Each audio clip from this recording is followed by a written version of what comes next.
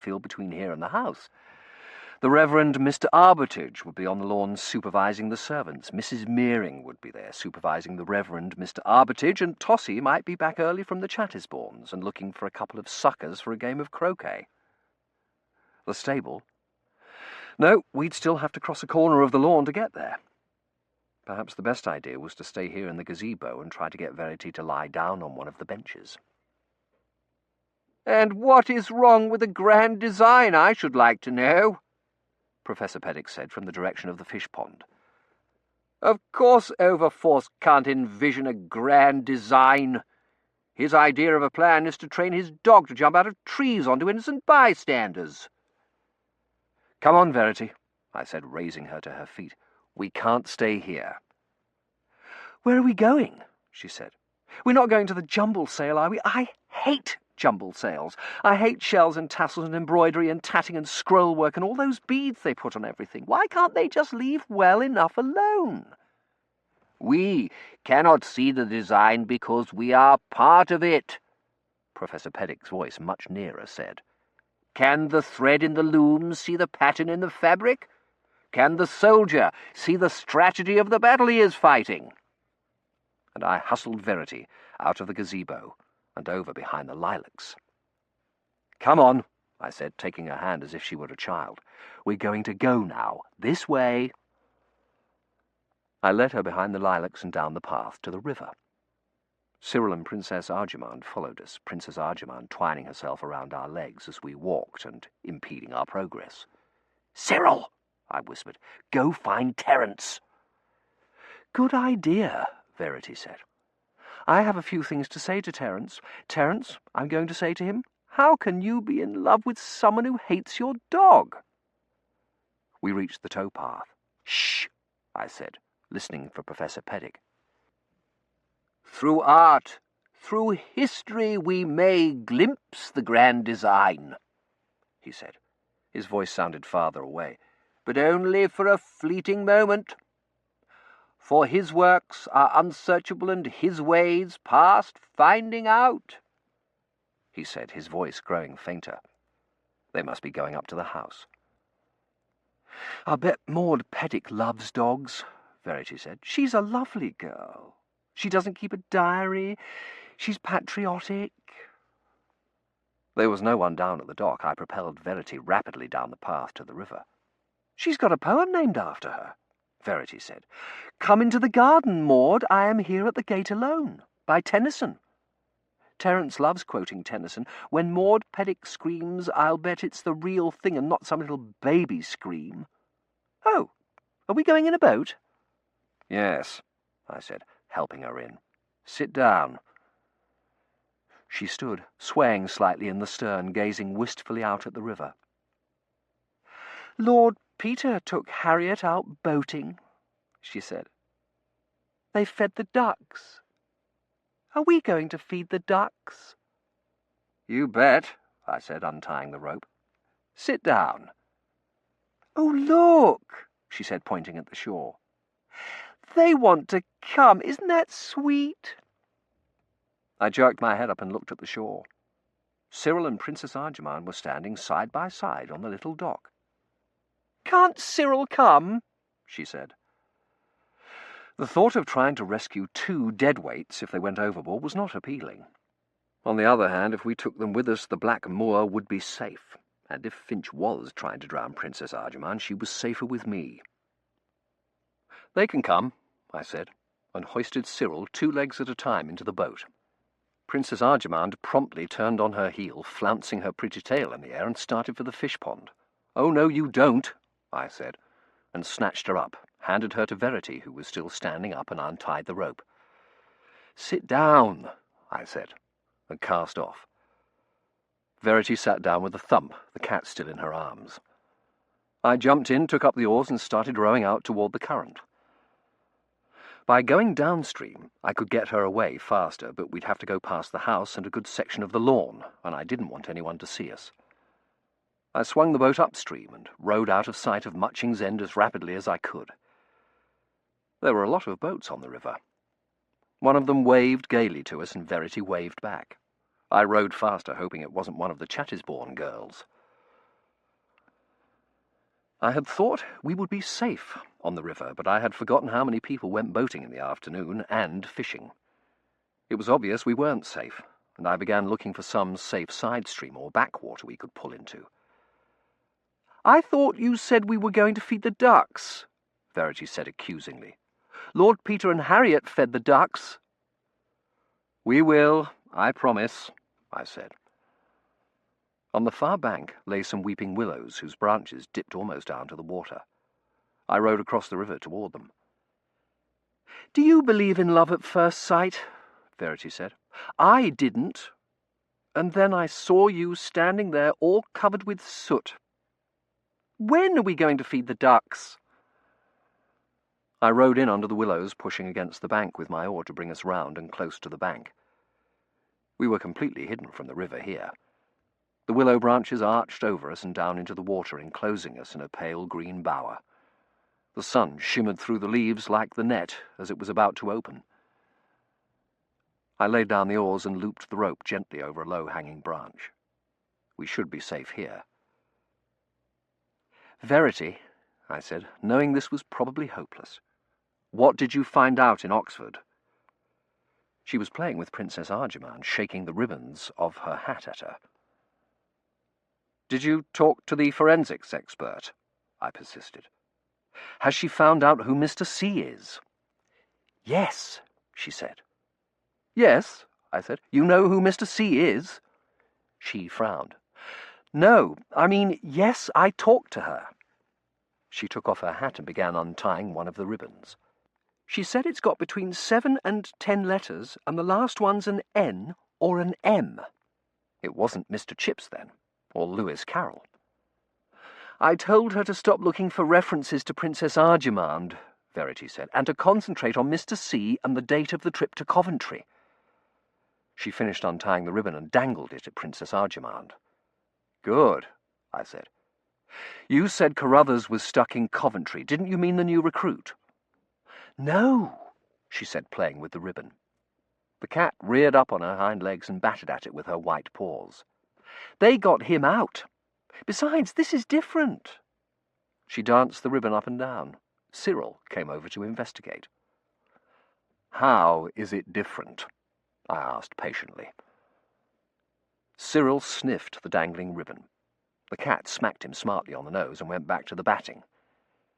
"The new recruit couldn't find the net," she said. "It was open, now it's not." "When they try to bring Carruthers through, the net won't open?" I said, trying to get this straight, and she nodded. TJ had said net failure was a worsening sign of an incongruity. "And they've tried more than once?" "They've tried everything," she said, pulling the ribbon up sharply. The cat leaped for it, and the boat rocked. "TJ's even trying the Battle of Waterloo." She had said something about Waterloo before, but I'd assumed it was just babblings. "What exactly is TJ doing?" I asked. "Changing things," she said, holding the ribbon very still. Princess Arjemand watched her, ready to pounce. "Opening the gate at Hougoumont, bringing up Delon's troops. Did you know Napoleon had terrible handwriting? It's worse than Tossi's diary. No one can decipher it." She jerked the ribbon suddenly. Princess Arjemand leaped for it. The boat rocked. "I think he lost the battle because of his hemorrhoids." Whatever TJ was doing with Waterloo, it would have to wait. It was getting late, and Verity didn't seem to be getting appreciably better. I obviously couldn't take her back like this, and the only thing I could think of that might help was sleep. "He couldn't ride with hemorrhoids," she said. "That's why he stayed the night at Fleurus, and that's why he lost the battle." "Yes, you're probably right," I said. "I think you should lie down and rest." She continued to dangle the ribbon. "It's terrible, really, how important a little thing like that can be. Like my saving Princess Arjemand. Who would have thought it would lose a whole war?" "Verity," I said firmly, and took the ribbon away from her. "I want you to lie down and rest now." "I can't," she said. "I have to go steal Tossi's diary and find out who Mr. C is, and then I have to go tell Mr. Dunworthy. I have to repair the incongruity." "There's plenty of time for that," I said. "First, you need to sleep." I pulled a slightly mildewed cushion out from under the prow and placed it on the seat. "You lie down right here." She lay down obediently and put her head on the pillow. "Lord Peter took a nap," she said. "Harriet watched him sleep, and that's when she knew she was in love with him." She sat up again. "Of course, I knew it from the second page of Strong Poison, but it took 2 more books for Harriet to figure it out. She kept telling herself it was all just detecting and deciphering codes and solving mysteries together, but I knew she was in love with him. He proposed in Latin, under a bridge, after they solved the mystery. You can't propose till after you've solved the mystery. That's the law in detective novels." She sighed. "It's too bad. Placet ne magistra, he said when he proposed, and then she said, placet. That's a fancy Oxford Don way of saying yes. I had to look it up. I hate it when people use Latin and don't tell you what they mean. Do you know what Professor Peddick said to me yesterday? Rarum facet misturum cum sapientia forma. I have no idea what he meant. Something about the grand design, I think. Do you believe in a grand design, Ned?" "We'll talk about it later," I said, patting the pillow. "Right now, you lie down." She lay down again. It was romantic, though, proposing in Latin. I think it was the boater that did it. She sat there watching him sleep, and he looked so handsome in his boater, and his moustache. It's a little lopsided, did you know that? "Yes." I took off my blazer and put it over her shoulders. "Close your eyes and rest." "Will you watch me sleep?" she said. "I will watch you sleep." "Good," she said, and closed her eyes. Several minutes went by. "Could you take your hat off?" Verity said drowsily. I grinned. "Certainly." I laid my boater beside me on the seat. She curled up on her side, her hands folded under her cheek, and closed her eyes. "It didn't help," she murmured. Cyril settled into the bottom of the boat, and Princess Arjamand perched on my shoulders like a parrot and began to purr. I looked at Verity. She had shadows under her eyes, and I realized that she hadn't had any more sleep the last 2 days than I had, racing out to the drop at all hours, planning strategies, spending who knew how many hours in Oxford, researching Terence's descendants, and talking to the forensics expert. Poor thing. Cyril and Princess Arjamand were both asleep. I leaned forward, my elbow on my knee, and rested my cheek on my hand. I watched Verity sleep. It was almost as restful as sleeping myself. The boat rocked gently, and the sun through the leaves flickered softly in patterns of light and shade. She slept peacefully, quietly, her face still and untroubled in repose.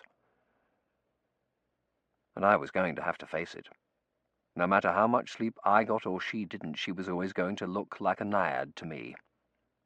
Even lying there with her greenish-brown eyes closed and her mouth half open, drooling gently onto a mildewed boat cushion, she was still the most beautiful creature I'd ever seen. "She hath a lovely face," I murmured, and, unlike Terence, thought that covered it very well. At some point I fell asleep myself, and at some later point my head must have fallen sideways. My elbow slipped off my knee, and I sat up with a jerk. On my shoulders, Princess Arjamand meowed, irritated at being disturbed, and jumped down onto the seat beside me. Verity and Cyril were both still asleep. Princess Arjamand yawned widely and stretched, and then went over to the side of the boat and looked in the water. She stood up, her paws on the gunwale, and dipped a dainty white paw in the water. The shadowy light of the sun through the willows was more angled than it had been, and there was a golden tinge to it. I pulled out my pocket watch and snapped it open. I. We had best be getting back before anyone missed us, if we hadn't been missed already. I hated to wake Verity up. She looked so peaceful, sleeping there, a faint smile on her lips as if she was dreaming of something pleasant. "Verity," I said softly and leaned forward to touch her on the shoulder. There was a splash. I lunged for the side of the boat. "Princess Arjamand," I said, and Cyril sat up looking surprised. There was no sign of the cat. I leaned over the gunwale, pushing up my sleeve. "Princess Arjamand!" I reached far under the water and felt around, trying to find her. "You are not drowning, do you hear me? Not after we've risked the entire universe to save you," I said. And she bobbed up and began swimming toward the boat, her fur wet and plastered to her head. I grabbed her by the scruff of the neck and hauled her in. She looked like a drowned rat. Cyril ambled over looking interested and, I thought, pleased. I pulled out my handkerchief and swabbed at her, but it obviously wasn't going to do the job. I looked in the prow for a blanket or a rug, but there wasn't anything. It was going to have to be my blazer. I removed it gently from Verity's shoulders, wrapped Princess Arjamand in it, and began to rub her dry. "Fish are going to be the death of you know that, don't you?" I said, toweling her back and tail. "Cats only have 9 lives, and you've already used up 6 that I know of." I rubbed her tail. "You need to switch to a safer habit, like smoking." Princess Arjamand began to struggle. "You're not dry yet," I said, and went on rubbing her. She continued to struggle, and after a minute I unwrapped her from the blazer and let her go. She walked with rather bedraggled dignity past Cyril to the middle of the seat, sat down, and began to lick herself. I draped my blazer over the prow to dry and looked at my pocket watch again. 1/4 to IV. I'd have to wake Verity up, even though she was obviously dead to the world, if none of this had wakened her. I snapped my pocket watch shut. Verity opened her eyes. "Ned," she said sleepily. "Did I fall asleep?" "Yes. Do you feel better?" "Better," she said vaguely. What happened?" She sat up. "I remember coming through and—" Her eyes widened. "I was time-lagged, wasn't I? I did all those drops to May and August." She put her hand to her forehead. "How awful was I?" I grinned. "Worst case I've ever seen. Don't you remember?" "Not really," she said. "It's all sort of a blur, and in the background there was this sound like a siren." "The all clear," I said. "Yes, and a sort of wheezing, snorting—" "Cyril," I said. She nodded. "Where are we?" she said, looking round at the willows and the water. "About 1/2 mile upstream from Mutching's End," I said. "You were in no shape to see anyone till you'd had some sleep. Do you feel better now?" She said, stretching. "Why is Princess Arjamand all wet?" "She fell in while fishing," I said. "Oh," she said, yawning. "You're certain you feel better?" I said. "Yes, much." "Good," I said, unlooping the rope. "Then we'd better be getting back. It's nearly time for tea." I took the oars and manoeuvred us out from under the willows and onto the river. "Thank you," she said. "I must have been in pretty bad shape. I didn't say anything humiliating, did I?" "Only that Napoleon lost the Battle of Waterloo because of his hemorrhoids," I said, rowing downstream. "A theory, by the way, that I wouldn't advise sharing with Professor Peddick and the Colonel." She laughed. "No wonder you had to Shanghai me. Did I tell you what TJ's doing with the Battle of Waterloo?" "Not exactly," I said. "He's running incongruity simulations of the battle," she said. "Waterloo's a battle that's been analysed in microscopic detail. An elaborate comp simulation of the battle was done in the 1920s. She leaned forward. "TJ's using that model and introducing incongruities that might change events. You know, like what if Napoleon had sent Ney a readable message instead of an indecipherable one? What if d'Erlon had been wounded?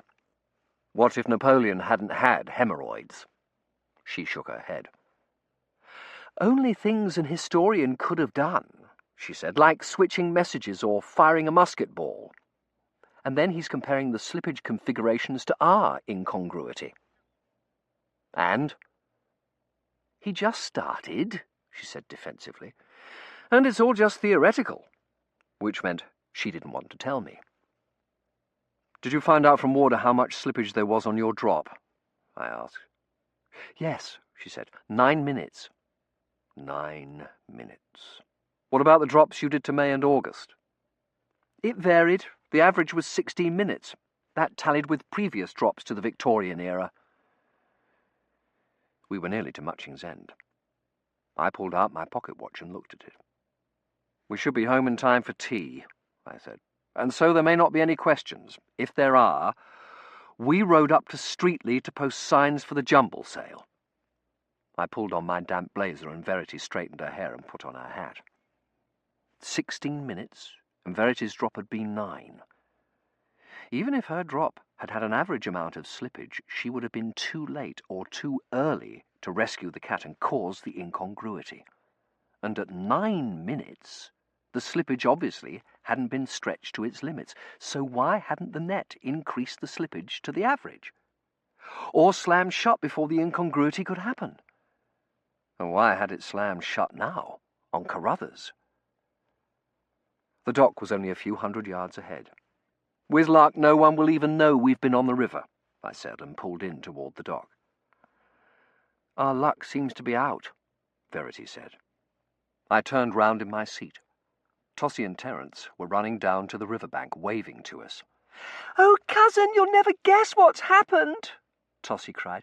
"Mr. St. True's and I are engaged."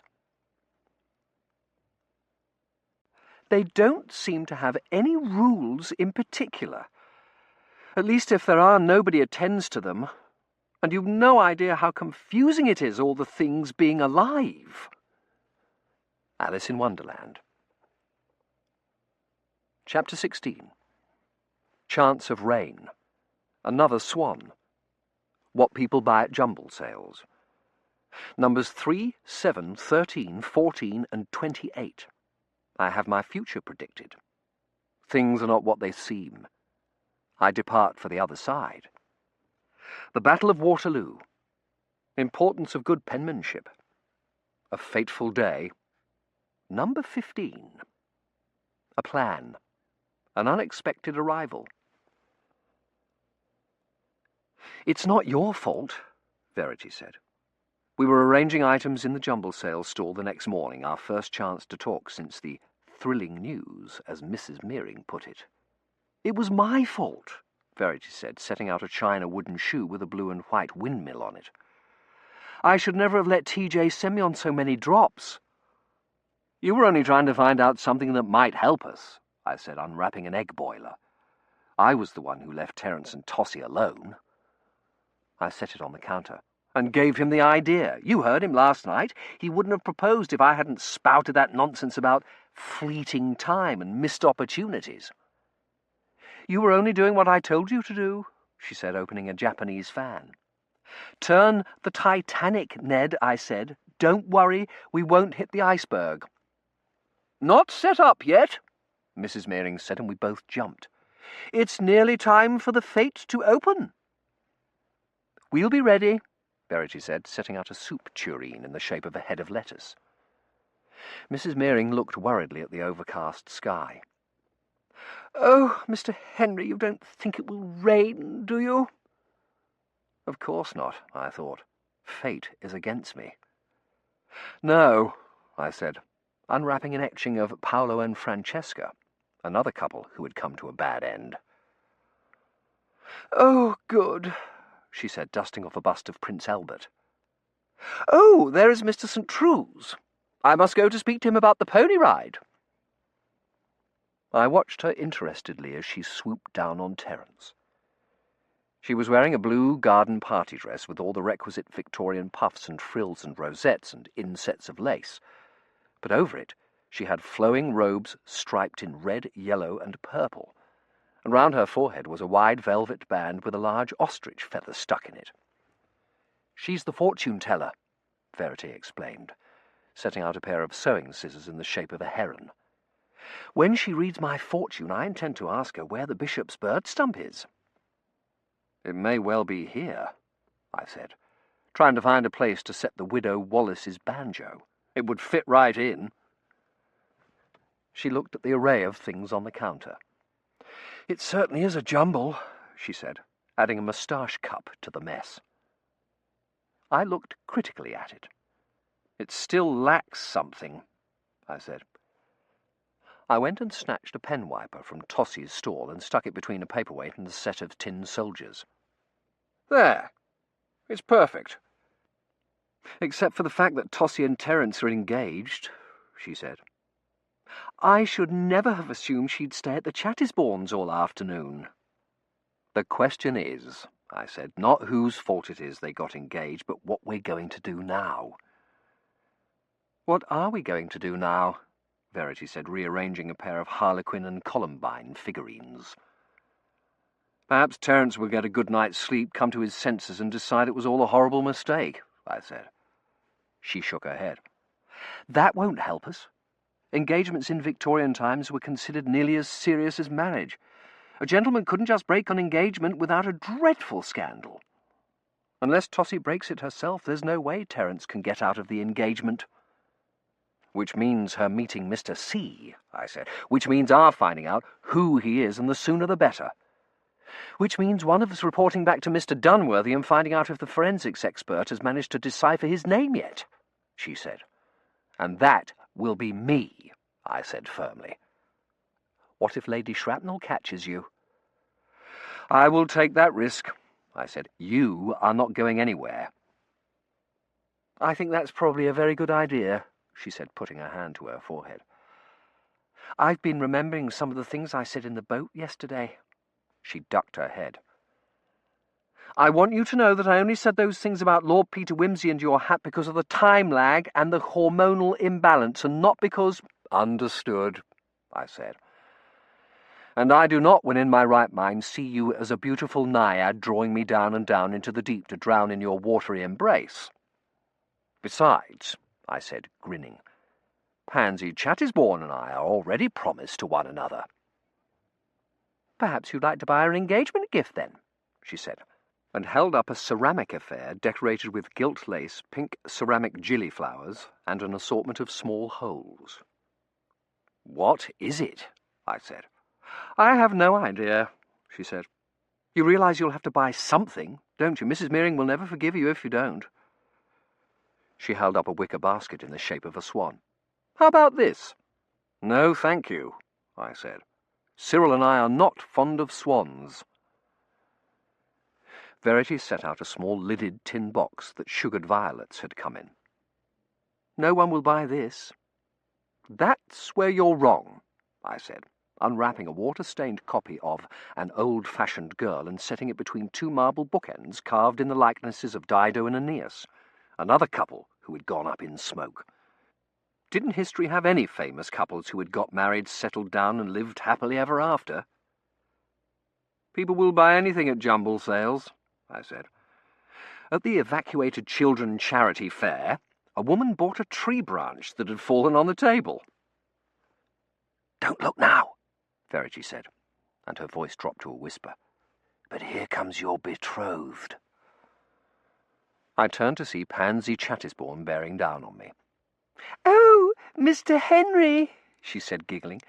Do come help me set up the fancy goods stall. And dragged me away to arrange antimacassars and tatted handkerchief cases. I made these, Pansy said, showing me a pair of slippers crocheted in a design of pansies. Heart's ease. It means, I am thinking of you. Ah, I said, and purchased a bookmark embroidered, Lay not up for yourselves treasures upon earth, where moths corrupt and thieves break in and steal. Matthew 6:19. No, no, no, Mr. Henry, Mrs. Mearing said, swooping down on me and my cross-stitched tea-cloths like some colourful bird of prey. You're not supposed to be here.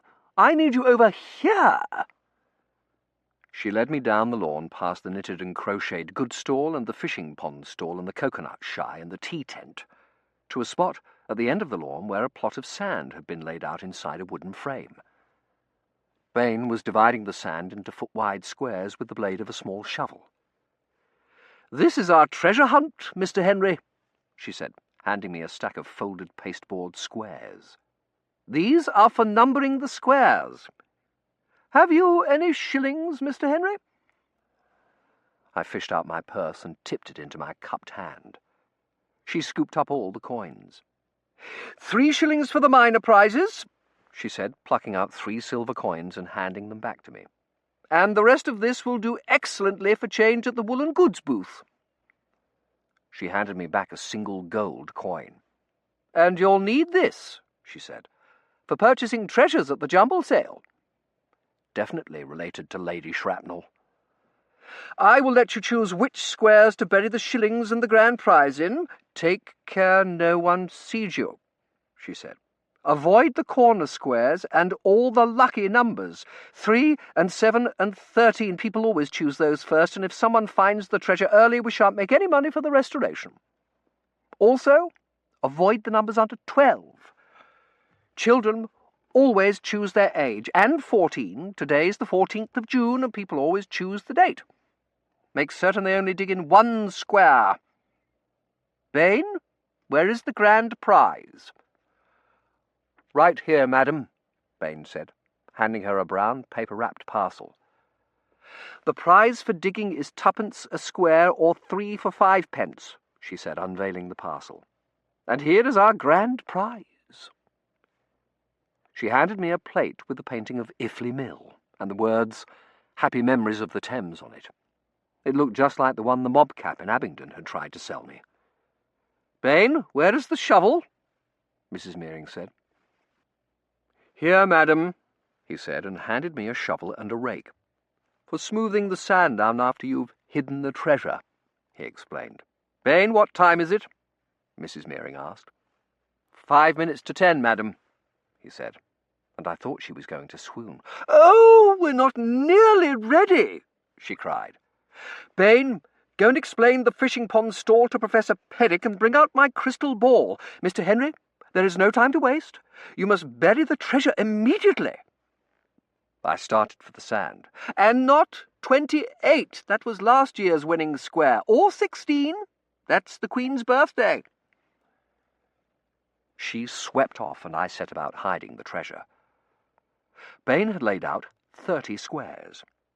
Eliminating 16, 28, 3, 7, 13, 14, and 1 through 12, to say nothing of the corners, didn't leave very many choices.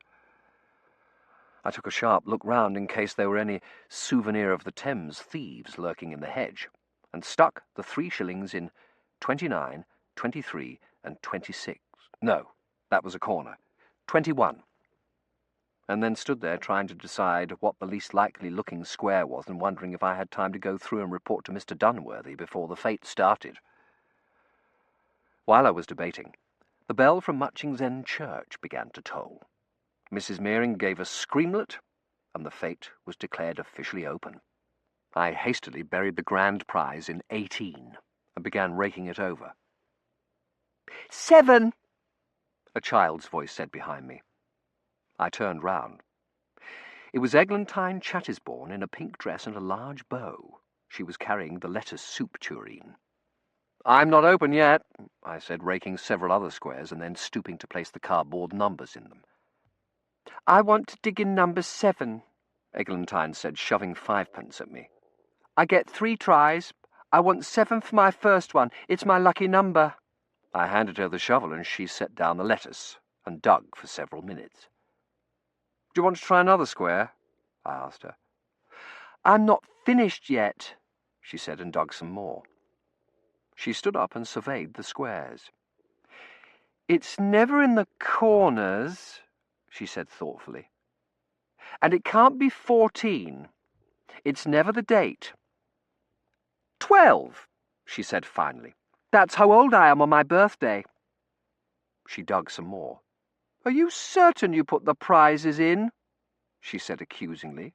"Yes," I said. 3 shillings and a grand prize." "You could say they were in there," she said, "and truly you'd kept them for yourself." "They're in there," I said. "Which square do you want for your third try?" "I don't," she said, handing me the shovel. "I want to think for a little." "As you wish, miss," I said. She held out her hand. "I want my tuppence back for my third try." I wondered if she were somehow related to Lady Shrapnel. Perhaps Elliot Chattisbourne, despite appearances, was Mr. C after all. "I haven't any change," I said. She flounced off. I raked the squares flat again and leaned against a tree waiting for more customers. None came. They were apparently all hitting the jumble sale first. Business was so slow for the first hour I could easily have sneaked off to the drop, except for Eglantine, who hovered nearby, plotting which square to use her last tuppence on. And, as it developed, when she had finally decided on number 17 and dug to no avail, keeping her eye on me. "I think you move the prizes when no one's looking," she said, brandishing the toy shovel. "That's why I've been watching you." "But if you've been watching me," I said reasonably, "how could I have moved the prize?" "I don't know," she said darkly. "But you must have. It's the only explanation. It's always in 17. Now that she was out of money, I'd hoped she would move on, but she hung about, watching a little boy choose 6, his age, and his mother pick 14, the date. "Perhaps you never put the prizes in at all," Eglantine said after they'd left, the little boy sobbing because he hadn't found a prize. "Perhaps you only said you did." "Would you like to have a nice pony ride?" I said. "Mr. St. True's is giving pony rides over there." "Pony rides are for infants," she said disdainfully. "Have you had your fortune told?" I persisted. "Yes," she said. "The fortune-teller said she saw a long journey in my future." The sooner the better, I thought. "They have some lovely pen-wipers in the fancy goods stall," I said shamelessly. "I don't want a pen-wiper," she said. "I want a grand prize." She kept an eagle eye on me for another half hour, at which point Professor Pettick came over. "Looks exactly like the plain at Runnymede," he said, gesturing to include the lawn with its stalls and tea-tent. "The lords with their marquees and their banners spread out across the plain, waiting for King John and his party to arrive." "Speaking of Runnymede," I said, "shouldn't we be going on downriver and then back to Oxford to see your sister and your niece? No doubt they will be missing you." "Pah!" he said. "There's plenty of time. They'll be staying all summer, and the Colonel's ordered a red-spotted silver tanko that is to arrive tomorrow." "Terence and I could run you home tomorrow on the train just to check on things at home, and then you could come back to see the red-spotted silver tanko." "Not necessary," he said. "Maudie's a capable girl. I'm certain she has things well in hand, and I doubt Terence would be willing to go now that he's engaged to Miss Meering." He shook his head. "I can't say I entirely approve of these hasty arrangements," he said. "What's your opinion of them, Henry?" "That little pitchers have big ears," I said, looking at Eglantine, who was standing next to the treasure hunt, her hands behind her back, looking earnestly at the squares. "Pretty little thing, but knows scarcely any history," Professor Pettick went on, not taking the hint. "Thought Nelson lost his arm fighting the Spanish Armada." "Are you going to dig?" Eglantine said, coming over to him. "Dig?" Professor Pettick said. "For treasure," she said. "As Professor Schliemann dug at ancient Troy," he said, picking up the little shovel. "Fuimus Troes, fuit Ilium." "You must pay tuppence first," Eglantine said, "and choose a number." "Choose a number?" Professor Pettick said, bringing out 2 pennies. "Very well. 15 for the day and the year of the signing of the Magna Carta." He plunked down the pennies. "The 15th of June, 1215. "That's tomorrow," I said. "What an excellent occasion for us to go down to Runnymede on the very anniversary of the signing. We could telegram your sister and your niece to meet us there, and we could go down by boat tomorrow morning." "Too many sightseers," Professor Pettick said. "They'd spoil the fishing." 15's a very poor number," Eglantine said. "I would have chosen 9. "Here," Professor Peddick said, handing her the shovel. "You dig for me." "May I keep anything I find?" she asked. "We shall share the spoils," he said. "Fortuna belli semper anticipiti in loco est." "What do I get for digging if it isn't in 15? "Lemonade and cakes in the tea tent," he said. "It isn't in 15, Eglantine said, but she began digging. "A fateful day, the 15th of June, Professor Peddick said, watching her. "Napoleon marched his army into Belgium on the 15th of June in 1814. Had he pressed on to Ligny instead of stopping in Fleurus, he would have split Wellington's and Blucher's armies apart and won the Battle of Waterloo. A day that changed history forever, the 15th of June. "I told you it wasn't in 15, Eglantine said. "I don't think it's in any of them. When do I get my lemonade and cakes?" "Now, if you like," Professor Peddick said, taking her arm and leading her off toward the tea tent. And now I could go through and report in to Mr. Dunworthy. I started for the gazebo and hadn't made it 3 steps before I was stopped by Mrs. Chattisbourne. "Mr. Henry," she said, "have you seen Eglantine?" I told her she was in the tea tent.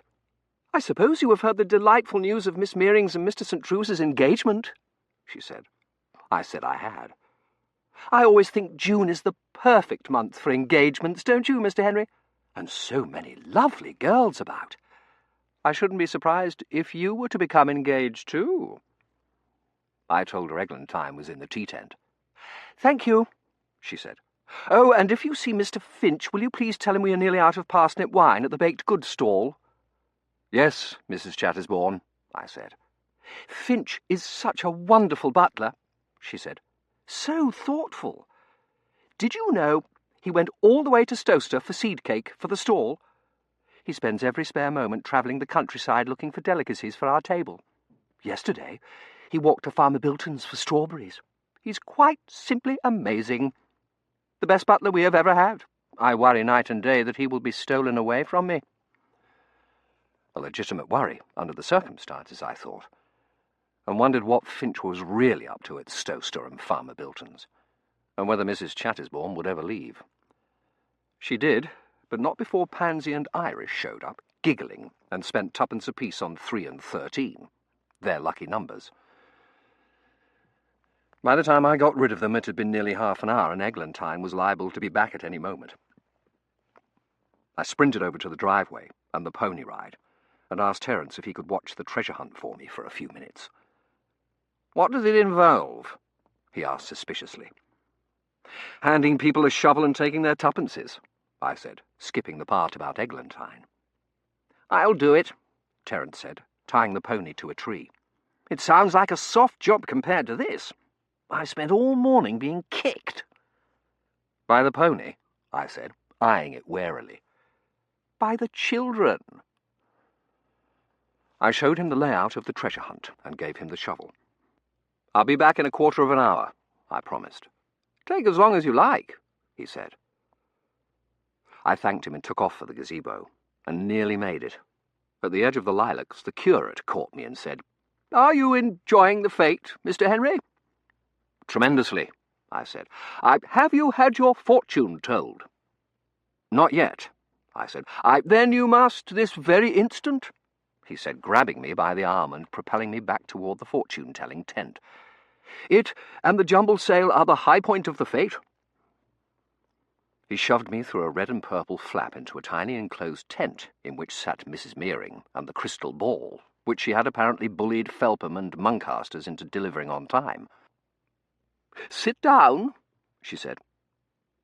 "You must cross my palm with silver." I handed her the lone gold coin she'd left me. She handed me back several silver coins in change and then passed her hands over the crystal ball. "I see," she said in a sepulchral voice. "You will live a very long life." It only seems long, I thought. "I see. A long journey, very long. You are seeking something. Is it an object of great worth?" She closed her eyes and ran a hand across her forehead. "The glass is murky. I cannot see whether you will be successful in your search."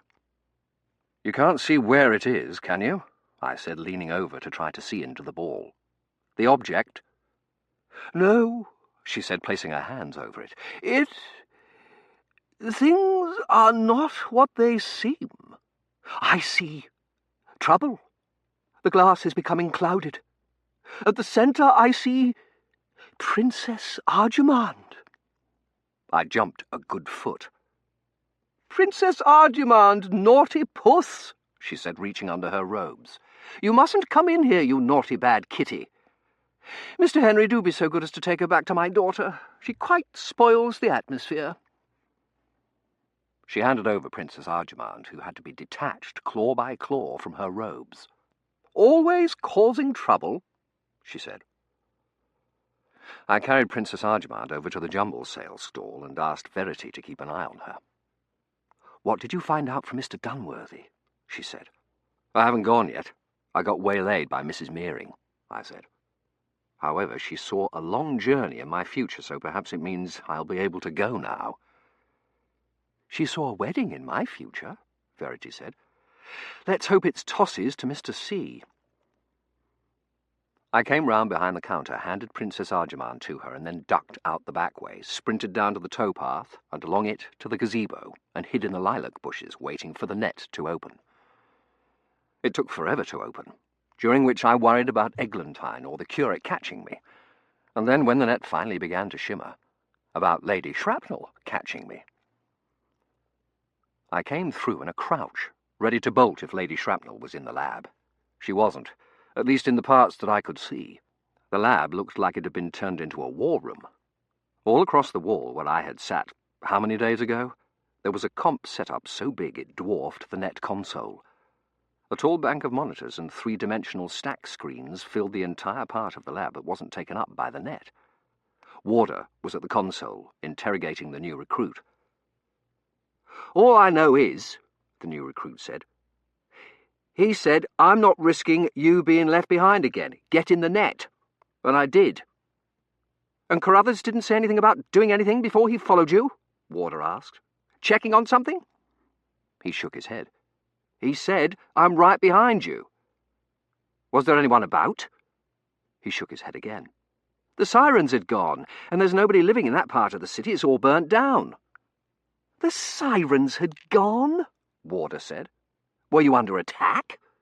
Could a bomb have hit—" She looked up suddenly and saw me. "What are you doing here?" she said. "What happened to Kindle?" "Advanced time lag, thanks to you people," I said, flailing my way out of the veils. "Where's Mr. Dunworthy?" "Over at Corpus Christi with the forensics expert," she said. "Go tell him I'm here and need to talk to him now," I said to the new recruit. "I'm trying to find out what happened to Carruthers," Warder said, flushing angrily. "You can't just come in here and—" "This is important," I said. "So is Carruthers," she snapped. She turned to the new recruit. "Were there any delayed action bombs in the area?" The recruit looked uncertainly from her to me. "I don't know." "What do you mean you don't know?" Warder said angrily. "What about the buildings and ruins in the area? Were they unstable? And don't tell me you don't know." "I'd best go fetch Mr. Dunworthy," the recruit said. "All right," Warder snapped. "Come straight back. I've some more questions to ask you." The recruit made his escape, brushing past TJ, who was on his way in with a stack of books, vids, and discs. "Oh, good," he said when he saw me. "I want to show you both—" He stopped, looking around. "Where's Verity?" "In 1888, I said. "She got time lag doing all those drops for you." "They didn't turn up anything," he said, trying to set the stack down without it falling over. "Which doesn't make any sense. There's got to be increased slippage around the site. Here, let me show you." He started to lead me over to the comp setup and then stopped and went over to the console and asked Warder, "Was there slippage on Ned's drop?" "I haven't had time to calculate it," Warder said. "I've been trying to get Carruthers out." Okay, TJ said, holding up his hands defensively. "Could you please calculate it?"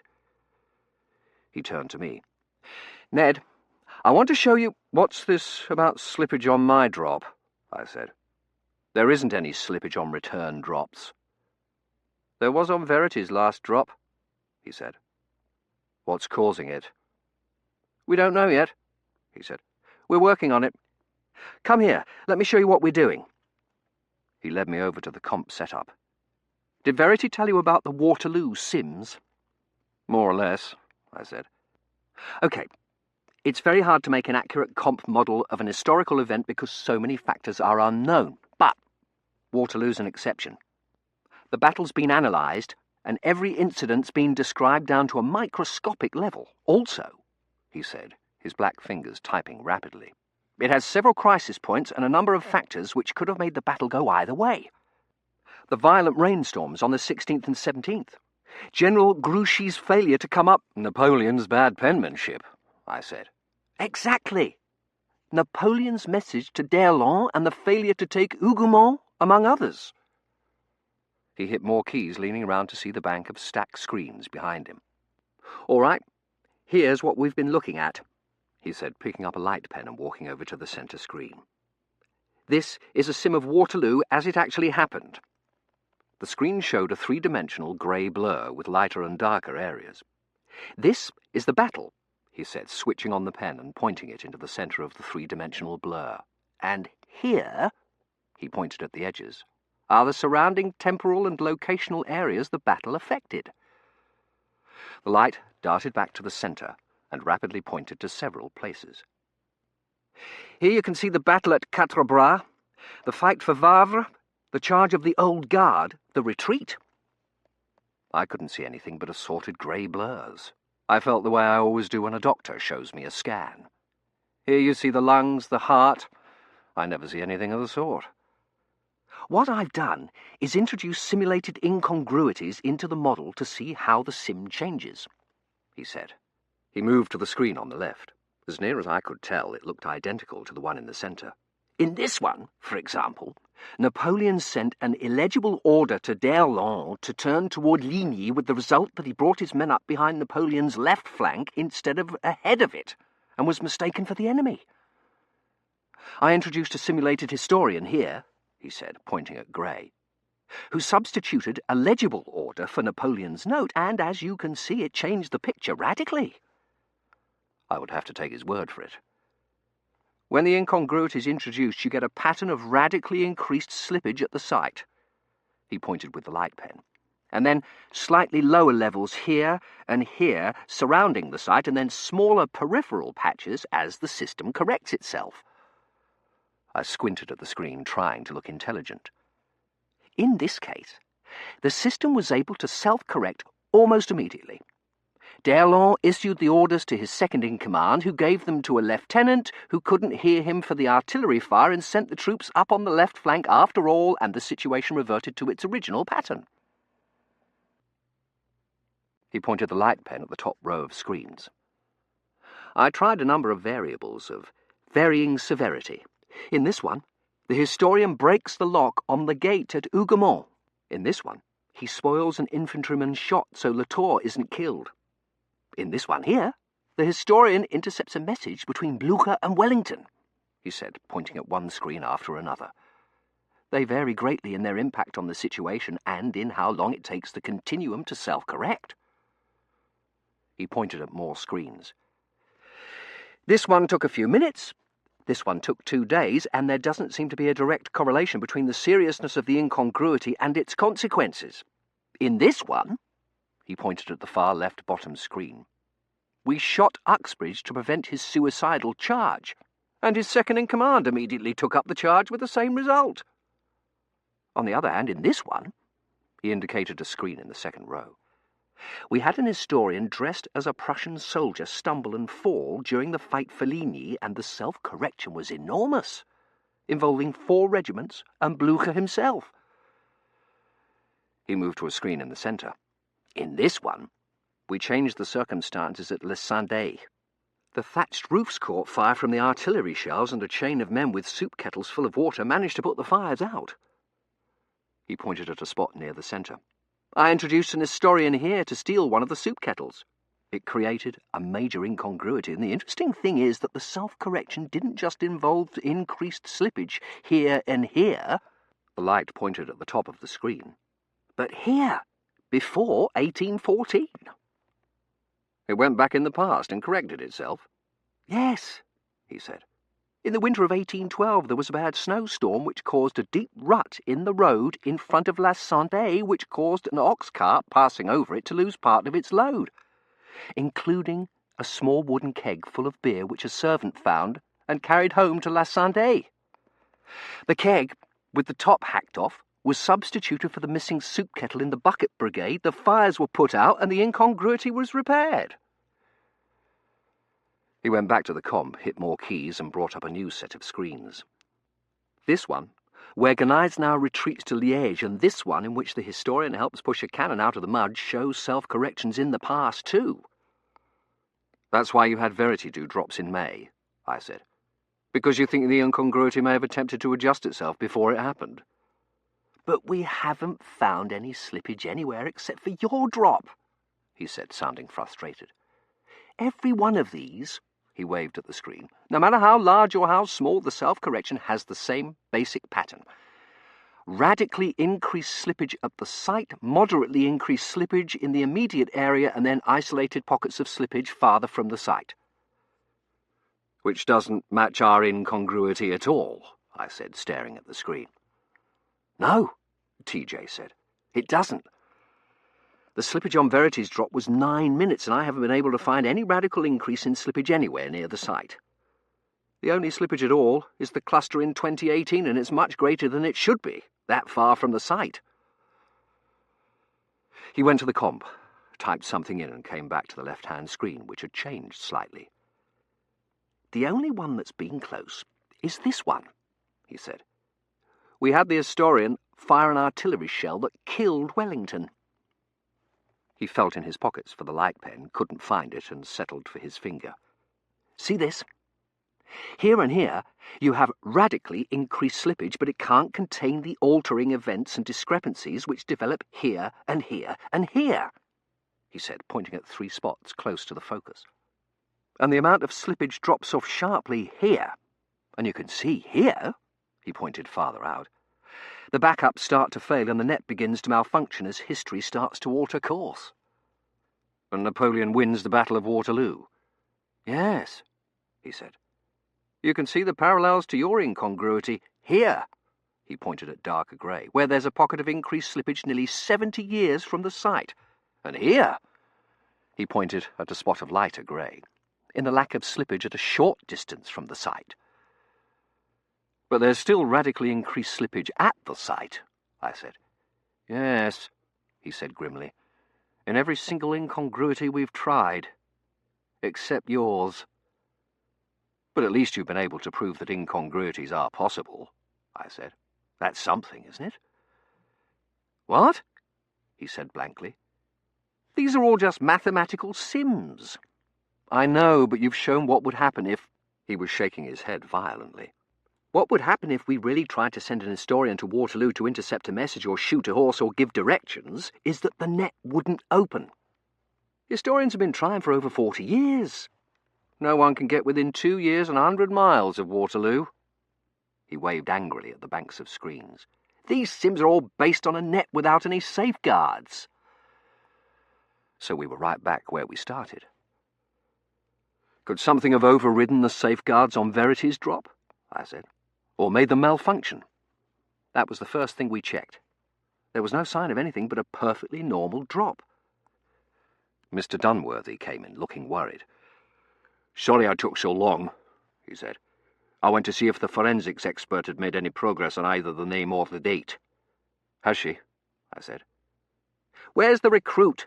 Warder cut in crabbily before Mr. Dunworthy could answer. "He was supposed to come back with you." "I sent him over to the cathedral to keep Lady Shrapnel occupied so she wouldn't come over while Ned was here," he said. And I trusted him to do that about as much as I trusted him to find his way home, so we'd better make this short. "Has the forensics expert decoded Mr. C's name?" "No, she's narrowed the number of letters down to 8, and she's located the Coventry entry and is working on the date." Well, that was something. We need it as soon as possible, I said. Terence and Tossie got engaged yesterday. Oh, dear, Mr. Dunworthy said, and looked around as if he would have liked to sit down. Betrothal was a very serious matter in Victorian days, he said to TJ. He turned back to me. Ned, the two of you still don't have any leads as to Mr. C's identity? No, and we still haven't been able to get hold of the diary, I said. Verity's hoping Mr. C comes to the church fete today. I tried to think if there was anything else I should tell or ask them. TJ, you said something about slippage on the return drops? Oh, yes. Warder, he called across to the console where she was violently pounding keys. Have you figured the slippage yet? I am trying to... I know, you're trying to get Carruthers out, TJ said. No, she said, I am trying to bring Finch through. It can wait, TJ said. I need the slippage on Ned's return drop. All right, she said, her seraphim's 100 eyes flashing. She beat on the keys for half a minute. 3 hours, 8 minutes. 3 hours? I said. It's better than Verity's last drop, Mr. Dunworthy said. That was 2 days. TJ held his hands out, palms up, and shrugged. There hasn't been any on any of the Sims. I thought of something. What day is it? Friday, TJ said. It's 9 days till the consecration, Mr. Dunworthy said, thinking. The 5th of November. 9 days? I said. Good Lord, and I don't suppose the bishop's bird stumper's turned up. Mr. Dunworthy shook his head. Things don't look good, do they, Ensign Klepperman? There's one thing that does, TJ said, darting back to the comp and hitting keys. I did a bunch of scenarios on the Berlin bombing. The screens changed to a slightly different pattern of grey blurs. Missing the target, plane getting hit, pilot getting hit, even eliminating the pilot and plane altogether, and none of them affects the outcome. London still gets bombed. That is good news, Mr. Dunworthy said wryly. Well, it's something anyway, I said, wishing I could believe it. The net shimmered and Finch appeared. He waited for Warder to raise the veils and then came straight over to Mr. Dunworthy and said, I have excellent news regarding the... He stopped and looked at me. I will be in your office, sir, he said, and went out hastily. I want to know what Finch is up to, I said. Did you send him back to drown Princess Arjamand? Drown? TJ said, and started to laugh. Did you? I demanded. And don't tell me you're not at liberty to say. We are not at liberty to tell you what Finch's mission is, Mr. Dunworthy said. But I can tell you Princess Arjamand is perfectly safe and that you will be pleased with the results of Finch's mission. If Henry's going back, Warder said irritably from the console, I need to send him now so I can start the half-hour intermittent on Carruthers. We need the forensics expert's information as soon as you have it, I said to Mr. Dunworthy. I'll try to come through tonight or tomorrow. Mr. Dunworthy nodded. I don't have all day, Warder said. I am trying. All right, I said, and went over to the net. What time do you want to be sent back to? Warder asked. 5 minutes after you left. Hope suddenly leaped up like one of Wordsworth's rainbows. I can go back to whenever I want. It's time travel, Warder said. I haven't got all... 4:30, I said. With luck, there would be 20 minutes slippage, and the fate would be completely over. 4:30, Warder said, looking belligerent. Won't someone have missed you? No, I said. Terence will be delighted he doesn't have to go back to the pony ride. Warder shrugged and began setting up the coordinates. Step in the net, she said, and hit the send key. The net shimmered and I straightened my boater and tie and strode happily back to the fete. It was still overcast, so I couldn't see the sun to tell what time it was, and my watch was useless. But the crowd seemed a bit thinner. It must be at least 3:30. I went over to the jumble sale stall to report to Verity that I had nothing to report. She wasn't there. The store was being tended by Rose and Iris Chattisbourne, who tried to sell me a silver sugar hammer. "She's in the tea tent," they said. But she wasn't there either. Cyril was, hoping against hope someone would drop a sandwich, and giving the impression that he'd been there all day. I bought him a currant bun and myself a rock cake and a cup of tea and took them back over to the treasure hunt. "You weren't gone very long," Terence said. "I told you to take as long as you liked." "What time is it?" I said with a sinking feeling. My watch stopped. "It was the very best butter," Terence quoted. "It's 12:05. I don't suppose you'd like to take the pony ride for a bit?" he said hopefully. "No," I said. He wandered morosely off toward the drive, and I sipped my tea and ate my rock cake and thought about the unfairness of fate. It was a very long afternoon. Eglantine, who had cadged another 5p from one of her sisters, spent most of the afternoon squatting next to the sand, plotting her strategy. "I don't think any of the squares has the grand prize in it," she said, after she'd squandered 2p on number 2. "It does," I said. "I put it in there myself, whether you believe me or not." "I do believe you," she said. "The Reverend Mr. Armitage saw you do it, but someone might have stolen up and taken it when nobody was here." "Someone's been here the entire time." "They might have sneaked in and out the back way," she said, "while we were talking." She went back to squatting, and I went back to my rock cake, which was even harder than the rock cake I'd had at the prayers for the RAF service and baked goods sale, and thought about the bishop's bird stump. Had someone sneaked it out the back way when nobody was looking? I had said no one would want it, but look at the things people bought at jumble sales. Perhaps Luther had taken it out of the rubble after all. Or perhaps Verity was right, and it had been taken out of the cathedral some time before the raid. Either it had been in the cathedral during the raid, or it hadn't, I thought, looking at the squares of sand. Those were the only two possibilities, and either way, it had to be somewhere. But where? In number 18? Number 25? At 1:30, the curate came to spell me so I could have a proper luncheon and have a look at the fete. The proper luncheon consisted of a fish paste sandwich, which I gave half of to Cyril, and another cup of tea, after which I made the rounds of the stalls. I won a red glass ring at the fishing pond, bought a quilted tea cosy, a pomander made from an orange stuck full of cloves, a china crocodile, and a jar of calf's foot jelly. Told Verity I hadn't got the date or Mr. C's name, and went back to the treasure hunt. When Eglantine wasn't looking, I buried the crocodile in number 9.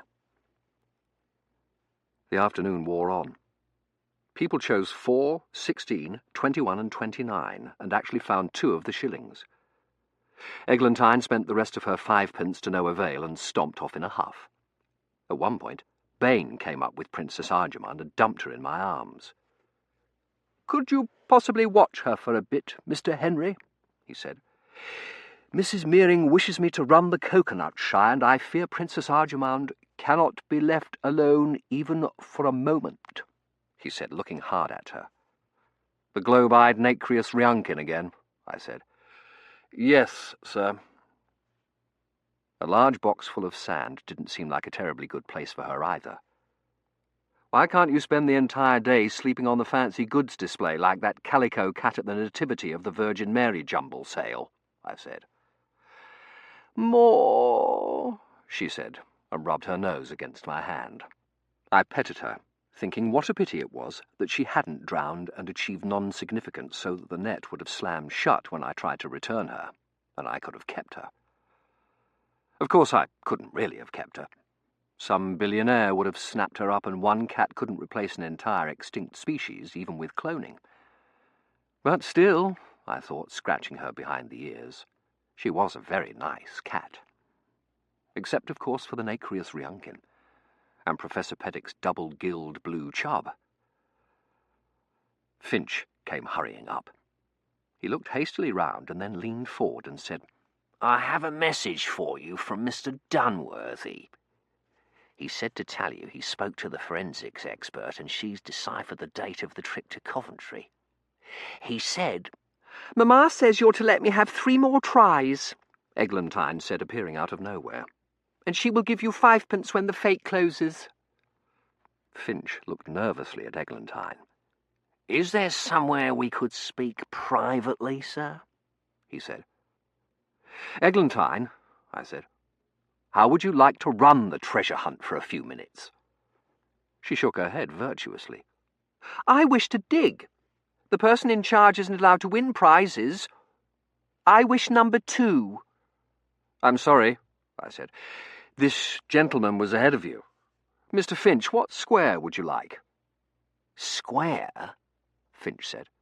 "A square to dig in," I said, indicating the sandbox. "As there are 30 squares, most people choose a date. If it's one of those listed here," I added, remembering the date might be the 31st. "Did you have a specific date in mind, Mr. Finch?" "Oh," Finch said, the light dawning. "The date. I would like square number—" "He hasn't paid," Eglantine said. "You must pay 2p first to dig." Finch fished in his pockets. "I'm afraid I haven't any—" "Butlers get a free try," I said. "What number?" "That isn't fair," Eglantine wailed. "Why should butlers get a free try?" "It's a church fate rule," I said. "You didn't give Mrs. Mearing's butler a free try," she said. "He took his on the coconut shy," I said, handing Finch the shovel. "The date, Mr. Finch?" 15, please, Mr. Henry," he said quickly. 15, I said. "Are you certain?" "You can't choose 15, Eglantine said. "It's already been chosen. And so have 16 and 17. You can't choose a number which has already been chosen. It's against the rules." 15, Finch said firmly. "But that's impossible," I said. "The 15th is tomorrow." "And you can't buy 6 or 22, Eglantine said, "because I'm going to buy them." Was she absolutely certain? I said. "Yes, sir," Finch said. "What about the month? Could it have been July or August?" Even though I knew it wasn't. Verity had told me that day at Iffley the trip to Coventry had been in June. "I would pick one of the corners," Eglantine said. 30 or 1. "And you're certain it's the 15th? Tomorrow?" "Yes, sir," Finch said. "Mr. Dunworthy sent me through immediately to tell you." "I've got to tell Verity," I said. "Finch, shut up shop." "You can't!" Eglantine wailed. "I get 3 more chances." "Let her dig in 3 more squares and then close down," I said, and took off for the jumble sale stall before either of them could protest, skirting round the back way so I wouldn't be waylaid by Mrs. Mearing or the Chattisbourne girls. Verity was selling the stringless banjo to a young man in a derby and a handlebar moustache. I picked up an unidentifiable utensil with a large serrated wheel and 2 sets of curved blades, and pretended to know what it was till the young man left. "A Mr. Kilbreth," Verity said. "Spelled with a K." "The forensics experts deciphered the date of the trip to Coventry," I said before anyone could come up and interrupt us. "It's the 15th of June. She looked shocked. "But that's impossible. The 15th is tomorrow." "My sentiments exactly." "How did you find out? Did you go through again?" "No, Finch came and told me." "And he's certain?"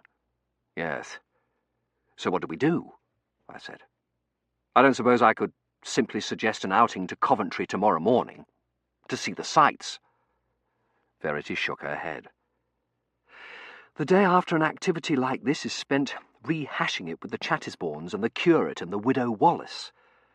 They'd never be willing to go off and miss that. It's the best part of the fete." "What about fish?" I said. "Fish?" "We could tell the Colonel and Professor Peddick there are excellent shallows or deeps or gravel bottoms for bream or something. Isn't Coventry on a river?" The Colonel and Professor Peddick can't resist anything with fish involved. I don't know, Verity said thoughtfully. But you've given me an idea. I don't suppose you can crack your toes, can you? What? That's how the Fox sisters did it. Never mind. We can do it with... She began rummaging through the jumble sale items, looking for something.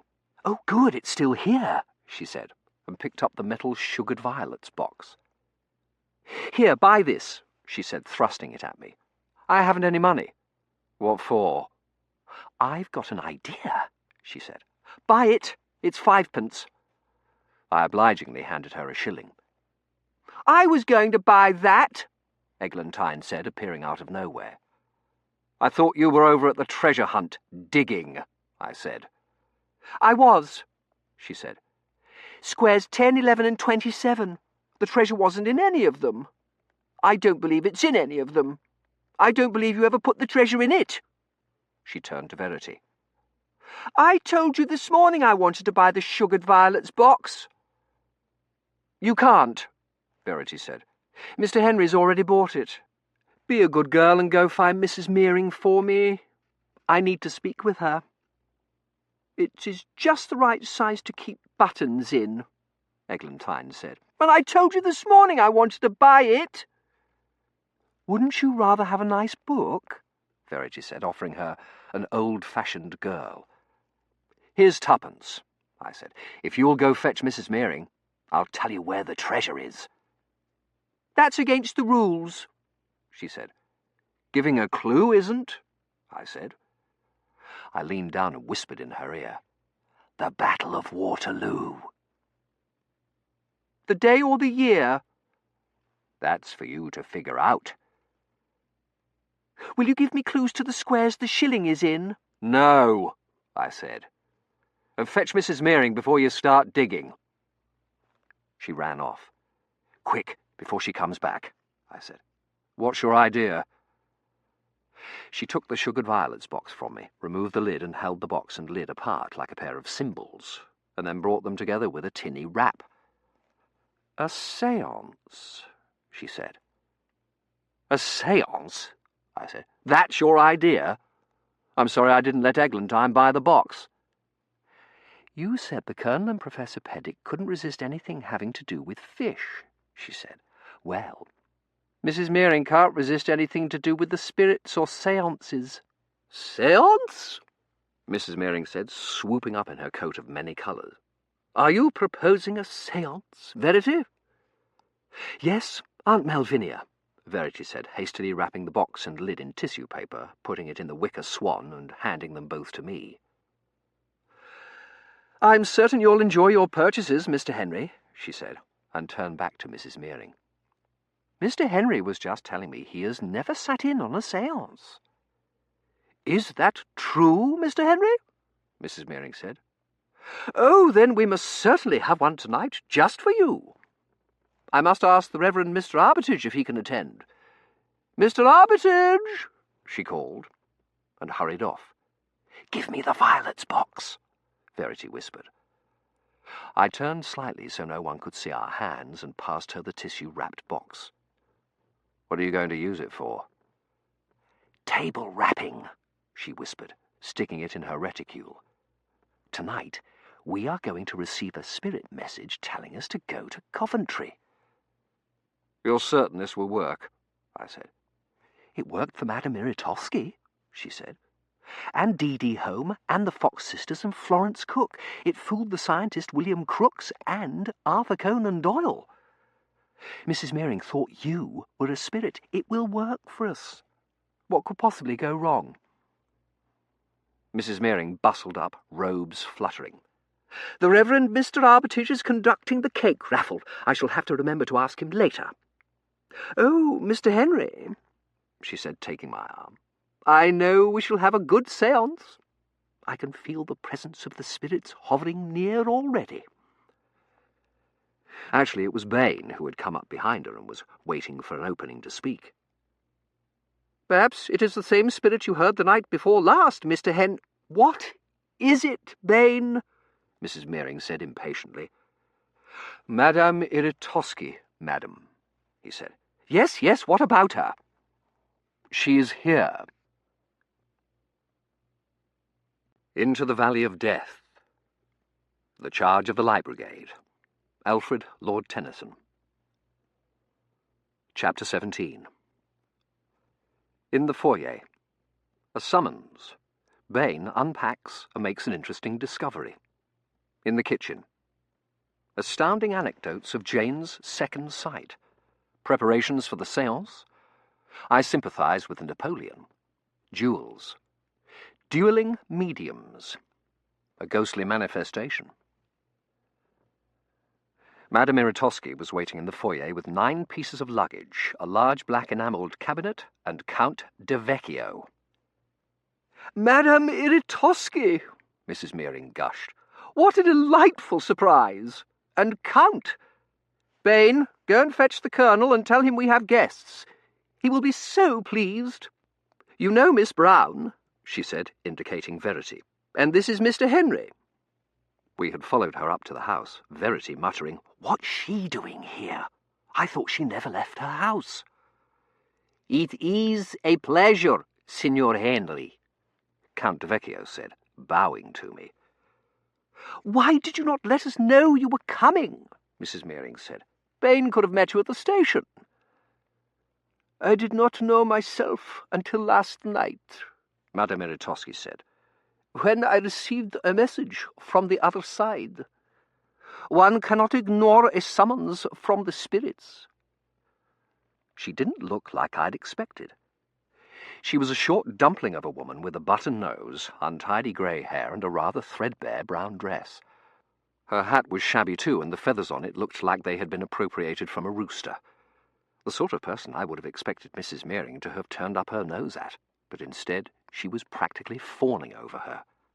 A message from the spirits, Mrs. Meering said, clasping her hands. How thrilling! What did they say? Go, Madame Iritosky said dramatically. Avanti, Count de Vecchio said. They rapped it out on the table. Go. Go where? I asked them, Madame Iritosky said, and waited for them to rap an answer. But there was only silence. Silenzio, the Count said helpfully. Go where? I asked again, Madame Iritosky said. And suddenly there on the table before me was a white light that grew and grew until it became... She paused dramatically. Your letter. My letter, Mrs. Meering breathed, and I moved toward her, afraid we were going to have another swooning on our hands. But she recovered herself after swaying a moment. I wrote to her telling her of the spirits I had seen, she said to me. And now they have sent for her. They are trying to tell you something, Madame Iritosky said, gazing at the ceiling. I feel their presence. They are here among us now. So were Tossie and Terence and Bain, and Colonel Meering looking extremely irritated. He was wearing waders and carrying a fishing net. What's this all about? He grumbled. Better be important. Discussing the Battle of Monmouth with Peddick. Miss Meering, amor mia, the Count said, going immediately over to Tossie. I am delighted to meet with you again. He bowed over Tossie's hand like he was going to kiss it. How do you do? Terence said, stepping in front of her and extending his hand stiffly. Terence St. True's, Miss Meering's fiancé. The Count and Madame Iritosky exchanged glances. Meseal, you will never guess who's come, Mrs. Meering said. Madame Iritosky, allow me to introduce my husband, Colonel Meering. Colonel Meering, thank you for welcoming us into your home, Madame Iritosky said, bobbing her head and her rooster feathers at him. The Colonel muttered through his moustache. I told you I had seen a spirit, Meseal, Mrs. Meering said. Madame Iritosky has come to contact it for us. She says the spirits are among us even now. Don't see how, Colonel Meering grumbled. No room for them in this damn foyer. Have a house. Don't see why we have to all stand out here with the bags. Oh, of course, Mrs. Meering said, seeming to notice for the first time how crowded the foyer had got. "Come, Madame Iritosky, Count, let us go into the library. Bain, have Jane bring tea and take Madame Iritosky and Count de Vecchio's things up to their rooms." "Including the cabinet, madam?" Bain said. Mrs. Meering said, and looked surprised at the pile of luggage. "My, what a lot of luggage! Are you going on a journey, Madame Iritosky?" She and the Count exchanged glances again. "Who can say?" Madame Iritosky said. "Whither the spirits command, I obey." "Oh, of course," Mrs. Meering said. "No, Bain, Madame Iritosky will need her cabinet for our séance. Put it in the parlour."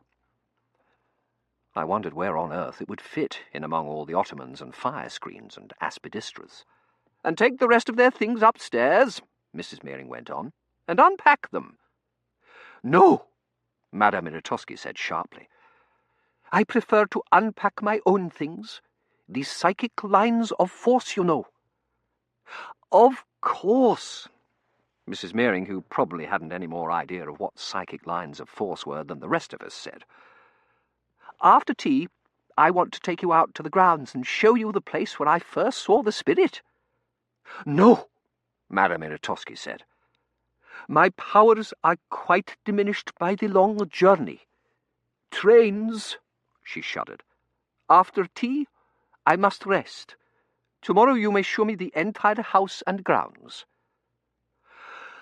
"Of course," Mrs. Meering said, sounding disappointed. "We will examine the Matching's End for spiritual habitation," Madame Iritosky said. "There is definitely a spirit presence here. We shall establish communications." "Oh, what fun!" Tossie said. "Will there be manifestations?" "Possibly," Madame Iritosky said, putting her hand to her forehead again. "You are tired, Madame Iritosky," Mrs. Meering said. "You must sit down and have some tea." She led Madame Iritosky and the Count into the library. "Why didn't you tell me about Count de Vermicelli?" Terence said earnestly to Tossie as they followed them. "De Vecchio," Tossie said. "He's terribly handsome, isn't he?" "Iris Chattisbourne said all Italians are handsome. Do you think that's so?" "Spirits," the Colonel said, slapping his fishing net against his thigh. "Humbug! Lot of silly nonsense," and stomped back out to the Battle of Monmouth. Bain, who had been looking disapprovingly at the luggage, bowed and went down the corridor toward the kitchen. "Well," I said, when they had all gone, "what do we do now?" "We get ready for tonight," Verity said. "Did that cupboard basket you had Princess Arjamand in survive the shipwreck?" "Yes," I said. "It's in my wardrobe." "Good," she said. "Go fetch it and put it in the parlour. I need to sew the sugared violets box to my garters." She started up the stairs. "You still plan to have the séance with Madame Iritosky here?" "Tomorrow's the 15th. Do you have a better idea?" "Couldn't we just suggest an excursion to Coventry, to Tossie, like the one to see the church at Iffley?" "She didn't go to see the church at Iffley. She went to see Terence. And you heard her. She's all agog to examine the grounds and see manifestations. She'd never be willing to miss that." "What about Count de Vecchio?" I said. "Could he be Mr. C? He's certainly shown up at the right time, and if anyone ever looked like they'd have an alias, it's him." "It can't be," she said. "Tossie was happily married to Mr. C for 60 years. Remember, Count de Vecchio would spend all her money and leave her stranded in Milan in 3 months. I had to agree. "What do you think they're doing here?" Verity frowned. "I don't know. I assume the reason Madame Iritosky never did séances away from home was that she had her house all set up with trapdoors and secret passages." She opened the door of the cabinet. "But some of her effects are portable." She shut the door.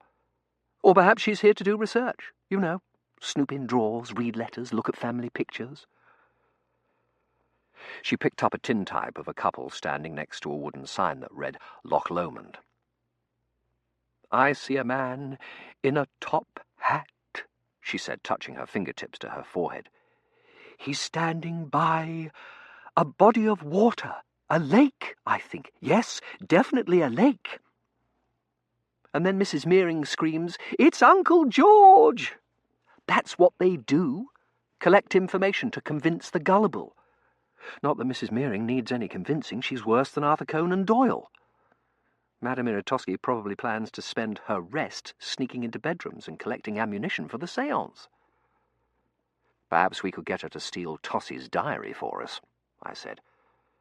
She smiled. "What exactly did Finch say about the diary? Did he say it was definitely the 15th? "He said Mr. Dunworthy said to tell us that the forensics expert had deciphered the date and it was the 15th. "Did Finch say how the forensics expert did it? A 5 looks a lot like a 6, you know, or an 8.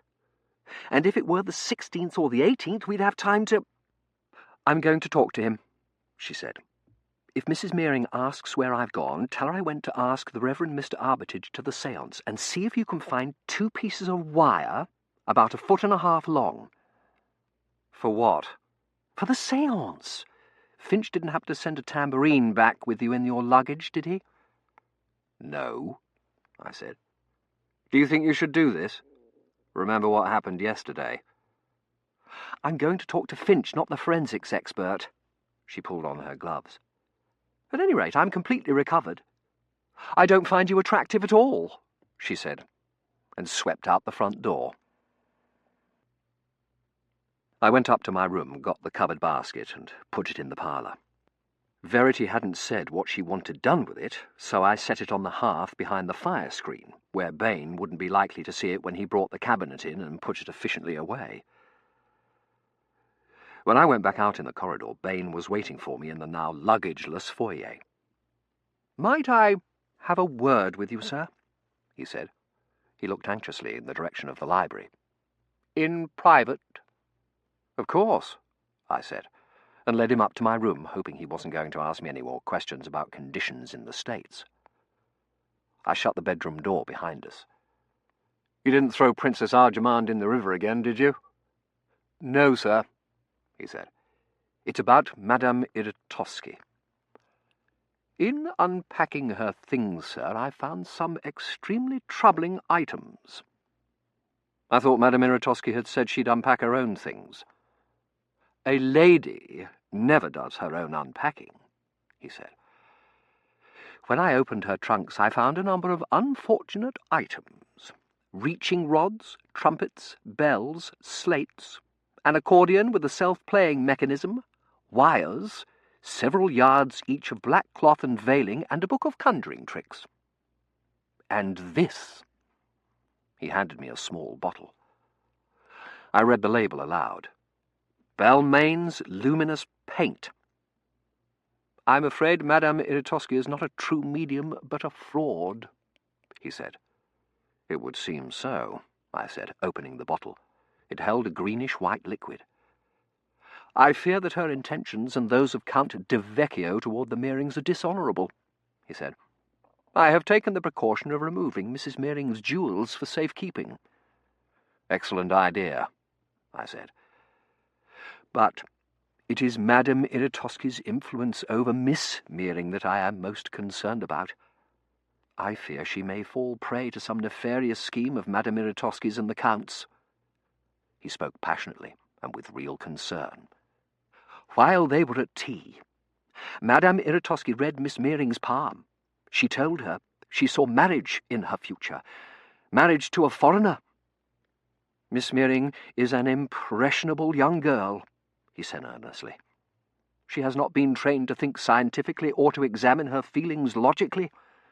I fear she may do something foolish."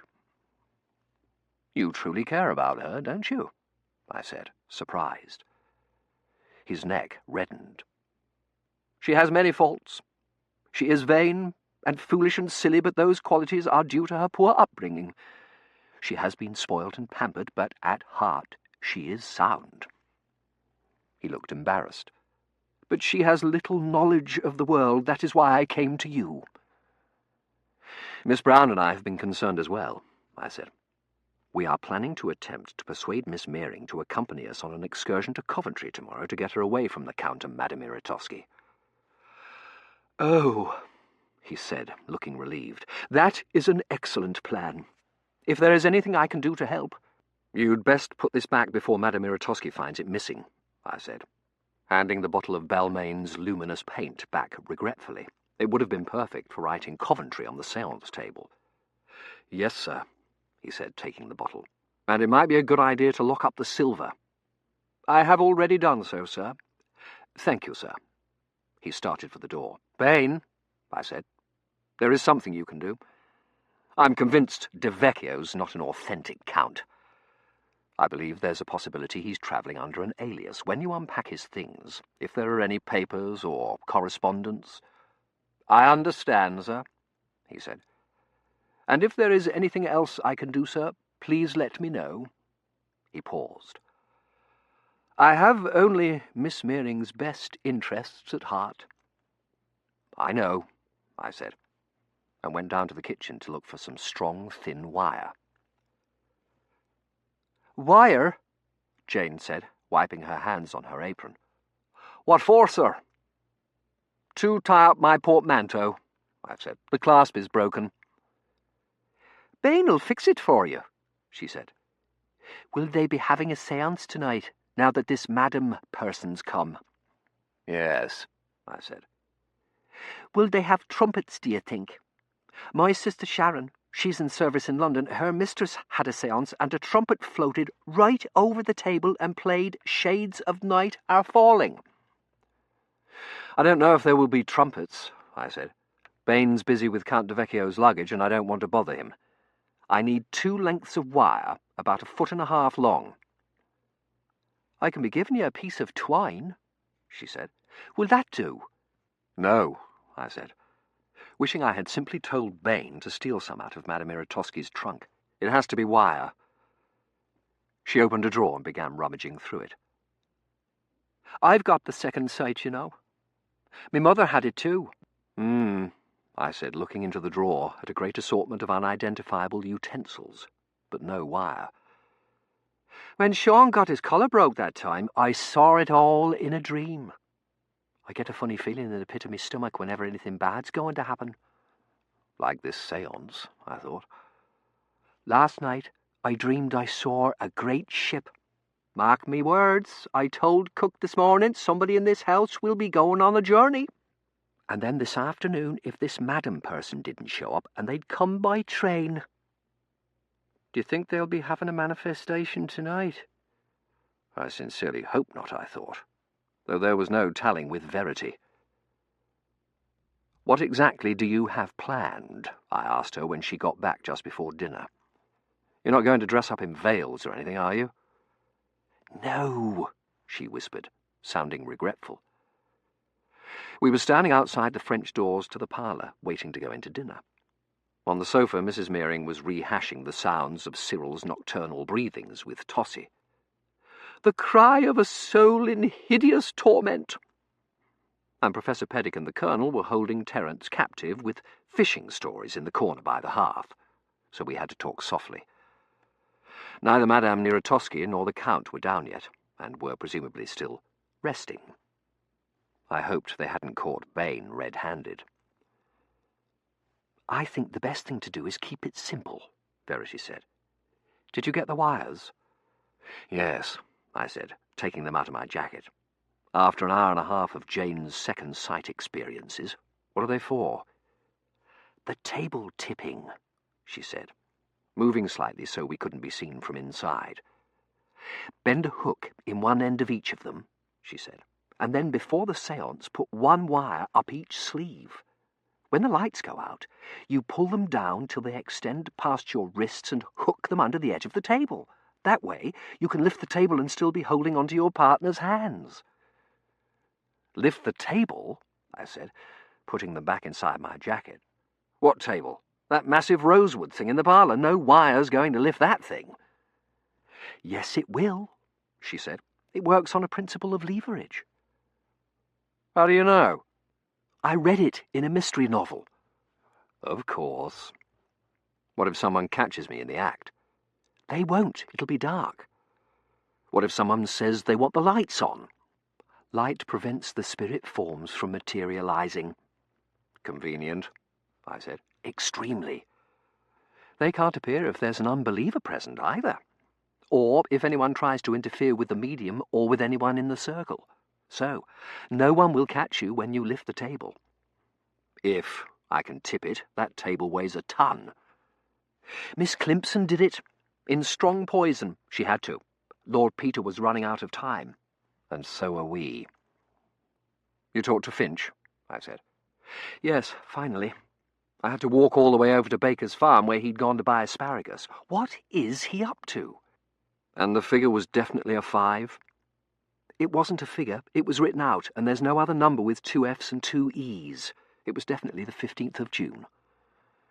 The 15th of June, Professor Peddick said from the hearth. The eve of the Battle of Quatre Bras, and the fateful mistakes that led to the disaster of Waterloo. It was on that day that Napoleon made the error of trusting the taking of Quatre Bras to General Ney. A fateful day. It'll be a fateful day all right if we don't get Tossie up to Coventry, Verity murmured. Here's what we'll do. You'll tip the table once or twice, then Madame Iritosky will ask if there's a spirit present, and I'll rap once for yes. And then she'll ask me if I have a message for someone, and I'll spell it out. Spell it out? With raps. The medium recites the alphabet and the spirit raps on the letter. It sounds rather time-consuming, I said. I thought on the other side they knew everything. You'd think they could come up with a more efficient means of communication. They did. The Ouija board, but it wasn't invented till 1891, so we'll just have to make do. How are you doing the raps? I've got half of the sugared violets box sewn to one garter and the other half to the other. When I hit my knees together, it makes a very nice, hollow sort of rap. I tried it upstairs in my room. How do you keep from rapping when you don't want to? I said, looking down at her skirts. In the middle of dinner, for instance. I've got one garter pulled higher than the other. I'll pull it down till they're at the same spot after we've sat down at the séance table. What I need you to do is keep Madame Iritosky from rapping. Has she got a sugared violets box too? No, she does it with her feet. She cracks her toes like the Fox sisters. If you keep your leg pressed against hers so you can feel any movement, I don't think she'll try rapping herself, at least till after I've rapped out, go to Coventry. Are you certain this will work? It worked for Miss Climpson, she said. Besides, it must have worked. You heard Finch. Tossie's diary says she went to Coventry on the 15th, so she must have gone. So we must have convinced her to go. So, the séance must have been successful. That makes no sense, I said. This is the Victorian era, she said. Women didn't have to make sense. She hooked her arm through mine. Here are Madame Iritosky and the Count. Shall we go into dinner? We went into dinner, which consisted of grilled sole, roast rack of lamb, and second-guessing Napoleon. Should never have stayed the night at Fleurus, Colonel Meering said. If he had gone on to Quatre Bras, the battle would have taken place 24 hours early, and Wellington and Blucher would never have joined forces. Balderdash, Professor Peddick said. He should have waited for the ground to dry after the rainstorm. He should never have pressed forward in the mud. It seemed grossly unfair. They had, after all, the advantage of knowing how things had turned out, while Lord Napoleon and Verity and I had to go on were a handful of battlefield communiques and a date in a waterlogged diary. Rubbish, Colonel Meering said. Should have attacked earlier in the day and taken Ligny. Never would have been a battle of Waterloo if he'd done that. You must have seen a great many battles while you were out in India, Colonel, Madame Iritosky said, and any number of fabulous treasures. Did you bring any of them home? A Raja's emeralds, perhaps, or a forbidden moonstone from the eye of an idol? What? Colonel Meering sputtered through his moustache. Moonstone? Idol? "Yes, you know, Papa," Tossie said. "The Moonstone. It's a novel." "Pah! Never heard of it," he muttered. "By Wilkie Collins," Tossie persisted. "The Moonstone was stolen, and there's a detective in quicksand, and the hero did it, only he'd taken it without knowing it. You must read it." "No point in it now that you've told me the ending," Colonel Meering said. "And no such thing as jewelled idols." "But Mesial brought me a lovely necklace of rubies," Mrs. Meering said. "From Benares." "Rubies," Madame Eratosky said, shooting a glance at Count de Vecchio. "Really?" "What use can the Signora have for rubies," Count de Vecchio said, "when she has such a jewel as her daughter? She is like a diamond. No, like a zaffiro perfetto. How do you say, a flawless sapphire?" I looked at Bain, who was serving soup grimly. "Madame Eratosky once contacted the spirit of a Raja," Mrs. Meering said.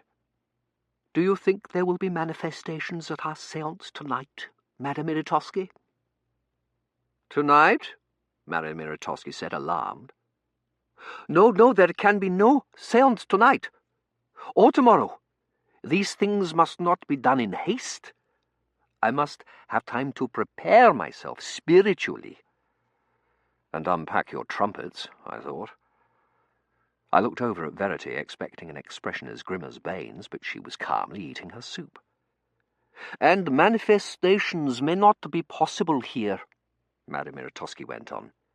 "Visible phenomena only occur near what we call portals, links between our world and the world beyond." "But there is a portal here," Mrs. Meering cut in. "I'm sure of it. I have seen spirits in the house and on the grounds. I'm certain if you will grant us a séance tonight, we shall have a manifestation." "We mustn't overtire Madame Eratosky," Verity said. "She is quite right.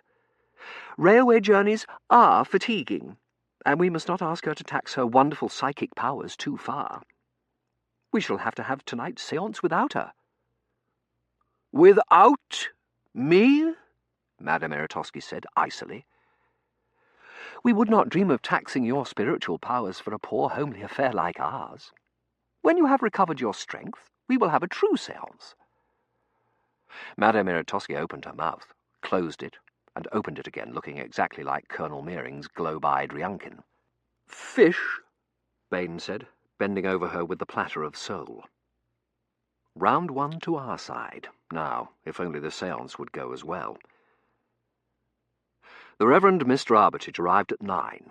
I took the opportunity of the subsequent introductions to put the wires up my sleeves, and we all, except for Madame Eratosky, who had excused herself rather huffily and gone upstairs, and Colonel Meering, who had muttered "twaddle" and gone off to the library to read his paper, trooped into the parlour and sat down around the rosewood table, which there was no way on earth I was going to be able to lift, leverage or no leverage. Verity motioned me to sit down next to her. I did, and immediately felt a weight on my lap. "What's that?" I whispered, under cover of Terence, the Count, and the Reverend Mr. Armitage all jockeying for position next to Tossie. "Princess Arjumand's basket," Verity whispered back. "Open it when I give you the signal." "What signal?" I said, and felt a sharp kick on my shin. The Count and the Reverend Mr. Armitage won the battle, and Terence was left with Mr. Armitage and Mrs. Meering. Professor Peddick sat down next to me. "Napoleon was interested in spiritism," he said. "He held a séance in the Great Pyramid of Giza." "We must join hands," the Count said to Tossie, taking her hand in his. "Like this." Yes, we must all join hands," Mrs. Meering said. "Why, Madame Eratosky?" Madame Eratosky was standing in the doorway, draped in a flowing purple robe with wide sleeves. "I have been summoned by the spirits to serve as your guide this evening in the parting of the veil." She touched the back of her hand to her forehead. "It is my duty, no matter what the cost to me." "How wonderful," Mrs. Meering said. "Do come sit down. Bain, pull up a chair for Madame Miratosky." "No, no," Madame Miratosky said, indicating Professor Peddick's chair. "It is here that the teleplasmic vibrations converge." Professor Peddick obligingly changed chairs. At least she hadn't sat down next to Verity, but she was next to Count de Vecchio, which meant she'd have one hand free, and next to me, which meant I was going to have an even harder time lifting tables. "There is too much light," she said. "There must be dark." She looked round the parlour. "Where is my cabinet?" "Yes, Bain," Mrs. Meering said. "I told you to put it in here." "Yes, madam," he said, bowing. "One of the doors was broken so that it would not lock properly, and I removed it to the kitchen for repairs. I have repaired it. Would you like me to bring it in now?"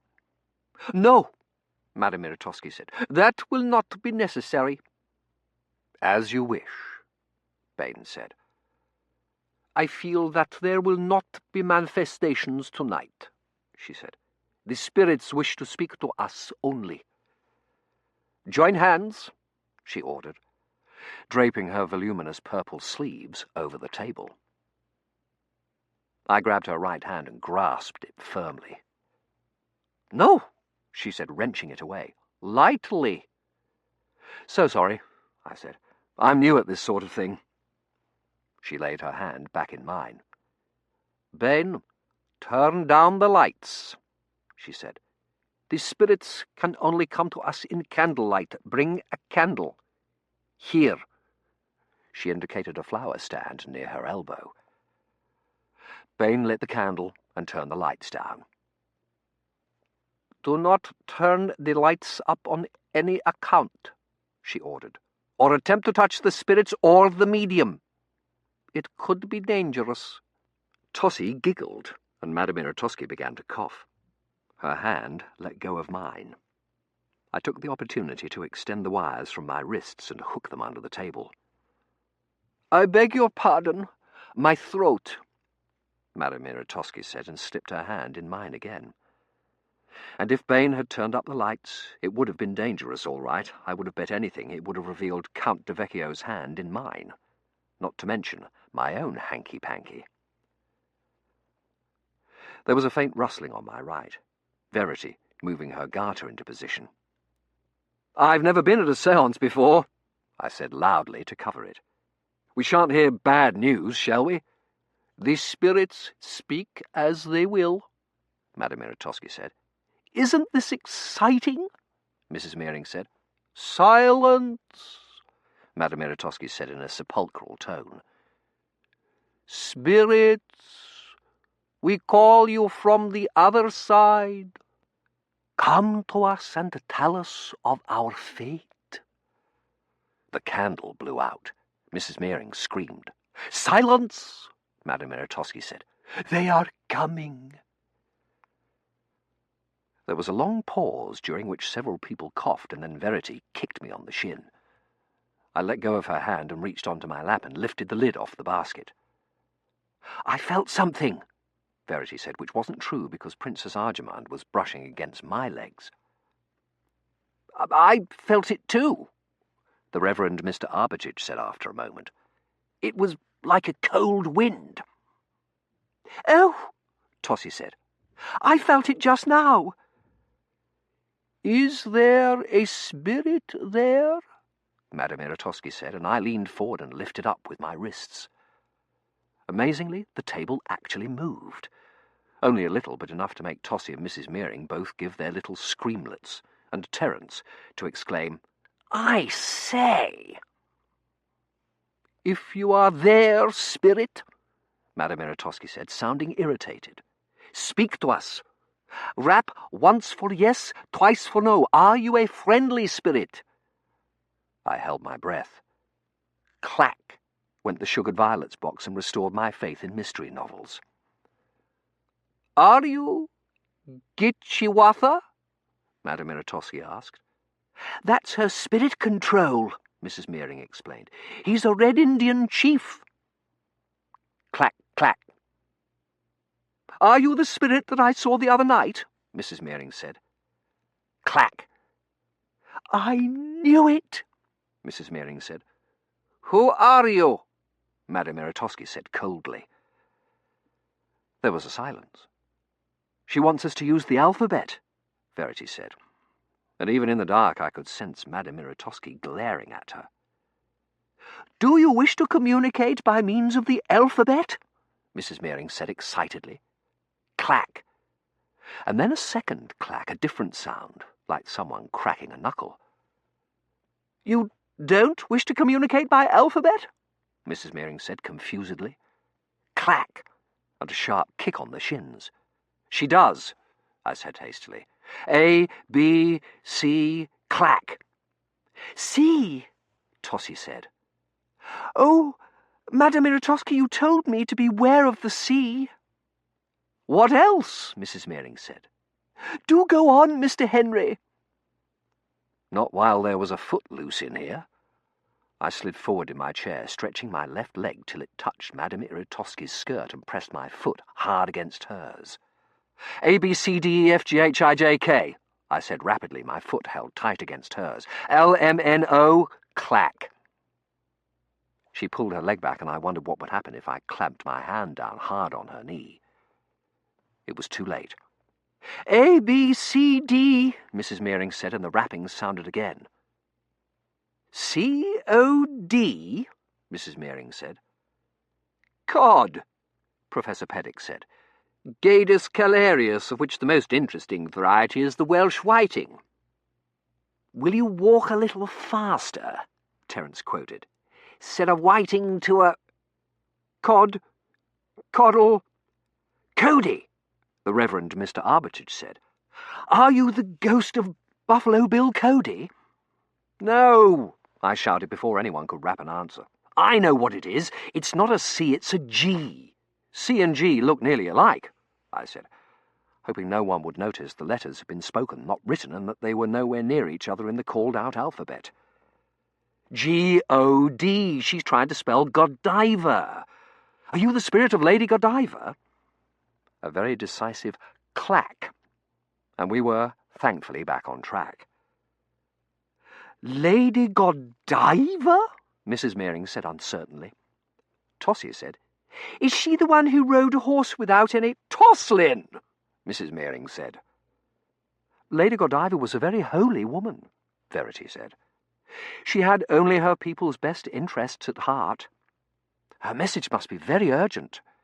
"Yes," I said, pressing hard against Madame Eratosky's leg. "What are you trying to tell us, Lady Godiva?" A, B, C, clack. I rattled through the alphabet again, determined not to leave any spaces this time for Madame Eratosky to insert a rap. A, B, C, D, E, F, G, H, I, J, K. I made it as far as M. There was a sharp rap, like a very annoyed toe being cracked. I ignored and pressed on to O, but to no avail. "M," Mrs. Mearing said. "C-M." "What sort of word begins with C-M?" Terence said. "Could she be saying, 'come'?" Tossie said. "Yes, of course," Mrs. Mearing said. "But where does she wish us to come?" A, B, C, and Verity clacked on cue, but I didn't see what good it was going to do us. We'd never make it to O, let alone V. A, Mrs. Mearing said. I stamped down hard on Madame Eratosky's foot, but it was too late. Rap. There was no mistaking the fury behind the rap this time. It sounded like she'd broken a toe.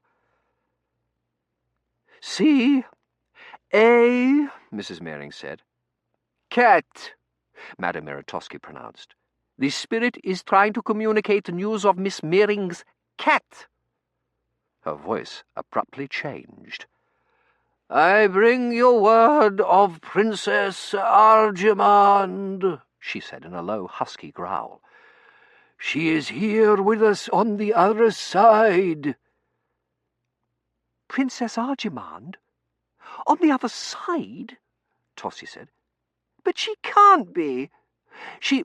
Do not grieve that she has passed over. She is happy here." Princess Arjumand chose this moment to jump onto the table, scaring everyone and startling Tossie into a screamlet. "Oh, Princess Arjumand," Tossie said happily. "I knew you hadn't passed over. Why did the spirit say she had, Madame Iritosky?" I didn't wait for her to come up with an answer. The message was not cat, C-A... What are you trying to say to us, spirit? And rattled off the alphabet as fast as I could. A, B, C, D, E, F, G, H, I, J, K, L, M, N, O, P, Q, R, S, T, U, V. Verity clacked, and Tossie said, C-A-V? What does that spell? Cave? She wishes us to come to a cave? Carve, I said helpfully. Coventry, Mrs. Meering said, and I could have kissed her. Spirit, do you wish us to come to Coventry? A fervent clack. Where in Coventry? I said, put my full weight on Madame Iritosky's shoe and started through the alphabet at a gallop. Verity wisely decided not to try for saint. She clacked on M, I, and C. And, not sure how long I was going to be able to hold Madame Iritosky down, I said, St. Michael's. Got a clack of confirmation. Asked, Do you wish us to come to St. Michael's Church? Another clack, and I withdrew my feet. St. Michael's Church, Mrs. Meering said. Oh, Madame Iritosky, we must go, first thing tomorrow morning.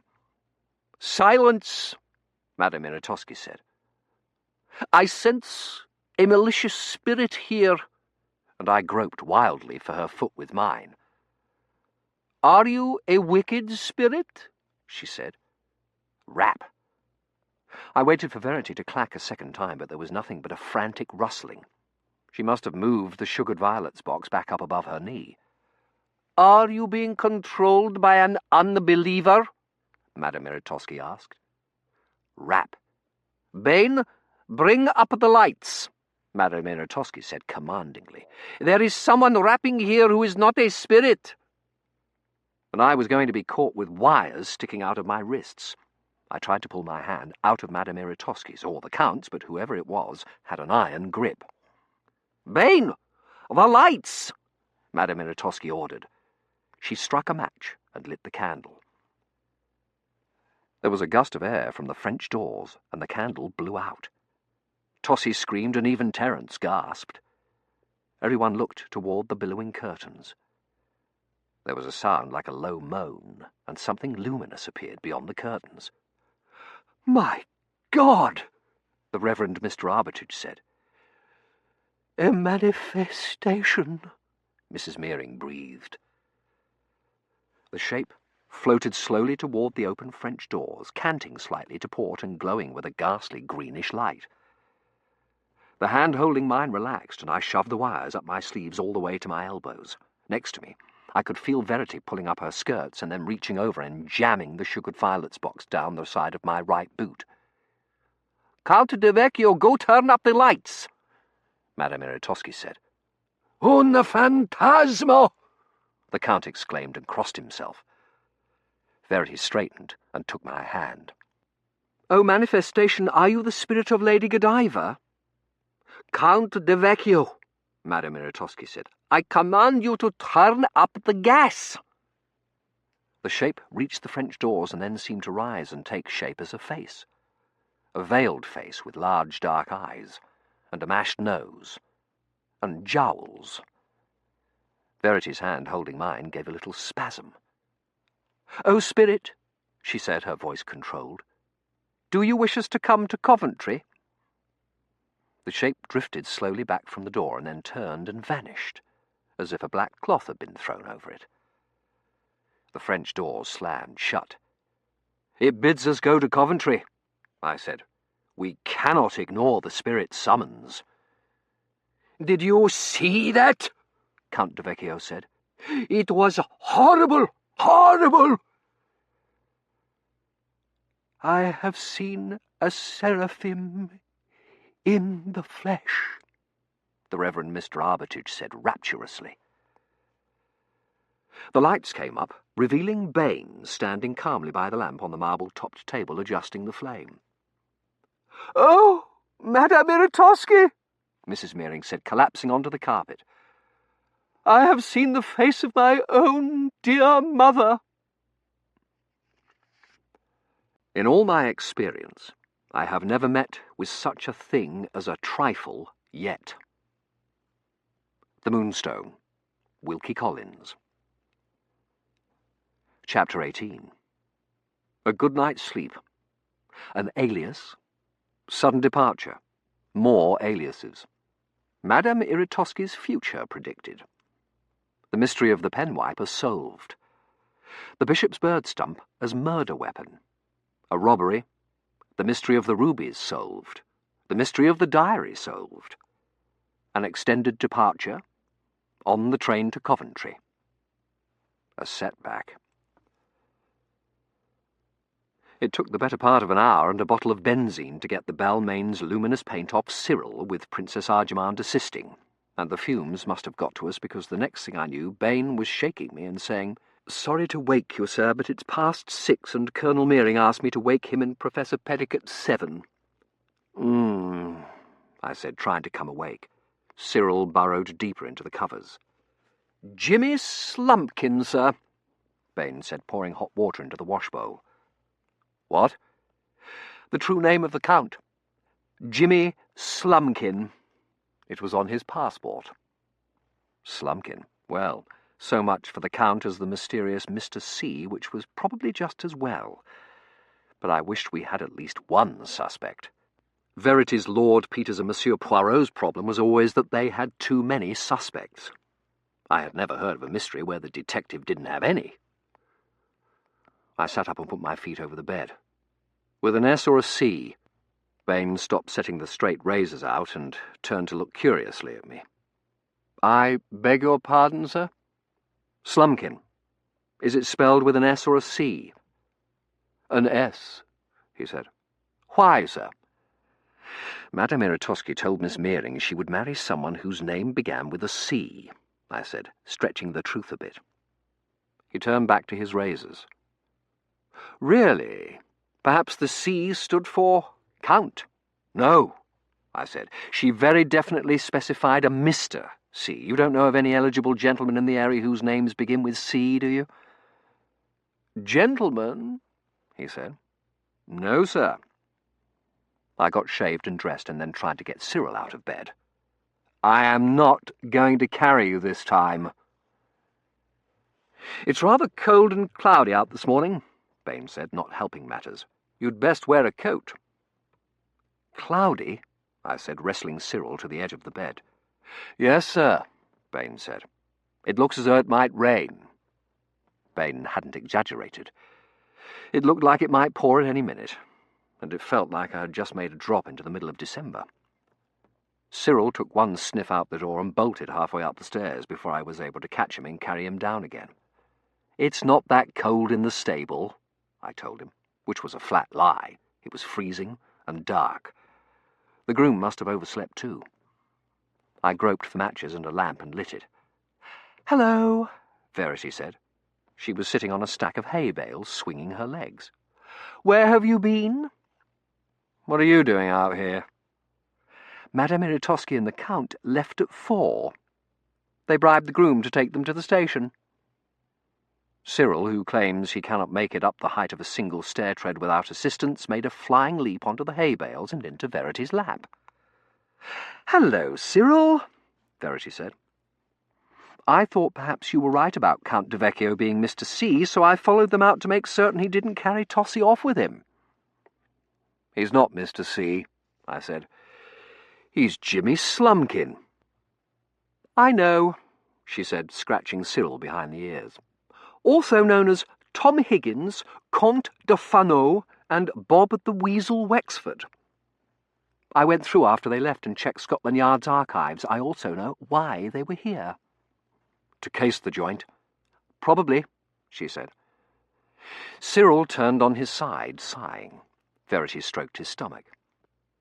"It seems that night before last, Madame Iritosky gave a special séance for the Psychic Research Society so they could test her authenticity. They bound her hands and feet and locked her in her cabinet, after which the spirit of Cleopatra appeared, played a tambourine and danced around the table, touching the participants and telling them to beware the sea. She grinned at me. Unfortunately, one of the Psychic Research Society members was so overcome by Cleopatra's charms that in spite of Madame Eratosky's warnings, he grabbed her wrist and attempted to pull her onto his lap. And then what? The spirit yanked his hair and bit him. He yelped, and at that point another Psychic Research Society member turned up the lights, unlocked the cabinet, which was, oddly enough, empty, and tore the veils off Cleopatra, who turned out to be Madame Eratosky. 3 days later, she and her accomplice sailed for France, where she was exposed by Richelieu, who believed in everybody. And after that for Calcutta, where she learned a new set of tricks from an Indian fakir. In 1922, she went to America, just in time to be exposed as a fraud by Houdini. And thence back to Oxford, where Arthur Conan Doyle pronounced her the greatest medium I have ever seen. There can be no doubt of the truth of her mediumistic talents. She looked fondly at Cyril. When we've got Tossie safely connected to Mr. C, she said, scratching behind his ears, I think I'll take you back with me. She looked up at me impishly. I'm kidding, she said. I've sworn off incongruities. I would like to have a bulldog, though. Me too, I said. She ducked her head. They haven't got Carruthers out yet, she said. The net still won't open. Warder thinks perhaps it's a temporary blockage. She's switched to an accelerated 4-hour intermittent to try and get past it. Has TJ solved the mystery of why the incongruity was able to get past the net's defences? I asked. No. He's figured out why Napoleon lost the Battle of Waterloo, though. She grinned and then said more seriously, and he was finally able to generate an incongruity. An incongruity? I said. Why didn't you tell me? It was only a simulated incongruity, and it's not the right sort. It occurred as part of a self-correction. It was one of those sims where he had an historian kill Wellington. When he introduced a second historian into the sim, the historian was able to steal the rifle that the first historian was going to shoot Wellington with and bring it forward through the net so that it prevented an incongruity rather than causing one. But he said to tell you that at least it proves bringing something forward through the net is theoretically possible, even if it didn't apply to our case. Theoretically possible. It still didn't solve the problem of getting the net open to get the first historian through to kill Wellington in the first place. Anything else? I asked. No. He and Mr. Dunworthy were happy that we managed to persuade Tossie to go to Coventry. They both think the fact that they haven't been able to find any increased slippage around the original drop means the incongruity was short-term, and that all it needs to correct itself is for us to get her to St. Michael's on time. She ducked her head again. And if it does, we'll be done here and have to go face Lady Shrapnel. And I promised I'd help you find the bishop's bird stump. So I decided to wait for you. She shifted Cyril off her lap and pulled a pen, a bottle of ink, and some sheets of paper out of her pocket and set them on the hay. What's all that for? I asked. For making a list of all the possibilities of what might have happened to the bishop's bird stump. Lord Peter Wimsey and Harriet Vane made a list in Have His Carcass. There's no such thing as listing all the possibilities, I said. The continuum's a chaotic system, remember? She ignored me. In an Agatha Christie mystery, there's always one possibility you haven't considered, and that's the solution to the mystery. All right, she said, dipping her pen in the ink. 1. The bishop's bird stump was in the cathedral during the raid and was destroyed in the fire. 2. It was in the cathedral, survived the fire, and was found in the rubble. 3, she said, writing busily, it was rescued during the raid. I shook my head. The only things saved were a flag, 2 sets of candlesticks, a wooden crucifix, and the altar books. There's a list. We are writing down all the possibilities, she said. Later, we'll eliminate the ones that are impossible. Which so far was all 3. 4, she said. It survived the raid even though it didn't make the list for some reason, and it's stored somewhere. No, I said. Mrs. Bittner went through all the things in the cathedral when they sold it, and it wasn't there. Lord Peter didn't keep contradicting Harriet when she was making a list, she said. 5, it wasn't in the church during the raid. It was removed sometime between the 10th and the 14th of November. Why? I said. For safekeeping. With the east windows. I shook my head. I went to Lucy Hampton Rectory to see. The only things they had of Coventry's were the windows. Oh. Well, what if some member of the congregation took the bishop's bird stump home for safekeeping, or to polish it or something, so that it just happened to be out of the cathedral that night? If that happened, why didn't the person bring it back? I don't know, she said, biting her lip. Perhaps he was killed during the raid by a high-explosive bomb, and whoever inherited it didn't know it belonged to the cathedral. Or he could have thought to himself, I can't do this to the people of Coventry. They're already going to have to suffer the loss of their cathedral. I can't inflict the bishop's bird stump on them as well. Be serious, she said. What if he didn't bring it back because it was destroyed in the raid by a bomb or something? I shook my head. Even a high-explosive bomb couldn't destroy the bishop's bird stump. She flung the pen down. I am so glad we're going to Coventry today so I can actually see the bishop's bird stump. It cannot possibly be as bad as you say. She looked thoughtful. What if the bishop's bird stump was involved in a crime? It was used as a murder weapon, and it got blood on it, so they stole it to keep anyone from finding out about the murder. You have been reading too many murder mysteries, I said. She dipped her pen in the ink again. What if it was stored in the cathedral but inside something else, like Poe's The Purloined Letter? She started to write and then stopped and frowned at the pen. She pulled an orange dahlia pen wiper out of her pocket. What are you doing? I said. Wiping my pen, she said. She stuck the pen into the dahlia and wiped it off between the layers of cloth. It's a pen wiper, I said. A pen wiper? It's used to wipe pens. Yes, she said, looking at me dubiously. There was ink on the point. It would have blotted the paper. Of course, so you wipe it on the pen wiper. How many drops have you had, Ned? She said. You're a wonderful girl, you know that?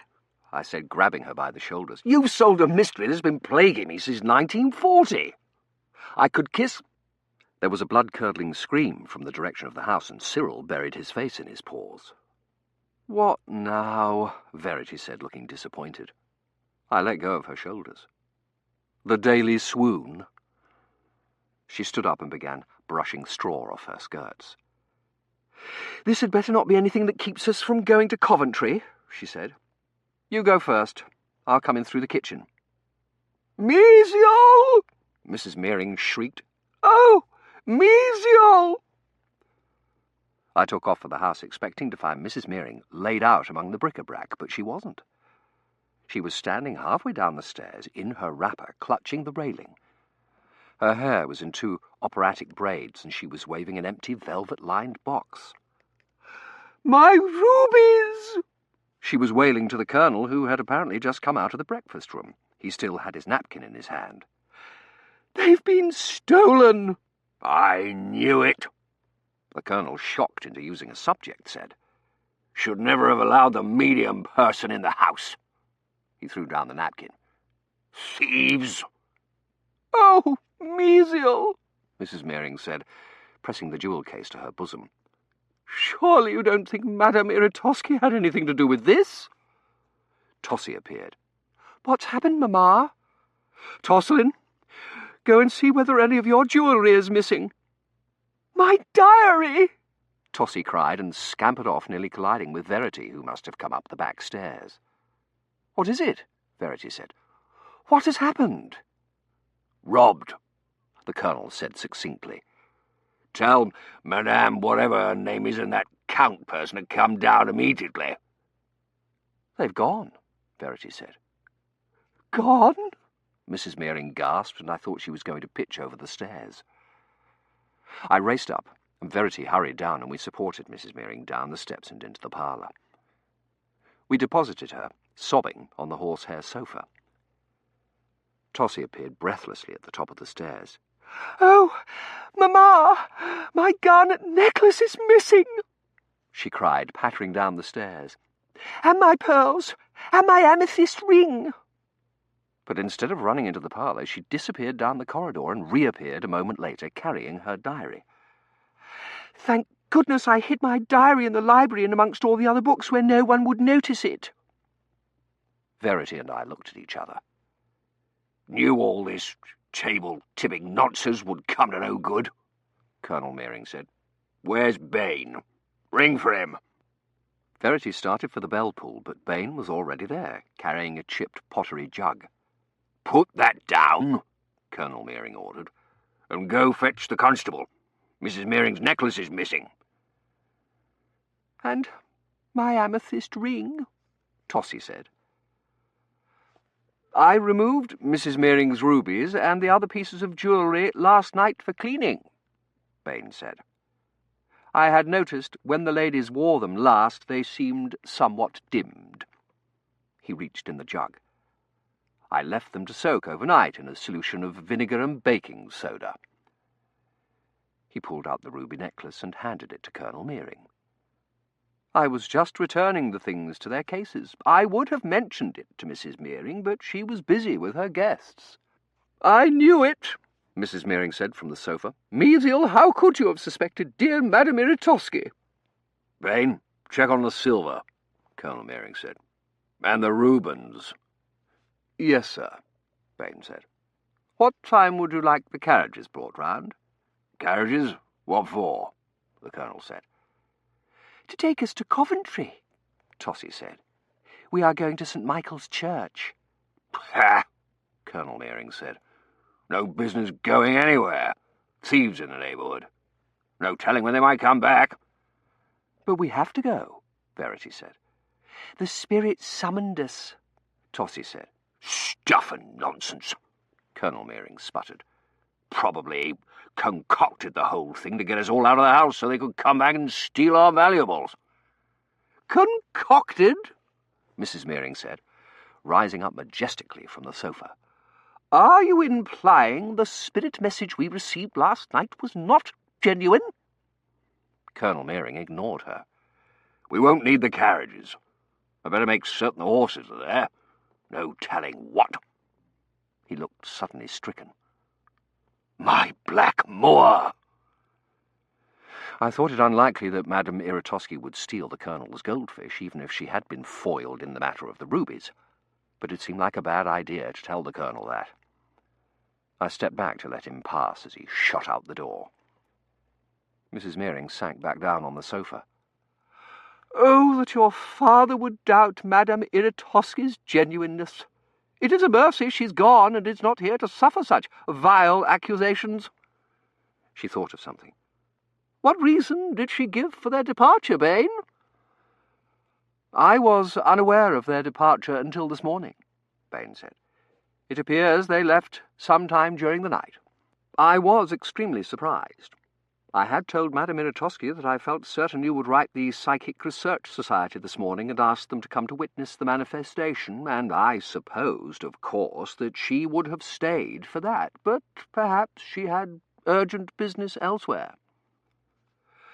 "No doubt," Mrs. Meering said. "The spirit's summons may not be denied. But the Psychic Research Society, here! How thrilling that would have been!" The Colonel came back in, carrying Princess Arjamand under his arm and looking grim. "Is your Blackmore safe, sir?" I asked anxiously. "For the moment," he said, dumping the cat on the floor. Tossie scooped her up. "No coincidence that they arrived when they did on the day before my red-spotted silver tanko was to arrive," the Colonel said. "Bain, want you to stand guard over the fish pond all day. No telling when they might come back." "Bain is going with me," Mrs. Meering said, rising from the sofa, looking like a Valkyrie with her braids and the light of battle in her eyes. "And we are going to Coventry." "Balderdash! Not going anywhere. Intend to stay here and defend the battlements." "Then we shall go without you," she said. "The spirit summons cannot be denied. Bain, when is the next train to Coventry?" 9:04, madam, Bain said promptly. "Excellent," she said, turning her back on the Colonel. "Bring the carriage round at 8:15. We shall leave for the station at 8:30. He did, but we didn't. Or at 9:30, or 10. Luckily there were trains at 9:49, 10:17 and 11:05, which Bain, the walking Bradshaw, rattled off each time we experienced a delay. There were various delays. Mrs. Mearing declared the drama of the morning had left her weak, and she could not go without a sustaining breakfast of blood sausage, kedgeree, and stuffed chicken livers. Tossie could not find her lavender gloves. Jane brought down the wrong shawl. "No, no, the cashmere is far too warm for June," Mrs. Mearing said. "The tartan shawl, the one from Dunfermline." "We're going to miss Mr. C," Verity said, standing waiting in the foyer while Mrs. Mearing changed her hat again. "No, we're not," I said. "We can leave in half an hour and still catch the 11:26. And the diary didn't say anything about what time of day it happened. Relax." She nodded. "I've been thinking about the bishop's bird stump," she said.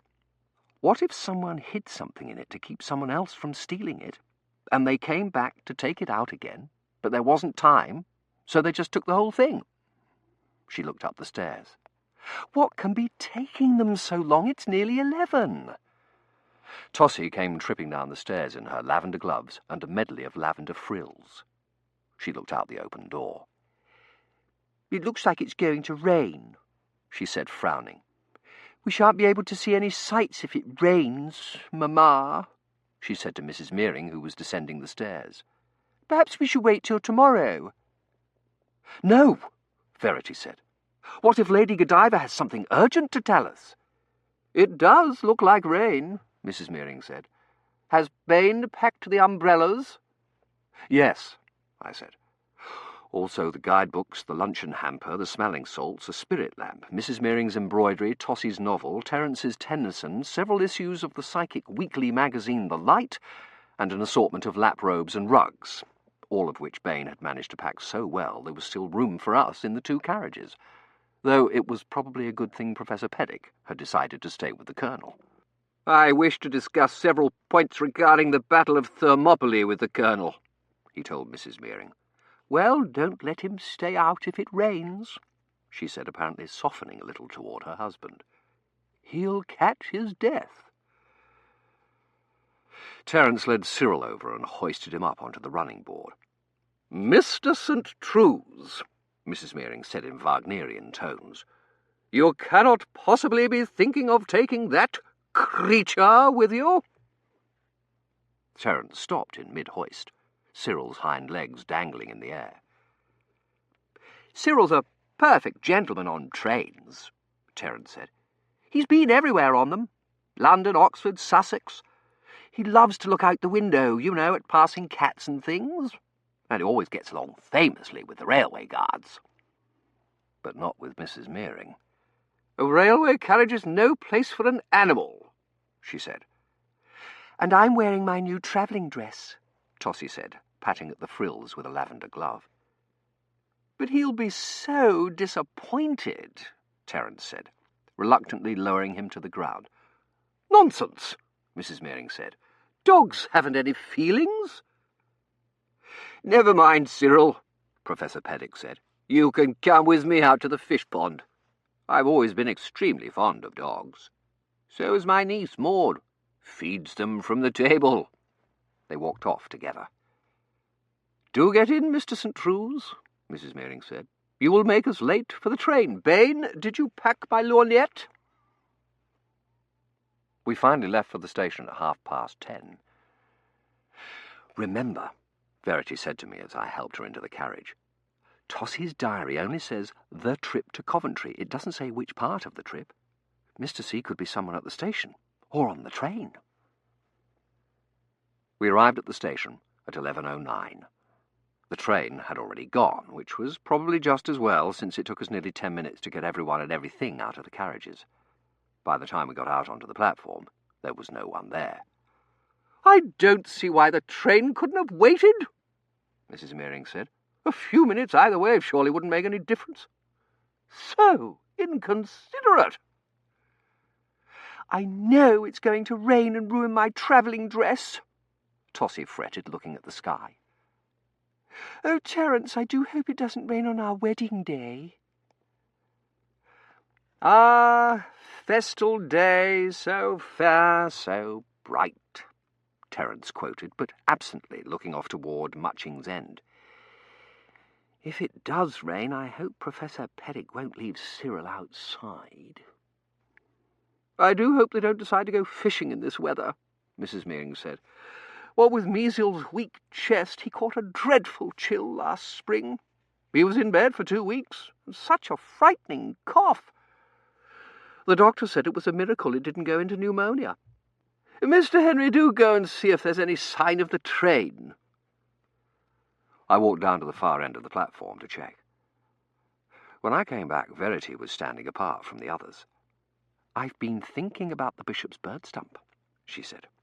"In the Moonstone, the jewel was taken by someone who didn't know he'd stolen it. He was sleepwalking, and he put it in something, and then a second person stole it from him. What if the person who took it "Was sleepwalking," I said. "In Coventry Cathedral?"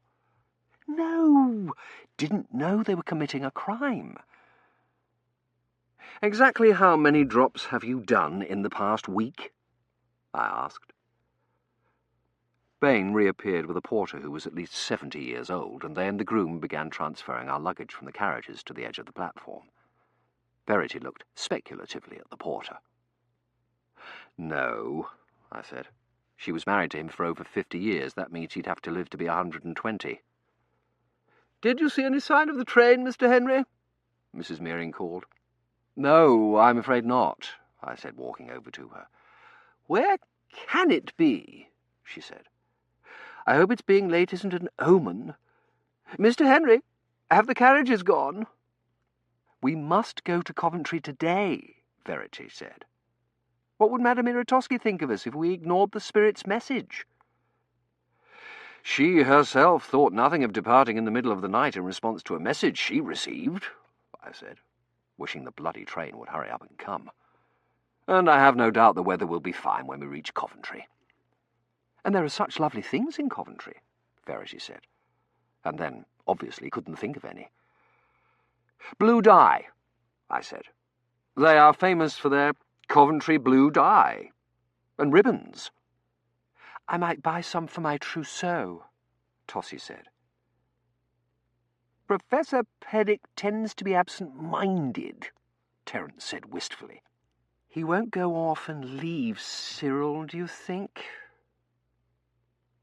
"As your ribbons, I think, for my going-away hat," Tossie said. "Or baby blue, perhaps. What do you think, Mamma?" "Why can't these trains arrive at the time listed on the schedule instead of making us wait for hours?" Mrs. Mearing said. And so on. The train arrived at exactly 11:32, pulling into the station with an impressive whoosh of steam, and Verity practically pushed everyone onto the train, keeping an anxious eye out for anyone who looked like he might be Mr. C. Bain assisted Mrs. Mearing up the steps and into our compartment, and then ran back to supervise the porter in loading our belongings. Jane settled Mrs. Mearing in her seat, gave her her lorgnette, her embroidery, found her handkerchief and her shawl, and then bobbed a curtsy and climbed down the stairs. "Where's she going?" I said to Verity, watching Jane hurry down the platform to the rear of the train. "To second class," she said. "Servants don't travel with their employers." "How do they do without them?"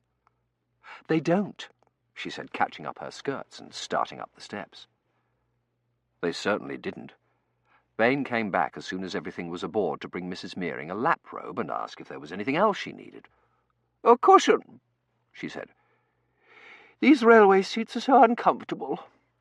"Yes, madam," he said, and took off at a gallop.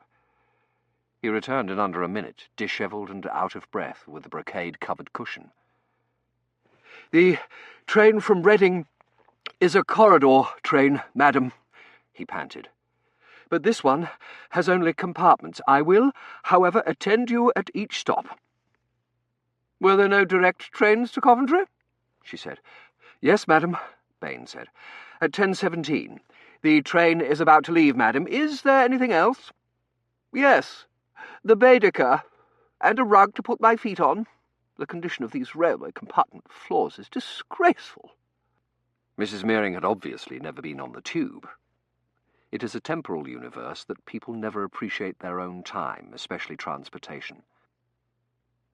20th century contempts complained about cancelled flights and gasoline prices. 18th century contempts complained about muddy roads and highwaymen. No doubt Professor Peddick's Greeks complained about recalcitrant horses and chariot wheels falling off. I had ridden on trains before in the 1940s, most recently to Hampton Lucy to see if the Bishop's bird stump was there with the east windows. But those trains had been packed with soldiers. The windows had been covered with blackout curtains, and all the fittings had been removed to make ammunition. And even if it hadn't been wartime, they had been nothing to this. The high-backed seats were upholstered in green velveteen, and the walls above were panelled in polished mahogany inlaid with a pattern of flowers. There were rich green plush curtains hung at the windows, and gas lamps in brackets on both sides, covered with etched glass lampshades. And the luggage rack overhead, the handrails, the armrests, the curtain rings were all of polished brass. Definitely not the tube. And as the train lurched slowly forward, with Bain making a last flying run to deliver the Baedeker and the rug and another back to second class, and then picked up speed through the beautiful, misty countryside. Definitely nothing to complain about. That did not stop Mrs. Mearing from complaining about the soot blowing in the window. Terence closed the window.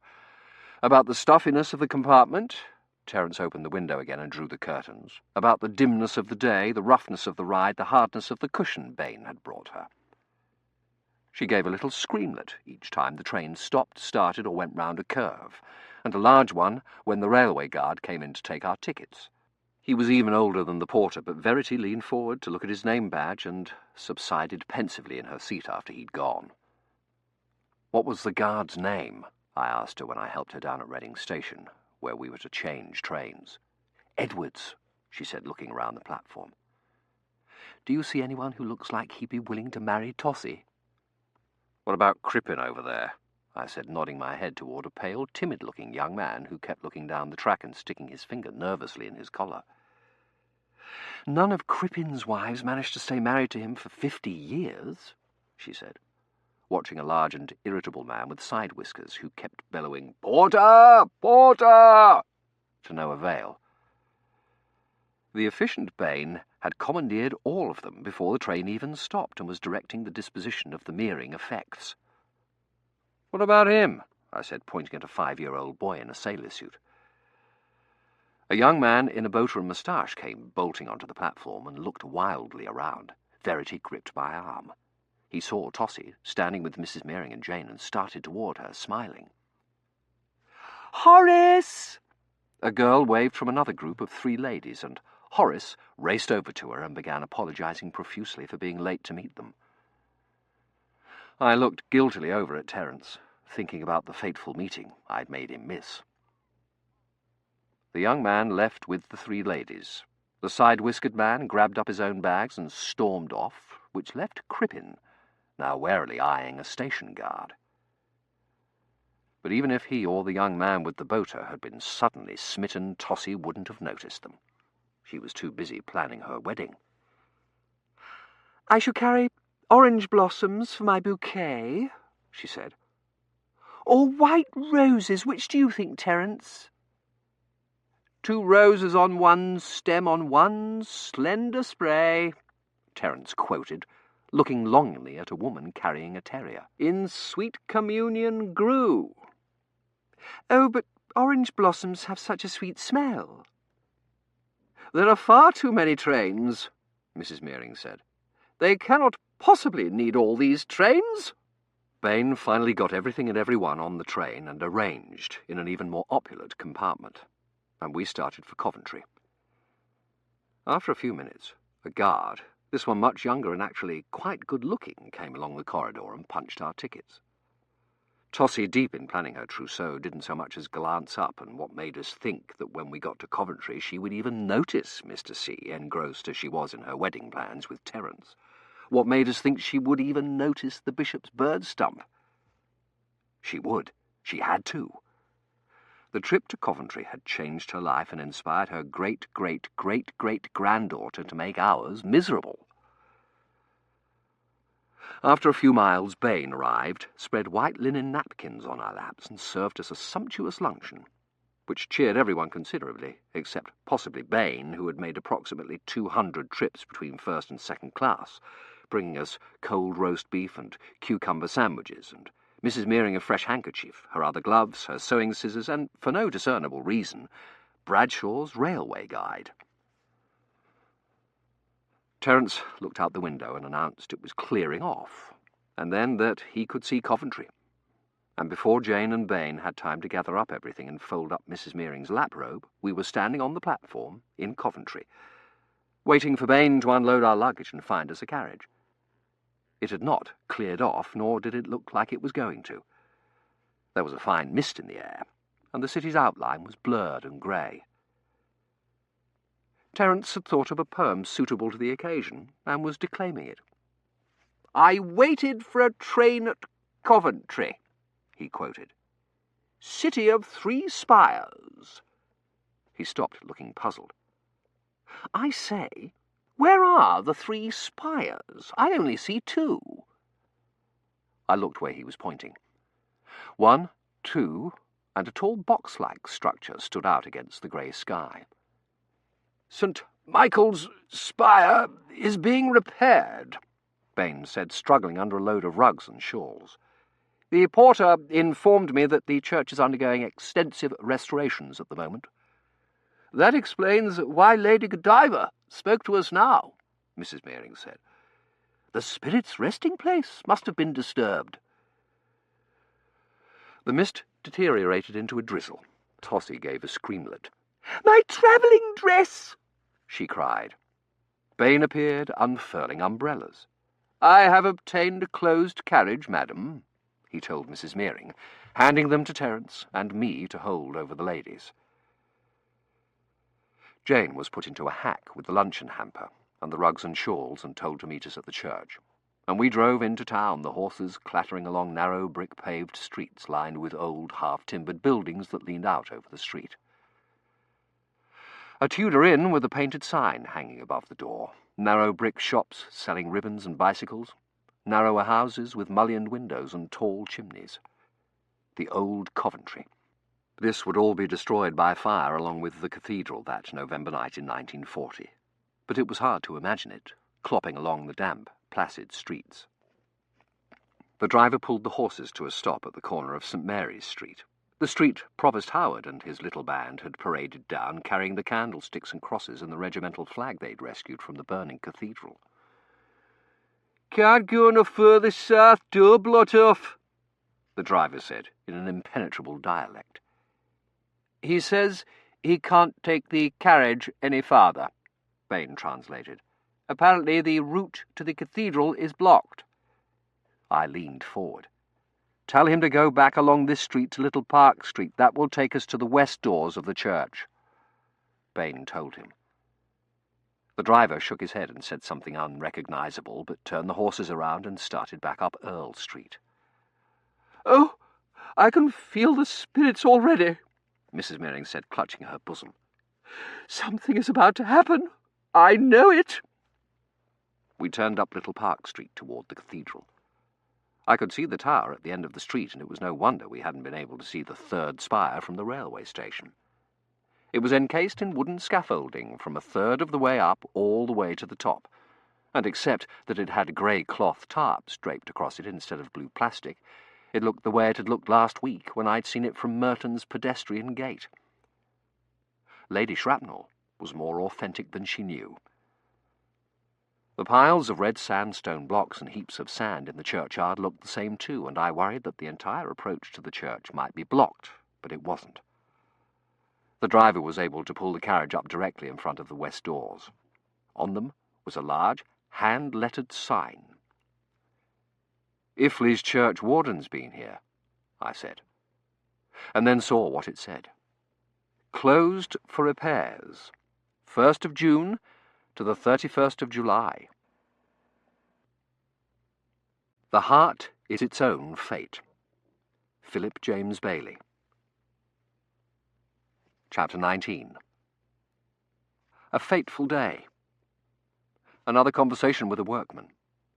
I sink to promoting jumble sales. The cathedral ghost. A tour. I attempt to find out 2 workmen's names. The bishop's bird stump is found at last. Tossie's reaction. The execution of Mary Queen of Scots. Bain expresses an aesthetic opinion. Tossie's reaction. The Albert Memorial. Beauties of. Penwipers.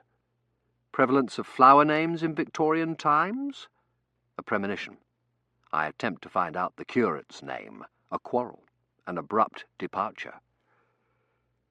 "Closed," Tossie said. "Closed," I said, and looked over at Verity. The colour had drained from her face. "Closed," Mrs. Mearing said. "It's just as Madame Miritosky said. Beware, and the letter C. She was trying to warn us." As if to prove her point, it began to drizzle. "It can't be closed," Verity murmured, looking disbelievingly at the sign. "How can it be closed?" "Bain," Mrs. Mearing said, "what time is the next train?" Don't let Bain know, I thought. If he didn't know the schedule, we had at least a quarter of an hour while he trotted back to the station to check and back. A quarter of an hour in which to think of something. But this was Bain we were talking about, clearly the forerunner of Jeeves, and Jeeves had always known everything. 2:08, madam," he said. "It goes to Reading, or there's an express at 2:46 to Goring." "We shall take the 2:08, Mrs. Mearing said. "Goring is so common." "But what about Lady Godiva?" Verity said desperately. "She must have had a reason for wanting you to come to Coventry." "I am not at all convinced it was her spirit, particularly under the circumstances," Mrs. Mearing said. "I believe Madame Miritosky was right about there being mischievous spirits at work. Bain, tell the driver to take us to the station." "Wait!" I shouted, and jumped out of the carriage and squarely into a puddle. "I will be right back," I said. "Stay there," and took off along the tower wall. "Where on earth is he going?" I heard Mrs. Mearing say. "Bain, go and tell Mr. Henry to come back here immediately." I sprinted round the corner of the church, holding my coat collar together against the wet. I remembered from the rubble in the reconstruction that there was a door on the south side of the cathedral and another on the north, and if necessary, I'd bang on the vestry door till someone answered. But it wasn't necessary. The south door was open, and a workman was standing in it under the porch just out of the rain, arguing with a young man in a clerical collar. "You promised the Clare story would be completed by the 22nd, and here it is the 15th, and you've not even begun the varnishing of the new pews."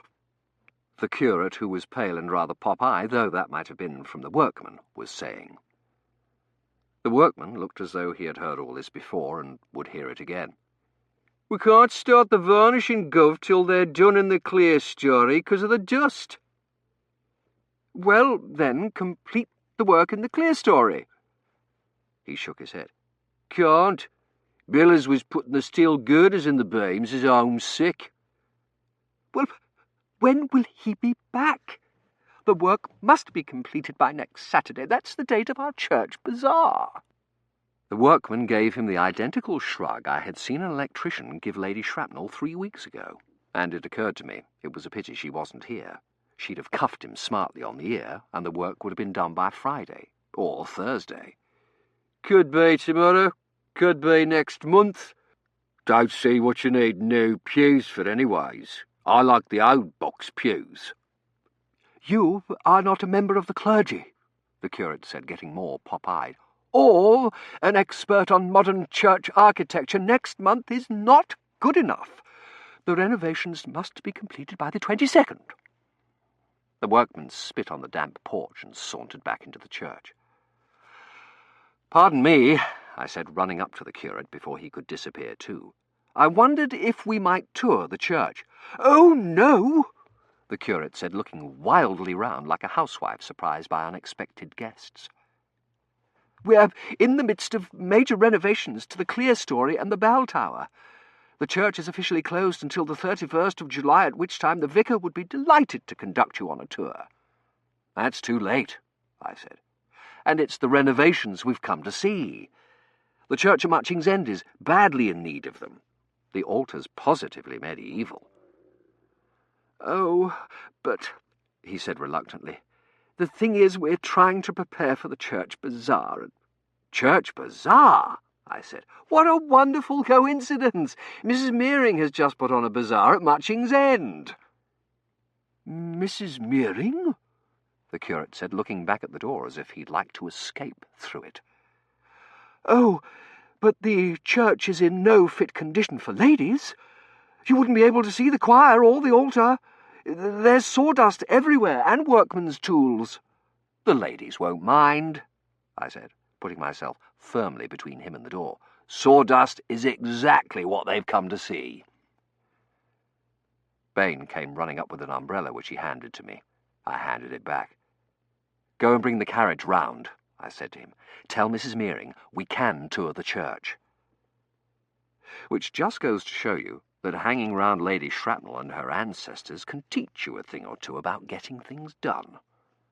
Hurry, I said to Bain, and he sprinted off through the drizzle, which was rapidly turning into rain. I really do not think a tour at this time is advisable, the curate said. The workmen are installing a new choir railing, and I have an appointment to meet with Miss Sharp regarding the fancy work table. You'll be having a jumble sale, of course, I said. A jumble sale? The curate said uncertainly. It's the latest thing in bazaars. Ah, here they are. I bounded down the steps as the carriage pulled up, snatched Verity's hand and pulled her out of the carriage. What good luck! St. Michael's is open after all, and the curate's offered to give us a tour of the church. Quick, I muttered under my breath, before he changes his mind. Verity tripped lightly up to the curate, smiled brightly at him and peered in through the door. Oh, do come look at this, Tossie, she said, and ducked inside. Terence helped Tossie out and into the church, and I assisted Mrs. Meering, holding the umbrella Bain handed me over her head. Oh, dear, she said, looking anxiously at the clouds. The weather looks very threatening. Perhaps we should start for home before the storm breaks. Some of the workmen say they've seen a spirit, I said rapidly. One of them went home ill after the experience. How wonderful, Mrs. Meering said. We came up even with the curate, who was standing in the doorway wringing his hands. I'm afraid you will be sadly disappointed in St. Michael's, Mrs. Meering, he said. We are preparing for the annual bazaar. Mrs. Meering, you must tell him about your dahlia pen wipers, I said shamelessly, manoeuvring her around him and into the church. So clever, and beautiful besides. There was a crack of thunder so loud I was convinced I'd been struck by lightning for lying. Oh, dear, Mrs. Meering said. I'm afraid this is an inauspicious time for a tour of the church, the curate said at the same time. The vicar is away, and Miss Sharp— I opened my mouth to say, a brief tour at least since we're here, and didn't have to. There was a second crack of thunder, and the skies opened up. Mrs. Meering and the curate stepped back into the church, away from the splashing raindrops, and Bain, the ever-ready, stepped forward and shut the door. It looks like we'll be here a while, madam, he said, and I could hear Verity sigh with relief. Well, the curate said, as you're here, this is the nave. As you can see, we are undertaking renovations. He had not exaggerated about the sawdust or the mess. It looked nearly as bad as after the air raid. The chancel was blocked off with wooden hoardings. The pews were draped in dusty tarps. Stacks of lumber lay in front of the choir, from which there issued a loud banging. We are modernising the church, the curate said. The decorations were hopelessly out of date. I had hoped to have the bell tower replaced with a modern carillon, but the renovations committee refused to consider it. Hopelessly hidebound.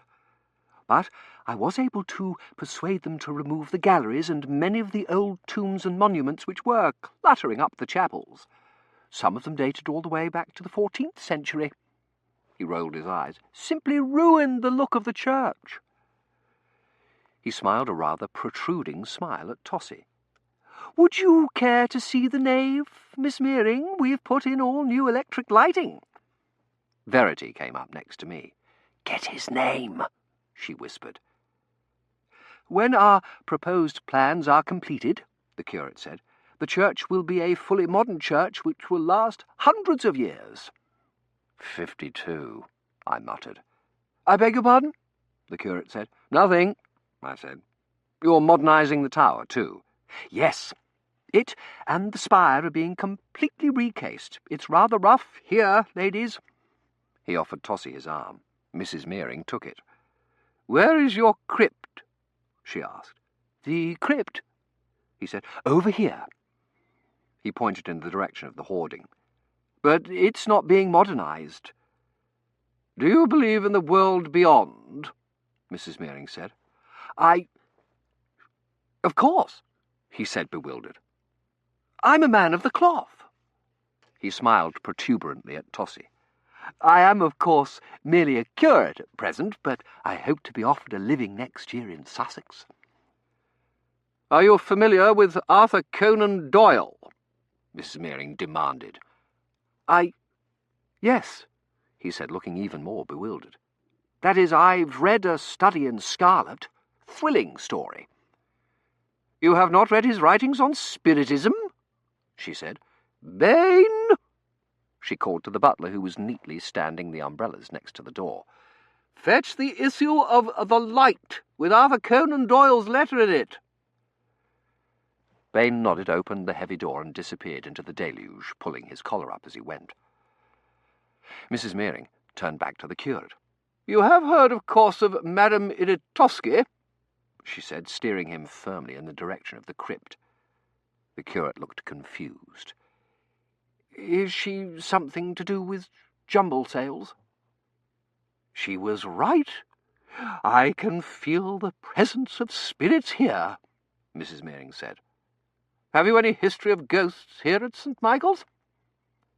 "Well, actually," the curate said, "there is a legend of a spirit having been seen in the tower. The legend dates back to the 14th century, I believe." And they passed beyond the hoardings to the other side. Tossie looked after them uncertainly, trying to decide whether she should follow them. "Come look at this, Tossie," Terence said, standing in front of a brass inscription. "It's a monument to Gervase Scrope. Listen to what it says. 'Here lies a poor tossed tennis ball, was racketed from spring to fall.'" Tossie obediently came over to read it, then to look at a small brass plate to the botaners who had built the cathedral. "How quaint," Tossie said. "Listen, William and Adam built the tower, Anne and Mary built the spire. William and Adam built the church, Anne and Mary built the choir." She moved on to look at a large marble monument to Dame Mary Bridgman and Mrs. Eliza Samwell, and then an oil painting of the Parable of the Lost Lamb. And we proceeded round the nave, stepping over boards and bags of sand, and stopping at each of the chapels in turn. "Oh, I do wish we had a guidebook," Tossie said, frowning at the Purbeck marble baptismal font. "How can one tell what to look out without a guidebook?" She and Terence moved on to the Kappa's chapel. Verity paused and gently tugged on my coat-tails, pulling me back. "Let them get ahead," she said under her breath. I obediently stopped in front of a brass of a woman in Jacobean costume dated 1609. "In memory of Anne Sewell," it read, "a worthy stirrer-up of others to all holy virtues." "Obviously an ancestor of Lady Shrapnel's," Verity said. "Have you found out the curate's name?" "When would I have had the chance to do that?" I thought. "You think he's Mr. C?" I said. "He did seem taken with her." "Every man seems taken with her," she said, looking at Tossie, who was hanging on Terence's arm and giggling. "The question is she taken with him? Do you see the bishop's bird stump? "Not yet," I said, looking round the nave.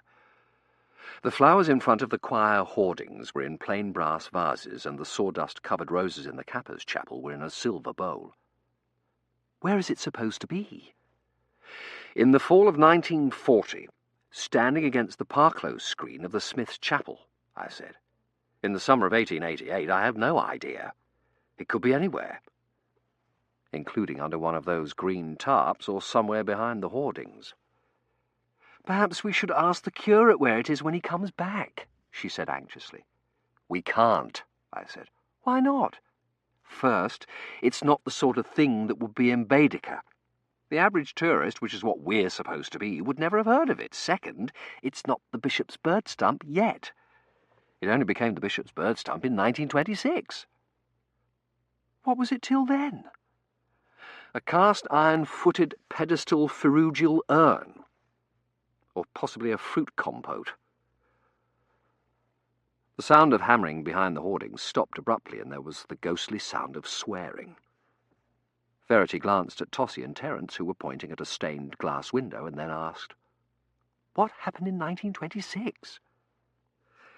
"There was a particularly acrimonious Ladies' Altar Guild meeting," I said, "at which someone proposed the purchase of a bird stump, which was a sort of tall ceramic vase popular at the time for the flowers in the nave. The bishop had recently instituted cost-cutting measures for the running of the cathedral, and the proposal was voted down on the grounds that it was an unnecessary expense and that there must be something around somewhere they could use, i.e. the cast-iron-footed pedestal ferruginal urn which had been in storage down in the crypt for 20 years.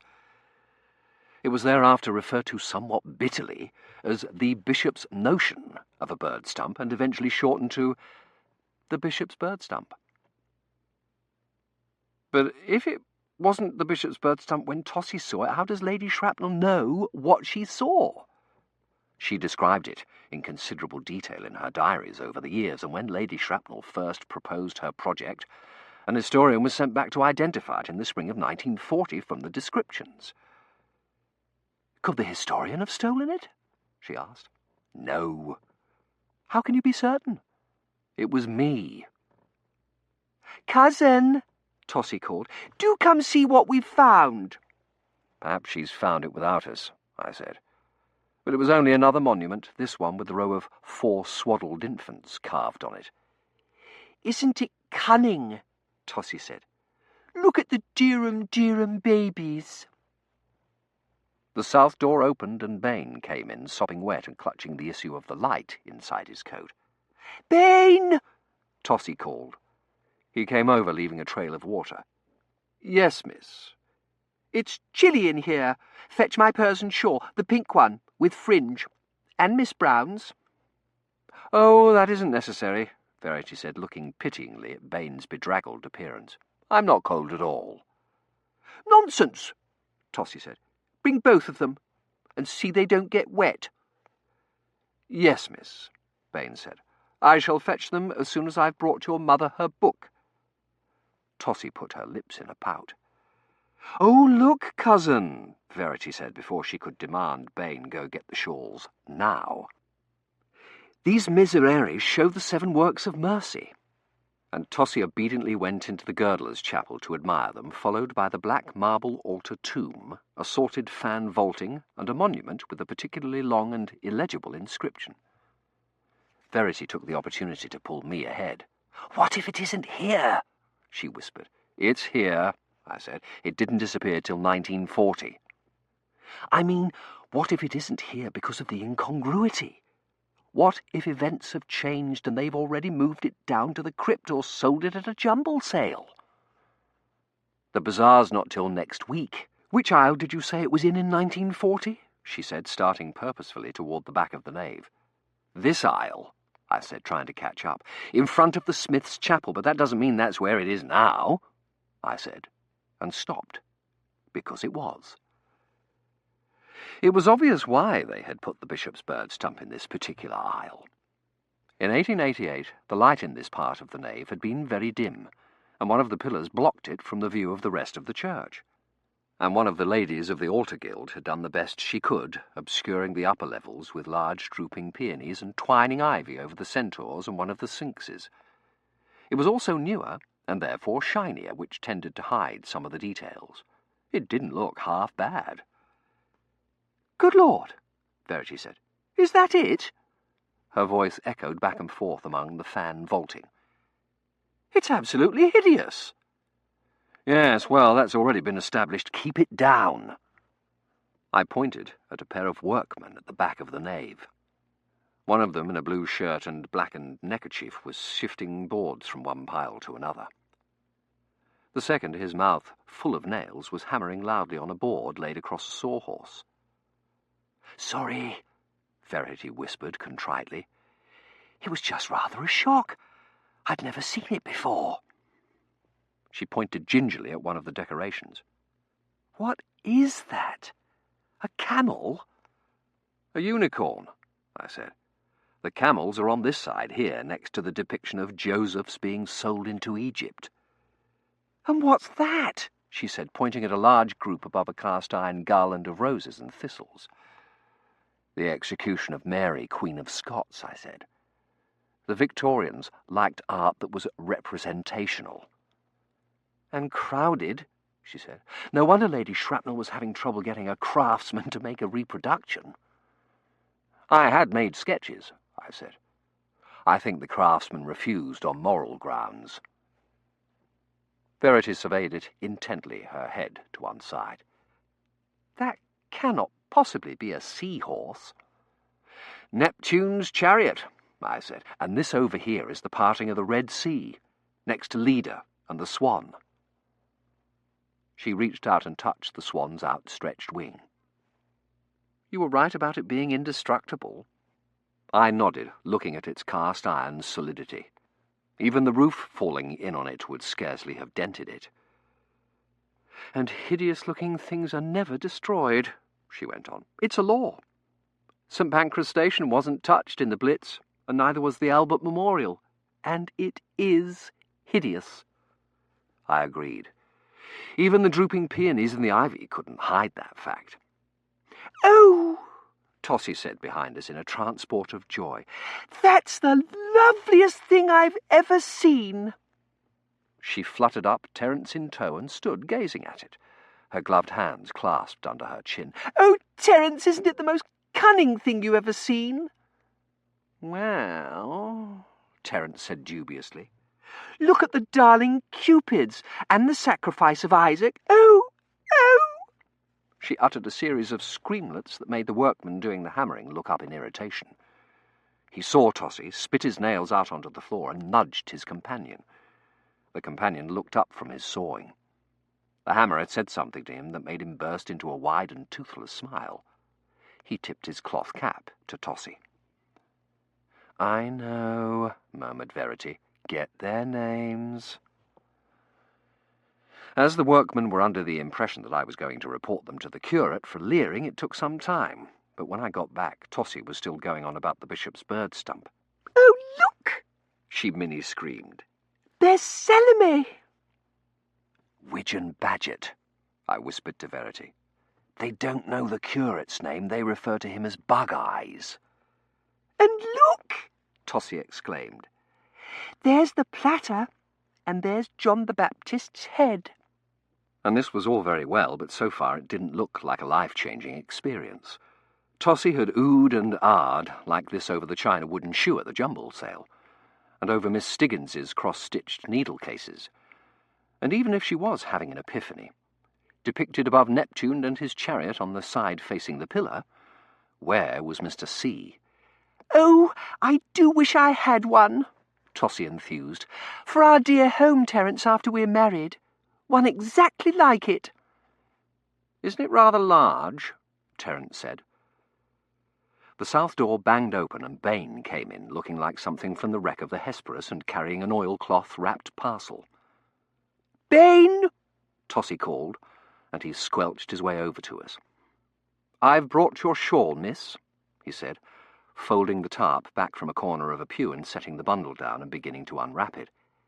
"Bain, what do you think of this?" Tossie said, indicating the bishop's bird stump. "Don't you agree it's the most beautiful piece of art you've ever seen?" Bain straightened and looked at it, blinking water out of his eyes. There was a considerable pause while Bain wrung out his sleeve. "No." "No?" Tossie said, making it into a screamlet. "No." He bent over the pew, opening the oilcloth to reveal the shawls, neatly folded and perfectly dry. He straightened again, reached inside his coat for a damp handkerchief, wiped his hands on it, and picked the pink shawl up by the corners. "Your shawl, miss," he said, holding it out to her. "I don't want it now," Tossie said. "What do you mean, no?" "I mean the sculpture is a hideous atrocity. Vulgarly conceived, badly designed, and shoddily executed," he said, folding the shawl carefully and bending it to lay it back in the bundle. "How dare you say that?" Tossie said, her cheeks very pink. Bain straightened. "I beg your pardon, miss. I thought you were asking my opinion." "I was, but I expected you to tell me you thought it was beautiful." He bowed slightly. "As you wish, miss." He looked at it, his face impassive. "It is very beautiful."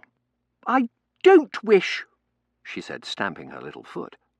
"How can you not think it's beautiful? Look at the cunning little babes in the wood and the sweet little sparrow with a strawberry leaf in its mouth." "As you wish, miss." "And stop saying that," she said, her ruffles quivering with rage. "Why do you say it's an atrocity?" "This," he extended his hand toward the bishop's bird stump, "is cluttered, artificial, and," he looked pointedly at the babes in the wood, "mawkishly sentimental, intended to appeal to the aesthetically uneducated middle class." Tossie turned to Terence. "Are you going to allow him to say such things?" she demanded. "It is a bit cluttered," Terence said. "And what's that supposed to be?" he added, pointing to the Minotaur. "A horse or a hippopotamus?" "A lion!" Tossie said, outraged. "And there's Androcles taking a thorn out of its paw." I looked at Verity. She was biting her lip. "And it is not mawkishly sentimental," Tossie said to Bain. "As you wish, miss." His life was saved by the timely arrival of the curate and Mrs. Meering from behind the hoardings. "The Roman cavalry," Verity murmured. "Directly beneath Bacchus holding a bunch of grapes," I murmured back. "I do hope you will consider having a jumble sale at your bazaar," Mrs. Meering was saying, steering the curate toward us. "People have so many treasures in their attics that make excellent jumble sale items." She stopped at the sight of the bishop's bird stump. "Something like this, for instance. Or an umbrella stand. Vases are so useful. We had a china one with a painted waterfall at our fete, which sold for—" Tossie interrupted her. "You think this is beautiful, don't you?" she said to the curate. "Indeed I do," he said.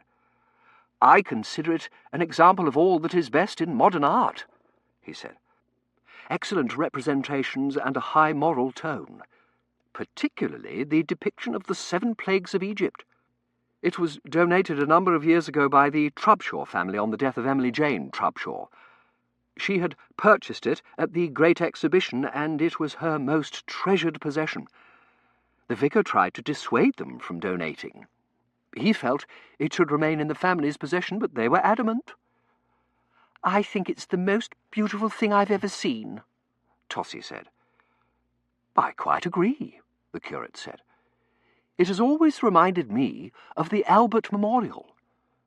"I adore the Albert Memorial," Tossie said. "I glimpsed it when we went to Kensington to hear Mrs. Guppy speak on ectoplasm. And I couldn't rest until Papa had taken me to see it. I love the mosaics and the gilt spire." She clasped her hands together.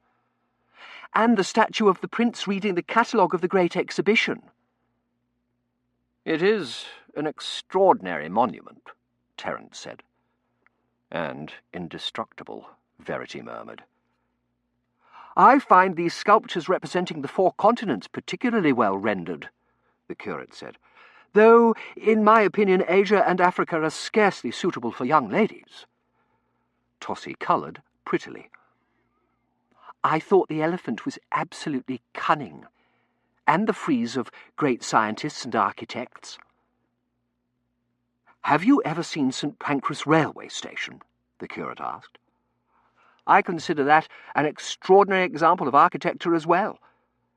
Perhaps you'd care to see the work we're doing on the church, he asked her. It is not, of course, on a par with the Albert Memorial, but J.O. Scott has done some excellent work. He took Tossie's arm and led her up to the choir. The galleries have been cleared and all the box pews have been removed.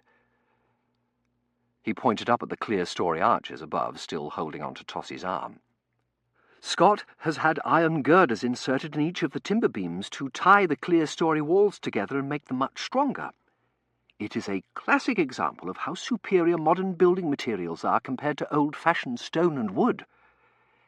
Oh, I think so too, Tossie said eagerly. Actually, it was a classic example of trying to turn the Titanic. When the cathedral caught fire on the night of November 14th, the iron girders had buckled and bent, and then collapsed, taking the clear-story arches and the internal colonnades with them. Without the girders, the church might have remained standing. The outer walls and the tower, which hadn't been renovated to make them stronger, had.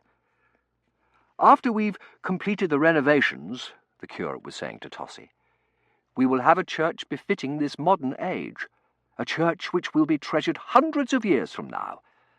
Would you like to see the renovations we are doing on the tower?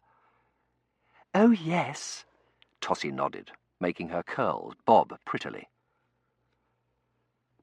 There was a sound from over by the south door, and I looked up. It was a young woman in a grey dress. She had a large basket and a long nose, and she strode across the nave to the bishop's bird stump with sharp, staccato-sounding steps, like rifle shots. Miss Sharp, the curate said, looking caught out. Allow me to introduce— I only came to deliver these for the bazaar, Miss Sharp said. She thrust the basket at him and then withdrew it when she saw the curate was holding Tossie's arm. It is pen wipers, 2 dozen, she turned. I will leave them in the vestry. Oh, but can you not stay, Miss Sharp? The curate said, extricating his arm from Tossie's. Miss Meering, allow me to introduce Miss Delphinium Sharp. I wondered if she was a relation of Mrs. Chattisbourne's. I was so hoping we could discuss the arrangement of the stalls for the bazaar, Miss Sharp, the curate said. I shall not be able to attend the fete. I will leave these in the vestry, she said again. She turned and started her rifle-fire way back across the nave.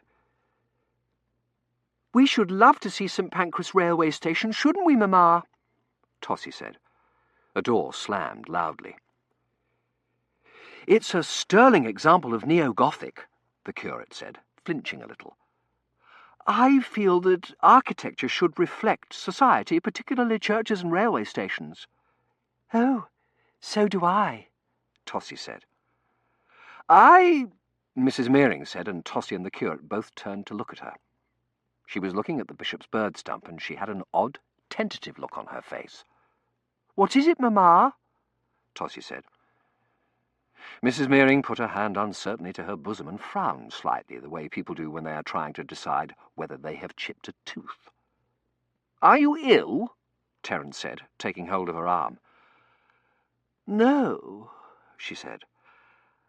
I've just had the oddest feeling. She frowned. I was looking at the— She waved the hand that had been on her bosom at the bishop's bird stump. And all at once You received a spirit message? Tossie said. No, not a message, Mrs. Meering said, probing at the tooth. I had the oddest feeling. A premonition, Tossie prompted. Yes, Mrs. Meering said thoughtfully. She frowned as if trying to remember a dream, and then turned and stared at the bishop's bird stump. We must go home at once. "Oh, but you can't go yet," Verity said. "I so wanted to discuss the treasure hunt with you," the curate said, looking disappointedly at Tossie. "And the arrangement of the fancy goods tables. Can't you at least stay to tea?" "Bain?" Mrs. Mearing said, ignoring both of them. "Yes, madam," Bain, who had gone back over by the south door, said. "Bain, we must return home at once," Mrs. Mearing said, and started across the nave toward him. Bain hurried to meet her, bringing an umbrella. "Has something happened?" he said. "I have had a warning," Mrs. Mearing said, looking much more like herself. "When is the next train?" "In 11 minutes, he said immediately. "But it is a local train. The next express to Reading isn't until 4:18. "Bring the carriage around," she said. "Then run ahead to the station and tell them to hold the train for us, and take down that umbrella. It's bad luck to have an open umbrella indoors. Bad luck!" She clutched her heart. "Oh, what if we are too late?" Bain was struggling to get the umbrella furled. I took it from him, and he nodded gratefully and took off for the station, running. "Wouldn't you like to sit down, Aunt Malvinia?" Verity asked. "No, no," Mrs. Mearing said, shaking off her hand. "Go and see if the carriage is here yet. Is it still raining?" It was, and the carriage was. Terence and the driver helped her down the steps and bundled her and her travelling skirts into it. I took advantage of the momentary delay to shake the curate's hand. "Thank you so much for showing us the church, Mr. I said. "Mr. Henry," Mrs. Mearing called from the carriage, "we shall miss our train." The south door banged open, and Miss Sharp emerged and walked rapidly down the steps past us and up Bailey Street. The curate looked after her. "Goodbye," Tossie said, leaning out the window. "I should so love to see St. Pancras." I tried again, my foot on the carriage step. "Good luck with your church bazaar, Mr. "Thank you," he said absently. "Goodbye, Mrs. Mearing. Miss Mearing, if you will excuse me." He hurried after Miss Sharp. "Miss Sharp," he called. "Wait! Delphinium! Delly!" "I don't believe I caught your name," I said, leaning out the window. "Mr. Henry," Mrs. Mearing snapped. "Driver?" And we rattled off. Every man meets his Waterloo at last. Wendell Phillips. Chapter 20. Retreat. I attempt to ascertain the station guard's name. Mrs. Mearing's premonition, possible meanings of. Shawls. Aliases of clergymen. Eglantine has her future predicted. John Paul Jones. Tea, unfortunate revivifying effects of. Apports. Newspapers. Fans. Yet another swoon.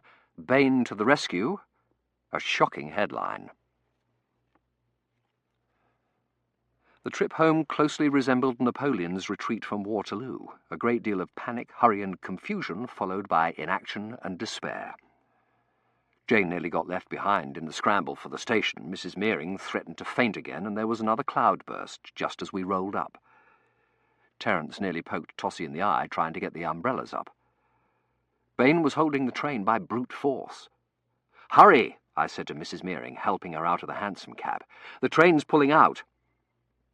No, it mustn't leave without us," she said, sounding genuinely urgent. "My premonition." "Then we must hurry," Verity said, taking her other arm, and we propelled her across the platform to first class. The station guard, still arguing with Bain, gave up at the sight of Tossie, struggling with her skirts and her ruffled parasol, and helped her board, tipping his hat gallantly. "I know," I muttered, "get his name." There was no time to find a porter. Terence and I, ignoring the conventions of class, grabbed the hampers, satchel, parcels, rugs, and Jane out of the hansom cab and flung them willy-nilly into the second-class carriage. I ran back to pay the driver, who tore off as soon as the money was in his hands, as if Blucher's Prussians were after him, and ran back onto the platform. The train had started to move, its heavy wheels turning in a slow but mounting acceleration. The station guard stepped back from the edge of the platform, his hands clasped behind his back. "What's your name?" I gasped, running up. Whatever he answered, the train's whistle drowned it out completely. The train began to pick up speed. "What?" I shouted. The whistle blew again. "What?" he shouted. "Your name," I said. "Ned," Terence shouted from the first-class platform. "Come on, then." "I'm coming. What's your name?" I shouted at the guard and jumped for it. I missed. My right hand caught the brass railing and I hung there for an instant.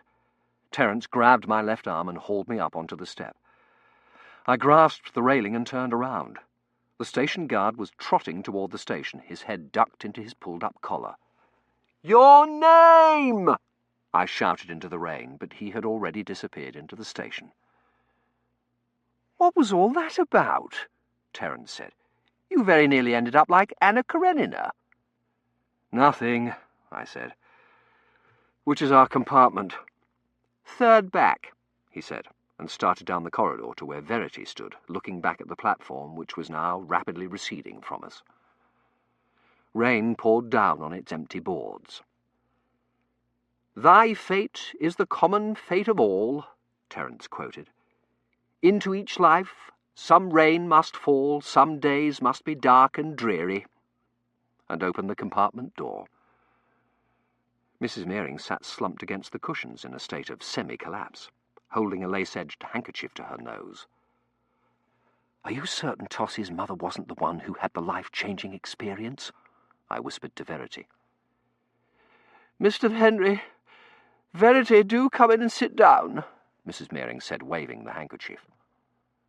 I caught a blast of Parma violets. "And shut the door, you're causing a draught." We came in. I shut the door. We sat down. "And homeward bound we wend our merry way," Terence quoted, smiling at everyone. No one smiled back. Mrs. Mearing sniffed at her handkerchief. Verity looked worried, and Tossie, huddled in the corner, positively glared at him. If she had had a life-altering experience, she certainly didn't look it. She looked tired and sulky and damp. Her ruffled organdy was limp and non-fluttering, and her golden curls had begun to frizz. "We might at least have stayed for tea, Mamma," she said fretfully. "The curate intended to ask us, I'm sure of it. It isn't as if this were the only train. If we'd taken the 5:36, we'd have had plenty of time for tea." "When one has a dreadful premonition," Mrs. Mearing said, obviously feeling better, "one does not stop for tea." She waved the handkerchief, and I got another staggering whiff of violets. "I tried to tell Mesiel he should come with us." "Did your premonitions specify it was Colonel Mearing who was in danger?" Verity asked. "No," Mrs. Mearing said, and got that odd, probing-a-tooth look again. There was water." She gave a tiny scream. "What if he's fallen in the fish pond and drowned? His new goldfish was to arrive today." She sank back against the cushions, breathing into the handkerchief. "Papa knows how to swim," Tossie said. "He might have hit his head on the stone edging," Mrs. Mearing said stubbornly. "Something dreadful's happened. I can feel it." She wasn't the only one. I glanced sideways at Verity. She was looking calmly desperate. We needed to talk. "Can I fetch you anything, Mrs. Mearing?" I said. I wasn't sure how to get Verity out of the compartment. Perhaps I could get the railway guard to give her a message. I'd crossed that railway bridge when I came to it. "It's rather chilly in here. Can I fetch you a travelling rug?" "It is cold," she said. "Verity, go and tell Jane I want my Scottish shawl. Tossie, do you want yours?" "What?" Tossie said uninterestedly, looking out the window. "Your shawl," Mrs. Mearing said. "Do you want it?" "No," Tossie said violently. "Nonsense," Mrs. Mearing said. "It's cold in here." And to Verity, "Bring Tossie's shawl." "Yes, Aunt Malvinia." Verity said, and went out. "It is cold in here," I said. "Shall I ask the guard to bring in a stove or a heated brick for your feet?" "No. Why on earth don't you want your shawl, Tossie?" "I want my tea," Tossie said to the window. "Do you think I'm aesthetically uneducated?" "Of course not," Mrs. Mearing said. "You speak French. Where are you going, Mr. Henry?" I took my hand off the compartment door. "I just thought I'd step out onto the observation platform for a moment," I said, taking out a pipe as proof. "Nonsense! It's pouring rain out there." I sat down, defeated. Verity would be back in a moment, and we'd have missed our chance. The way we had missed our chance in Coventry. "Mr. St. True's," Mrs. Mearing said, "go and tell Bain to bring us some tea." "I'll do it," I said, and was out of the compartment before she could stop me. Verity would already be on her way back with the shawl. If I could stop her before she got to the end of the second-class carriage, we could... A hand reached out of the second-to-last compartment, grabbed my sleeve and yanked me inside. "Where have you been?" Verity said. "It isn't easy to get away from Mrs. Mearing," I said, taking a look down the corridor to make sure there was no one coming before I shut the compartment door. Verity pulled down the shades. "The real question is, what do we do now?" She sat down. I was sure getting her to Coventry would do the trick. She'd see the bishop's bird stump, she'd meet Mr. whatever his name is beginning with a C, her life would be changed, and the incongruity would be fixed.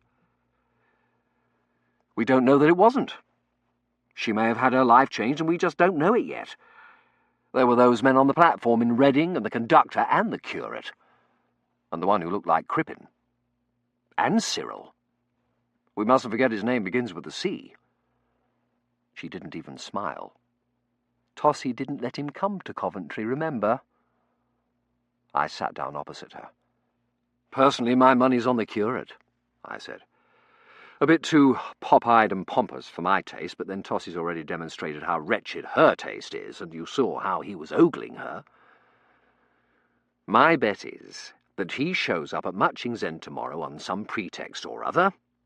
He's decided to become a spiritist, or he wants advice on the coconut shy or something. They fall in love. She drops Terence like a hot potato, and the next thing you know, they're posting the banns for Miss Tossie Mearing and the Reverend Mr.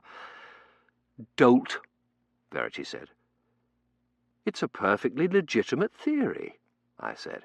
"You heard the two of them cooing about the album Dolt. D-O-U-L-T, she said. "The Reverend Mr. Dolt." "Are you certain?" She nodded grimly. "Mrs. Mearing told me his name when we were getting into the carriage. A well-intended young man, the Reverend Mr. Dolt," she said, "but lacking in intelligence. He refuses to see the logic of the afterlife." "You're sure it was Dolt and not Colt?" she said. "I'm positive." She shook her head. "The curate wasn't Mr. C." "Well, then it must have been one of the men on the platform at Reading. Or Matching's End's curate." "His name is Armitage." "So he says. What if he's operating under an alias?" "An alias? He's a clergyman." "I know, and the church would be particularly unforgiving of youthful misbehaviour and misdemeanours, which would be why he had to take an assumed name. And his constantly being at Matching's End shows he's interested in her. And speaking of which, what is this peculiar fascination she has for curates?" "They all need wives to help them with the Sunday school and the church fates." "Jumble sales," I muttered. "I knew it. The Reverend Mr. Armitage is interested in spiritism," I said to Verity. "He's interested in vandalising old churches. He's not Mr. C," Verity said. "I looked him up. He married Eglantine Chattisbourne." "Eglantine Chattisbourne?" I said. She nodded. "In 1897, he became the vicar of St. Albans in Norwich." "What about the station guard?" I said. "I didn't catch his name. Tossie didn't even glance at him. She hasn't shown the slightest interest in anybody all day. She leaned tiredly back against the seat. We have to face it, Ned. The life-changing experience didn't happen. She looked so discouraged I felt I had to try and cheer her up.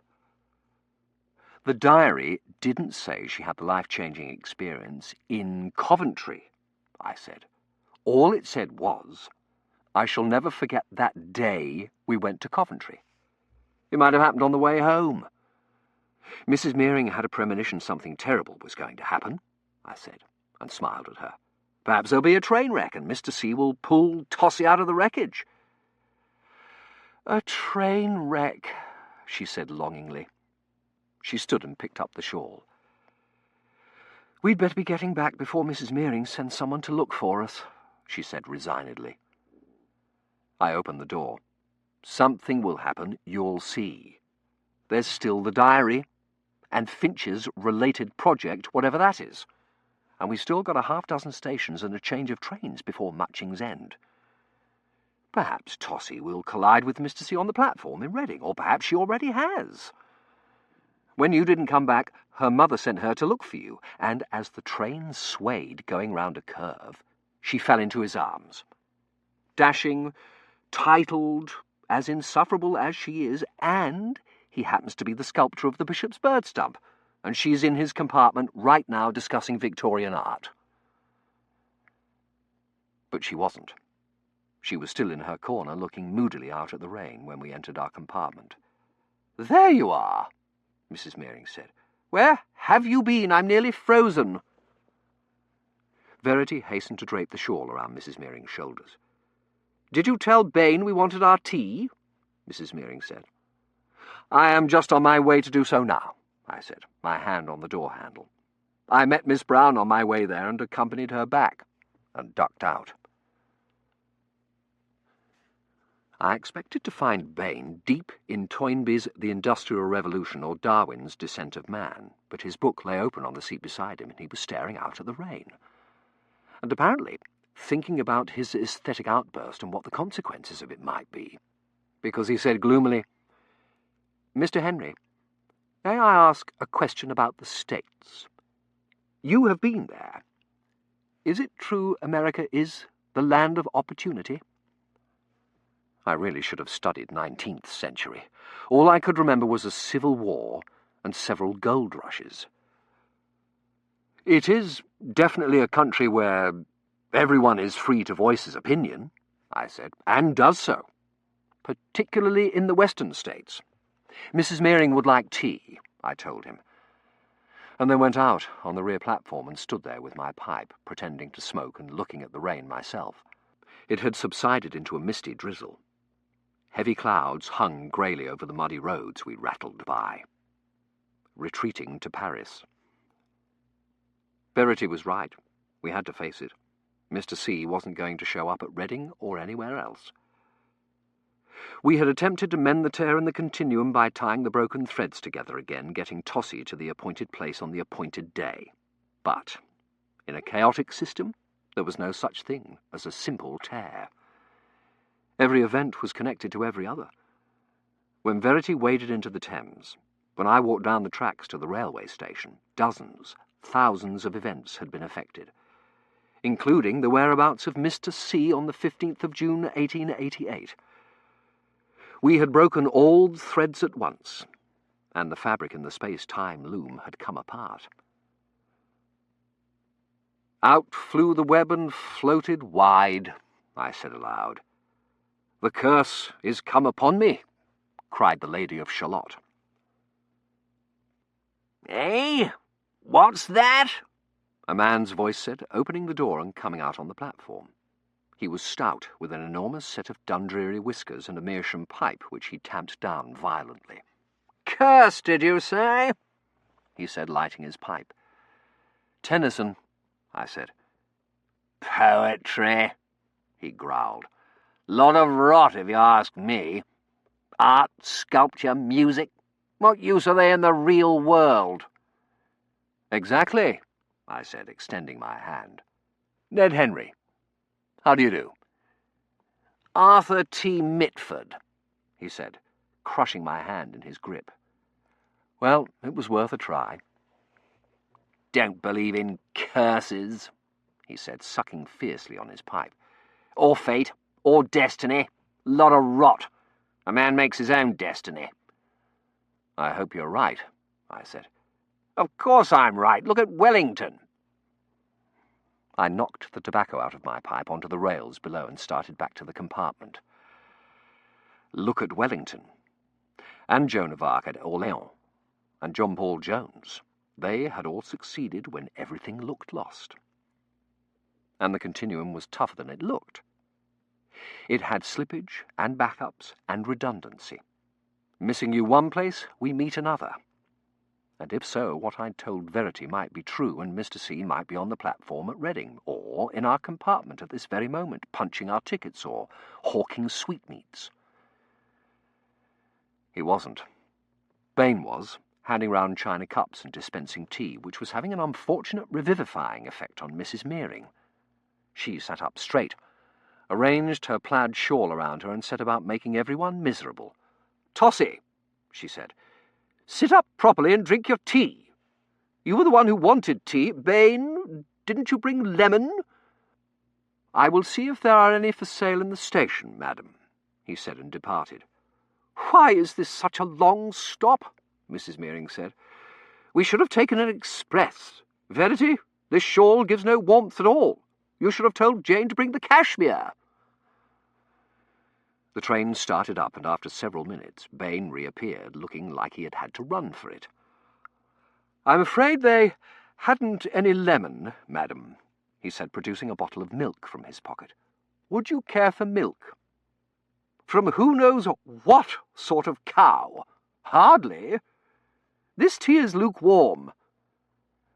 Bain produced a spirit lamp and proceeded to heat more water while Mrs. Meering looked around at us for another victim. "Mr. St. True's," Mrs. Meering said to Terence, who had retreated behind his book of poems, "it's far too dark to read in here. You will ruin your eyes." Terence closed the book and put it in his pocket, looking like a man who was just beginning to realise what he had let himself in for. Bain lit the lamps and poured more tea. "What a dull group you all are," Mrs. Meering said. "Mr. Henry, tell us about the States. Mrs. Chattisbourne says you told her you were out west fighting Red Indians." "Briefly," I said, wondering if she were going to ask about scalping next, but she was on a different course. "Did you have the opportunity while you were in the West of attending one of Baroness Eusapier's séances in San Francisco?" she asked. "I'm afraid not," I said. "Pity," she said, and it was clear she thought I had missed all the best tourist attractions. "Eusapier is famous for her apports." "Apports?" Terence asked. "Objects transported through the air from distant locations," she said. "That's it," I thought. "That's what happened to the bishop's bird stump. It was apported to a séance in San Francisco." "Flowers and photographs," Mrs. Meering was saying. "And once she apported a sparrow's nest all the way from China, with the sparrow in it." "How do you know it was a Chinese sparrow?" Terence said dubiously. "It didn't chirp in Chinese, did it? How do you know it wasn't a California sparrow?" "Is it true that servants in America don't know their proper place?" Tossie said, looking at Bain. "And that their mistresses actually allow them to express opinions on education and art as if they were equals?" It looked like the universe was going to collapse right here in this compartment. I said. "Did you see a spirit, Mrs. Meering?" Verity said, trying to change the subject. "When you had your premonition?" "No, she said, and got that odd inward look again. "Bain, how many more stops does this horrid train make?" "8, madam," he said. "We shall be frozen before we reach home. Go and tell the conductor to bring us a stove, and fetch a rug for my knees." And so on. Bain fetched the rug and warmed a brick for Mrs. Mearing's feet and a powder for the headache, which Mrs. Mearing had given all of us, but which she took herself. "I certainly hope you do not intend to keep dogs after you are married," she told Terence, and made him turn down the lamps because they hurt her eyes. At the next station she sent Bain to purchase a newspaper. "My premonition said that something dreadful was going to happen. Perhaps there has been a robbery, or a fire." "I thought you said your premonition had something to do with water," Tossie said. "Fires are put out with water," she said with dignity. Bain came in looking like he had nearly missed the train again. "Your newspaper, madam?"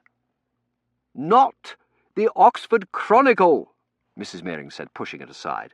"The Times." "The newspaper boy did not have the Times," Bain said. "I will attempt to see if there is a copy in the smoking car." Mrs. Mearing sank back against the seat. Terence picked up the discarded Oxford Chronicle and began to read it. Tossie went back to looking uninterestedly out the window. "It's stifling in here," Mrs. Mearing said. "Verity, go fetch my fan." "Yes, Aunt Melvinia," she said gratefully, and made her escape. "Why do they insist on overheating these railway cars?" Mrs. Mearing said, fanning herself with her handkerchief. "It really is a disgrace that we must travel in such uncivilized conditions." She glanced across at Terence's newspaper. "I simply do not see—" She stopped, staring blindly at Terence. Tossie looked up. "What is it? Mamma!" Mrs. Mearing stood up and took a staggering step backward in the direction of the door. "That night at the séance," she said, and fainted dead away. "Mamma!" Tossie said, starting up. Terence peered round his paper and then dropped it in a rattling heap.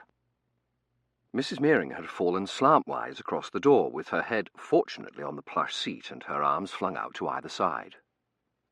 Terence and I scooped her up and deposited her more or less on the seat, with Tossie fluttering around us. "Oh, Mamma!" she said, leaning over Mrs. Mearing's inert form. "Wake up!" She took off her mother's hat, which didn't seem particularly to the point, and began patting her cheek. "Oh, do wake up, Mamma!" There was no response. "Speak to me, Mamma!" Tossie said, gently patting her cheek. Terence picked up the newspaper he'd dropped and began fanning her with it. Still no response. "You'd better go and get Bain," I said to Terence. "Yes, Bain," Tossie said. "He'll know what to do." "Right," Terence said, handed Tossie the newspaper and hurried off down the corridor. "Mamma," Tossie said, picking up fanning where Terence had left off. "Speak to me." Mrs. Mearing's eyes fluttered open. "Where am I?" she said faintly.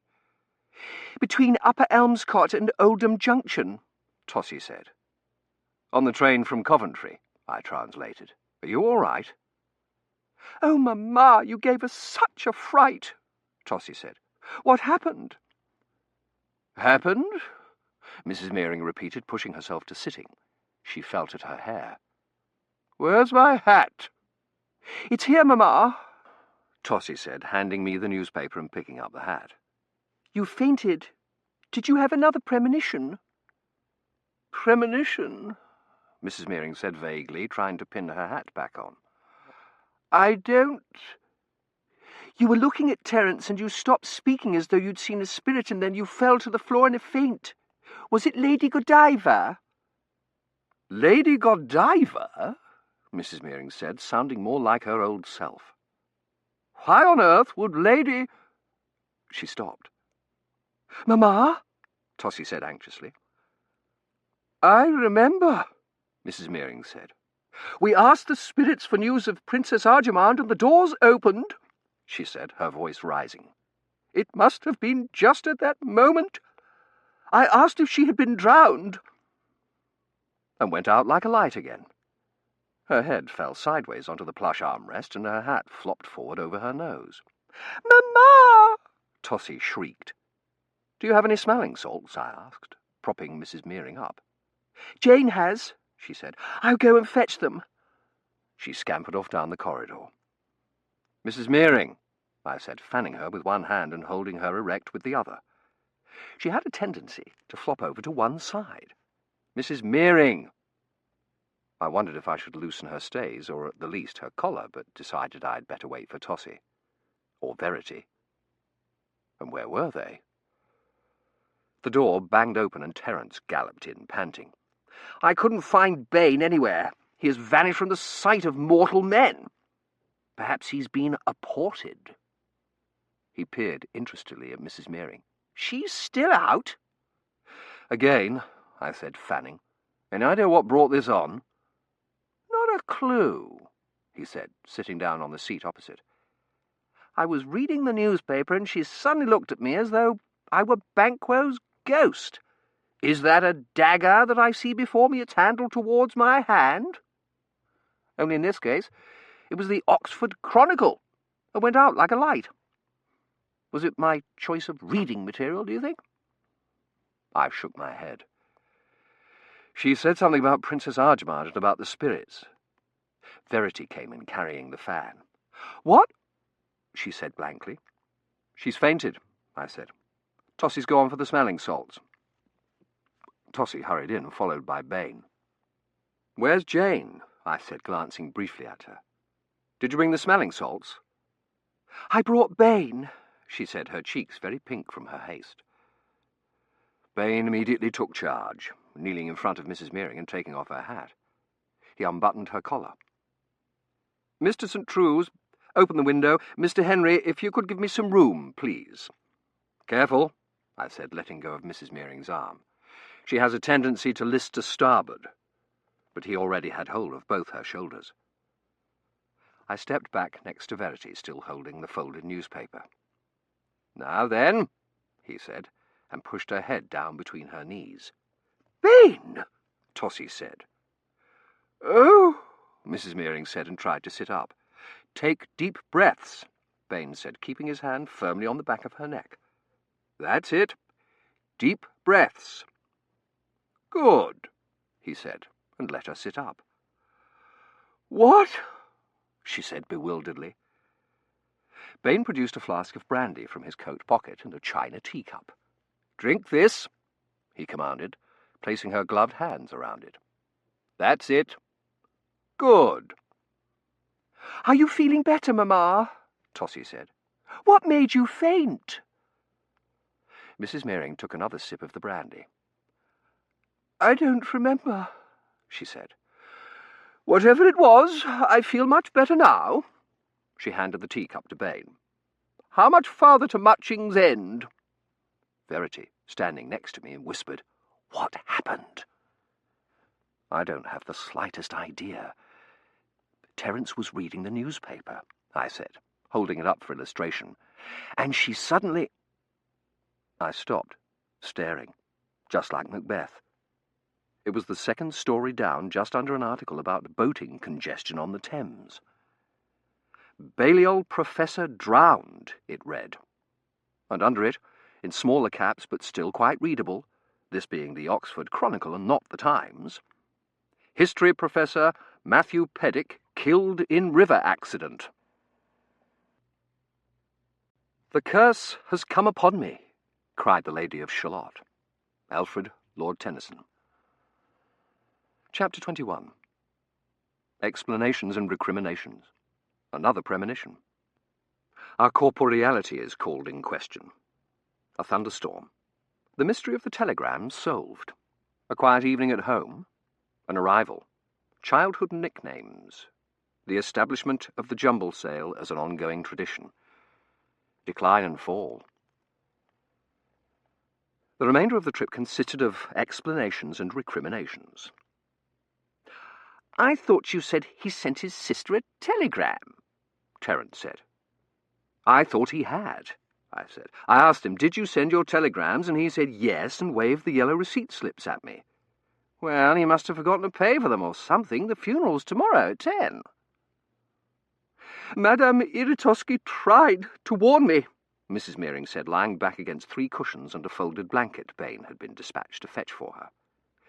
"Beware the sea," she said, "beware the sea. She was trying to tell me Professor Peddick had drowned." "But he didn't drown," I said. "It's all a misunderstanding. He fell in the river, and Terence and I fished him out. Professor Overforce must have thought he drowned when he couldn't find him." "Fell in the river?" Mrs. Mearing said. "I thought your boat capsized." "It did," Terence said, "but that was the next day. We heard this splash, and I thought it was Darwin, because there were a number of trees along the bank just there, but it wasn't. It was Professor Peddick. It was a lucky thing we came along just at the right moment to save him, or he would have been done for. Fate. Ah, happy fate that grasped the skirts of happy chance. Because he was going down for the 3rd time, and we had the very devil of a time. Mr. St. Trues," Mrs. Mearing, obviously recovering, said, "there are ladies present." Terence looked chagrined. "Oh, I do beg your pardon. In the excitement of telling the story, Mrs. Mearing nodded dismissively. "You say Professor Peddick fell in the river?" "Well, actually, Professor Overforce, they were discussing history, you see, and Professor Peddick said—" I had stopped listening and was staring blankly at the wall, the way Mrs. Mearing had stared with her premonition. Something someone had said. For a moment, I had almost had it, the solution to the mystery, the significant clue. And Verity was right, we had been looking at it the wrong way round, but I had only had it for an instant, and then it had slipped away. It was something that one of them had said. Mrs. Mearing. Terence. I squinted at Terence, trying to remember. "And then Professor Peddick said Julius Caesar wasn't irrelevant, and that was when Professor Overforce went in the drink."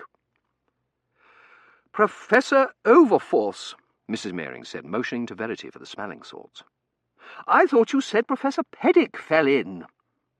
"Actually, it was more that he was pushed," Terence said. "Pushed?" It was no use. Whatever my premonition had been, it was gone, and it was obviously time to intervene. "Professor Peddick slipped and fell in," I said, "and we rescued him, and intended to take him back home, but he insisted on coming with us downriver. We stopped in Abingdon so he could send a telegram to his sister telling her of his plans, but it obviously went astray. And when he turned up missing, she assumed that he was dead, whereas he was really alive and with us." She took a deep whiff of the smelling salts. "With you," she said, looking speculatively at Terence. "There was a cold gust of wind, and I looked up, and there you were, standing in the doorway in the darkness. How do I know you're not all spirits?" "Here, feel," Terence said, offering his arm. Two solid flesh." She squeezed his sleeve gingerly. "There, you see," he said. "Quite real." Mrs. Mearing looked unconvinced. "The spirit of Katie Cook felt solid. Mr. Crooks put his arm round her waist at a séance, and he said she felt quite human." Yes, well, there was an explanation for that, and for the fact that spirits bore an unusual resemblance to people draped in cheesecloth, and with that sort of reasoning we were never going to be able to prove we were alive. "And they had Princess Arjemand with them," Mrs. Mearing said, warming to her theory, "who Madame Miratosky said had crossed over to the other side." "Princess Arjemand isn't a spirit," Verity said. "Bain caught her in the fish pond this morning, tried to catch Colonel Mearing's black moor. Isn't that right, Bain?" "Yes, miss," he said. "But I was able to remove her before there was any harm done." I looked at him, wondering if he had removed her to the middle of the Thames, or if he'd been too frightened by the Verity incident to try it again. "Arthur Conan Doyle says that spirits eat and drink in the afterlife just as we do here," Mrs. Mearing said. "He says the afterlife is just like our world, but purer and happier, and the newspapers would never print anything that isn't true." And so on until we changed trains at Reading, at which terminus the topic switched to how disgracefully Professor Peddick had behaved. "To put his loved ones through such dreadful anguish," Mrs. Mearing said, standing on the platform watching Bain struggle with the luggage. "To leave them to sit by the window anxiously waiting for his return, and then, as the hours passed, to have all vestiges of hope fade is the absolute height of cruelty." Had I but known how careless of his loved one's affections he was, I should never have opened our home and our hospitality to him. Never. Should we wire ahead and warn Professor Pettick of the impending storm? I whispered to Verity as we walked up the steps to the other train. When I was gone to fetch the fan, she said, watching Tossie ahead of us with Terence. Did anyone come into the compartment? Anyone at all? Not a soul, I said. And Tossie stayed there the whole time. She went to get Bain after her mother fainted, I said. How long was she gone? Only long enough to fetch Bain, I said, and then at her crestfallen look. She might have bumped into someone in the corridor, and we're still not home. She might meet someone here, or at the station at Matching's End. But the guard who handed her into our compartment was at least 70, and there wasn't a soul, departed or otherwise, on the rainy platform at Matching's End, or at home, except for Colonel Mearing and Professor Pettick. I should definitely have wired ahead. "And the most wonderful idea," Colonel Mearing said, coming happily out to greet us in the rain. Monsieur, where is your umbrella? Mrs. Mearing cut in before he could get any farther. Where is your coat? "Don't need 'em," the Colonel said. "Just been out to look at my new red-spotted silver tanko, perfectly dry," even though he looked fairly damp and his moustache had gone limp. "Couldn't wait to tell you our idea. Absolutely splendid. Thought we'd come straight up to tell you, didn't we, Professor? Grease." Mrs. Mearing, being helped out of the carriage by Bain, who was holding an umbrella over her, looked warily at Professor Pettick as if still not quite sure of his corporeality. Grease? "Thermopylae," the Colonel said happily. "Marathon, the Hellespont, the Straits of Salamis, laying out the battle today. Came to me. Only way to see the lay of the land. Envision the armies." There was an ominous peal of thunder which he ignored. "Holiday for the whole family. Order Tossie's trousseau in Paris. Visit Madame Iratosky.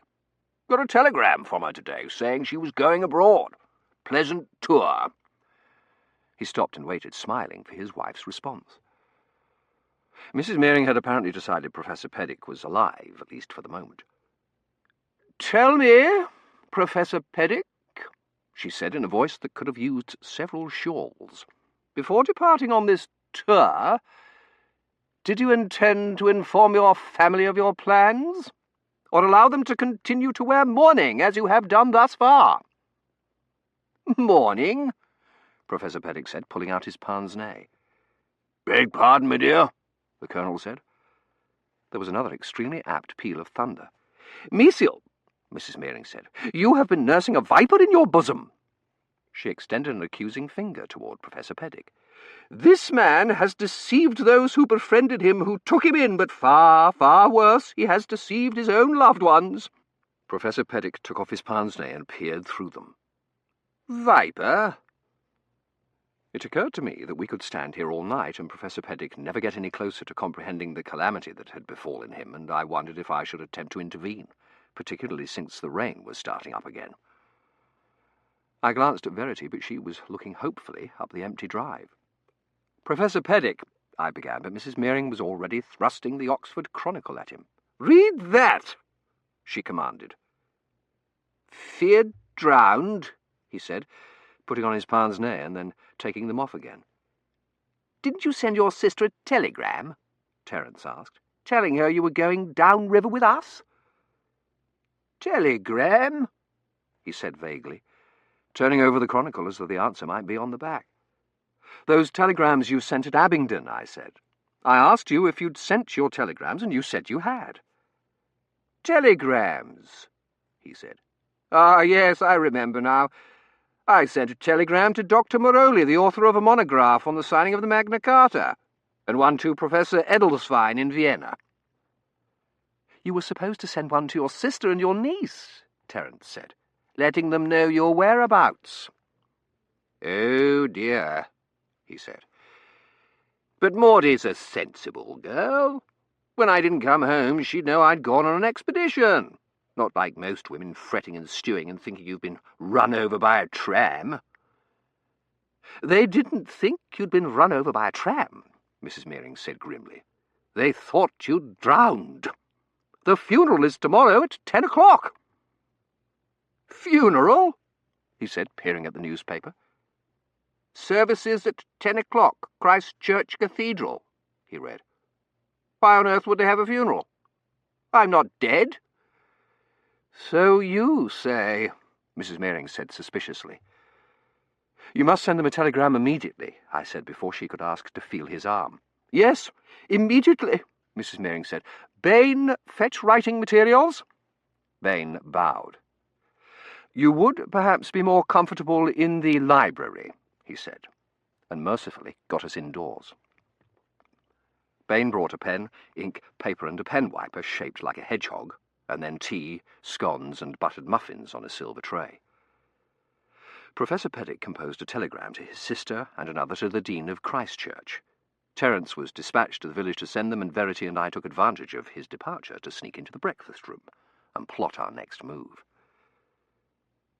Which is what? Verity said. There wasn't anyone at the station, or here. I asked the cook. Nobody's come to the door all day. As soon as it stops raining, I think we should go through and tell Mr. Dunworthy we've failed. The day's not over yet, I said. There's still dinner and the evening. You'll see. Mr. C will burst in during the soup and announce they've been secretly engaged since Easter. Perhaps you're right, Verity said without conviction. But nothing happened during dinner, except Mrs. Mearing's repeating of her premonition, which had now taken on elaborate embellishments. And as I stood there in the church, I seemed to see the spirit of Lady Godiva before me, clothed, of course, in a robe of Coventry blue with her long hair hanging down. And as I stood there, transfixed, she held up her glowing white hand in warning and said, "Things are not what they seem." Nothing happened over cigars and port either, except a full description of the merits of the Colonel's new red-spotted silver tanko. I found myself hoping that when he rejoined the ladies, they'd be sitting round a shipwrecked sailor or a disinherited duke, listening eagerly to his tale of having got lost in the rainstorm. But when Colonel Mearing pulled the folding doors open, Mrs. Mearing was draped on the settee, apparently overcome again, and breathing deeply into a scented handkerchief. Tossie was sitting at the writing table and writing in her diary, and Verity, on the slipper chair, was looking up eagerly as if she expected the sailor to come in with us. There was a knock on the front door, and Verity half stood up, letting her embroidery fall. But it was only Terence, back from sending the telegrams. "I thought it best to wait for an answer to the one to your sister," he said, handing his wet coat and umbrella to Bain. He handed Professor Peddick 2 yellow envelopes. The professor fumbled for his pince-nez, tore the telegrams open, and proceeded to read them aloud. "Uncle, delighted to hear from you. Knew you were well. All love, your niece." "Dear Maudie," he said. "I knew she wouldn't lose her head. It shows what intelligent creatures women can be when properly educated." "Educated?" Tossie cut in. "Is she aesthetically educated?" Professor Peddick nodded. "Art, rhetoric, the classics, mathematics." He tore open the other envelope. "None of your silly music and needlework." He read the second telegram out loud. "Horace, how could you? Mourning ordered. Flowers and pallbearers already arranged. Expect you on 9:32 train. Professor Overforce already engaged to give eulogy." "Professor Overforce?" He stood up. "I must leave for Oxford at once. When is the next train?" "There are no more trains to Oxford tonight," Bain, the walking Bradshaw, said. "The first train tomorrow is the 7:14 from Henley." "I must be on it," Professor Peddick said. "Pack my bags at once. Overforce? He does not want to give a eulogy. He wants to discredit my theory of history and advance his own. He's after the Haviland chair. Natural forces, populations, the murderer." "Murderer!" Mrs. Mearing shrieked, and I thought we were going to have to go over the entire living or dead thing again. But Professor Peddick didn't give her so much as a chance to call for her smelling salts. "Not that murder counts in his theory of history," he said, clutching the telegram. "The murder of Marat, of the 2 little princes in the Tower, the murder of Darnley, none of them had any effect on the course of history, according to Overforce. Individual action is irrelevant to the course of history. Honour doesn't matter in Overforce's theory, nor does jealousy, nor foolishness, nor luck. None of them have any effect on events. Not Sir Thomas More, not Richard the Lion-Hearted, nor Martin Luther. And so on. Mrs. Mearing attempted to interrupt once or twice and then subsided against the settee. Colonel Mearing took up his newspaper, not the Oxford Chronicle. Tossie, her chin propped on her hand, played idly with a large carnation pen-wiper. Terence stretched out his legs toward the fire. Princess Arjamand curled up in my lap and fell asleep. Rain pattered against the window. The fire crackled. Cyril snored. Verity poked determinedly at her embroidery and kept glancing at the ormolu mantel clock, which appeared to have stopped. At the Battle of Hastings, Professor Peddick said, King Harold was killed by an arrow in the eye. A lucky shot that determined the outcome of the battle. How does Overforce's theory of history account for luck? The front door knocker banged loudly, and Verity stabbed her finger with her embroidery needle. Terence sat up, blinking. Bain, adding logs to the fire, stood up and went to answer the door. "Who can that be at this hour?" Mrs. Mearing said. Please, I thought, let it be Mr. C. Natural forces? Populations? Professor Peddick fumed. How does the siege of Khartoum fit into that theory? I could hear muffled voices in the vestibule, Bain's and another man's. I looked over at Verity, who was sucking her pricked finger, and then back at the parlour door. Bain appeared in it. "The Reverend Mr. Armitage," he said, and the curate bustled in, rain dripping from his flat-brimmed hat. "Absolutely unforgivable to visit so late, I know," he said, handing his hat to Bain, "but I simply had to stop by and tell you how well the fete did. I was over at Lower Hedgebury at a meeting of the Slum Charities Committee, and everyone was simply agog at our success. A success," he simpered, "which I consider to be entirely due to your idea of having a jumble sale, Mrs. Mearing. Reverend Chichester wants to institute one for his Mission for Unfortunate Girls Midsummer Bazaar." "Reverend Chichester?" I said, leaning forward. "Yes," he said eagerly. "He wanted to know if you would be willing to lend your expertise to the enterprise, Mrs. Mearing, and Miss Mearing and Miss Brown, of course." "Reverend Chichester," I said. "I believe I've heard of him. Young, unmarried, dark moustache." "Reverend Chichester," the Reverend Armitage said. "Good heavens, no. 90 if he's a day. Rather afflicted with palsy, I'm afraid, but still active in good works, and very interested in the other side." "I shouldn't wonder," Colonel Mearing muttered from the depths of his newspaper. "He's already got one foot over the line." "The final judgment may be but a step away for all of us," the Reverend Armitage said, pursing his lips. "Fear God, and give glory to him, for the hour of his judgment is come. Revelation chapter 14, verse 7. He truly was a toad, prissy, self-righteous, humourless, the perfect mate for Tossie, and there didn't seem to be any other takers. "Armitage," I said, "is that your full name?" "I beg your pardon?" he said. "So many people have multiple names these days," I said. "Edward Burne-Jones, Elizabeth Barrett-Browning, Edward Bulwer-Lytton. I thought perhaps Armitage was short for Armitage Culpepper or Armitage Chutney." "Armitage is my full name," he said, drawing himself up. "Eustace Hieronymus Armitage."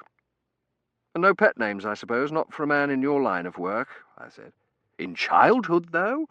My sister's pet name for me was Curls because of my baby locks. Did you have curly hair?"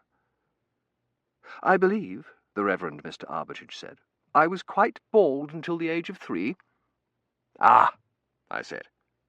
"Chuckles, perhaps, or Chubby." "Mr. Henry," Mrs. Mearing said, "Mr. Armitage is trying to tell us the results of the fete." "Yes. Well," the Reverend Mr. Armitage said, pulling a leather notebook from his pocket. "After expenses, the receipts came to £18, 4 shillings and 8 pence, more than enough to paint over the wall murals and put in a new pulpit. We may even have enough to purchase an oil painting for the Lady Chapel. Perhaps a Holman Hunt." "What do you think the purpose of art is, Mr. Armitage?"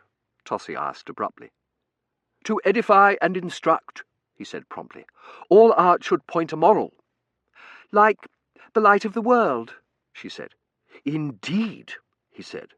For behold, I stand at the door and knock. Revelation chapter 3, verse 20. He turned to Mrs. Meering. So may I tell the Reverend Mr. Chichester he can count on your assistance? I'm afraid not, Mrs. Meering said. We are leaving for Torquay the day after tomorrow. Verity looked up stricken, and the Colonel lowered his paper. My nerves, Mrs. Meering said, looking hard at Professor Peddick. So many unsettling things have happened in the last few days. I feel the need to consult with Dr. Forley. Perhaps you've heard of him. He's an expert in spiritism, ectoplasm, and from there we shall journey to Kent to meet Mr. St. Truce's parents and make arrangements for the wedding. Ah, Mr. Armitage said, but you will be back by August, I do hope. Our summer fete was such a success I've decided we should have a St. Bartholomew's Day fair, and we will, of course, want to have a fortune-teller and a jumble sale. Mrs. Chattersbourne wanted to have a whist drive instead, but I told her the jumble sale was destined to become a tradition. And all thanks to you. I have already been collecting items for it.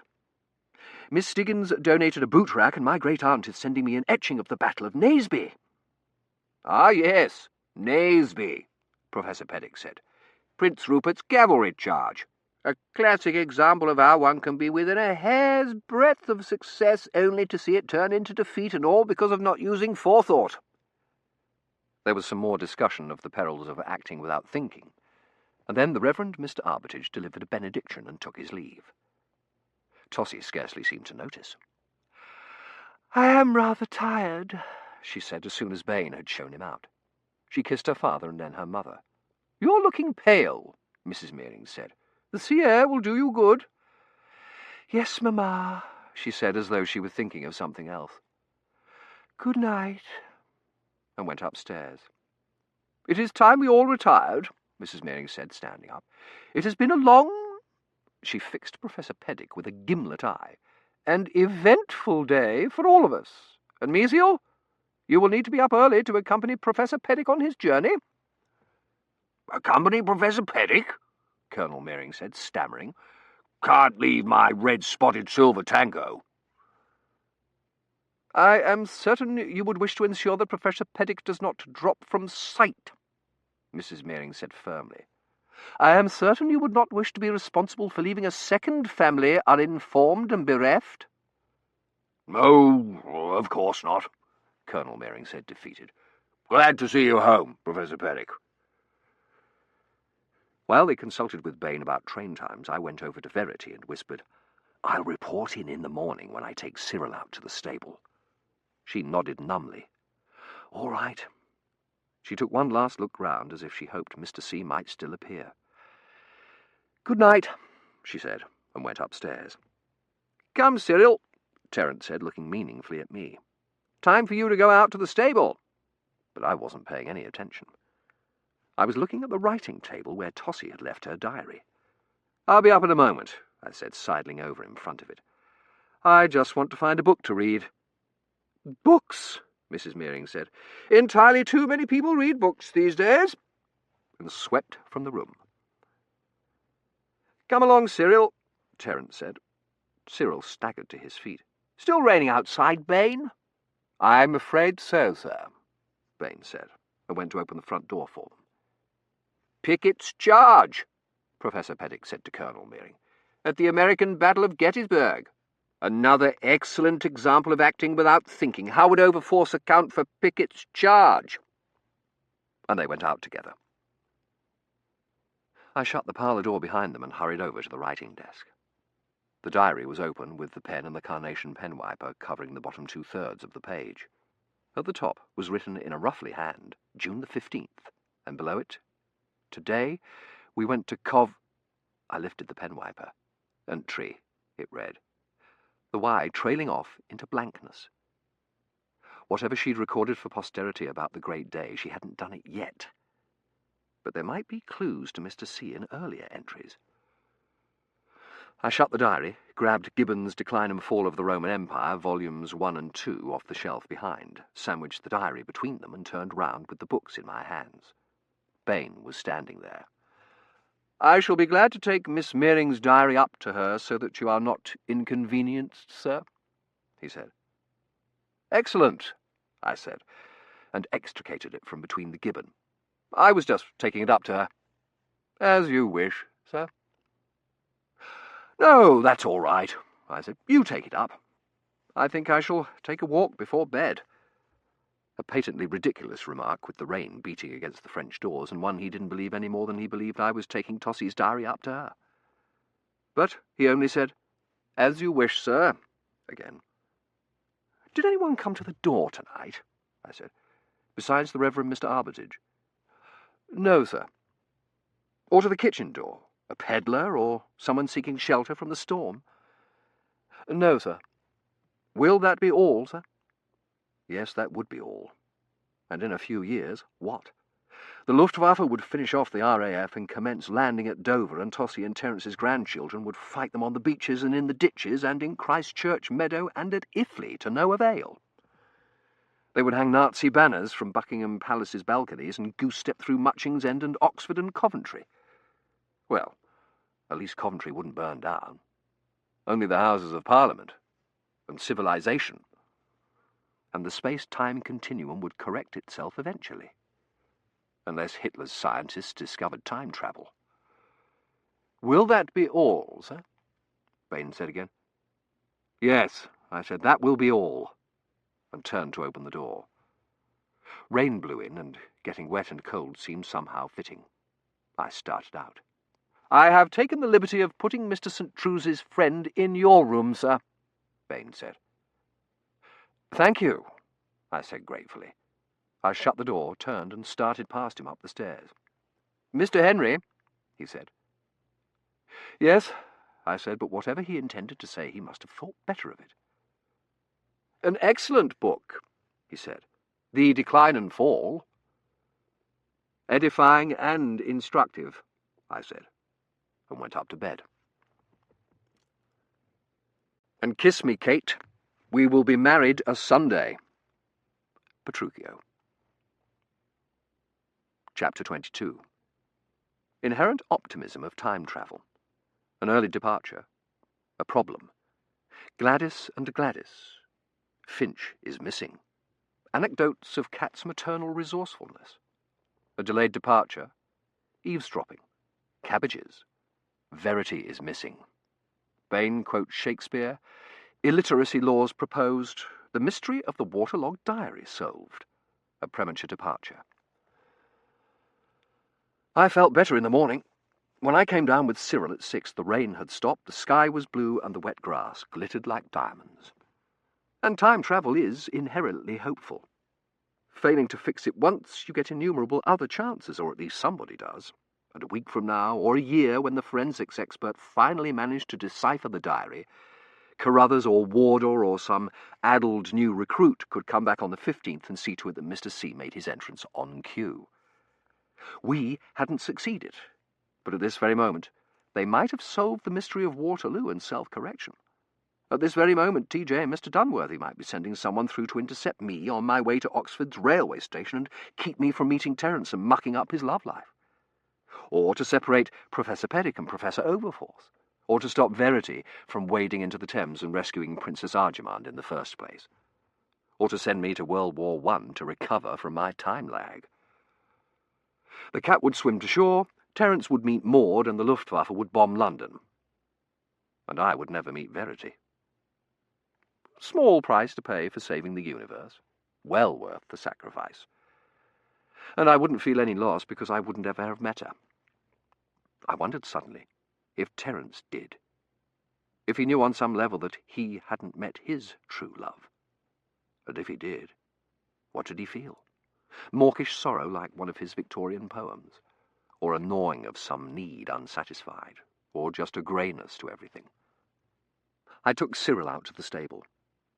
Princess Arjemand had come down with us, and she stalked ahead across the wet grass, her tail in the air, coming back periodically to wind herself around Cyril's hind legs and my ankles. There was a sound over by the stable, and the big doors began to creak open. "Hide!" I said, scooping up Princess Arjemand and ducking back into the shelter of the kitchen door. The groom, looking like he'd just been awakened, pushed the doors open, and the driver led 2 horses, hitched to the carriage, out. The carriage to take Professor Peddick and Colonel Meering to the station. I looked toward the house. Bain was bringing out the luggage and setting it on the front steps. Professor Peddick stood behind him in his academic gown and mortarboard, holding his kettle of fish against his stomach and talking to Terence. "Come along," I whispered to Cyril, and started toward the side of the stable. Princess Arjamand wriggled wildly in my arms, trying to get free, and I let her down. She took off like a shot across the lawn. I led Cyril in the groom's door. "Make it look like you've been here all night," I said, and Cyril promptly went over to his burlap sacking, turned round 3 times, flopped down, and began to snore loudly. "Good boy," I said, and let myself out of the stable, and collided with Terence. "Have you got Cyril?" he said. "I just brought him down," I said. "Why, is something wrong? Did Mrs. Meering see me?" He shook his head. "Bain came and knocked me up this morning and said Colonel Meering was ill and would I accompany Professor Peddick to Oxford. Seems he caught a chill yesterday fishing for trout, and Mrs. Meering wants to make certain Professor Peddick makes it home. Good idea, actually. He's likely to spot a hill that reminds him of the Battle of Hastings or something and get off the train. I thought I'd take Cyril. Thought it would be a bit of a holiday for him from—" He stopped and started again. "Especially as he didn't get to go to Coventry yesterday. Is he in the stables?" "Next to the hay bales," I said. But when he opened the groom's door, Cyril was standing just inside, wagging his pudgy body. "Would you like to take a journey by rail, old man?" Terence said, and the 2 of them set off happily for the house.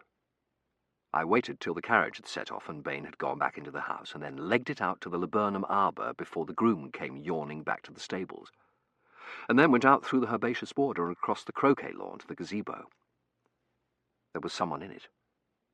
I circled round the weeping willow and came up behind the lilacs. A dark figure was sitting hunched on one of the side benches. Who would be sitting out here at this hour? Mrs. Meering, hunting for ghosts. Bain, catching up on his reading. I parted the lilac branches so I could see better, sending a shower of water over my blazer and flannels. Whoever it was, they had a cloak wrapped around them and a hood pulled up over their head. Tossie, waiting for a rendezvous with her life-changing lover, or the mysterious Mr. C himself. I couldn't see the figure's face from there. I needed to be on the other side of the gazebo. I carefully let go of the branches, dousing myself again, and stepped back squarely on Princess Arjamand. "Meow!" she yowled, and the figure darted up, clutching the cloak. The hood fell back. "Verity," I said. "Ned?" "Meow," Princess Arjamand said. I scooped her up to see if I'd hurt her. "Meow," she said, and began to purr. I carried her round the lilacs and over to where Verity was standing. "What are you doing out here?" I said. Verity looked as pale as one of Mrs. Meering's spirits. The cloak, which must have been an evening cloak of some kind, was drenched, and under it she had on her white nightgown. "How long have you been out here?" I said. Princess Arjamand was squirming. I put her down. "You didn't have to report in. I told you I'd do it when I brought Cyril down." "What did Mr. Dunworthy say about—" and saw her face. "What is it?" "The net won't open," she said. "What do you mean it won't open?" "I mean I've been out here for 3 hours. It won't open." "Sit down and tell me exactly what happened," I said, indicating the bench. "It won't open," she said. "I couldn't sleep, and I thought the sooner we reported in, the better, and I could be back before anybody got up, so I came out to the drop, and the net wouldn't open." "The drop's not there?" "No, it's there. You can see the shimmer, but when I step into it, nothing happens." "Could you be doing something wrong? Are you sure you were standing in the right place?" "I've stood in a dozen different places," she said impatiently. "It won't open." All right, I said. "Could someone have been there? Someone who might have seen you, Mrs. Meering or Bain or—" I thought of that. After the second time I walked down to the river and out to the fish pond and over to the flower garden, but no one was there. "And you aren't wearing something from this era?" "I thought of that too, but this is the nightgown I brought through in my luggage, and no, it hasn't been mended or had a new button sewn on." Maybe it's you, I said. I'll try. I hadn't thought of that, she said more cheerfully. The next drop should be any minute. She led me out of the gazebo and around to the side to a patch of grass next to a cluster of pink peonies. There was already a faint glitter to the grass. I hastily checked my clothes. Blazer, flannels, socks, shoes, and shirt were all the ones I'd worn through. The air shimmered and I stepped into the very centre of the grass. The light began to grow. "Is this what happened when you tried it?" I said. The light abruptly died. Condensation glittered on the peonies. "Yes," Verity said. "Perhaps it's my collar," I said, unfastening it and handing it to her. "I can't tell mine from the ones Elliot Chattisbourne loaned me." "It's not your collar," Verity said. "It's no use. We're trapped here, just like Carruthers." I had a sudden vision of staying here forever, playing croquet and eating kedgeree for breakfast and boating on the Thames, Verity trailing her hand in the brown water and looking up at me from under her beribboned hat. "I'm sorry, Ned. This is all my fault." "We're not trapped," I said. "All right. Let's be Harriet and Lord Peter and examine all the possibilities." "I've already considered all the possibilities," she said tightly. "And the only one that makes any sense is that it's all breaking down like TJ said it would." "Nonsense," I said. "It takes years for an incongruity to collapse the continuum. You saw the models. It may be breaking down in 1940, but not a week after the incongruity." She was looking like she wanted to believe me. "All right," I said, sounding more confident than I felt. "You go back to the house and get dressed before you compromise us both and I have to marry you." That made her smile at least. "And then have breakfast, so Mrs. Meering won't think you're missing and send out a search party for you. After breakfast, tell her you're going sketching, and come back out here and wait for me. I'm going to find Finch and get another opinion." She nodded. "This is probably nothing, a glitch, and Warder Just hasn't noticed it yet, or maybe she's shut down all return drops till she gets Carruthers back. Whatever it is, we'll get to the bottom of it." She nodded again a little more cheerfully, and I took off for the Chattisbournes, wishing I believed anything I'd just said, and that the Victorians hadn't lived so far apart. A maid in a ruffled apron and cap answered the door. "Gladys, I need to speak to Mr. Finch, the butler," I said, when I was able to catch my breath. I felt like Professor Peddick's runner from the Battle of Marathon who'd run all the way to Sparta. He died, hadn't he, after delivering his message? "Is he here?" "I'm very sorry, sir," the maid said, dropping an even worse curtsy than Jane's. "Mr. and Mrs. Chattisbourne are not at home. Would you wish to leave your card?" "No," I said. "It's Mr. Finch I wish to speak to. Is he here?" She had clearly not been briefed for this contingency. "You may leave your calling card if you wish," she said, and held out a small silver plate embossed with curlicues.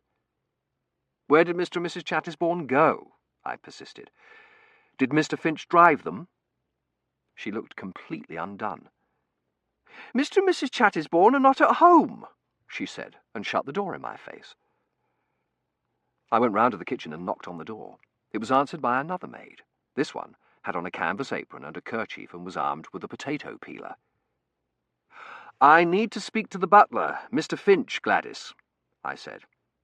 "Mr. and Mrs. Chattisbourne aren't here," she said, and I was afraid she was going to be equally unforthcoming, but she added, "They went over to Donington, to the St. Mark's Fancy Works sale." "It's Mr. Finch I need to speak to. Did he accompany them?" "No," she said. "He's up to Little Rushdale buying cabbages. He left this morning carrying a big basket to fetch them home in." "When?" I asked, wondering if I could catch up with him. "Before breakfast. It was scarcely light out. What's wrong with Farmer Graham's cabbages down the road, I don't know, but he says only the best for Mrs. Chattisbourne's table. I say one cabbage is as good as another." She made a face. "It's 3 hours' walk at the least." 3 hours' walk.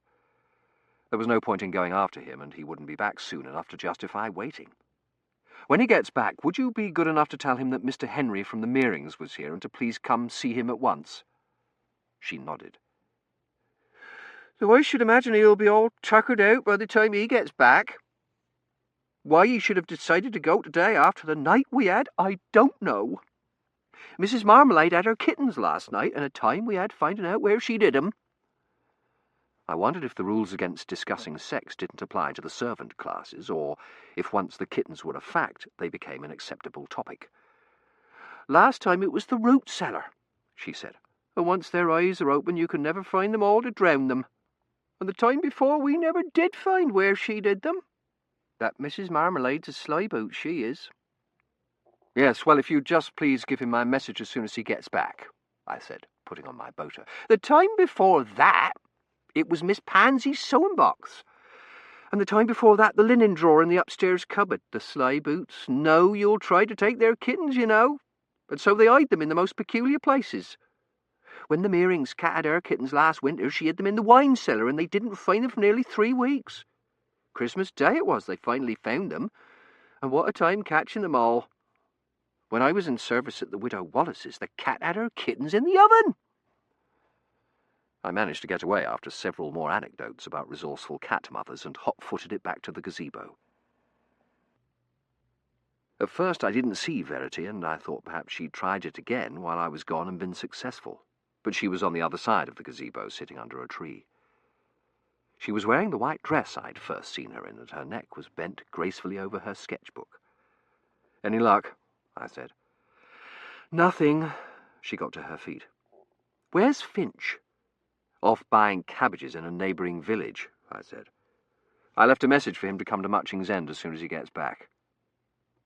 "A message," she said. "That's a good idea. We could try and send a message."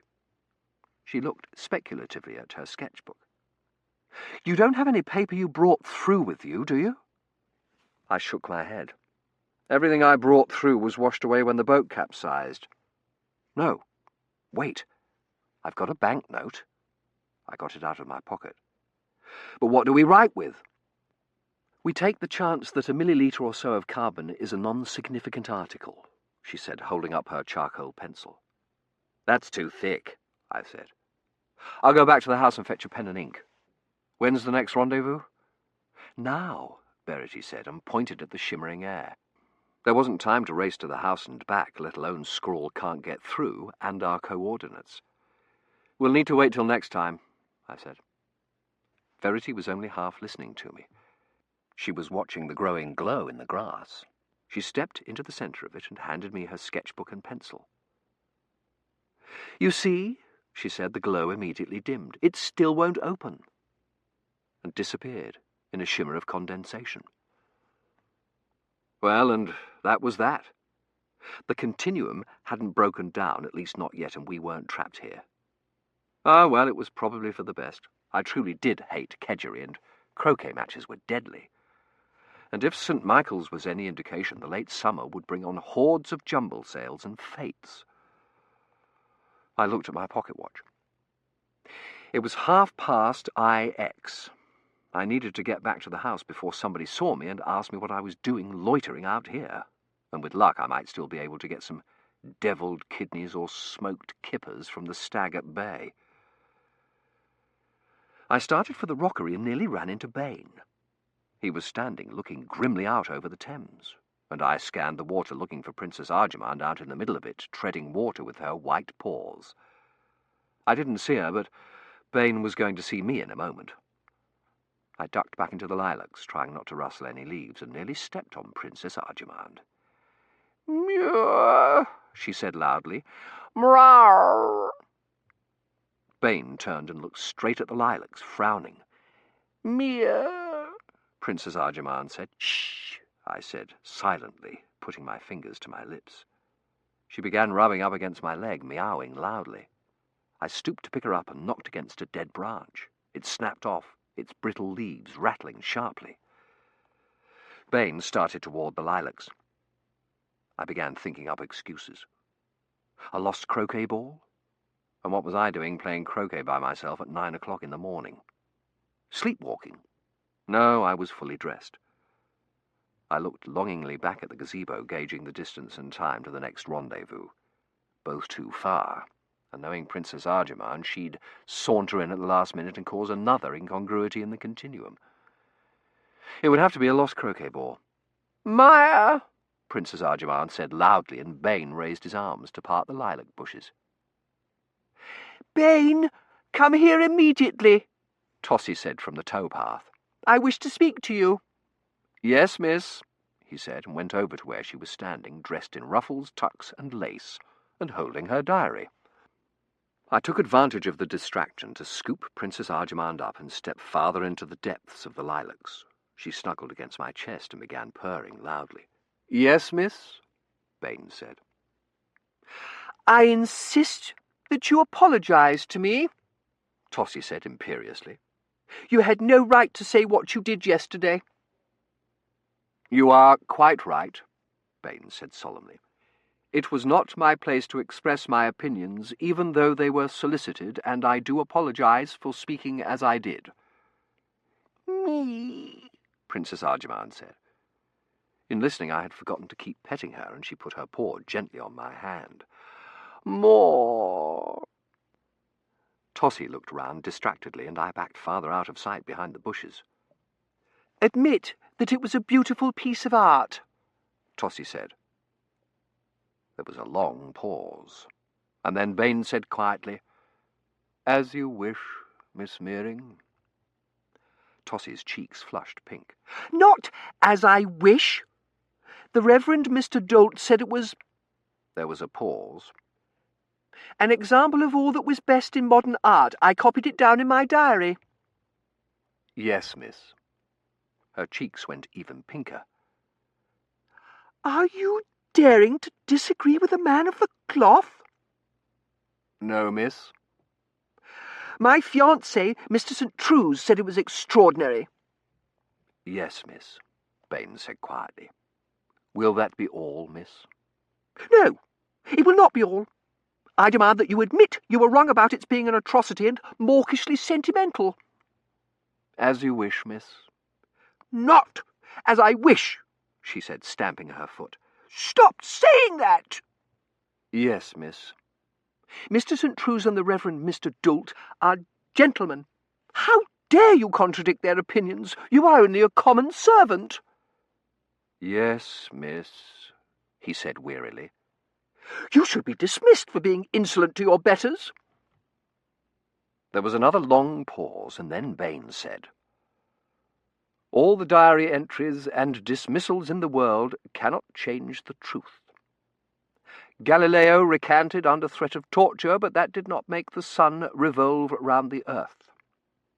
If you dismiss me, the vase will still be vulgar, I will still be right, and your taste will still be plebeian, no matter what you write in your diary. Plebeian? Tossie said, bright pink. How dare you speak like that to your mistress? You are dismissed. She pointed imperiously at the house. Pack your things immediately. Yes, miss, Bane said. E pur si muove. What? Tossie said, bright red with rage. What did you say? I said, Now that you have dismissed me, I am no longer a member of the servant class, and am therefore in a position to speak freely, he said calmly. You are not in a position to speak to me at all, Tossie said, raising her diary like a weapon. Leave at once. I dared to speak the truth to you because I felt you were deserving of it, Bane said seriously. I had only your best interests at heart, as I have always had. You have been blessed with great riches, not only with the riches of wealth, position, and beauty, but with a bright mind and a keen sensibility, as well as with a fine spirit. And yet you squander those riches on croquet and organdies and trumpery works of art. You have at your disposal a library of the great minds of the past, and yet you read the foolish novels of Charlotte Yonge and Edward Bulwer Lytton. Given the opportunity to study science, you converse with conjurers wearing cheesecloth and phosphorescent paint. Confronted by the glories of Gothic architecture, you admire instead a cheap imitation of it, and confronted by the truth, you stamp your foot like a spoilt child and demand to be told fairy stories. It was quite a speech, and after it, I fully expected Tossie to hit him over the head with the diary and sweep off in a flurry of ruffles. But instead, she said, "You think I have a bright mind?" "I do. With study and discipline, you would be capable of marvellous things." From my mid-lilac vantage point, their faces were hidden from me, and I had a feeling seeing them was important. I moved over to the left, to a thinner bush, and ran squarely into Finch. I nearly dropped Princess Arjamand. She yowled, and Finch yelped. "Shh!" I said to both of them. "Finch, did you get the message I left at the Chattisbournes?" I whispered. "No, I've been in Oxford," Finch said, beaming, "where, I'm delighted to say, my mission was a complete success." "Shh!" I whispered. "Keep your voice down. The butler and Tossie are having an argument." "An argument?" he said, pursing his lips. "A butler never argues with his employer." "Well, this one does," I said. Finch was rustling under the lilacs. "I'm glad I ran into you," he said, coming up with a basket full of cabbages. "Where's Miss Kindle? I need to speak with both of you." "What do you mean, where's Miss Kindle? I thought you said you just came through from the lab." "I did," he said. "Then you must have seen her. She just went through." "To the laboratory?" "Of course, to the laboratory," I said. "How long were you there before you came through?" "An hour and a half," Finch said. "We were discussing the next phase of my mission, but no one came through during that time." "Could she have come through without you noticing?" I said. "While you were having this discussion?" "No, sir. We were standing in the net area, and Miss Warder has been keeping a very close watch on the console because of Carruthers." He looked thoughtful. "Had you noticed any problem with the net?" "Problem?" I said, forgetting we were supposed to keep our voices down. "We've been trying for the last 5 hours to get the bloody thing open." "Shh!" Finch said. "Keep your voice down." But it scarcely mattered. Bain and Tossie's voices had risen to shouting point. "And don't quote Tennyson at me," Tossie said furiously. "That was not Tennyson," Bain shouted. "It was William Shakespeare, who is eminently quotable. Think you a little din can daunt mine ears? Have I not heard great ordnance in the field and heaven's artillery thunder in the skies?" "The net wouldn't open," Finch said. "That's what my message was about," I said. "It wouldn't open for either of us. Verity had been trying since 3 o'clock this morning." A thought struck me. "When did you go through from here?" "At 2:30. "That was just before Verity tried," I said. "How much slippage was there?" "None," he said, looking worried. "Oh dear, Mr. Lewis said something like this might happen." "Something like what?" "Some of his Waterloo models showed aberrations in the net due to the incongruity." "What sort of aberrations?" I said, raising my voice again. "Failure to open, destination malfunction." "What do you mean, destination malfunction?" "In 2 of the simulations, the historian was sent to some other destination on the return drop. Not just locational slippage, but an entirely different space-time location. Mexico in 1872 in one instance." "I've got to tell Mr. Dunworthy," I said, starting for the drop. "How long ago did you come through?" "At 20 till 10, he said, scurrying after me, taking out his pocket watch. 12 minutes ago. Good. That meant only 4 minutes till the next one. I reached the gazebo and went over to the spot where Verity had gone through. "Do you think this is a good idea, sir?" Finch said worriedly.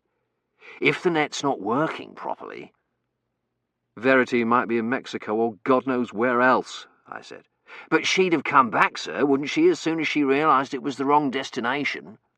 "Not if the net wouldn't open," I said, trying to find the spot where Verity had stood. "You're right," Finch said. "What can I do, sir? I'm expected back from Little Rushlade." He indicated the basket. "But I could—" "You better take your cabbages to the Chattisbournes, and then meet me back here. If I'm not here, you go through and tell Mr. Dunworthy what's happened." "Yes, sir," he said.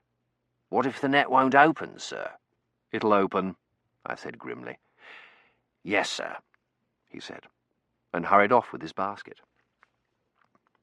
I looked hard at the grass, willing the shimmer to start. I was still holding the cat, and I couldn't just put her down. She was liable to walk into the net at the last minute, and another incongruity was the last thing we needed. There were still 3 minutes left. I pushed back through the lilacs to where Tossie and Bain had been, intending to put the cat down where they could see her. Things had apparently not improved. "How dare you?" Tossie said. "Nay, come, Kate, come," Bain said. "You must not look so sour." "How dare you call me Kate as if I were a common servant like you?" I squatted down and tipped Princess Arjamand out of my hands. She sauntered off through the bushes toward Tossie, and I sprinted back to the drop. "I intend to tell my fiancé how insolently you spoke to me," Tossie shouted. Apparently she hadn't noticed Princess Arjamand. "When Mr. St. Trues and I are married, I intend to make him run for Parliament and pass a law making it a crime for servants to read books and have ideas." There was a faint hum, and the air began to shimmer. I stepped into the centre of it.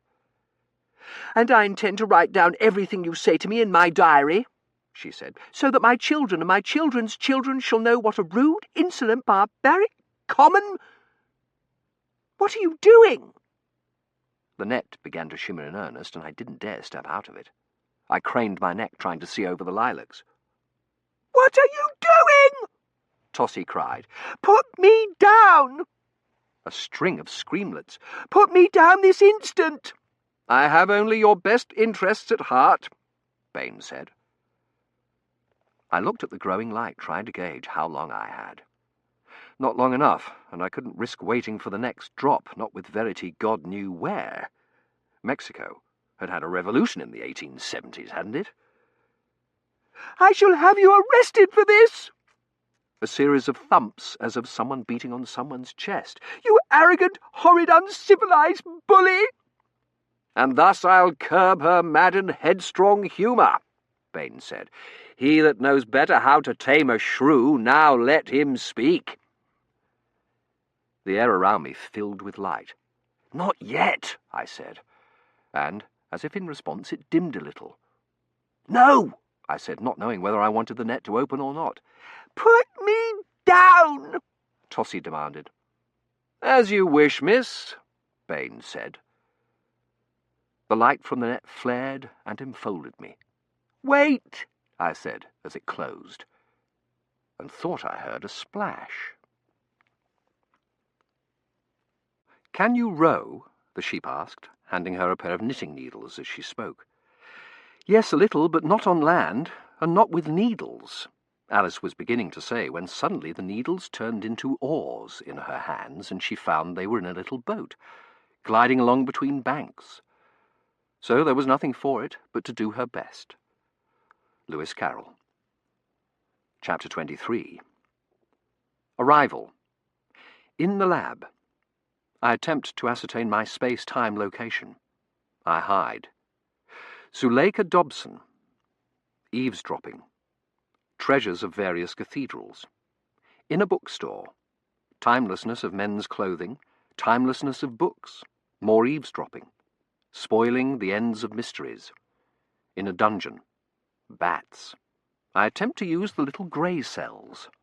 I fall asleep. Yet another conversation with a workman. Origin of ghost legend in Coventry Cathedral. Arrival. Wherever I was, it wasn't the lab. The room looked like one of Balliol's old lecture rooms. There was a blackboard on one wall, and above it the mounting for an old-fashioned pull-down map, and on the door were a number of taped-up notices. But it was obviously being used as a lab. On a long metal table was a row of primitive digital processor computers and monitors, all linked together with grey and yellow and orange cords and a clutch of adapters. I looked back at the net I had just come through. It was nothing but a chalked circle with a large masking tape X in the centre. Behind it, and attached to it by an even more dangerous-looking tangle of cords and copper wires, was a frightening assortment of capacitors, metal boxes studded with dials, and knobs, lengths of PVC pipe, thick cables, jacks, and resistors, all taped together with wads of wide silver tape, which had to be the mechanism of the net, though I could not have imagined trying to cross the street in such a contraption, let alone going back in time. A horrible thought struck me. What if this was the lab after all? What if the incongruity had altered more than Terence and Maud's marriage and the bombing of Berlin? I strode over to the door, hoping against hope the printed notices didn't say 2057, and weren't in German. They weren't. The top one said, "Parking is forbidden on the Broad, Parks Road, and in the Naffield College car park. Violators will be towed," which sounded fascist, but then the parking authority always sounded fascist. And there were no swastikas on it, or on the railway schedule beside it. A large notice of pink paper read, "Fees for Hillary term are now past due. If you have not paid, please see the bursar immediately." And, inevitably, below it, "Orphans of the Pandemic Jumble Sale, and St. Michael's, at the Northgate Charity Drive. April the 5th, 10 a.m. to 4 p.m. Bargains, white elephants, treasures." Well, it definitely wasn't Nazi England, and the pandemic had still happened. I examined the notices. Not a sign of a year on any of them, no dates at all except for the upcoming jumbo sale at St. Michael's at the North Gate, and even that wasn't certain. I'd seen notices over a year old on the notice board at Balliol. I went over to the windows, pried the tape off one corner and pulled the paper aside. I was looking out at Balliol's front quad at a beautiful spring day. The lilacs outside the chapel were in bloom, and in the centre of the quad a huge beech tree was just leafing out. There was a chestnut tree in the centre of the quad now, and it was at least 30 years old. Before 2020 then, but after the pandemic and the railway schedule meant it was before the Underground had reached Oxford, and after the invention of time travel, between 2013 and 2020. I went back over to the computers. The middle monitor was blinking, push reset. I did, and the veils above the net descended with a thunk. They weren't transparent, they were dusty dark red velvet that looked like they belonged in amateur theatricals. Destination, the screen was blinking now. I had no idea what system of coordinates they'd used in the 20s. Mr. Dunworthy had told me stories about the point-and-shoot time travel they'd done in the early days, without Pulaski coordinates, without safeguards or parameter checks or any idea of where they were going or whether they'd get back. The good old days. But at least the computer spoke English and not some primitive code. I typed in, "Current location?" The screen went blank and then began blinking, "Error." I thought a minute, and then typed in, "Help screen." The screen went blank again and stayed blank. Wonderful. I began punching function keys. The screen began blinking, "Destination?" There was a sound at the door. I looked round wildly for some place to hide. There wasn't any, except the net, which was no place at all. I dived into the red velvet curtains and yanked them together.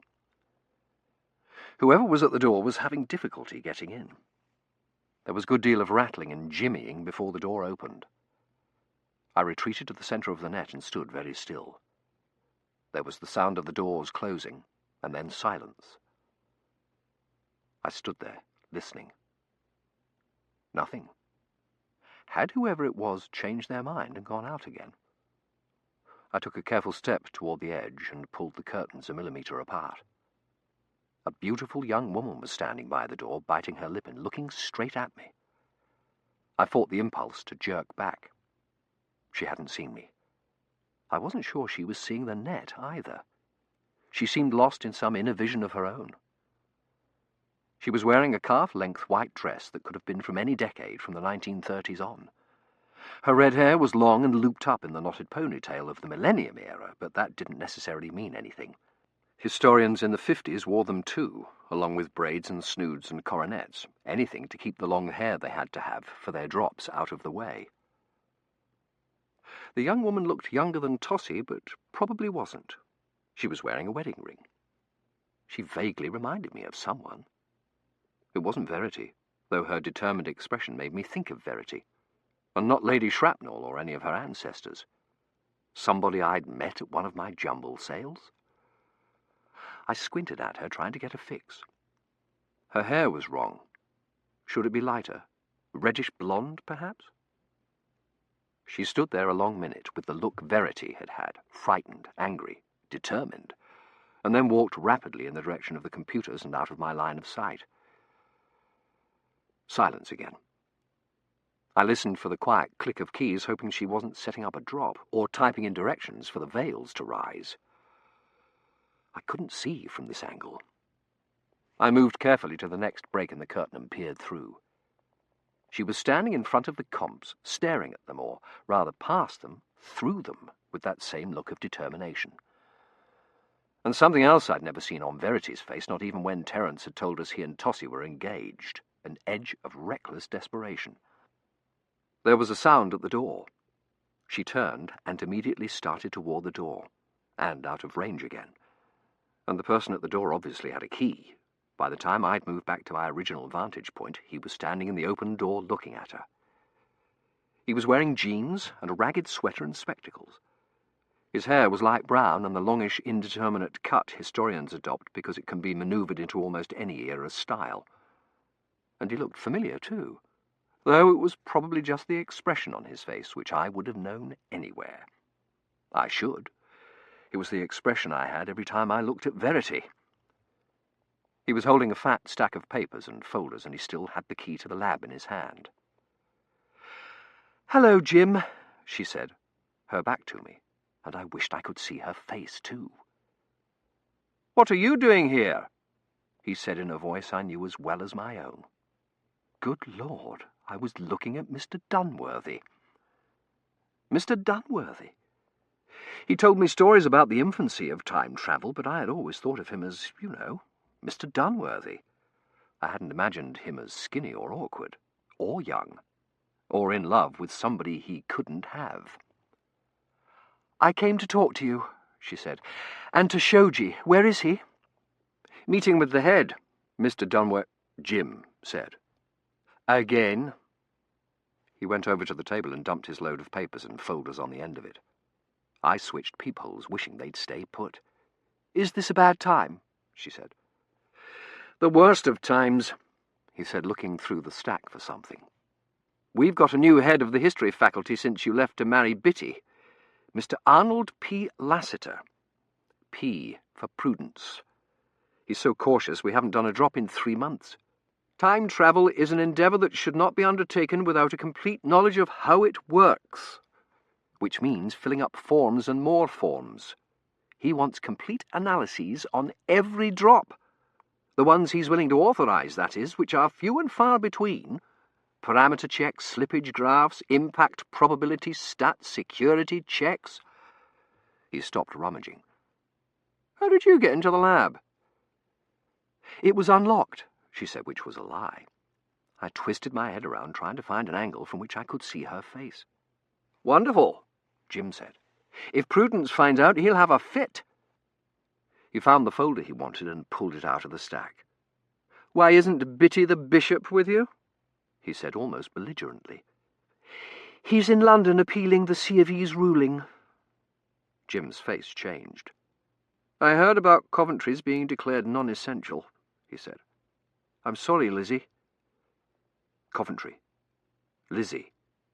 This was Elizabeth Bittner he was talking to, the wife of the last Bishop of Coventry. The frail, white-haired lady I'd interviewed in Coventry. No wonder I thought her hair should be lighter. "Non-essential," she said. "A cathedral non-essential. Religion will be ruled non-essential next, and then art and truth, not to mention history." She walked toward the blacked-out windows and out of range. "Will you stand still?" I thought.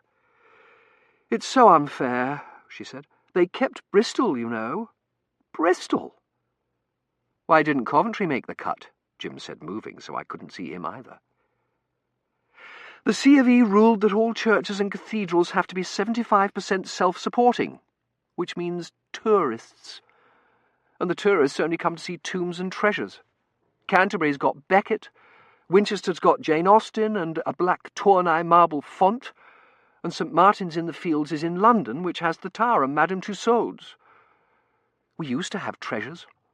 Unfortunately, they were all destroyed by the Luftwaffe in 1940, she said bitterly. There's the baptistry window of the new cathedral, Jim said. Yes.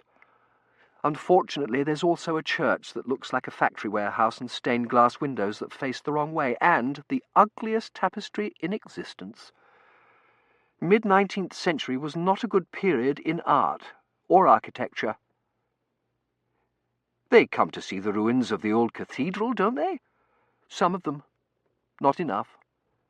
Bitty tried to convince the Appropriations Committee that Coventry's a special case, that it has historical importance, but it didn't work. World War II was a long time ago. Scarcely anybody remembers it. She sighed. The appeal's not going to work either.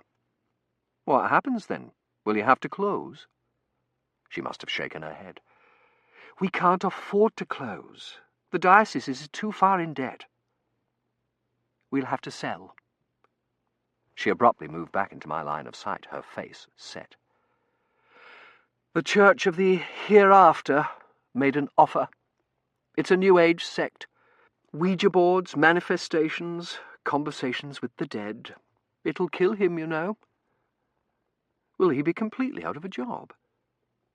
No, she said wryly. Religion's non-essential, which means clergy are hard to come by. Rats deserting a sinking ship and all that. They've offered him the position of senior canon at Salisbury. Good, Jim said, too heartily. Salisbury's not on the non-essential list, is it? No, she said. It has plenty of treasures.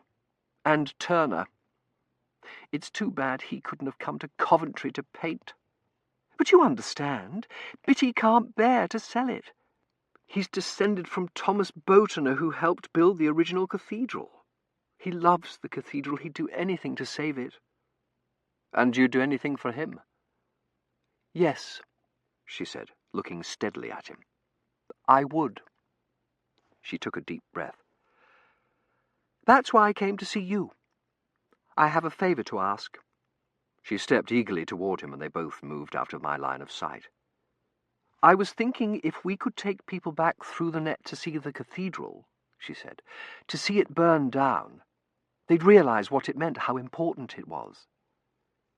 Take people back, Jim said. We have trouble getting Prudence to approve research drops, let alone tourist excursions. They wouldn't be tourist excursions, she said, sounding hurt. Just a few select people. The Appropriations Committee.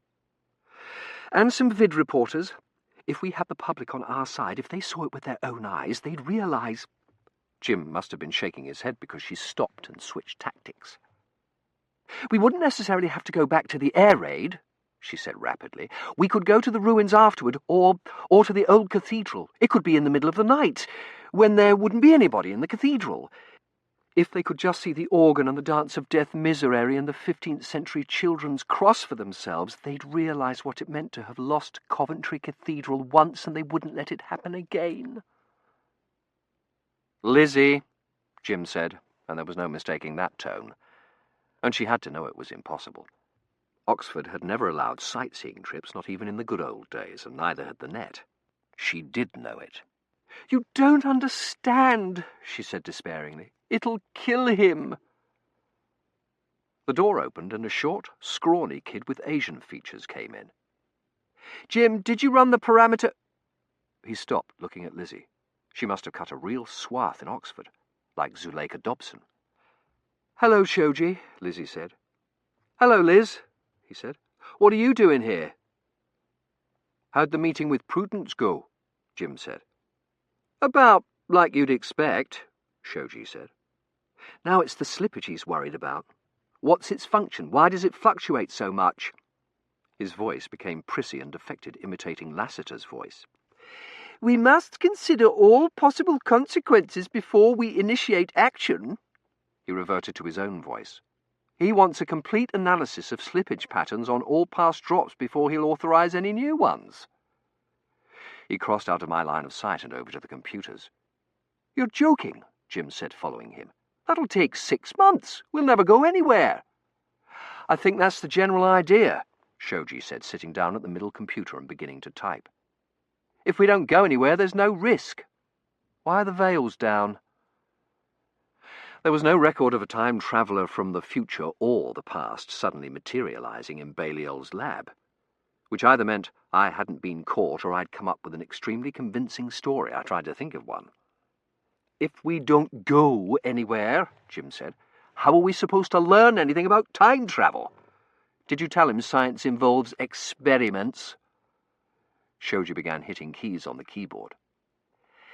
"This is not a chemistry class we are talking about, Mr. Fujisaki," he said in the prissy voice as he typed. "This is space-time continuum." The curtains began awkwardly to rise. "I know it's the continuum," Jim said, "but—" "Jim," Lizzie said, still out of sight but not for long, and both of them turned to look at her. "Will you ask him at least?" she said. "It means—" And I found myself in a corner of Blackwell's bookstore. Its dark woods and book-lined walls are not only instantly recognisable, but timeless. And for a moment I thought I'd made it back to 2057, and getting to the lab was going to be a simple matter of sprinting up the Broad to Balliol. But as soon as I poked my head round the bookcase, I knew it wasn't going to be that simple. Outside Blackwell's bow windows, it was snowing, and there was a Daimler parked in front of the Sheldonian. Not 21st century, and now that I looked around, not the end of 20th either. No terminals, no paperbacks, no print and binds. Hardbacks, mostly without dust jackets in blues and greens and browns. And a shop assistant bearing down on me with a notebook in her hand and a yellow pencil behind her ear. It was too late to duck back into a corner. She'd already seen me. Luckily, men's clothes, unlike women's, haven't changed that much over the years, and boating blazers and flannels can still be seen in Oxford, though usually not in the dead of winter. With luck, I could pass as a first-year student. The shop assistant was wearing a slimish navy blue dress Verity would probably have been able to date to the exact month, but the mid-20th century decades all look alike to me. 1950? No, her pencil-decked hair was put up in a severe knob and her shoes laced. Early 1940s? No. The windows were intact, there weren't any blackout curtains and no sandbags piled up by the door. And the clerk looked far too prosperous to be post-war. The 30s. Verity's regular assignment was the 30s. Maybe the net had mistakenly sent me to the coordinates of one of her old drops, or maybe she was here. No, she couldn't be here. My clothes might pass, but not her long high-necked dress and piled-up hair. The range of times and places she could be without creating an incongruity just by her appearance was very limited, and most of them were civilized, thank goodness. "May I help you, sir?" the shop assistant said, looking at my moustache disapprovingly. I'd forgotten about it. Had men been clean-shaven in the 1930s? Hercule Poirot had had a moustache, hadn't he? "May I help you, sir?" she repeated more severely. "Is there a particular book you are looking for?" "Yes," I said. And what books would they have had in Blackwell's in 1930... what? The Lord of the Rings? No, that was later. Goodbye, Mr. Chips? That had been published in 1934, but what was this? I couldn't see a date on that sales pad of the shop assistant's, and the last thing we needed, with the continuum falling down around our ears, was another incongruity. "The Decline and Fall of the Roman Empire," I said to be safe, "by Gibbon." "That would be on the first floor," she said, "in history." I didn't want to go up to the first floor. I wanted to stay close to the drop. What was on this floor? 80 years from now, it would be metafiction and self-rights, but I doubted they had either here. Through the looking-glass? No, what if Children's Lit was already in a separate shop? "The stairs up to the first floor are just there, sir," she said, removing her pencil from behind her and pointing with it. "Have you Jerome's 3 Men in a Boat?" I said. "I will have to check," she said, and started toward the rear. "To say nothing of the dog," I called after her, and as soon as she had rounded a bookcase, darted back to my corner. I had been half hoping the net would be open, or faintly shimmering in preparation, but there was nothing in the ceiling-to-floor rows of books to indicate it had ever been there, or to give me a clue to what year I was in. I began taking down books and opening them to the title page. 1904, 1930, 1921, 1756. That's the trouble with books, they're timeless. 1892, 1914, no date. I flipped the page over, still no date. I flipped the page back again and read the title. No wonder. Herodotus's History, which the Colonel and Professor Peddick had been reading only yesterday. The bell over the door jangled. I peered carefully round the corner, hoping it was Verity. It was 3 middle-aged women in fur stoles and angle-brimmed hats. They stopped just inside the door, brushing snow lovingly off their furs as if they were pets, and talking in high nasal tones. "And eloped with him," the one on the right said. Her fur looked like a flattened version of Princess Arjamand. "So romantic." "But a farmer," the middle one said. Her fur looked more like Cyril and was nearly as wide. "I don't care if he is a farmer," the third one said. "I'm glad she married him." She had the best fur of all, an entire string of foxes with their heads still on and bright little glass eyes. "If she hadn't, she'd still be trapped in Oxford, serving on church committees and running jumble sales. Now, what was it I wanted to buy? I said to Harold this morning I must remember to buy that when I go to Blackwell's. Now, what could it have been? I must get something for my godchild for her birthday," the one with Cyril on her shoulders said. "What should I get? Alice, I suppose, though I've never understood why children like it. Going from place to place with no rhyme or reason, appearing and disappearing." "Oh, look," the string of foxes said. She had picked up a book with a green dust jacket from a display table. Her fox-coloured gloved hand was over the title, but I could see the author's name. Agatha Christie. "Have you read her latest?" she said to the others. "No," the one with Cyril on her shoulders said. "Yes," the Princess Arjamand said. "And it—" "Stop," the string of foxes said, raising her gloved hand in warning. "Don't tell me the ending." She turned back to Cyril. "Cora always ruins the ending. Do you remember the murder of Roger Ackroyd? That was different. You wanted to know what all the fuss in the papers was about, Miriam," the Princess Arjamand said defensively. "I couldn't explain it without telling who the murderer was. At any rate, this one isn't anything like Roger Ackroyd.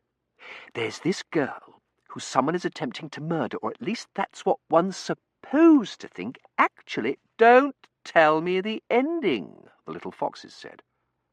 "I didn't intend to," the Princess Arjamand said with dignity. "I was simply going to say that what you think is the crime isn't, and things aren't at all what they seem. Like in the fountain pen mystery," the Cyril-draped one said. "What you think is the first crime turns out to be the second. The first one had happened years before. Nobody even knew the first crime had been committed, and the murderer—" "Don't tell me," the little foxes said, clapping fox-gloved hands to her ears. "The butler did it," the Cyril said. "I thought you hadn't read it," the little foxes said, taking her hands down from her ears. "I didn't," she said. "It's always the butler." And the lights went out. But it was daytime, and even if something had happened to the electricity, there would still be enough light from Blackwell's bow windows to see by. I put my hand out to the bookshelf in front of me and felt it cautiously. It felt clammy and hard, like stone. I took a cautious step toward it, and nearly pitched forward into emptiness. My foot was half over a void. I reeled back, staggered, and sat down hard on more stone. A staircase. I felt around, patting the rough stone wall, reaching down. A winding staircase with narrow wedge-shaped steps, which meant I was in a tower. Or a dungeon. The air had a cold, mildewy smell, which probably meant it wasn't a dungeon. A dungeon would smell a good deal worse. But if it were a tower, light should be filtering in from a slit window somewhere above, and it wasn't. I couldn't see my hand in front of my face. A dungeon. Or, I thought hopefully, the erratic bouncing had given me such a case of time lag I'd gone completely blind. I fumbled in my pockets for a match and struck it on the wall. No such luck. Rock walls, stone steps loomed up around me, definitely a dungeon, which meant I probably wasn't in Oxford in 2018, or 1933. The 17th century had been big on dungeons, ditto the 16th through the 12th. Before that, England had run mostly to pigsties and stick huts. Wonderful. Trapped in a Norman dungeon in the Middle Ages. Or a corner of the Tower of London, in which case tourists would come trooping up the stairs in a few minutes. But somehow I didn't think so. The steps in the brief light of the match had looked unworn, and when I felt along the wall, there weren't any safety railings. "Verity!" I shouted down into the blackness, my voice echoed off stone and silence. I stood bracing myself against the wall with both hands and started carefully up, feeling for the edge of the narrow step with my foot. 1 step. 2. "Verity! Are you here?" Nothing. I felt for the next step. "Verity!" I put my foot on the step. It gave under my weight. I started to fall, flailing wildly, trying to catch myself and scraping my hand. I slid 2 steps and came down hard on 1 knee. And if Verity was here, she had to have heard that. But I called again. "Verity!" There was an explosion of sound, a violent flapping and whirring of wings that sounded like it was diving straight for me. Bats. Wonderful. I flung an arm I couldn't see in front of my face. The flapping intensified, but though my eyes strained through the darkness, I couldn't see. The flapping was coming straight at me. A wing brushed my arm. Wonderful. The bats couldn't see either. I flailed at the darkness, and the flapping grew more frantic and then subsided, flying off above me, and I sat down very slowly and silently. All right. Clearly, the intelligent thing to do was sit here and wait for the net to open, and hope I wasn't permanently stuck like Carruthers. "And meanwhile, Verity's lost somewhere!" I shouted, and was instantly sorry the bats attacked again, and it was a good 5 minutes before they subsided. I sat still and listened. Either this dungeon was completely soundproof, or I wasn't anywhere in the last 3 centuries. The world hasn't been truly silent since the beginning of the Industrial Revolution. Even the Victorian era had had trains and steam launches to contend with, and in the cities, the rattle and clop of traffic, which would shortly become a roar. And both 20th and 21st century have an electronic hum that's always present. Here, now that the bats had gone back to bed, there was no sound at all. So what now? I'd probably kill myself if I tried any more exploration, and probably miss the net's opening in the process. Assuming it was going to open. I felt in my pocket for another match and my watch. X. Warder had had a half-hour intermittent on the drop at Muching's End, and I had only been in the lab 20 minutes, in Blackwell's possibly 15, which meant the net might open at any time. Or not at all, I thought, remembering Carruthers. And in the meantime, what? Sit here and stare at the darkness? Worry about Verity? Try to figure out what had happened to the bishop's bird stump. According to Verity, detectives weren't required to go anywhere or do anything. They could sit in an easy chair or a dungeon and solve the mystery just by using the little grey cells. And I had more than enough mysteries to occupy me. Who on earth would have wanted to steal the bishop's bird stump? Who was Mr. C, and why the bloody hell hadn't he shown up yet? What was Finch up to? What was I doing in the middle of the Middle Ages? But the answer to that one was obvious. Verity and I had failed, and the continuum was starting to collapse. Carruthers trapped in Coventry, and then the slippage on the return drops, and then Verity. I should never have let her go through. I should have realised what was happening when the net wouldn't open. I should have realised what was going to happen when Tossie didn't meet Mr. C. It was one of TJ's worst-case Waterloo scenarios. An incongruity too devastating for the continuum to be able to fix it. "See here," TJ had said, pointing at the formless grey image. "And here you have radically increased slippage, but it can't contain the incongruity, and you can see here where the backups start to fail. and the net begins to malfunction as the course of history starts to alter. The course of history. Terence marries Tossie instead of Maud, and a different pilot flies the mission to Berlin, and he miscalculates the target or is hit by a flak, or he thinks he hears something wrong with the engine and turns back, and the other planes, thinking he's received orders, follow him, or because of him they get lost, the way the German pilots had 2 nights before, or somehow the lack of their grandson's presence in the world affects the history of airplane development, or the amount of gasoline in England, or the weather. And the raid never happens. The Luftwaffe doesn't retaliate by bombing London. It doesn't bomb Coventry. So there is no restoration project, and no Lady Shrapnel to send Verity back to 1888. And the paradoxes multiply and reach critical mass, and the net begins to break down, trapping Carruthers in Coventry, sending me farther and farther afield. This is the cat that dropped the bomb that brought down the house that Jack built. It was getting colder. I pulled the lapels of my blazer together, wishing it was the tweed. But if it was a worst-case scenario, why hadn't there been any increased slippage on Verity's drop? "See here," TJ had said, bringing up sim after sim after sim. "Every single incongruity has this area of radically increased slippage around the focus. Except ours. 9 minutes slippage on that first drop, between 2 and 30 on all the others, an average of 14 for all drops to the Victorian era. Only 2 areas of increased slippage, and one of those was due to ultra."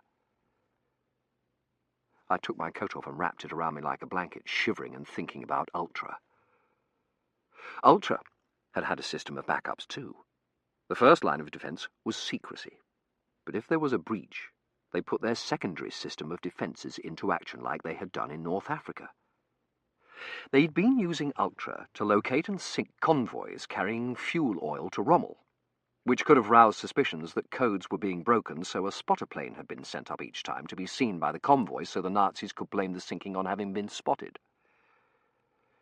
Except once, when heavy fog kept the plane from finding the convoy, and in their panic to make certain the oil didn't make it to Rommel, the RAF and the Royal Navy had both shown up to sink it and nearly blown the cover.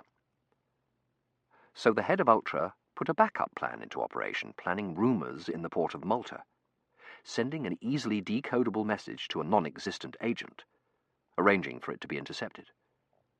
The message thanked the agent for his information on the convoy and gave him a raise. And the Nazis had spent the next 6 months tracking down rumours and looking for the agent, and not suspecting we had Ultra. And if that plan had failed, they would have tried something else.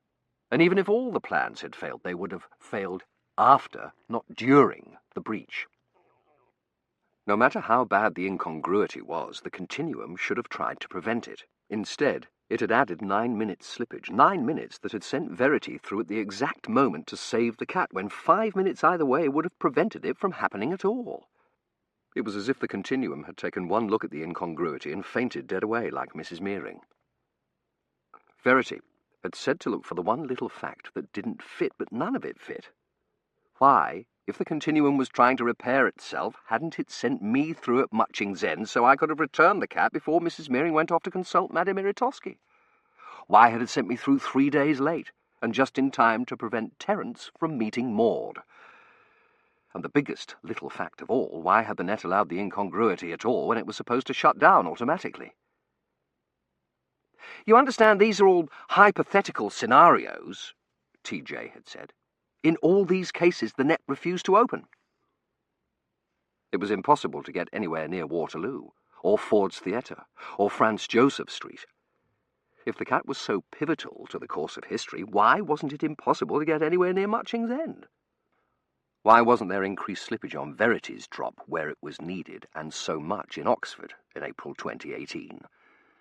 And how, if the slippage was keeping everything away, had I gotten through? It would have been nice if the answer had been there, in the lab in 2018, but it was obvious that whatever had caused the slippage, it wasn't anything Jim Dunworthy or Shoji Fujisaki had done. They weren't doing any drops. Doubtless, if Hercule Poirot were here, he'd have come up with a neat solution, not only to the mystery of the baffling incongruity, but also that of the little princes in the Tower, Jack the Ripper, and who blew up St. Paul's. But he wasn't, and neither was the dapper Lord Peter Wimsey, and if they were, I'd have taken their coats away from them and put them over my knees. Somehow during that reverie I had realised I was staring at an unevenness in the pitch blackness opposite that might be the mortar between the stones, and that it meant light was coming from somewhere. I flattened myself against the wall, but the light, or rather, very slight absence of darkness, didn't flicker or grow like a torch coming down from somewhere above. And it wasn't the reddish yellow of a lantern. It was only a greyer shade of black. And I must really be time-lagged because it took another 5 minutes for the other possibility to occur to me, that the reason for the pitch blackness was that it was night, and I was in a tower after all, and the way out was down. And a near fall and scraping of my right hand catching myself to realise that if I waited another half hour I'd be able to see where I was going and get out of here without killing myself. I sat back down on the step, leaned my head against the wall and watched the greyness grow. I had made an assumption that darkness meant a dungeon, and as a consequence I had been looking at things all wrong. Was that what we were doing in regard to the incongruity, too? Had we assumed something we shouldn't have? History was full of mistaken assumptions. Napoleon's assuming Ney had taken Quatre Bras. Hitler's assuming the invasion would come at Calais. King Harold's Saxons assuming William the Conqueror's men were retreating instead of leading them into a trap. Had we made a mistaken assumption about the incongruity? Was there some way of looking at it which explained everything? From the lack of slippage on Verity's drop to the excess of it in 2018, some way of looking at it in which everything fit. Princess Arjamand and Carruthers and the Bishop's bird stump and all those bloody jumble sales and curates, to say nothing of the dog. And it all made sense? I must have fallen asleep because when I opened my eyes it was fully daylight and there were voices coming up the stairs. I looked wildly round the narrow tower as if there might actually be somewhere to hide and then sprinted up the stairs. I had gone at least 5 steps before I realised I needed to count the steps so I would know where the drop was. 6, 7, 8. I counted silently, rounding the next curve of the steps. 9, 10, 11. I stopped, listening. "Hast you done all the slatters?" the woman said. It sounded like Middle English, which meant I'd been right about this being the Middle Ages. "God a damn but the hen of the slatters on a come," the man said. "The slatters mun be a doon over this week," the woman said. "The canna be," he said. I couldn't understand what they were saying, but I had heard this conversation a number of times before, most recently in front of the south door of St. Michael's. The woman was demanding to know why something wasn't done. The man was making excuses. The woman, who must be an early ancestor of Lady Shrapnel's, was saying she didn't care, it had to be done, in time for the jumble sale. "That a canna be. God a damn but anyhow," he said. "Thou would have need of more holpin than it is here." "So will it be, Gruins," the woman said. There was a clank of stone on stone, and the woman snapped. "Look upon that, Gruins! The step be loosed!" She was yelling at him for the loose step. Good. I hoped she read him out properly. "Ye charge ye setter at nout," she said. "Nay, gan speak and row," the workman said placatingly. They were still coming up. I looked up at the tower's shaft, wondering if there might be a room or a platform above. "Thou will be doing by lave, good a damn Boatenaher." Boatener? Could the woman be Anne Boatener, or Mary, who had built the spire of Coventry Cathedral? And could this be the tower? I started up again, trying not to make any noise, and counting the steps. 19, 20.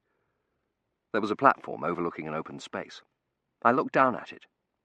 The bells, or where the bells would be when they were installed. I had just ascertained my space-time location. It was the tower of Coventry Cathedral, the year it was built, 1395. I couldn't hear them. I went back to the stairs and took 2 tentative steps down, and nearly ran into them. They were right below me. I could see the top of a white, coiffed head. I leapt back up to the level of the platform and on up the stairs and nearly stepped on a pigeon. It squawked and flew up, flapping like a bat at me, and then past me and down onto the platform. "Shoo!" Dame Boatner shouted. "Shoo! That devil's minion!" I waited, poised for flight and trying not to pant, but they didn't come any farther. Their voices echoed oddly, as if they had gone over to the far side of the platform, and after a minute I crept back down to where I could see them. The man was wearing a brown shirt, leather leggings, and a pained expression. He was shaking his head. "Nee, goddamn Marie," he said. "It will be fortnicht a the least." Mary Boatner. I looked wonderingly at this ancestor of Bishop Bittner's. She was wearing a reddish-brown shift cut out in the wide sleeves to show a yellow underdress and fastened with a metal belt that sank somewhat low. Her linen coif was pulled tight around her plump, middle-aged face, and she reminded me of someone. Lady Shrapnel? Mrs. Meering? No, someone older. With white hair? She was pointing to things and shaking her head. "That tour mun be doon a Friday week," she said. The workman shook his head violently. "That canna be goddamn Boatner." The woman stamped her foot. "So will it be, Gruins?" She swept round the platform to the stairs. I ducked back out of sight, ready to go up again, but the discussion was apparently over. Boatner, the workman pleaded, following her. I crept after them, keeping one turn above. "Got above and couldna do switch," the workman said, trailing after her. I was nearly back to the site of the drop. "What be this?" the woman said. I cautiously came down one step and then another till I could see them. Mary Boatner was pointing at something on the wall. "This mun be rotten again," she said, and above her head, like a halo, I saw a faint shimmer. Not now, I thought, not after waiting a whole night. "Boatner, the workman said. "So will it be," Mary Boatner said, jabbing her bony finger at the wall. The shimmer was growing brighter. One of them would look up in a moment and see it. "Taken under eft," she said. Come on. Tell her you'll fix it, I thought. "This mun be taken by live," she said, and started finally down the stairs. The workman rolled his eyes, tightened his rope belt round his ample middle, and started after her. 2 steps. 3. Mary Boatner's coiffed head disappeared round the curve of the tower, and then bobbed back into sight. "Your hire isn't quitter till Alice Doon." I couldn't wait any longer, even if it meant they saw me. People in the Middle Ages had believed in angels. With luck, they'd think I was one. The shimmer began to glow. I shot down the steps, jumping over the pigeon, who took off into the air with a wild squawking. "Good Gott im Haben," the workman said, and they both turned to look up at me. Mary Boatner crossed herself. "Holy Mary, Mother—" and I dived for the already closing net and sprawled flat onto the blessed tiled floor of the lab. We realized with intense consternation and horror that nothing more could be done. Provost Howard. Chapter 24. In the lab. A long-delayed arrival. A letter to the editor. In the tower. I ascertain my space-time location. In the cathedral. I act without thinking. Cigars. A dragon. A parade. In the police station. In a shelter. Fish. Verity is found at last. Our beautiful, beautiful cathedral. An answer. And let it be 2057, not 2018. I looked up, and yes, it was. Warder was bending over me, extending a hand to help me up. When she saw it was me, she stood up and put her hands on her hips. "What are you doing here?" she demanded. "What am I doing here?" I said, picking myself up. "What the bloody hell was I doing in 1395? What was I doing in Blackwell's in 1933? I want to know where Verity is." "Get out of the net," she said. already moving back to the console and beginning to type. The veils on the net began to rise. "Find out where Verity is," I said, following her. "She went through yesterday and something went wrong. She moved her hand in a gesture of silencing. 11 December, she said into the console's ear, 2 p.m. "You don't understand," I said. "Verity's missing. There's something wrong with the net." "In a minute," she said, staring at the screen. 6 p.m, 10 p.m. Carruthers is stuck in Coventry, she said, her eyes never moving from the screen. "And I'm trying to—" "Verity may be stuck in a dungeon, or the middle of the Battle of Hastings, or the lion's cage at the zoo." I pounded on the console. "Find out where she is." "In a minute," she said. 12 December, 2 a.m. 6 a.m. "No," I said, grabbing the ear of the console away from her. "Now!" She stood up angrily. "If you do anything to jeopardize this rendezvous—" Mr. Dunworthy and TJ came in, their heads together, worriedly over a handheld. "Another area of increased slippage," TJ was saying. "See? Here—" "Give me that ear!" Warder said furiously, and they both looked up. "Ned," Mr. Dunworthy said, hurrying over, "how did Coventry go?" "It didn't," I said. Warder snatched the ear back and began feeding times into it. "No Mr. C, no life-changing experience," I said. "Verity tried to come through to tell you, but she didn't make it. Tell Warder she's got to find her." "I'm running the accelerated," Warder said. "I don't care what you're running," I said. "It can wait. I want to find out where she is now." "In a minute, Ned," Mr. Dunworthy said quietly. He took my arm. "We're trying to pull Carruthers out." "Carruthers can wait," I said.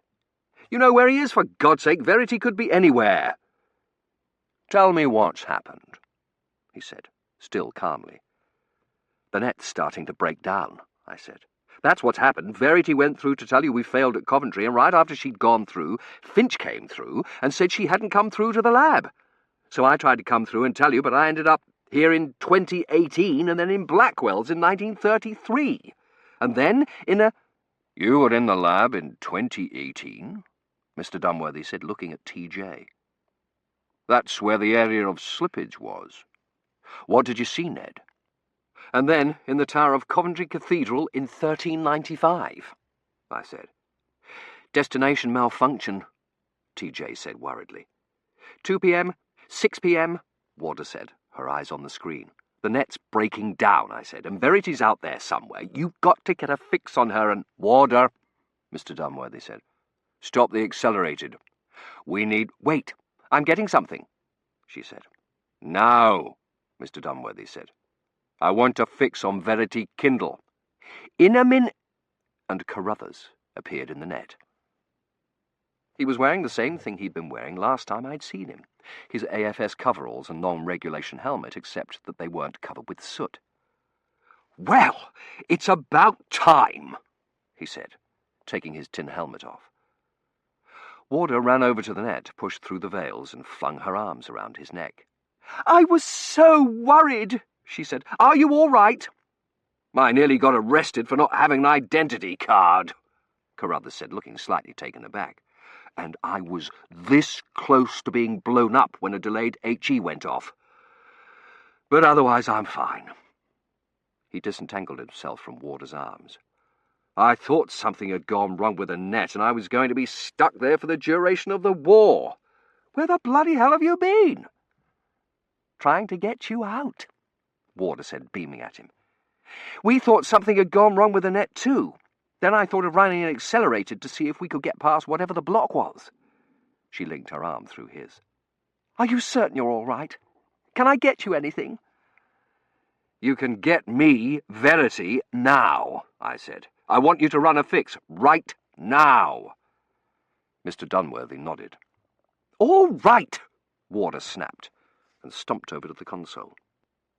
"You didn't have any trouble coming back, did you?" TJ said to Carruthers. "Except that the bloody net wouldn't open for 3 weeks, no," Carruthers said.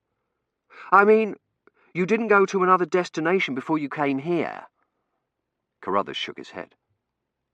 Do you haven't any idea why the net wouldn't open? No, Carruthers said.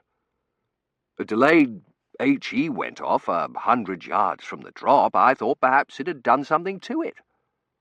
I went over to the console. Anything yet?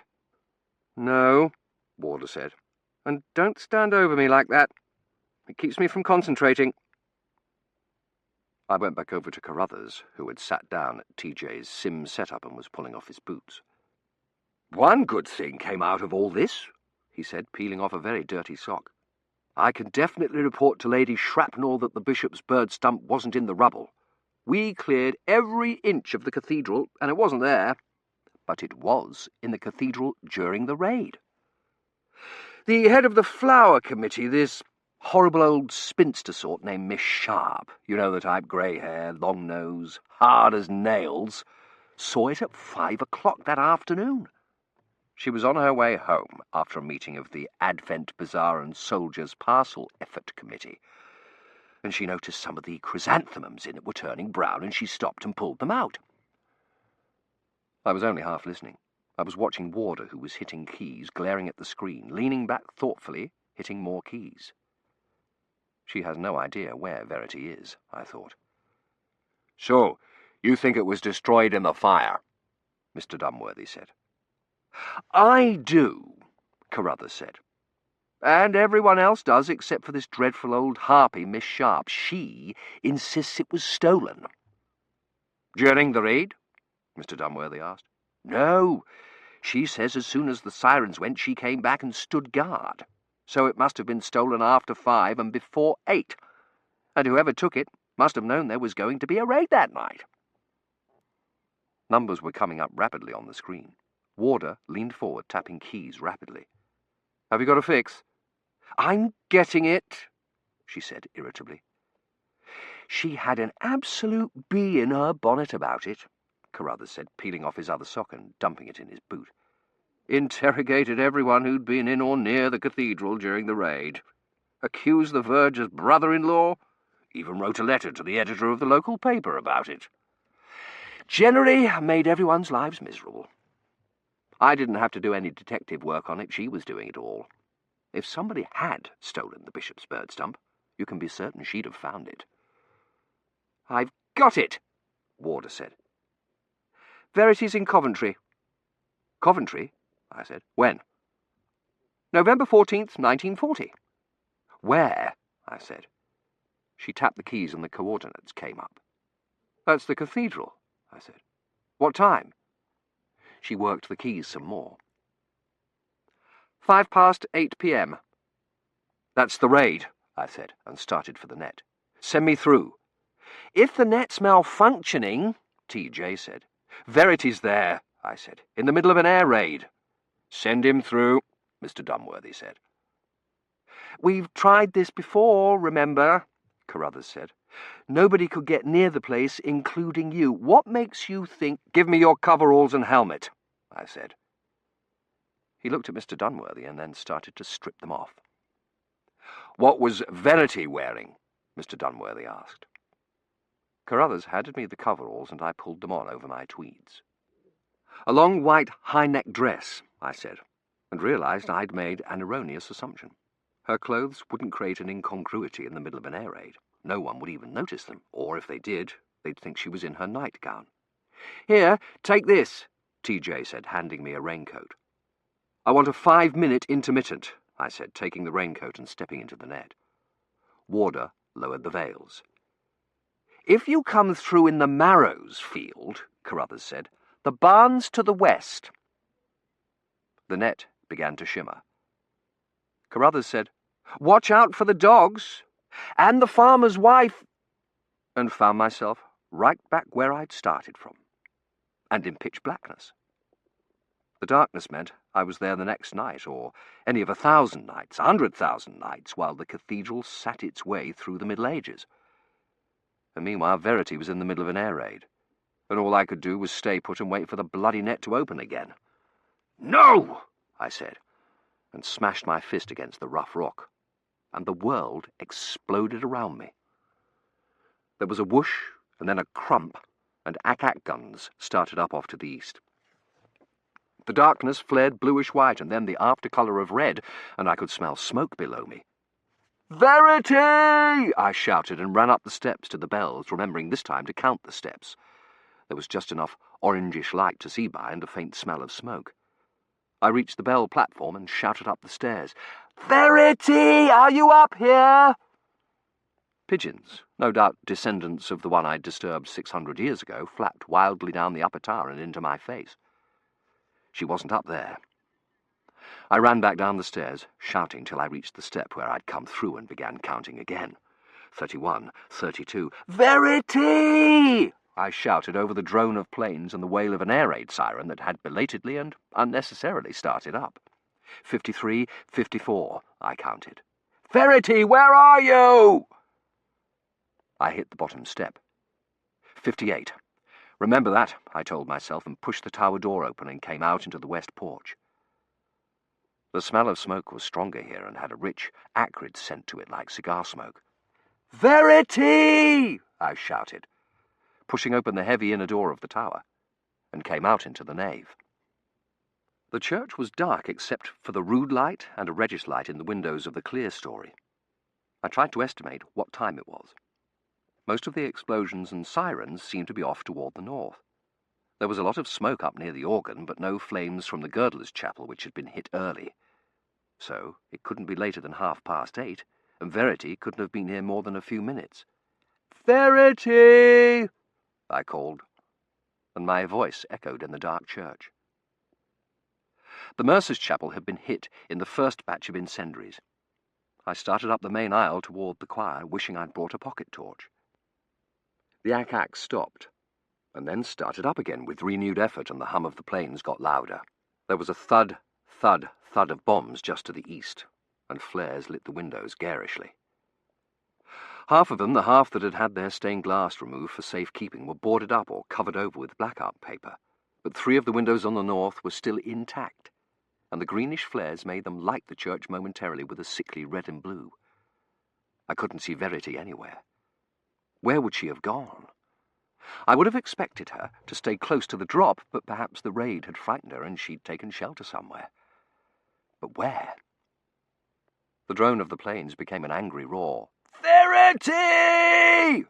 I shouted over the din. And there was a clatter above on the roof, like hail pattering, then a pounding and muffled shouts. The fire watch, up on the roof, putting out the incendiaries. Had Verity heard them and hidden somewhere so they wouldn't see her?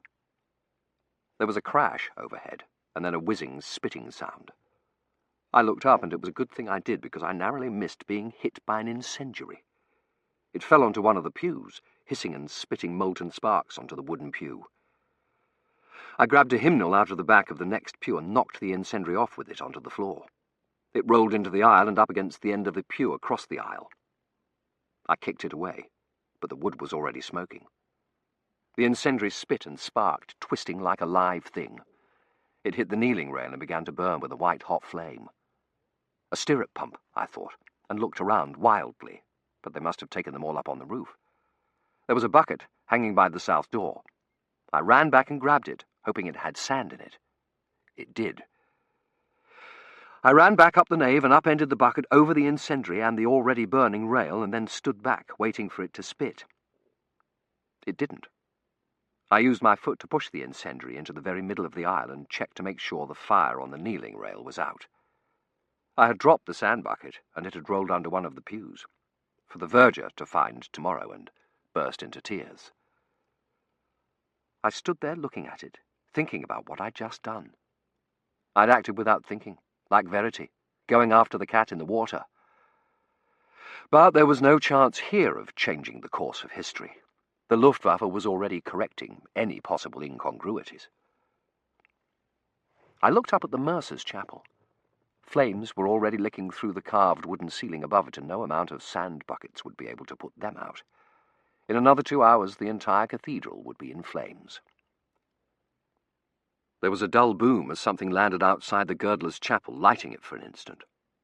In the seconds before the light faded, I could see the 15th century wooden cross with the carving of a child kneeling at the foot of it.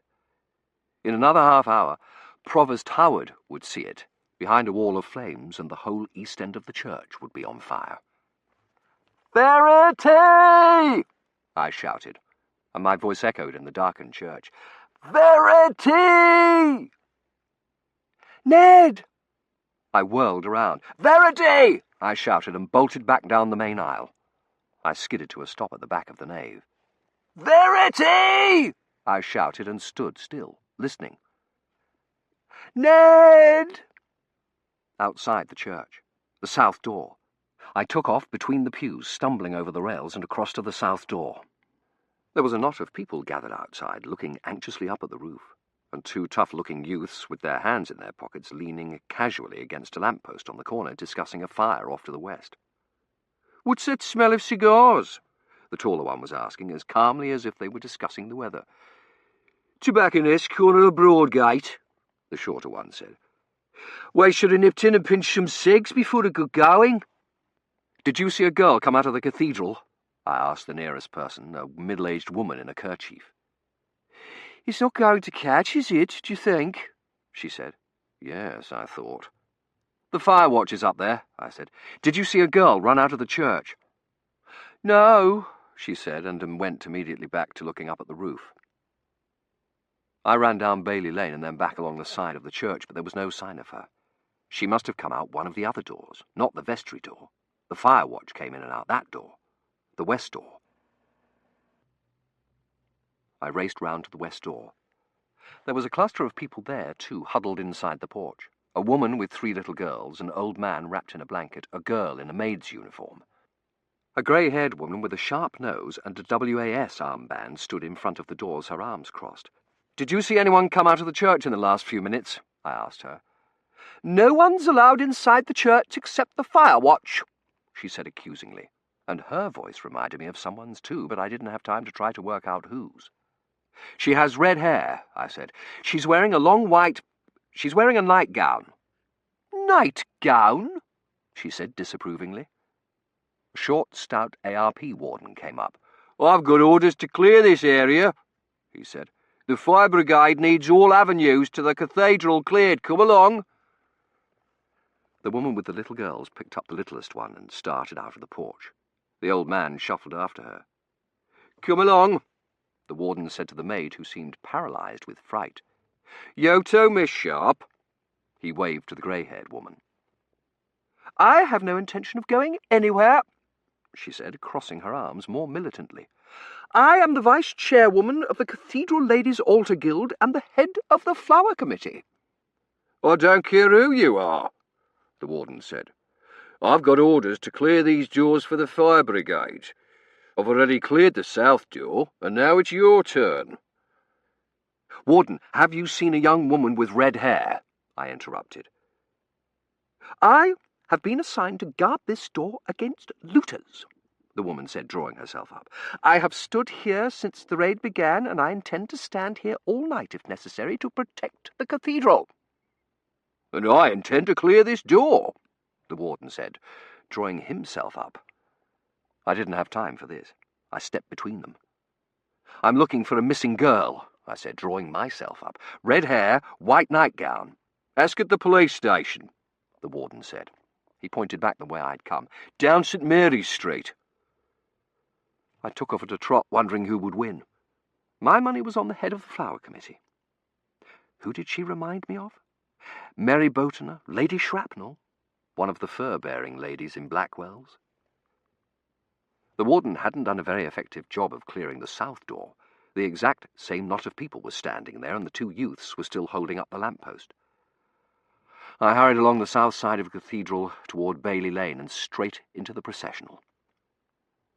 I had read about what the police sergeant had called the solemn little procession when the fire watch had rescued what treasures they could grab and taken them across to the police station for keeping. And in my mind's eye I had thought of it as that, a decorous parade with Provost Howard leading, trooping the colours of the Warwickshire Regiment, and then the others carrying the candlesticks and chalice and wafer box at a measured pace, and the wooden crucifix bringing up the rear, so that at first I didn't recognise it, because it wasn't a processional. It was a rabble, a rout. Napoleon's old guard frantically saving what they could from Waterloo. They stumbled down the road at a half-run, the cannon with the candlestick under each arm and a load of vestments, a teenage boy clutching a chalice and a stirrup pump for dear life, the provost charging with the colours thrust out before him like a lance and half stumbling over the trailing flag. I stopped, watching them just as if it were a parade, and that took care of one possibility Verity had proposed. None of them was carrying the bishop's bird stump. They ran back into the police station. They must have dumped their treasures unceremoniously on the first surface they found, because they were back outside in under a minute and running back toward the vestry door. A balding man in a blue coverall met them halfway up the stairs, shaking his head. "It's no good. There's too much smoke." "I've got to get the Gospel and the Epistles," Provost Howard said, and pushed past him and through the door. "Where the bloody hell is the fire brigade?" said the teenaged boy. "The fire brigade?" the canon said, looking up at the sky. "Where the bloody hell is the RAF?" The teenaged boy ran back down St. Mary's to the police station to tell them to ring the fire brigade again, and I followed him. The rescued treasures were sitting in a pathetic line on the sergeant's desk, the regimental colours propped up against the wall behind. While the teenaged boy was telling the sergeant, "Well, try them again, the old chancel roof's on fire," I looked at them. The candlesticks, the wooden crucifix. There was a little pile of worn brown books of common prayer as well that hadn't made the list, and a little bundle of offering envelopes and a choir boy's surplice, and I wondered how many other rescued items Provost Howard had left out of his list. But the bishop's bird stump wasn't there. The boy darted out. The sergeant picked up the phone. "Have you seen a young woman with red hair?" I said before he could dial the fire brigade. He shook his head, holding his hand over the receiver. "Most likely place she'd be is in one of the shelters."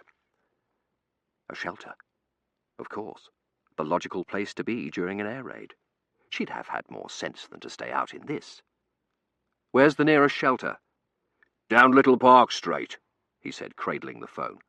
"Go back along Bailey and turn left." I nodded my thanks and took off again. The fires were getting closer. The whole sky was a smoky orange, and there were yellow flames shooting up in front of Trinity Church. Searchlights crisscrossed the sky, which was getting brighter by the moment. It was getting colder, too, which seemed impossible. I blew on my icy hands as I ran. I couldn't find the shelter. A house had taken a direct hit in the middle of the block, a mound of smoking rubble, and next to it a greengrocer's shop was on fire. Everything else in the street was silent and dark. "Verity!" I shouted, afraid I'd hear an answer from the rubble, and started back up the street looking closely for a shelter sign on one of the buildings. I found it, lying in the middle of the road. I looked around helplessly, trying to determine which direction the blast might have blown it from. "Hello!" I shouted down stairway after stairway. "Is anyone there?" I finally found it at the near end of the street, practically next to the cathedral, in a half-basement that offered no protection from anything, not even the cold. It was a small, grubby room without any furniture. Possibly 24 people, some of them in bathrobes, were sitting on the dirt floor against the sandbag-lined walls. A hurricane lamp hung at one end from a beam, swaying wildly every time a bomb landed, and under it a small boy in earmuffs and pyjamas was playing a game of cards with his mother. I scanned the dimness looking for Verity, even though she obviously wasn't there. Where was she?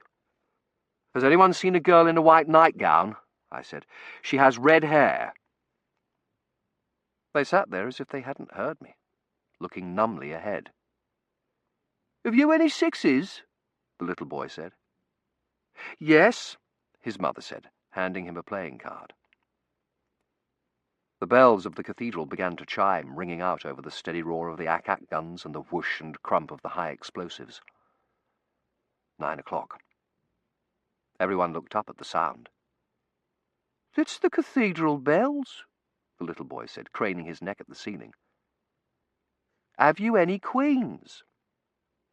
"No," his mother said, looking at her hand and then at the ceiling again. "Go fish. That's how you know our cathedral's all right, if you can hear the bells." I had to get out of here. I plunged out the door and up the steps to the street. The bells rang out brightly, chiming the hours. They would do that all night, tolling the hours, reassuring the people of Coventry while the planes droned overhead and the cathedral burned to the ground. The knot of people had moved across the street from the south door for a better view of the flames shooting up from the cathedral roof. The two youths were still at their lamppost. I ran up to them. "It's no good," the taller one was saying. "They'll never get it out now." "I'm looking for a young woman, a girl," I said. "Ain't we all?" the short one said, and they both laughed. "She has red hair," I persisted. "She's wearing a white nightgown." This, of course, got a huge laugh. "I think she's in one of the shelters round here, but I don't know where they are." "There's one down Little Park," the tall one said. "I've already been to that one," I said. "She's not there." They both looked thoughtful. "There's one up Gosford Straight way, but you'll never get there," the short one said. "Landmine went off, blocked the road." "She might be in the crypt," the tall one said, and at my expression said, "The cathedral crypt, there's a shelter down there." The crypt, of course.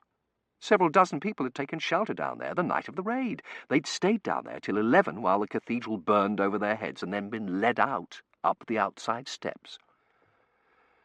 I tore past the Gawkers to the south door and up the steps. "You can't go in there," a woman in the kerchief shouted. "Rescue squad," I shouted back and ran inside. The west end of the church was still dark, but there was more than enough light in the sanctuary and the chancel.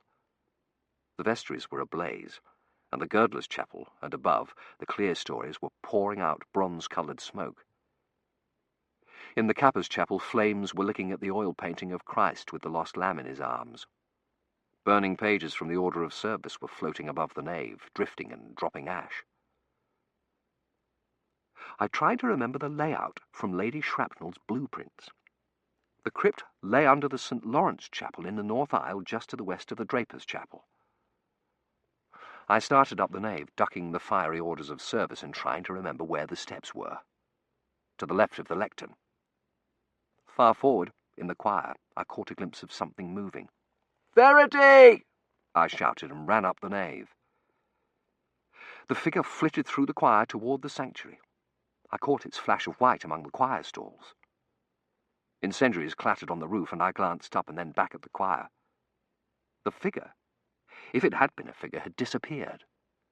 Above the entrance to the Draper's chapel, an order of service, caught in the updraft, danced and dipped. "Ned!" I whirled around. Verity's faint voice seemed to come from behind me and far away, but was that a trick of the superheated air in the church? I ran along the choir. There was no one there or in the sanctuary. The order of service twirled in the draught from the Draper's chapel and then caught fire and sank, burning, onto the altar. "Ned!" Verity shouted, and this time there was no mistaking it. She was outside the church, outside the south door. I tore out and down the steps, shouting her name past the roof watchers and the lamp-post loungers. "Verity!" I saw her almost immediately.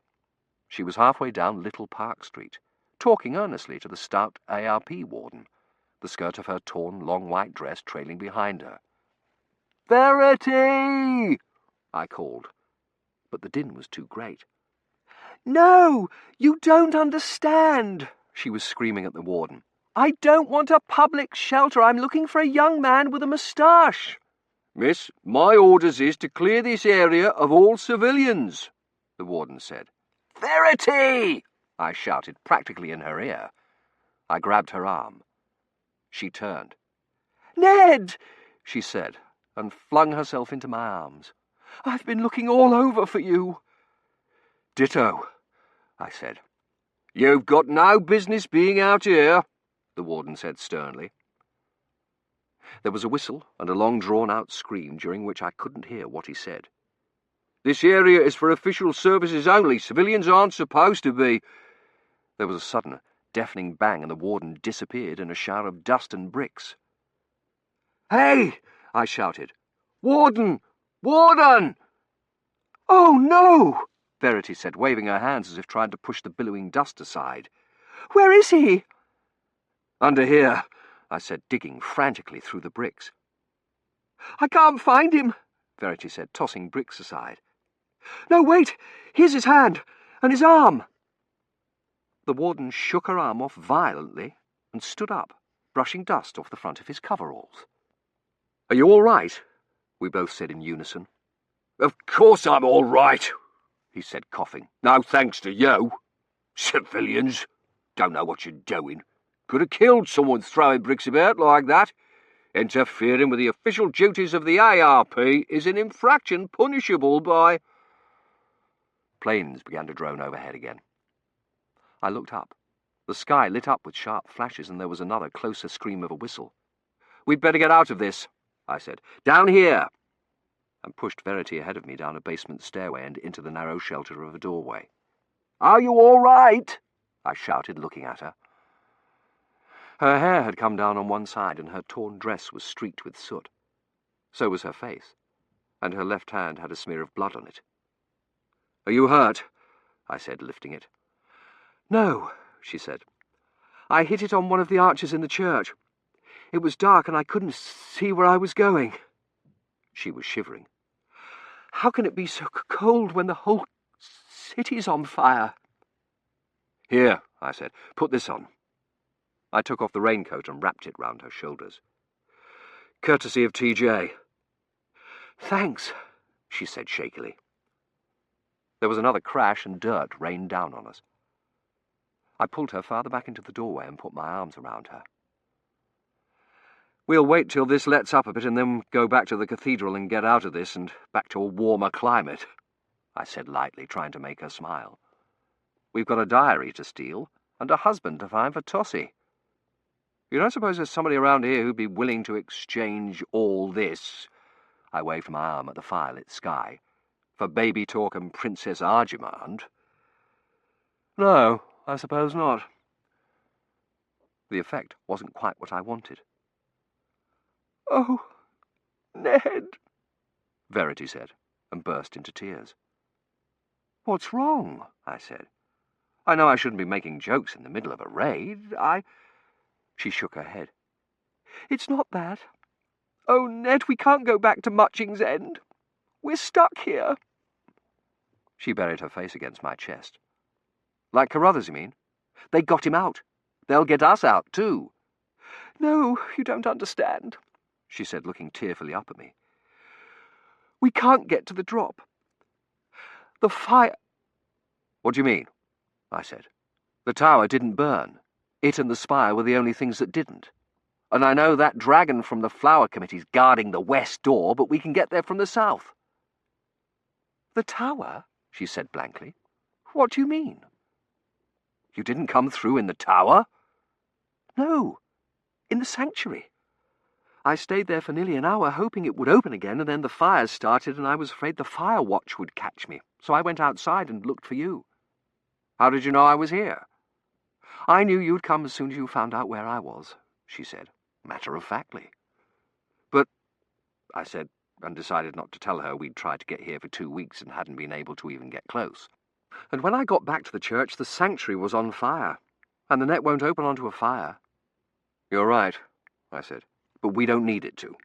I came through in the tower, which only got a bit scorched. But we need to be able to get through the nave to the tower, so we'd better go." "Just a minute," she said. She pulled the raincoat on over her arms and then took the tie belt off and used it to hitch her ripped trailing skirt up to knee length. "Will I pass for 1940 now?" she said, buttoning the coat. "You look wonderful," I said.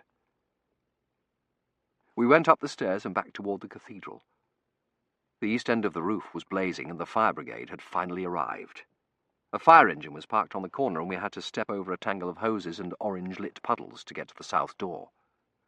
"Where are the firemen?" Verity asked as we reached the knot of people by the south door. "There's no water," a 10-year-old boy in a thin sweater said. "Jerry's got the water mains." "They've gone round to Priory Row to find another hydrant." "No water," Verity murmured. We looked up at the cathedral. A good part of the roof was blazing now, shooting up in sparks at the near end near the apse, and there were flames in the blown-out windows. "Our beautiful, beautiful cathedral," a man behind us said.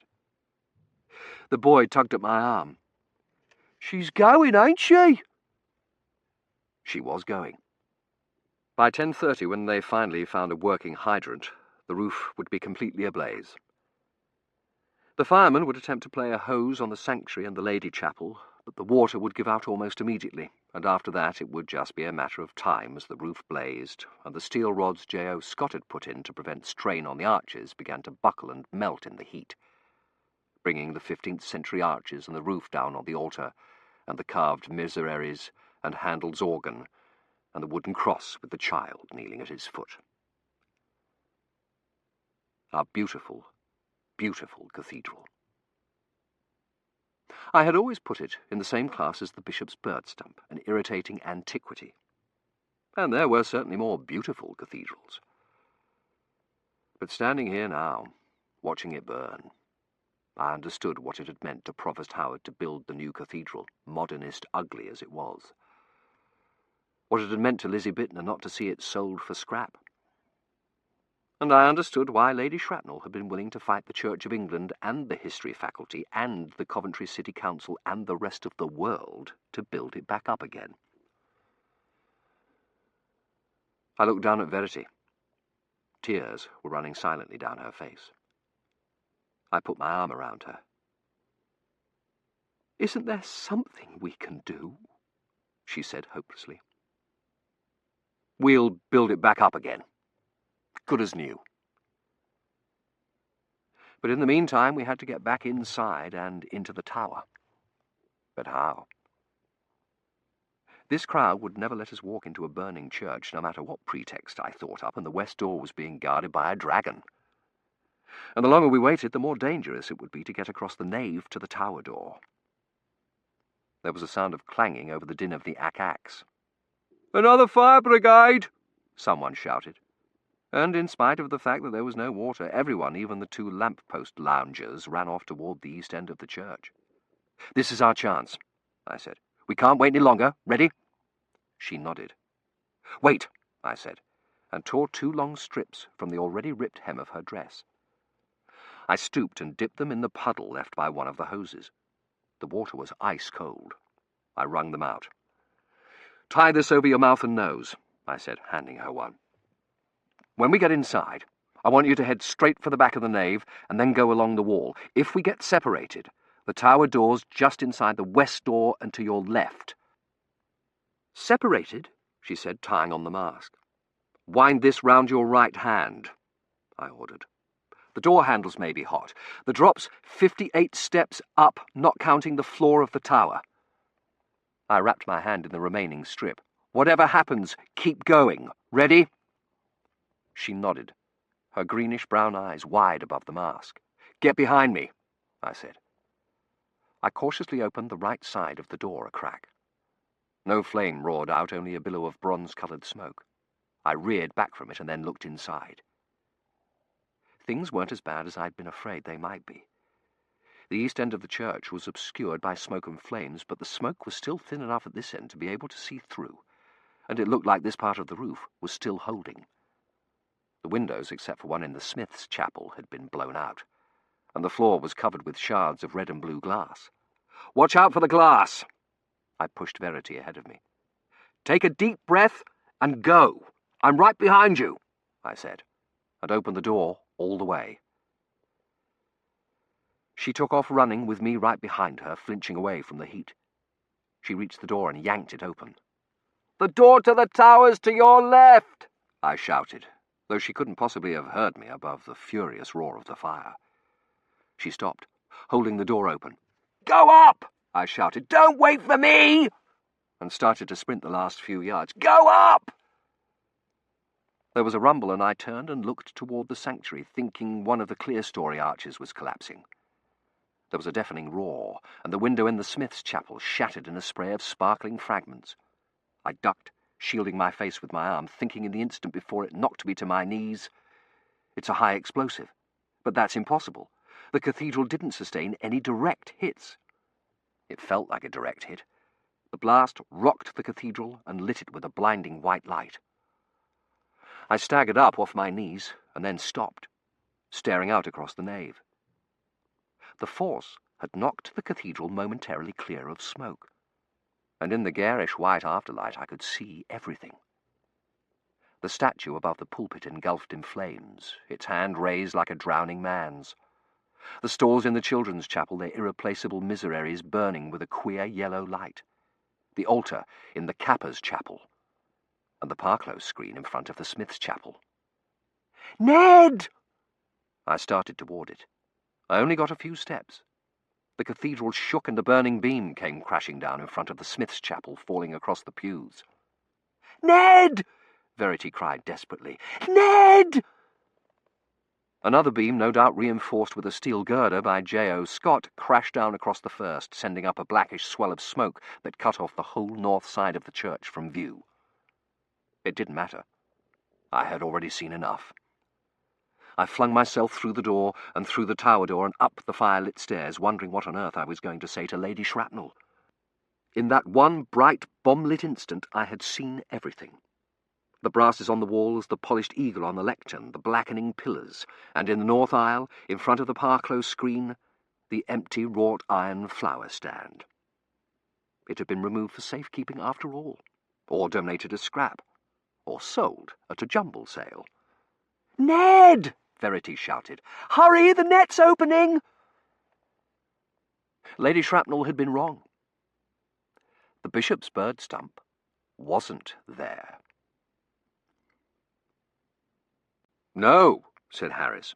"If you want rest and change, you can't beat a sea trip." 3 Men in a Boat, Jerome K. Jerome. Chapter 25. Back in the tower, the cask of Amontillado. In the scullery, the kitchen, the stables, and trouble. Jane is completely incomprehensible. The prisoner of Zenda. A swoon.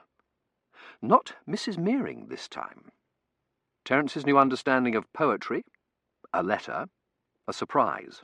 One last swoon involving furniture. An even bigger surprise. Third time is not necessarily a charm. The net shimmered and we were in pitch blackness again. The din had disappeared, though there was still a strong smell of smoke. It was at least 20 degrees cooler. I took one arm away from around Verity and cautiously felt to the side. I touched stone. "Don't move," I said. "I know where we are. I was here before. It's Coventry's bell tower, in 1395. "Nonsense," Verity said, starting up the steps. "It's the Meerings' wine cellar." She opened the door 2 steps above us a crack, and light filtered in, revealing wooden steps and racks of cobwebbed bottles below. "It's daylight," she whispered. She opened the door a little wider and stuck her head out, looking both ways. "This passage opens off the kitchen. Let's hope it's still the 16th. "Let's hope it's still 1888, I said. She peeked out again. "What do you think we should do? Should we try to get out to the drop?" I shook my head. There's no telling where we'd end up, or whether we could get back. I looked at her ragged, soot-streaked white dress. "You need to get out of those clothes, especially the raincoat, which is circa 2057. Give it to me." She shrugged out of it. "Can you get up to your room without being seen?" She nodded. "I'll take the back stairs." "I'll go try to ascertain our space-time location. I'll meet you in the library in a quarter of an hour, and we'll go from there." She handed me the raincoat. "What if we've been gone a week, or a month, or 5 years?" "We'll claim we've been on the other side," I said. But she didn't laugh. She said bleakly, "What if Tossie and Terence are already married?" "We'll cross that bridge when we come to it," I said, "or fall in." She smiled back at me, one of those heart-turning smiles no amount of rest was ever going to render me immune to. "Thank you for coming to find me," she said. "At your service, miss," I said. "Go put on a clean dress." She nodded. "Wait a few minutes so we won't be seen together." She opened the door and slid out, and I realized suddenly I hadn't told her what I'd gone all the way to the 14th century and back to tell her about. "I found out how Tossie's diary—" I started, but she was already down the corridor and starting up the back stairs. I peeled off the coveralls. My coat and trousers had been fairly well protected by them, but my hands, and presumably my face, were a mess. I wiped them on the lining of the coveralls, wishing wine cellars came equipped with mirrors. Then I rolled the coveralls into a bundle with the raincoat and jammed them far back behind a rack of claret. I took a cautious look and went out into the passage. There were 4 doors along it, one of which had to lead to the outside. The last one was covered in green baize, which meant it led to the main part of the house. I opened the first. The scullery. It was full of Cinderella-like stacks of dirty dishes and piles of pots and a row of unpolished shoes. The shoes had to mean it was after bedtime and before the family was up, which was good. It meant Verity wouldn't run into anyone on her way to her bedroom. But on second thought, it didn't make any sense. That first night, when I'd sneaked Cyril back to the stable, I had nearly run into Bain putting the polished shoes outside the doors, and it had still been dark out, and he hadn't collected them till after everyone had gone to bed. But it was clearly morning. Sun was streaming in on the pots and pans. There was no newspaper and nothing else that might give a clue to our space-time location. One of the pots had a copper bottom. I peered into it. There was a large smear of soot on my cheek and across my moustache. I pulled out my handkerchief, spit on it, dabbed at my face, smoothed my hair, and went back out into the passage, calculating. If this was the scullery, the next door must be the kitchen, and the one after that, the door to the outside. Wrong. It was the kitchen, and Jane and the cook were in it, whispering together in the corner. They moved apart, guiltily. The cook went over to an enormous black stove and began stirring something briskly, and Jane put a piece of bread on a toasting fork and held it over the fire. "Where's Bain?" I said. Jane jumped about a foot. The bread fell off the toasting fork and into the ashes, flaring up brightly. "What?" she said, holding the toasting fork in front of her like a rapier. "Bain," I repeated. "I need to speak with him. Is he in the breakfast room?" "No," she said, frightenedly. "I swear by the Blessed Mother I don't know where he is, sir. He didn't tell us anything. You don't think the mistress will dismiss us, do you?" "Dismiss you?" I said, bewildered. "Why? What have you done?" "Nothing. But she'll say we must have known all about it, what with gossiping in the servants' hall and all that," she said, waving the toasting fork for emphasis. "That's what happened to my sister Margaret when young Mr. Val run off with Rose, the scullery maid. Mrs. Abbott sacked the whole lot." I took the toasting fork away from her. "Known all about what?" "Never even guessed," the cook said from the stove. "All those fine airs and giving orders, it just goes to show you." This wasn't getting anywhere, and I was running out of time. I decided to try the direct approach. "What time is it?" I asked. Jane looked frightened all over again. 9 o'clock, the cook said, consulting a watch pinned to her bosom. 9 o'clock, and I've got to be taking it up to them, Jane said, and burst into tears. "He said not to be taking it up till the morning post had come, so as to give them enough time, and it's always here by 9 o'clock. She wiped her eyes on the tail of her apron and straightened, steeling herself. "I'd best be going up and see if it's been." I was going to ask, "Take what up?" but was afraid it would bring on a fresh round of tears and incoherencies. And there was no telling what the response might be if I asked them what day it was. "Tell Bain to bring me a copy of the Times. I'll be in the library," I said, and went outside. At least it was still summer, and, on closer inspection, June. The roses were still in bloom, and the peonies destined to serve as prototypes for countless pen-wipers were still just coming out. As was Colonel Meering carrying a burlap sack toward the fish pond. As oblivious and absorbed with his goldfish as he very likely was, I still didn't want to have an encounter with him until I knew how much time had elapsed. Accordingly, I ducked around the side of the house. I'd go round to the groom's door, through the stable, and from there to the French doors and the parlour. I slipped in the groom's door, and nearly tripped over Cyril. He was lying on a burlap sack with his chin on his paws. "You wouldn't happen to know the time, would you?" I said. "And the date?" And here was another sign that something was wrong. Cyril didn't get up. He simply raised his head, looked at me with an expression like the prisoner of Zenda, and lay it back down again. "What is it, Cyril?" "What's wrong?" I said, and reached to tug on his collar. "Are you ill?" and saw the chain. "Good Lord," I said to him. "Terence hasn't married her, has he?" Cyril continued to gaze hopelessly at me. I unhooked the chain. "Come along, Cyril," I said. "We'll go straighten this out." He staggered to his feet and trotted after me resignedly. I went out of the stables and around to the front of the house to find Terence. He was down at the Mearing's dock, sitting in the boat and staring at the river, his head sunk nearly as low as Cyril's had been when he'd been left to guard the boat. "What are you doing out here?" I said. He looked up dully. "The mirror cracked from side to side," he said. "Out flew the web and floated wide," which didn't exactly clarify things. "Cyril was chained up in the stable," I said to him. "I know," Terence said without moving his gaze. "Mrs. Mearing caught me sneaking him upstairs last night." So at least a full day and night had passed since our departure, and I'd better think of an explanation for my absence quickly before Terence asked me where I'd been. But he simply went on gazing out at the river. "He was right, you know, about how it happens." "How what happens?" "Fate," he said bitterly. "Cyril was chained up," I said. "He's got to become accustomed to being in the stable," he said dully. "Tossie doesn't approve of animals in the house." "Animals?" I said. "This is Cyril we're talking about. And what about Princess Arjumand? She sleeps on the pillows." "I wonder if she woke up that morning happy as a lark, no idea her doom was going to come upon her." "Who?" I said. "Princess Arjumand?" "I hadn't a clue, you know, even when we were pulling into the station. Professor Peddick was talking about Alexander the Great and the Battle of Issus, something about the decisive moment and everything depending on it, and I'd no idea."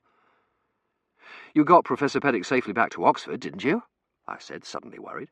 "He didn't get off the train to go look for gravel bottoms."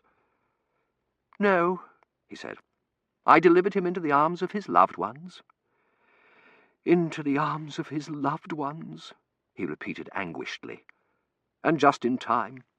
Professor Overforce was about to deliver his funeral oration." "What did he say?" "He fainted dead away," Terence said.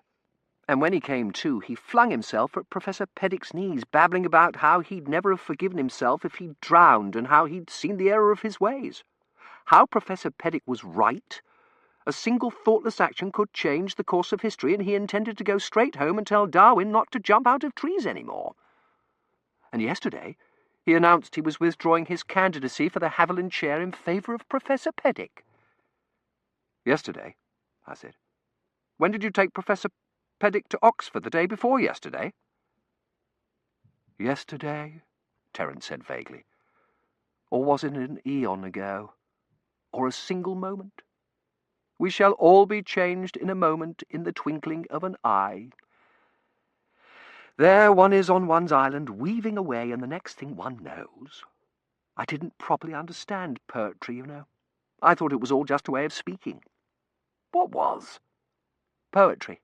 All that about dying for love and mirrors cracking from side to side. It did, you know. Clean across." He shook his head sadly. "I never understood why she didn't just row down to Camelot and tell Lancelot she loved him." He stared gloomily out at the water. "Well, I know now. He was already engaged to Guinevere."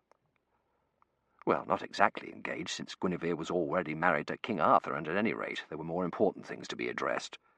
"Cyril's too sensitive to be chained up," I said. "We are all in chains, bound helpless and raging in the adamantine chains of fate."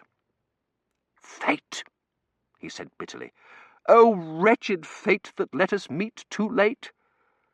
I thought she'd be one of those dreadful modern girls, all bloomers and blue-stocking ideas. He told me I'd like her, you know. Like her!"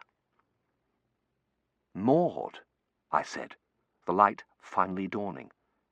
"You've met Professor Peddick's niece, Maud?" There she was, standing on the railway platform at Oxford.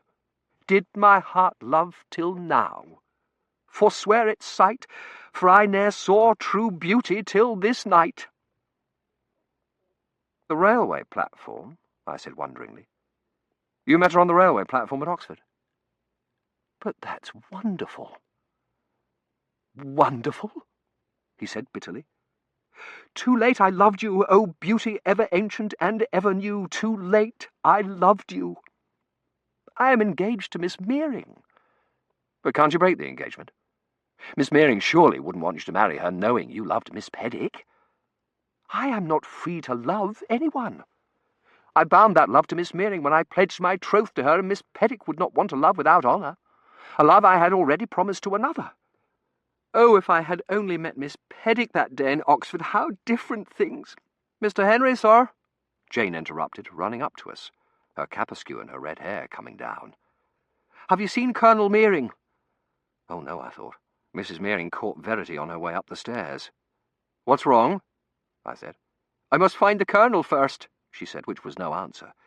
"He said I was to be giving it to him at breakfast, but he isn't there, and the mail's come and all." "I saw the Colonel going out to the fish pond," I said. "Give him what? What happened?" "Oh, sir, you gentlemen had best both go inside," she said in an agony. "They're in the parlour." "Who? Is Verity there?" "What's happened?" I said. But she had already taken off at a run for the fish pond, her skirts flying. "Terence," I said urgently, "what day is it?" "What does it matter?" Terence said. "Tomorrow and tomorrow and tomorrow creeps in this petty pace from day to day, lighting fools the way to dusty death. Fools!" "This is important," I said, yanking him to his feet. "The date, man." "Monday," he said. "The 18th of June." Oh, Lord, we'd been gone 3 days. I took off for the house, Cyril at my heels.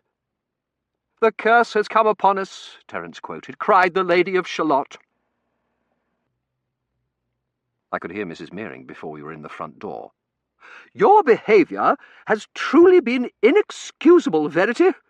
I should not have expected my cousin's daughter to have been so selfish and thoughtless." She knew we'd been gone 3 days, and poor Verity didn't. I skidded down the corridor toward the parlour, Cyril hot on my heels. I had to tell her before she said anything. "I had all the care of the patient," Mrs. Meering said. "I'm utterly exhausted. 3 days and nights in that sick room and not so much as a moment to rest." I had my hand on the doorknob. I stopped.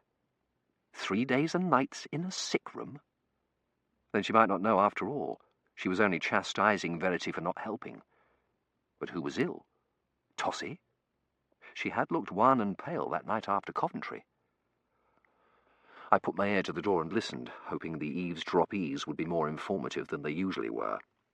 "You might at least have offered to sit with the patient for a few minutes," Mrs. Meering said. "I am so sorry, Aunt," Verity said. "I thought you would be afraid of infection."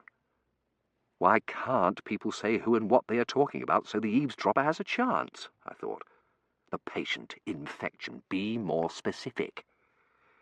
"And I thought she would insist on you and Tossie nursing him," Verity said. Him? Have Mr. C shown up and promptly fallen ill? And fallen in love with his nurse, Tossie? "I would not dream of allowing Toslin in the sick room," Mrs. Meering said. "She is such a delicate girl." Down the corridor, I saw Terence open the front door. I was going to have to go in, information or no. I looked down at Cyril. Mrs. Meering would no doubt demand to know what he was doing in the house. Then again, that might be a welcome diversion under the circumstances. "Toslin has far too delicate a constitution for nursing," Mrs. Meering was saying, "and the sight of her poor father ill would be much too upsetting for her." Her poor father? Then it was Colonel Meering who'd been ill. But then what was he doing heading down to the fish pond? I opened the door. "I thought you might show more concern for your poor uncle, Verity," Mrs. Meering was saying. "I am dreadfully disappointed in—" "Good morning," I said. Verity looked gratefully at me. "And how is Colonel Meering this morning?" I said. "I trust he is feeling better. I saw him outside just now." "Outside?"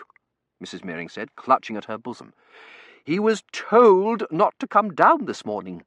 He will catch his death, Mr. St. Trues, she said to Terence, who had just come in and was standing looking hangdog by the parlour door.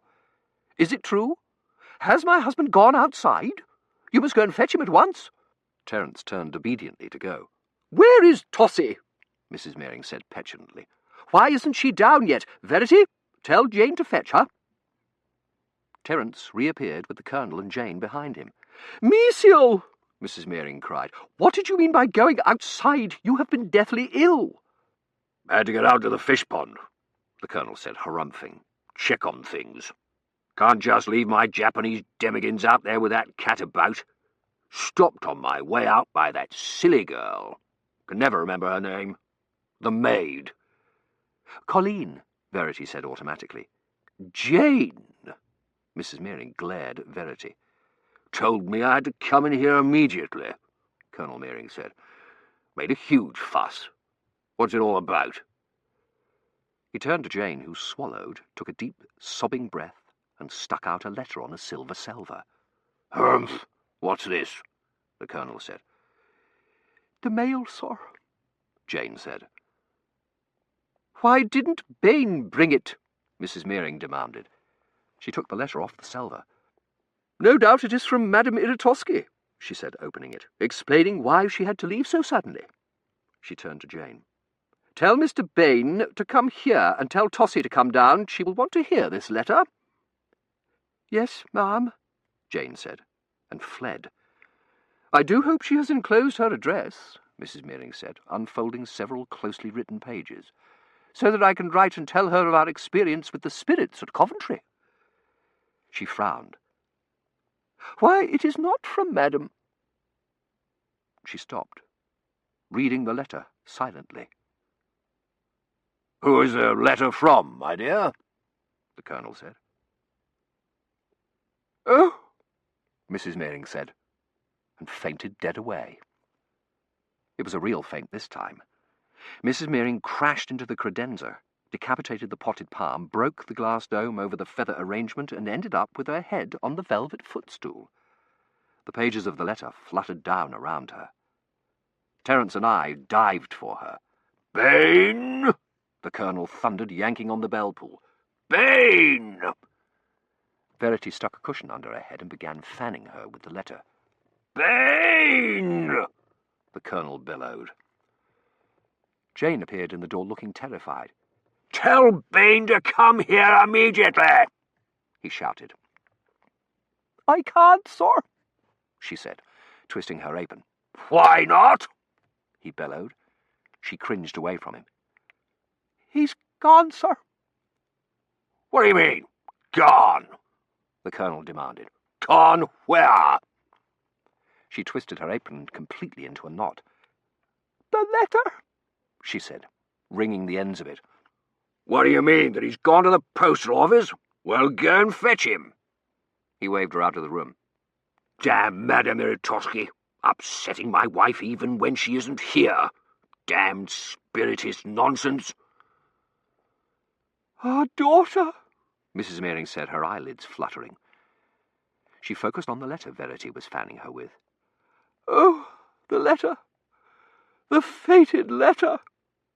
And went out again. Jane ran in with the smelling salts. Where's Bain? Colonel Mearing thundered. Didn't you fetch him? And go tell Tossie to come down immediately. Her mother needs her. Jane sat down on the gilt chair, flung her apron over her head and began to bawl. Here, here. What's this? Colonel Mearing harumphed. Get up, girl. Verity, Mrs. Mearing said, clutching weakly at Verity's arm.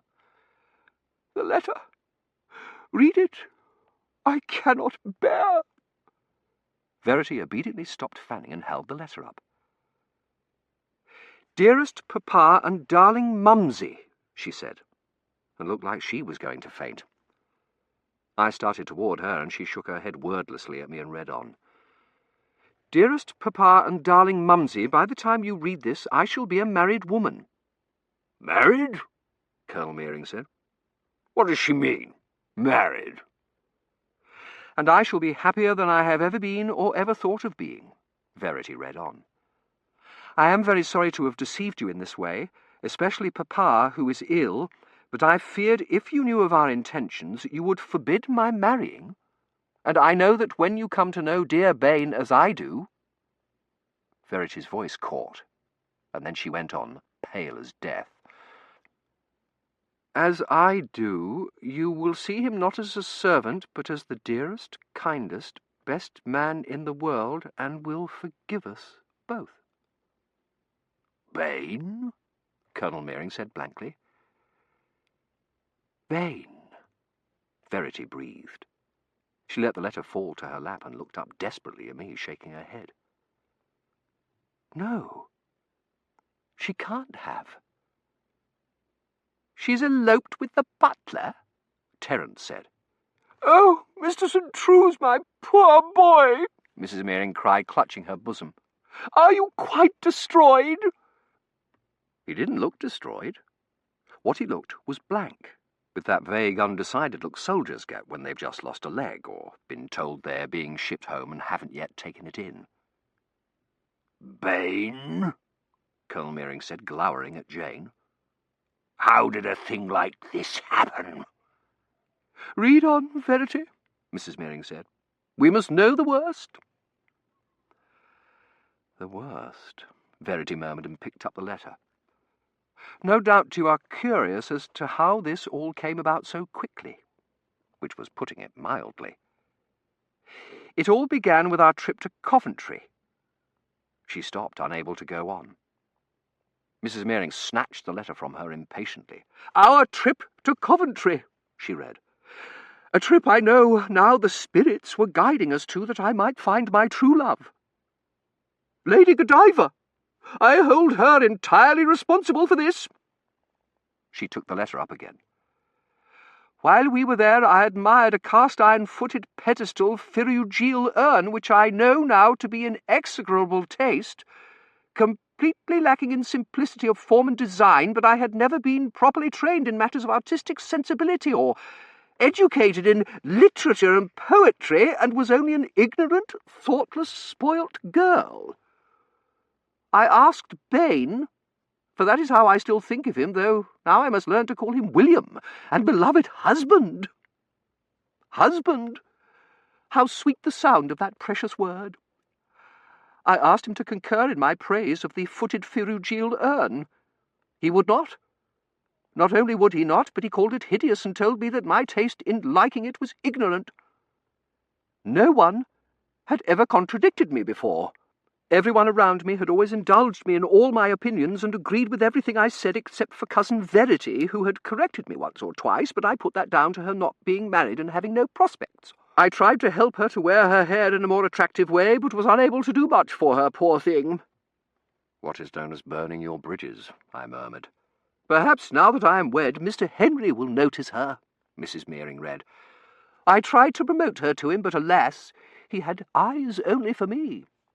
They would make a good couple, not handsome or clever, but well-suited nonetheless. All her bridges. I was not at all used to being contradicted, and at first I was angry. But when you swooned on the train on the way home, Mamma, and I went to fetch him, he was so strong and quick-witted and helpful in assisting you, Mamma, that it was as if I saw him with new eyes, and I fell in love with him right there in the railway carriage. It's all my fault, Verity murmured. If we hadn't insisted we go to Coventry. But I was too stubborn to admit my feelings, Mrs. Meering read. And the next day I confronted him and demanded he apologize. He refused, we quarrelled, and he threw me in the river. And then he kissed me, and oh, Mamma, it was so romantic. Just like Shakespeare, whose plays my beloved husband is having me read, beginning with The Taming of the Shrew. Mrs. Meering flung the letter down. Reading books? That is the cause of all this. Nesiel, you should never have hired a servant who read books. I blame you entirely for this. Always reading Ruskin and Darwin and Trollope. Trollope! What sort of name is that for an author? And his name. Servants should have solid English names. I used it when I worked for Lord Dunsany, he said. Well, you're certainly not using it here, I said. Of course, what can one expect from a man who refused to dress for dinner? He read books, too. Dreadful socialist things. Bentham and Samuel Butler. Who? The Colonel said, confused. Lord Dunsany, dreadful man. But he has a nephew who will inherit half of Hertfordshire, and Tossy could have been received at court. And now... She swayed, and Terence reached for the smelling salts, but she waved them irritatedly away. Monsieur, don't just sit there. Do something. There must be some way to stop them before it's too late. It's too late, Verity murmured. Perhaps not. Perhaps they only left this morning, I said, gathering up the pages of the letter and scanning them. They were covered with Tossy's flowery hand and dozens of exclamation points and underlinings and badly blotted in places. She should have bought a pen wiper at the jumble sale, I thought, irrelevantly. It is no use to try and stop us, I read. By the time you receive this, we shall already have been married in Surrey at a registrar's office and will be on our way to our new home. My dearest husband, that most precious of words, feels that we will thrive better in a society less enslaved to the archaic class structure. A country where one can have whatever name he likes. And to that end, we sail for America, where my husband, that sweet word again, intends to earn his living as a philosopher. Princess Arjamand is accompanying us, for I could not bear to be separated from her as well as you, and Papa would probably kill her when he found out about the calico goldfish. My split-tailed nacreous Riankin? Colonel Meering said, starting up out of the chair. What about it? She ate the calico. Oh dear, Papa, can you find it in your heart to forgive her as well as me? We must disown her, Mrs. Meering said. We certainly must, Colonel Meering said. That Riankin cost £200. Colleen? Mrs. Meering said. I mean Jane. Stop snuffling and fetch my writing desk at once. I intend to write to her and tell her from this day forward we have no daughter. Yes, ma'am, Jane said, wiping her nose on her apron. I stared after her, thinking about Colleen Jane and Mrs. Chattisbourne calling all her maids Gladys and trying to remember exactly what Mrs. Meering had said about Bayne.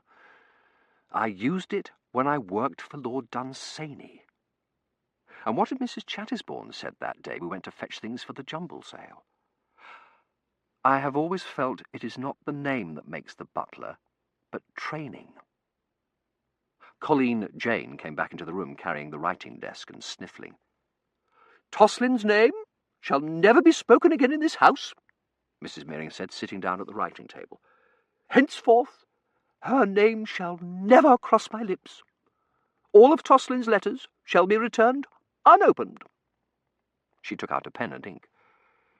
How will we know where to send the letter telling her she's disowned if we don't open her letters? Colonel Meering said. It's too late, isn't it? Verity said bleakly to me. There's nothing we can do. I wasn't listening. I gathered up the pages of the letter and turned them over, looking for the end. From this day forth, I shall wear mourning, Mrs. Meering said. Jane, go upstairs and press my black bombazine. Muriel, when anyone asks you, you must say our daughter died. I located the end of the letter. Tossy had signed the letter, your repentant daughter Toslin, and then scratched Toslin out and signed her married name. Listen to this, I said to Verity and began reading. Please tell Terence that I know he will never get over me, but that he must try, and not to begrudge us our happiness, for Bayne and I were fated to be together. If she's truly gone and married this person, Terence said, the light dawning, then I'm released from my engagement. I ignored him. My darling William does not believe in fate, I persisted, and says that we are creatures of free will, but he believes that wives should have opinions and ideas of their own, and what else can it have been but fate? For had Princess Arjamand not disappeared, we should never have gone to Coventry.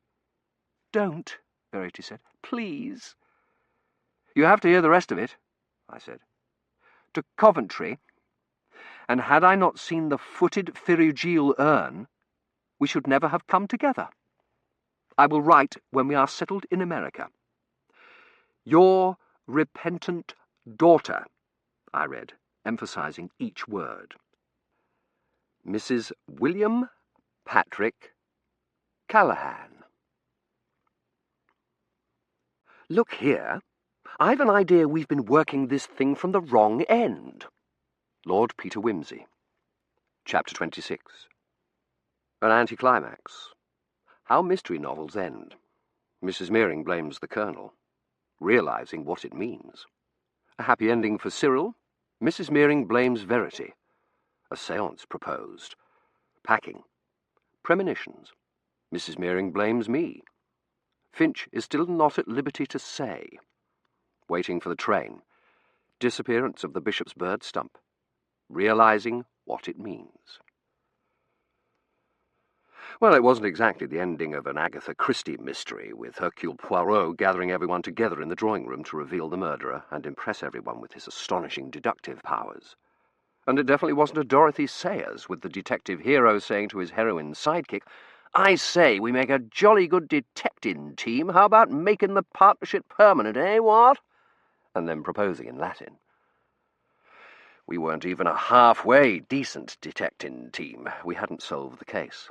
The case had been solved in spite of us. Worse, we had been such an impediment, we'd had to be packed off out of the way before the course of history could correct itself. This is the way the world ends, not with a bang, but an elopement. Not that there wasn't whimpering. Mrs. Meering was doing a good deal of that, not to mention weeping, wailing, and clutching the letter to her bosom. "Oh, my precious daughter," she sobbed. "Measle, don't just stand there, do something!" The Colonel looked round uneasily. "What can I do, my dear? According to Toss's letter, they are already afloat." "I don't know. Stop them. Have the marriage annulled. Why are the Royal Navy?" She stopped, grabbed her heart, and cried, "Madame Iritosky tried to warn me. She said, 'Beware of the sea.'" "Ha! Seems to me if she'd truly had any contact with the other side, she could have given a better warning than that," Colonel Meering said. But Mrs. Meering wasn't listening. "That day at Coventry, I had a premonition. Oh, if I had only realized what it meant, I might have saved her." She let the letter flutter to the floor. Verity stooped and picked it up. "I will write when we are settled in America," she said softly. "Your repentant daughter, Mrs. William Patrick Callahan." William Patrick Callahan? She shook her head. "What do you know?" she said softly. "The butler did it." As she said it, I had the oddest sensation like one of Mrs. Meering's premonitions, or a sudden shifting underfoot, and I thought suddenly of anti-cathedral protesters and Merton's pedestrian gate. The butler did it. And then something else, something important. Who had said that? Verity explaining the mystery novels.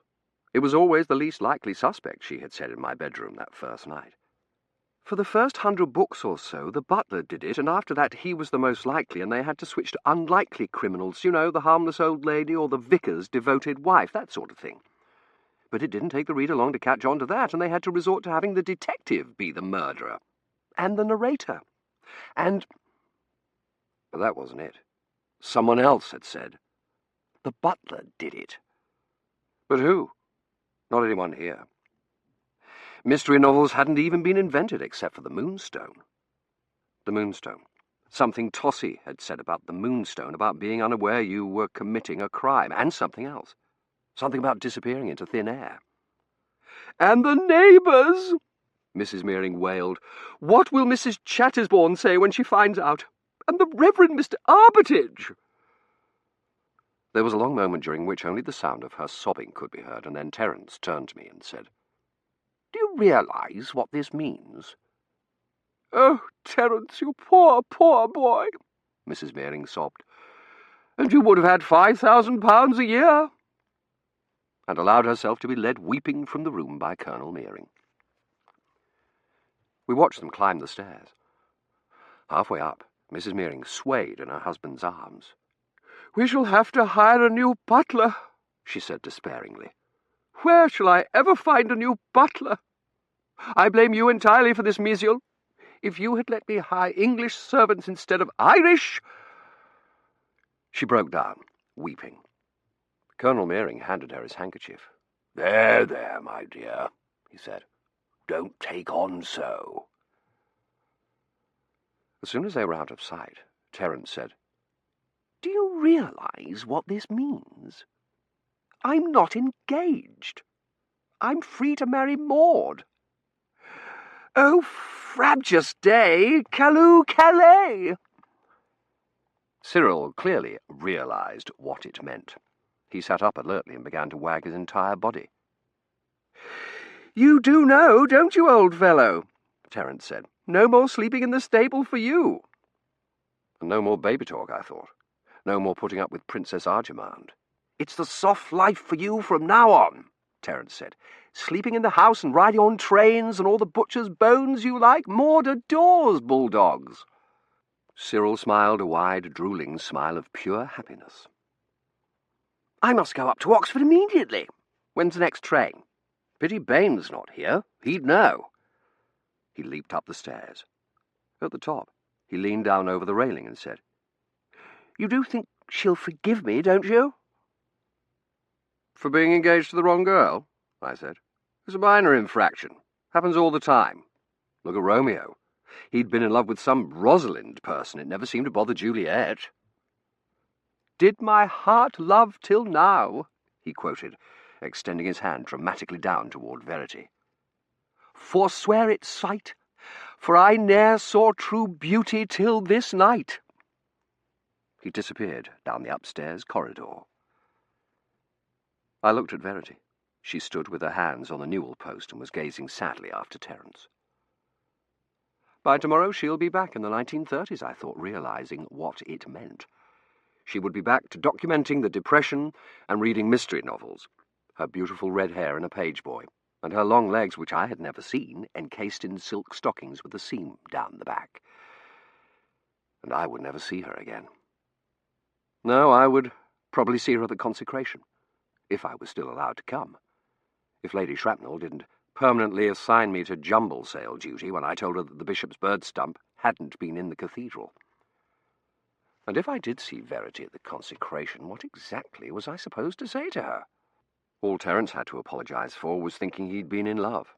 I had to apologise for being such a liability in the scheme of things that I'd had to be shut up in a dungeon during the denouement. Not exactly something to be proud of. It was just as well I'd be stuck behind the fancy goods stall. "I'm going to miss all this," Verity said, her eyes still on the stairs. "I should be glad it's all worked out so well and that the continuum's not going to collapse." She turned her beautiful naiad's eyes on me. "You do think the incongruity's repaired, don't you?" "There's a train at 9:43, Terence said, racketing down the stairs with a valise in one hand and his hat in the other. Bain thoughtfully left a Bradshaw in my room. Arrives at 11:02. Come along, Cyril. We're going to get engaged. Where's he got to? Cyril!" He disappeared into the parlour. "Yes," I said to Verity. "Completely repaired." "Ned, you can arrange to have the boat sent back to Jabez, can't you?" Terence said, reappearing with Sybil. "And the rest of my things sent to Oxford?" "Yes," I said. "Go." He pumped my hand. "Goodbye. Friend ahoy. Farewell, farewell. I'll see you next term." I'm not certain about that," I said, and realised how much I was going to miss him. "Goodbye, Cyril." I leaned down to pat him on the head. "Nonsense, you're looking much better since we've been at Matching's End. You'll be entirely cured by Michaelmas term. We'll have such jolly times on the river," Terence said, and was gone, Cyril trotting happily after him. "I want them out of this house immediately," Mrs. Mearing's voice said, overwrought, and we both looked up the stairs. A door slammed overhead. "Absolutely out of the question," Mrs. Mearing said, and then the low sound of voices murmuring. "And tell them—" More murmuring. "I want you to go downstairs immediately and tell them. This is all due to them." More murmuring, and then, "If she'd been a proper chaperone, this would never—" A door shutting cut her off, and a minute later Colonel Meering came down the stairs looking extremely embarrassed. "All been too much for my poor dear wife," he said, looking at the carpet. "Her nerves. Very delicate. Rest and absolute quiet is what she needs. Think it best you go to your aunt in London, Verity, and you back to—" He looked at a loss. "To Oxford," I said.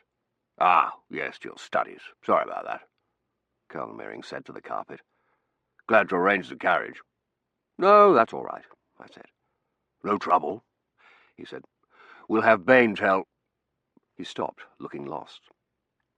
"I'll see that Miss Brown gets to the station," I said. He nodded. "Must go see to my dear wife," he said, and started up the stairs. Verity went after him. "Colonel Meering," she said, following him halfway up the stairs, "I don't think you should disown your daughter." He looked embarrassed. "Afraid Malvinia's quite determined. Dreadful shock, you know. Butler and all that." Mr. Callahan did prevent Tossie's cat from eating your black moor," she said. Wrong thing to say.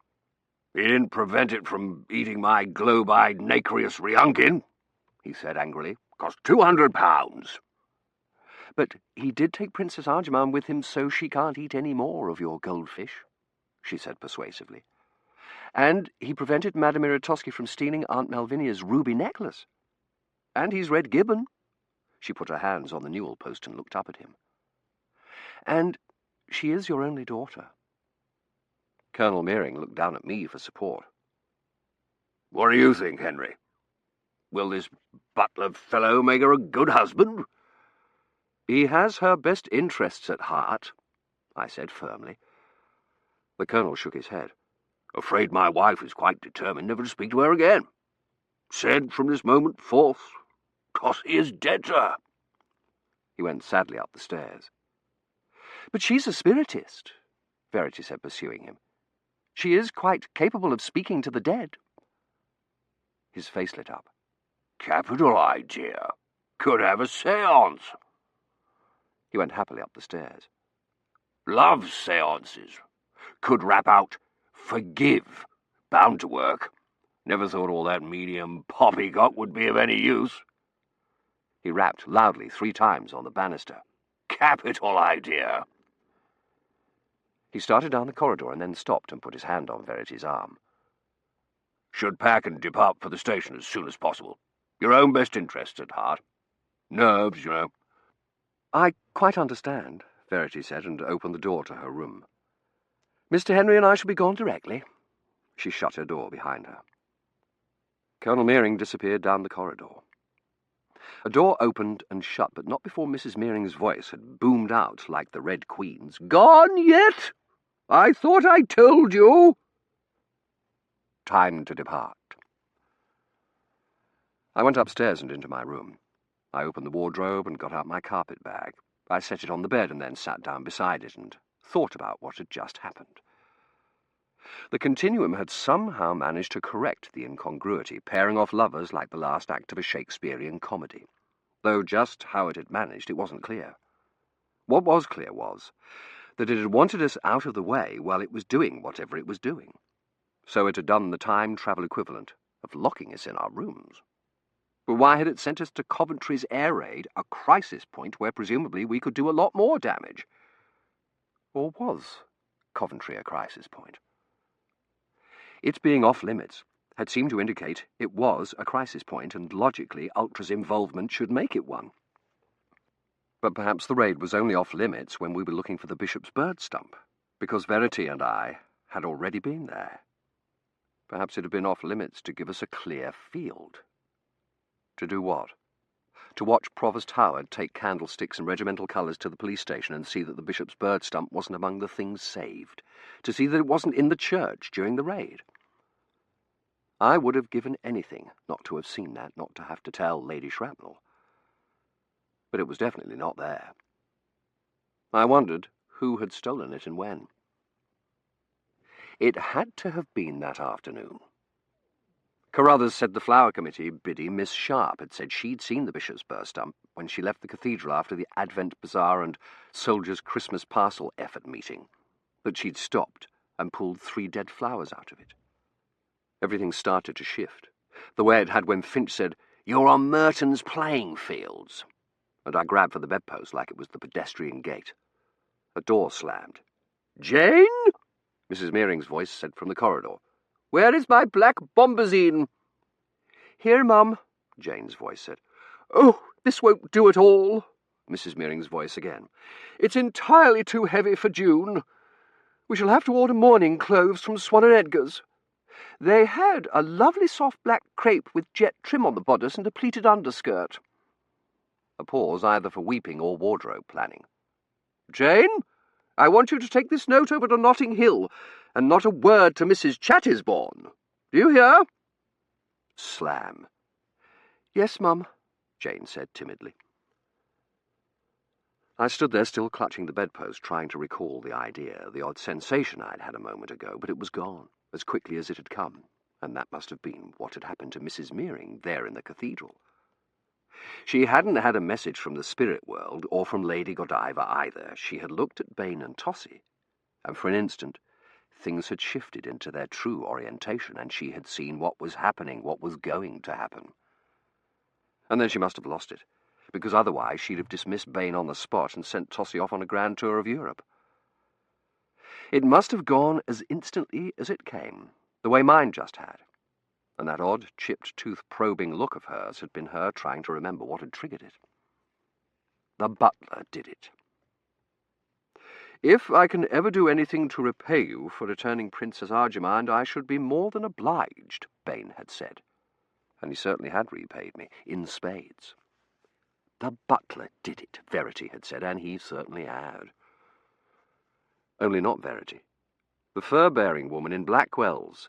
"The butler always does it," she said, and the other one, the one with the Cyril-like fur draped over her shoulders, had said, "What you think is the first crime turns out to be the second. The real crime had happened years before. Nobody even knew the first crime had been committed." The real crime. A crime the person was unaware of having committed. And something else. About someone marrying a farmer.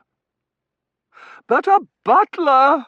Mrs. Mearing's anguished voice cried from down the corridor, followed by placating murmurs. "Never should have let them stay in the first place," Colonel Mearing said. "If she hadn't met Mr. St. True's," Mrs. Mearing wailed, "she'd never have been thinking about marriage." Her voice died away into sobbing murmurs, and it was nice to know other people second-guessed their actions, but it was definitely time to go. I opened the bureau and looked at the clothes Bain had neatly stacked inside.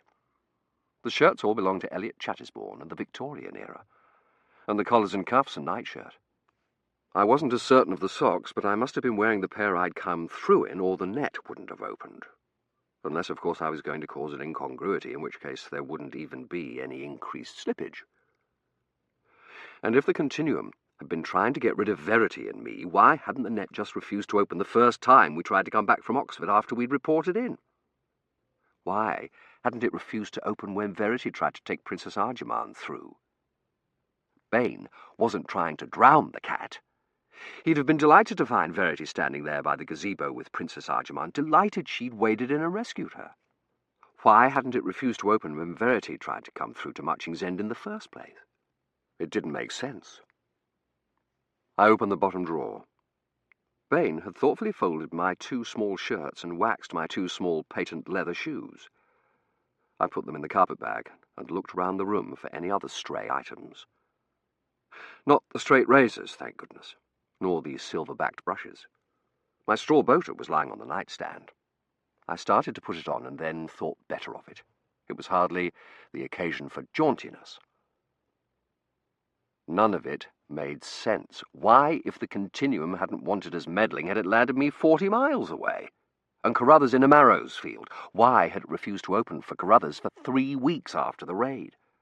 Why had it sent me to 2018 and 1395, and Verity to 1940? And the most important question of all, why had it brought us back now? An American!" Mrs. Mearing shrieked from the end of the corridor. "It's all Mr. Henry's fault. His disgraceful American ideas of class equality." Definitely time to go. I closed the carpet bag and went out into the corridor. I stopped at Verity's door and raised my hand to knock, and then thought better of that too. "Where is Jane?" Mrs. Mearing's voice rang out. "Why isn't she back yet? Irish servants! This is all your fault, Mesial. I wanted to hire—" I made a speedy and quiet exit down the stairs. Colleen, Jane, was standing at the foot of them, twisting her apron in her hands. "Has she dismissed you?" I asked her. "No, sir, not yet," she said, looking up nervously in the direction of Mrs. Mearing's room. "But she's that angry." I nodded. "Has Miss Brown come down?" "Yes, sir. She said to tell you she would wait for you at the station." "The station?" I said, and then realised she meant the drop. "Thank you, Jane, Colleen, and good luck." "Thank you, sir." She started up the stairs, crossing herself as she went. I opened the front door, and there stood Finch in his morning coat and butler's derby, his hand already reaching for the knocker. "Mr. Henry," he said. "Just the person I came to see." I shut the door behind me and led him over to where we couldn't be observed from the windows. "I'm so glad I caught you before you left, sir," he said. "I have a dilemma." "I'm hardly the person to ask," I said. "You see, sir, my mission's nearly completed, and I might be able to depart as early as tomorrow morning. But Mrs. Chattisbourne is having a tea tomorrow afternoon to plan the St. Anne's Day sale of work. It's terribly important to her, and so I'd planned to stay on to see that everything went well. That kitchen maid of hers, Gladys, has the mind of a rabbit, and you're afraid you'll miss the consecration if you stay a few more days," I said. No. I asked Mr. Dunworthy, and he said it was all right. They could bring me through at the same time. Now, my dilemma is this." He held out a square envelope with the initials M.M. embossed in gold script on it. "It's an offer of employment from Mrs. Mearing. She wants me to come and be her butler." So that was why Colleen Jane had her cloak on. With Mrs. Mearing's only daughter gone, run off to elope with the butler, and her heart broken, the first thing she had done was to send Colleen Jane over to the Chattisbournes to filch Finch. "It's a very good offer, sir," Finch said. "There are a number of advantages to taking it." "And you're thinking of staying in the Victorian era permanently?" "Of course not, sir. Although," he said wistfully, "there are moments when I feel I have found my true métier here. No, my dilemma is that Matching's End is much more convenient to my mission than the Chattisbournes. If I am reading the signs correctly, I should be able to complete my mission tonight, and it won't matter, but it might turn out to take several days. And if that were the case, my mission—" "What is your mission anyway, Finch?" I said, exasperated. He looked pained. "I'm afraid I'm not at liberty to say. I was sworn to secrecy by Mr. Lewis, and I have also witnessed events you are not yet aware of, and have access to information you have not, and I dare not jeopardize the success of either of our missions by speaking out of turn. As you know, sir, loose lips sink ships." I had that odd, disorienting sensation again of things appending and reorienting themselves, and I tried to grab hold of it like I had grabbed onto the pedestrian gate. Loose lips sink ships. I knew who had said that. I had, thinking about Ultra and Coventry and secrets as crisis points. There was something about Ultra, and what would have happened if the Nazis had found out we had broken their code? No, it was no use. Just as things were starting to shift, it was gone again. "If the mission should go several days," Finch was saying, "Matching's End is much closer both to the vicarage and the drop, and it's not as if I would be leaving Mrs. Chattisbourne in the lurch.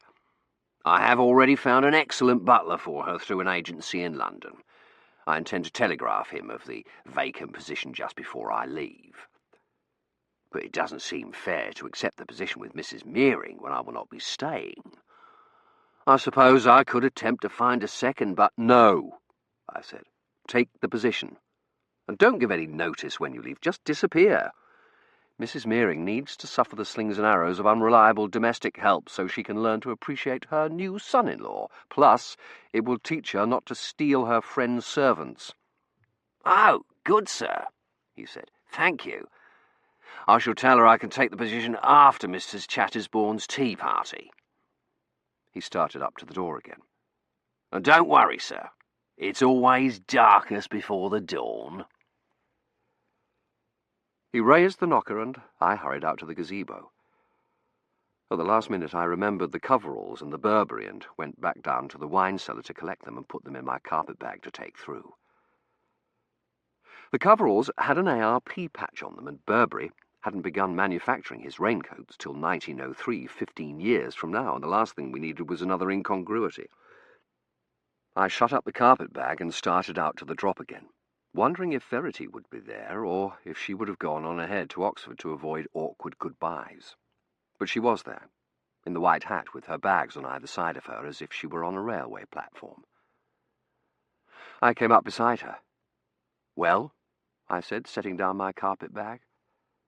She looked at me from behind her white veil, and I thought, it truly is too bad I didn't single-handedly save the universe. Since I hadn't, I looked at the peonies behind the gazebo and said, "When's the next train?" 5 minutes, she said, "if it opens." "It will open," I said. "Tossie's married Mr. C, Terence is getting engaged to Maud, their grandson will fly a night raid to Berlin, the Luftwaffe will leave off bombing aerodromes and begin bombing London, and all's right with the continuum." "In spite of us," she said. "In spite of us." We stared at the peonies. "I suppose you're glad it's over," she said. "I mean, you'll finally be able to get what you wanted." I looked at her. She looked away. "Some sleep, I mean." "I'm not nearly so enamoured of it any more," I said. "I've learned to do without." We stared at the peonies some more. "I suppose you'll go back to your mystery novels," I said, after another silence. She shook her head. "They're not very true to life. They always end by solving the mystery and righting the wrong. Miss Marple's never shuffled off to an air raid while they clean up the mess she's made." She tried to smile. "What will you do now?" "Jumble sales, probably. I should imagine Lady Shrapnel will assign me to permanent coconut shy duty when she finds out the bishop's bird stump wasn't there after all." "Wasn't where?" "In the cathedral," I said. "I got a clear view of the north aisle as we were leaving. The stand was there, but no bishop's bird stump." I hate to tell her. She had her heart so set on its having been in the cathedral. You were right. Strange as it may seem, someone must have removed it for safekeeping. She frowned. "Are you certain you were looking in the right place?" I nodded. "In front of the parclose screen of the Smith's Chapel between the 3rd and 4th pillars." "But that's impossible," she said. "It was there. I saw it." "When?" I said. "When did you see it?" "Just after I came through," she said. "Where?" "In the north aisle, the same place it was when we were there yesterday." There was a faint whisper of air and the net began to shimmer. Verity stooped to pick up her bags and stepped down onto the grass. "Wait!" I grabbed her arm. "Tell me exactly when and where you saw it." She looked anxiously at the shimmering net. "Shouldn't we—" "We'll catch the next one," I said. "Tell me exactly what happened. You came through in the sanctuary?" She nodded. "The sirens were going, but I couldn't hear any planes, and it was dark in the church. There was a little light on the altar and another one on the rood screen. I thought I'd better stay near the drop in case it opened again right away, so I hid in one of the vestries and waited. And after a while I saw torches over by the vestry door, and the fire watch came in, going up to the roofs, and I heard one of them say, 'Had we better start carrying things out of the vestries?' So I sneaked into the mercer's chapel and hid. I could still see the drop from there." "And then the mercer's chapel caught on fire?" She nodded. "I started for the vestry door, but there was all this smoke, and I must have got turned around. I ended up in the choir. That's when I hit my hand on the arch and cut it. I remembered that the tower hadn't burned, so I got down on the floor and worked my way along the choir railing to the nave, and then crawled down the nave till the smoke got less thick and I could stand up. And when was that? I don't know, she said, looking anxiously at the net. What if it doesn't open again? Perhaps we should discuss this in Oxford. No, I said. When did you stand up in the nave? I don't know. A little before they started carrying things out. The shimmer flared into light. I ignored it. All right, you crawled down the nave, I prompted.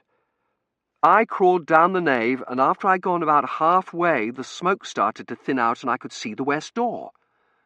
I took hold of the pillar I was next to and stood up, and there it was, in front of the screen, on its stand. It had a big bouquet of yellow chrysanthemums in it. You're certain it was the bishop's bird stump? It doesn't exactly look like anything else, she said. Ned, what's this all about? What did you do then? I thought, well, at least I've accomplished something. I can tell Ned it was there during the raid, if I make it out of here. And I started toward the tower door. The aisle was blocked with a pew that had got knocked over, and I had to go round it. And before I could reach the tower, the fire watch came in and started carrying things out. And? I prompted. I ducked across into the Kappa's chapel and hid. How long were you in there? I don't know. A quarter of an hour or so. One of the fire watch came back in and got the altar books. I waited till he was gone, and then I went out to look for you. Out of the south door? I said. Yes, she said, looking at the net. It was beginning to dwindle and fade. Were there people outside on the steps when you went out? Yes. If we've missed our chance to go home, did any of the fire watch go near the bishop's bird stump? No. They went into the sanctuary and the vestries, and one of them ran down and got the altar cross and the candlesticks out of the smith's chapel. And that's all he got? Yes. You're certain? I'm certain. He had to go round the back of the nave and up the south aisle with them because of the smoke. He ran right past me. Did you see any of them in the draper's chapel? No. And you didn't go into the draper's chapel? I told you. I came through in the sanctuary, and I was in the mercer's chapel and then the choir, and that's all. Could you see the north door from where you were hiding? She nodded. And no one went out that way? It was locked, she said. I heard one of the fire watch tell another to unlock the north door, that the fire brigade would bring the hoses in that way, and he said they'd have to do it from the outside because of the Smith chapel being on fire. What about the west door? The tower door? No, the fire watch all went out the vestry door. Did you see anyone else in the cathedral? I said. Besides the fire watch and the firemen? In the cathedral? Ned, it was on fire. What were the fire watch wearing? Wearing? She said bewilderedly. I don't know. Uniforms, coveralls. The verger was wearing a tin helmet.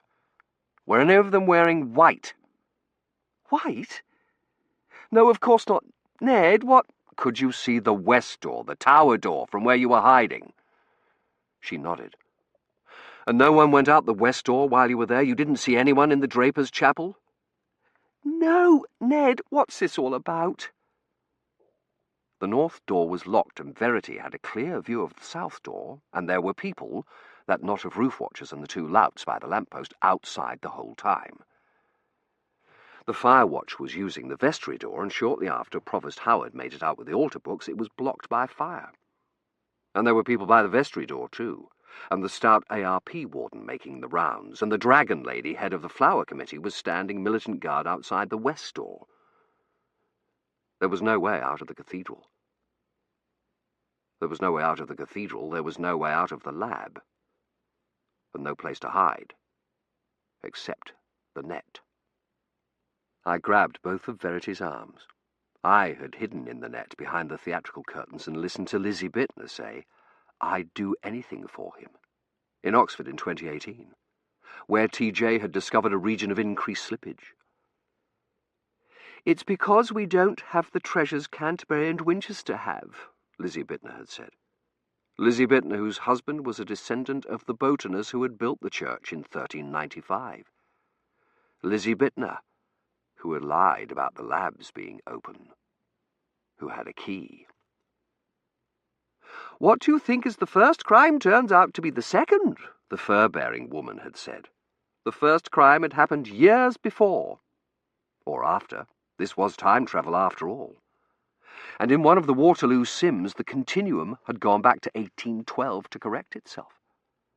And the clue, the little fact that didn't fit, was the increased slippage that hadn't happened on Verity's drop that should have prevented her from rescuing the cat from committing the incongruity in the first place. 5 minutes either way would have done it, but instead there'd been 9 minutes worth, 9 minutes that had put her right at the scene of the crime. "Every one of the simulated incongruities is increased slippage at the site," TJ had said. Every single one of them, even the ones in which the incongruity was too great for the continuum to correct it. Every single one, except ours. And all we had was a cluster of slippage in 2018, which TJ had said was too great for being that far from the site. And Coventry, which was a crisis point. "Ned," Verity said urgently. "What's wrong?" "Shh," I said, holding on to her arms like I had held on to the green metal uprights of Merton's pedestrian gate. I almost had it. And if I didn't jar it with any sudden movements or distractions, I would see the whole thing. The slippage was too far from the site, and discrepancies were only found in the immediate vicinity of the incongruity. And the fur-bearing lady in Blackwell's had said, "I'm glad she married him." She had been talking about some woman who had married a farmer. "If she hadn't, she'd still be trapped in Oxford, serving on church committees and running jumble." "Ned?" Verity said. "Shh." She was convinced the bishop's bird stump had been stolen, Carruthers had said, talking about the bitter old spinster sort, Miss Sharp, who had been in charge of the flower committee. And the ARP warden had said, "Come along, Miss Sharp, to the grey-haired woman guarding the west door." The grey-haired woman who had reminded me of someone, and she had said, "I have no intention of going anywhere. I am the vice-chairman of the Cathedral Ladies' Altar Guild and the head of the flower committee." Miss Sharp, he had called her. Miss Sharp, who had been so upset she'd accused everyone of knowing about the raid in advance, who'd even written a letter to the editor. She'd sent a letter to the paper saying someone had advance knowledge of the raid in Coventry, which had known about the raid in advance, which, unlike Muchings End, wasn't an historical backwater, which was a crisis point, because of Ultra. Because if the Nazis found out we had their Enigma machine, it could change the course of the war, the course of history. And the only instance of something being brought forward through the net was as part of a self-correction. I was gripping Verity's arm so hard it had to be hurting her, but I didn't dare let go. "The young woman in the cathedral," I said. "What was her name?" "In the cathedral?" Verity said bewilderedly. "Ned, there wasn't anyone in the cathedral. It was on fire." "Not during the raid," I said. "The day we went there with Tossie. The young woman who came to see the curate. What was her name?" "I don't know. It was a flower name," she said. "Geranium or—" "Delphinium," I said. "Not her first name, her last name." It began with an S. Sherwood. No, Sharp," she said. And the world shifted 180 degrees, and I wasn't at Balliol's gate. I was on Merton's playing fields, and there, in Christchurch Meadow, was Coventry Cathedral, the centre of it all. "Ned," Verity said urgently, "what is it?" "We've been looking at this the wrong way round," I said. "You didn't cause an incongruity." "But the coincidences," she stammered. "And the increased slippage in 2018, there had to have been an incongruity." "There was," I said, "and thanks to my amazing little grey cells, I know when it happened and what caused it." "What?" "Elementary, my dear Watson. I will give you a clue. Several clues, in fact. Ultra. The Moonstone. The Battle of Waterloo. Loose lips. Loose lips, she said. Ned, Carruthers. The dog that didn't bark in the night, pen wipers, pigeons, the least likely suspect, and Field General Rommel. Field General Rommel? The Battle of North Africa, I said.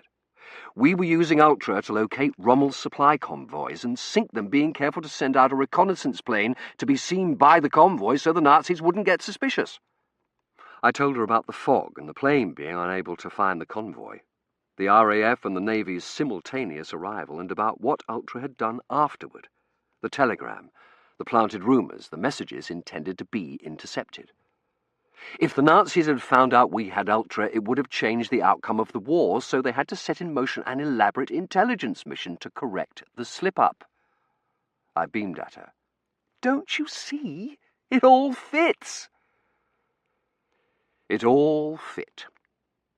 Carruthers being trapped in Coventry, my making Terence miss meeting Maud, Professor Overforce pushing Professor Pedig in the Thames, even all those bloody jumble sales. The fur-bearing ladies in Blackwell's, Hercule Poirot, T.J. Professor Pedig with his talk of the grand design, all of them had been trying to tell me, and I'd been too blind to see it. Verity was looking worriedly at me. Ned, she said, exactly how many drops have you had?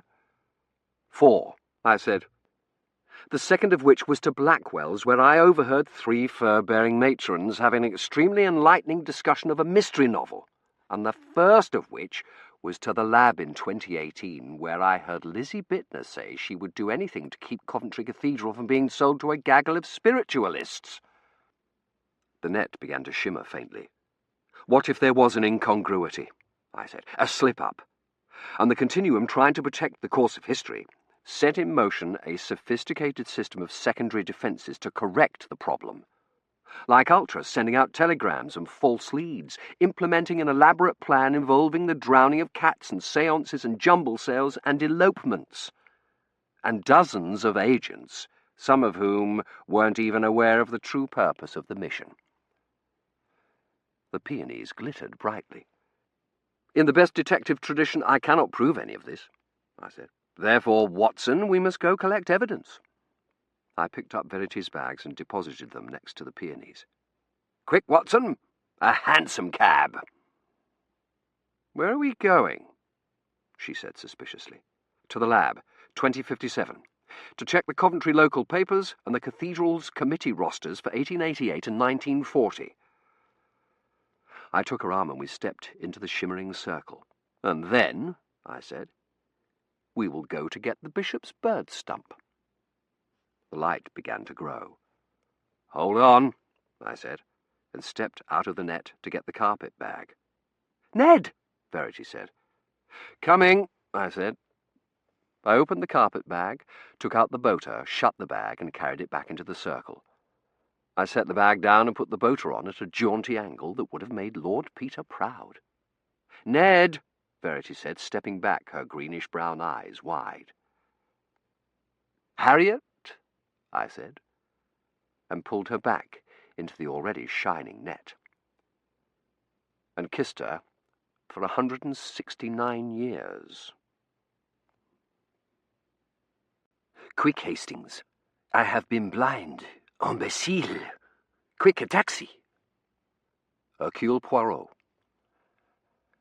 Chapter 27. I've failed to ascertain my space-time location. Carruthers refuses to go to Coventry. The mystery of Verity's drop solved. A complication. Carruthers goes to Coventry. Finch is still not at liberty to say. More newspapers. On the tube to Coventry. Failure of contents to appreciate transportation of own time. I quote poetry. The criminal confesses. The bishop's bird stump is found at last. When, oh when, will I ever learn to ascertain my space-time location on arrival? Granted, I had a number of things on my mind, most particularly what I intended to say to Verity when I got the time and what I needed to do right now, but that was no excuse. "Where's Mr. Dunworthy?" I said to Warder the minute we came through. I didn't wait for the veils to rise. I grabbed Verity's hand and fought my way through them to the console. "Mr. Dunworthy? Warder said blankly. She was dressed up in a print dress and a curly hairdo that made her look almost pleasant. "He's in London," Carruthers said, coming in. He was dressed up as well and had washed all the soot off. "I see you found Verity." He smiled at her.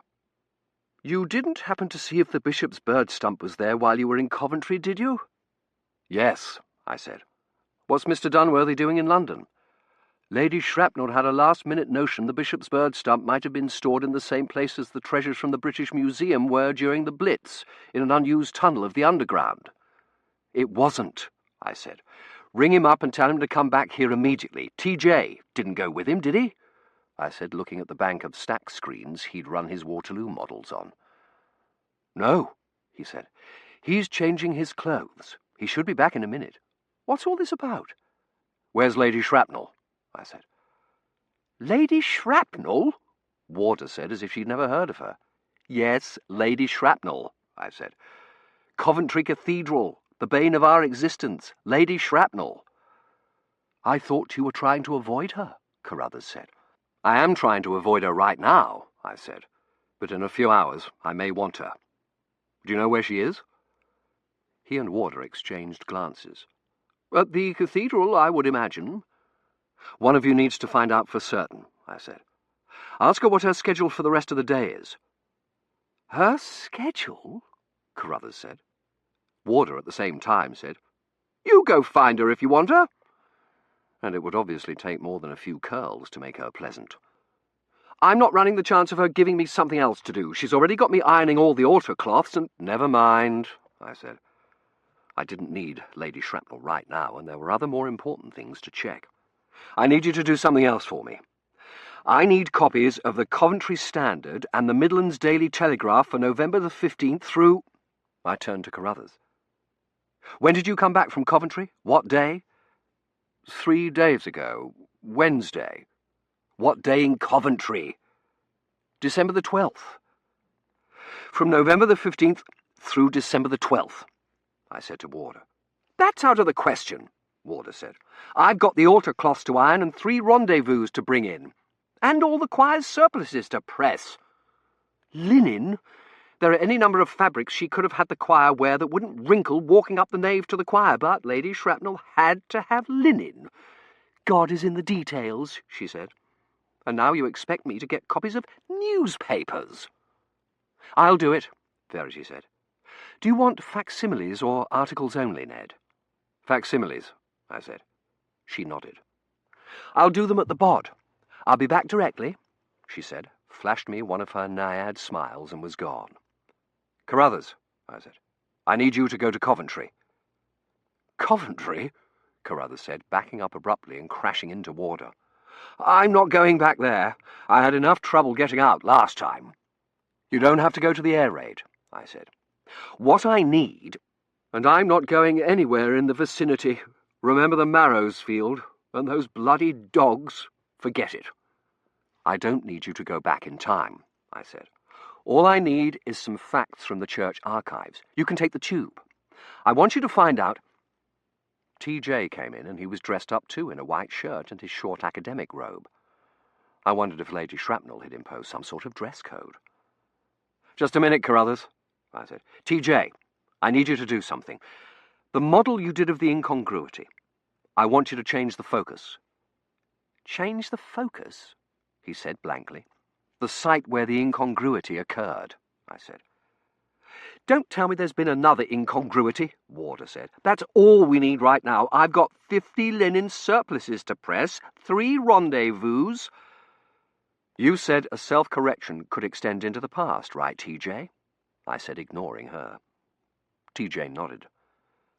"Some of the models showed preemptive self-corrections, and that the only instance you found of a significant object being removed from its space-time location was as part of a self-correction." He nodded again.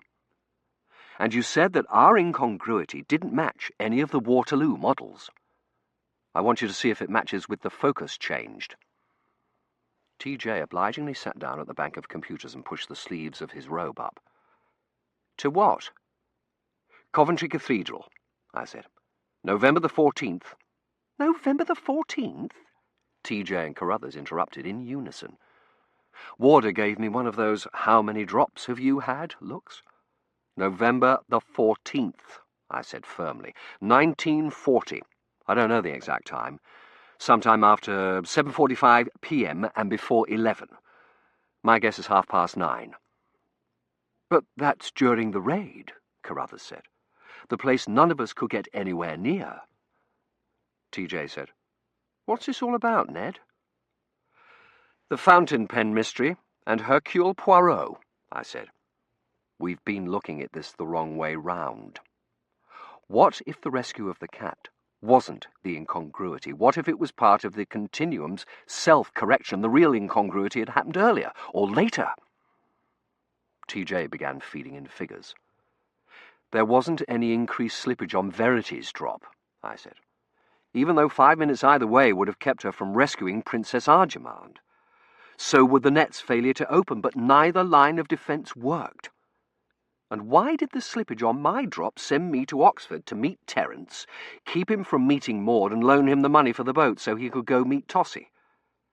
What if it was because the continuum wanted those things to happen? And what if all the signs we saw as indications of breakdown, my being bounced to the Middle Ages, Carruthers being trapped in Coventry, were all part of the self-correction as well?" A table of coordinates came up. TJ scanned the columns, fed in more figures, scanned the new patterns. "Only the focus," he said. "You said discrepancies only occurred in the immediate vicinity of the site," I said to TJ. "But what if the site wasn't Muching's End? What if it was the raid on the cathedral, and what Verity and I saw as a discrepancy was the course of events that would have happened if the incongruity hadn't been repaired?" "Interesting," TJ said. He rapidly fed in more figures. "Only the focus," I said. "Same events, same slippage." "This will take a while," he said, feeding in more figures. I turned to Carruthers. "Here's what I need you to find out in Coventry." I reached round Warder for a handheld and spoke into it. "I want the names of the cathedral staff, lay and clerical, in 1940, I said, and the cathedral's marriage records for 1888 through—" I hesitated a moment, thinking, and then said, 1888 through 1915. No, 1920 to be on the safe side. What if the records were destroyed in the raid? Then get the C of E's list of church livings for 1940. That will have been on file in Canterbury and a number of other places. They can't all have been hit by the Blitz. I hit the handheld's print key, watched it spit out the list, and tore it off. "I need these as soon as possible." Carruthers stared at it. "You expect me to go now?" "Yes," I said. "This is important. If I'm right, we'll have the bishop's bird stump in time for the consecration." "Then you'd better hurry," Warder said dryly. "It's in 2 hours. "The consecration?" I said blankly. "That's impossible." And finally asked what should have been my first question on stepping out of the net. "What day is it?" Verity ran in carrying an armful of facsimile sheets. She'd changed into a slat dress and plimsolls. Her legs were just as long as I'd imagined them. "Ned, the consecration's in a few hours." "I just found that out," I said, trying to think what to do. I'd counted on having a couple of days to collect evidence to support my theory, but now there would scarcely be time to get to Coventry and back. "Can I help?" Verity said. "We need proof the incongruity's been fixed," I said. "I intended to send Carruthers—" "I can go," Verity said. I shook my head. "There isn't time." "When does the consecration start?" I asked Warder. 11 o'clock, she said. "And what time's it now?" 9:15. I looked over at TJ. "How long till you have the sim?" "Another minute," TJ said, his fingers flying. "Got it." He hit return. The column of coordinates disappeared and the model came up. I don't know what I'd expected. The model that came up on the screen looked just like all the others, a shapeless, shadowy blur. "Well, will you look at that?" TJ said softly. He hit some more keys. "This is the new focus," he said, "and this is a superimpose of the Waterloo soup kettle sim." He spoke into the comp's ear. Both models came up, one over the other, and even I could see that they matched. "Do they match?" Warder said. "Yeah." TJ nodded slowly. "There are a few minor differences. The slippage at the site isn't as great, and you can see it's not an exact match here and here," he said, pointing at non-existent shapes. "And I don't know what this is." He pointed at nothing in particular. "But it definitely looks like a self-correction pattern. See how the slippage lessens as it approaches 1888 and then ceases altogether on June the 18th, I said. TJ typed in some figures. June 18th. I'll need to run slippage checks and probabilities and find out what this is," he said, tapping the nothing in particular. "But it definitely looks like that was the incongruity." "What was?" Carruthers said. "And who caused it?" "That's what I needed you to find out in Coventry," I said, looking at my useless pocket watch. "But there's no time." "Of course there's time," Verity said.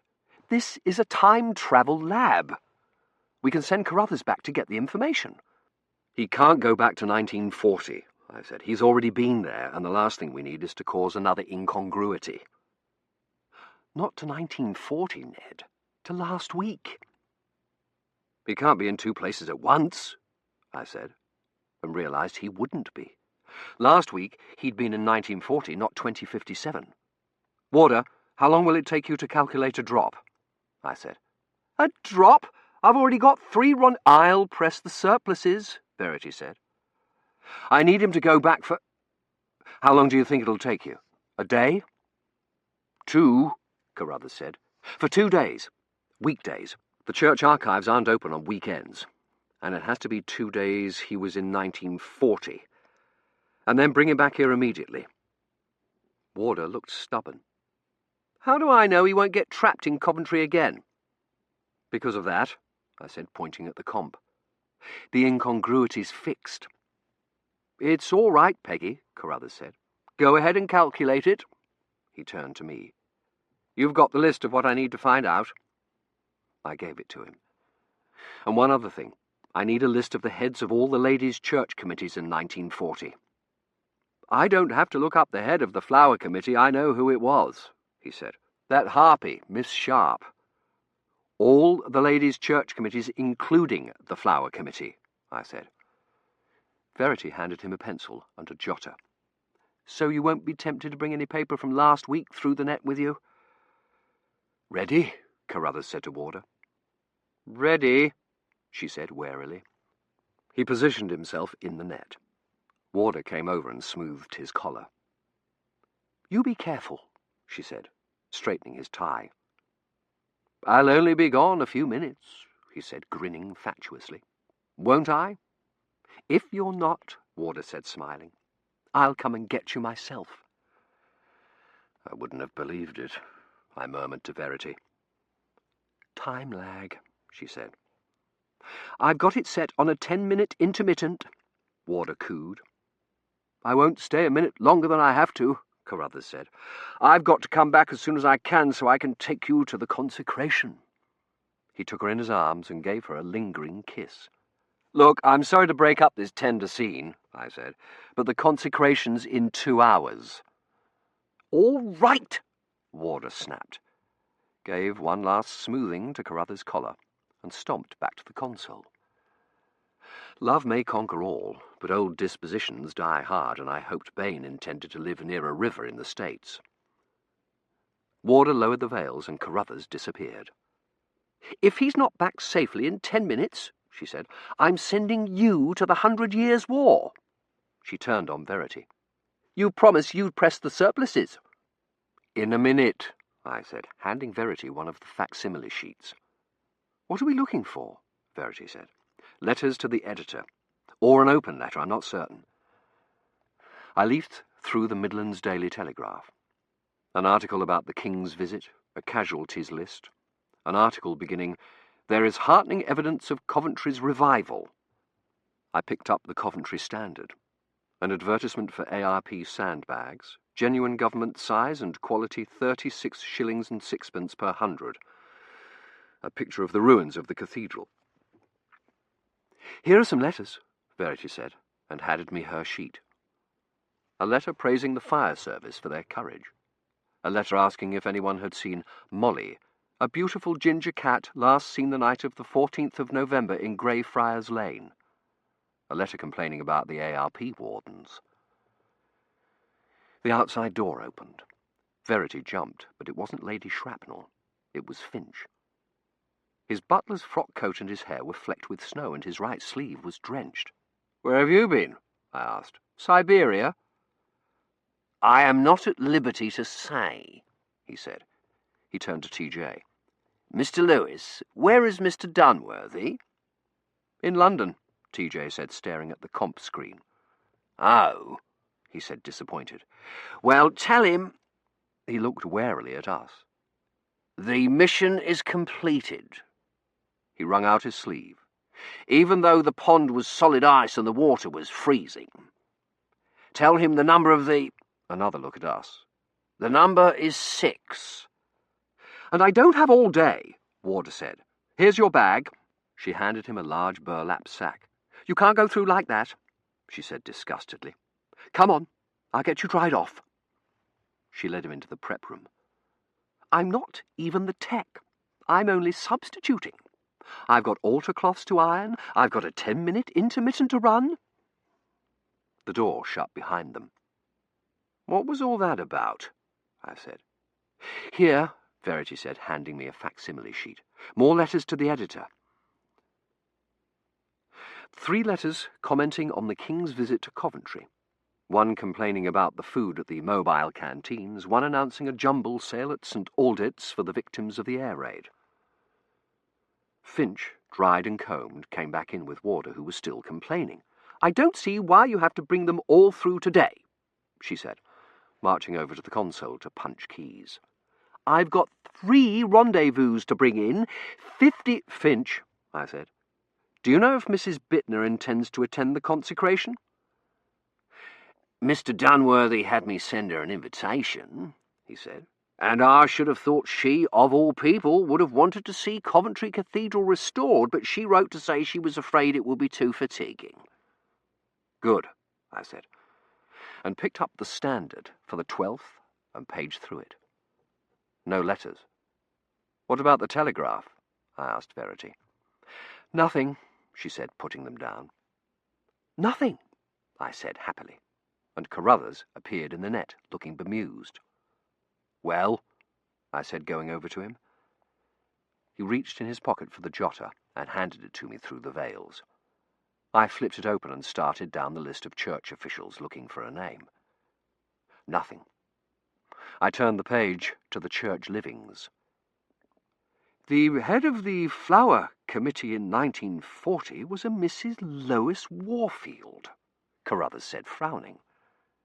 "Are you all right?" Warder said anxiously. "Did something happen?"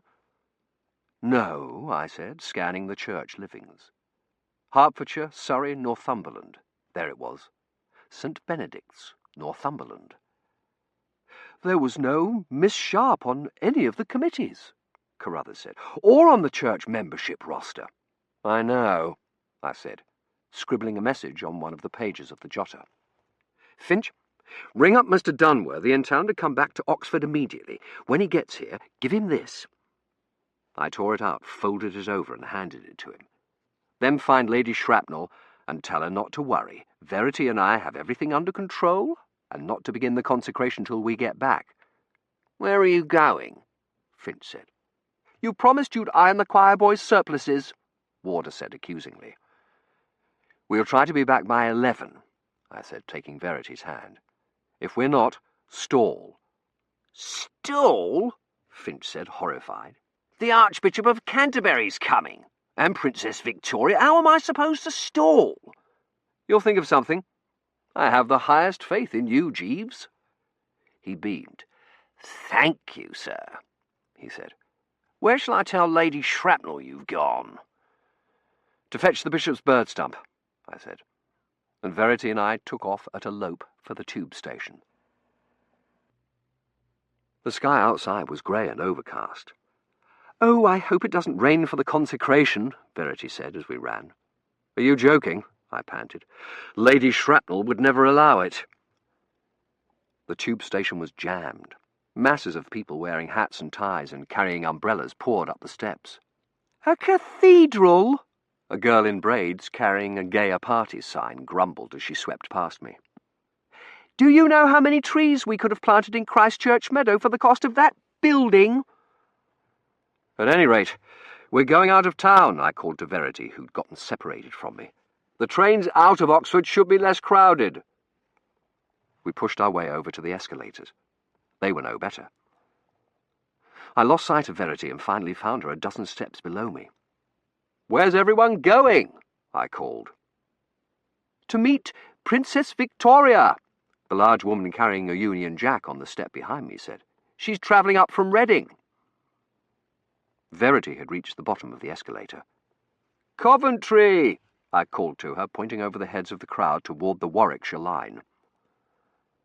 "I know!" Verity shouted back, already headed down the corridor. The corridor was jammed, and so was the platform. Verity pushed her way over to me.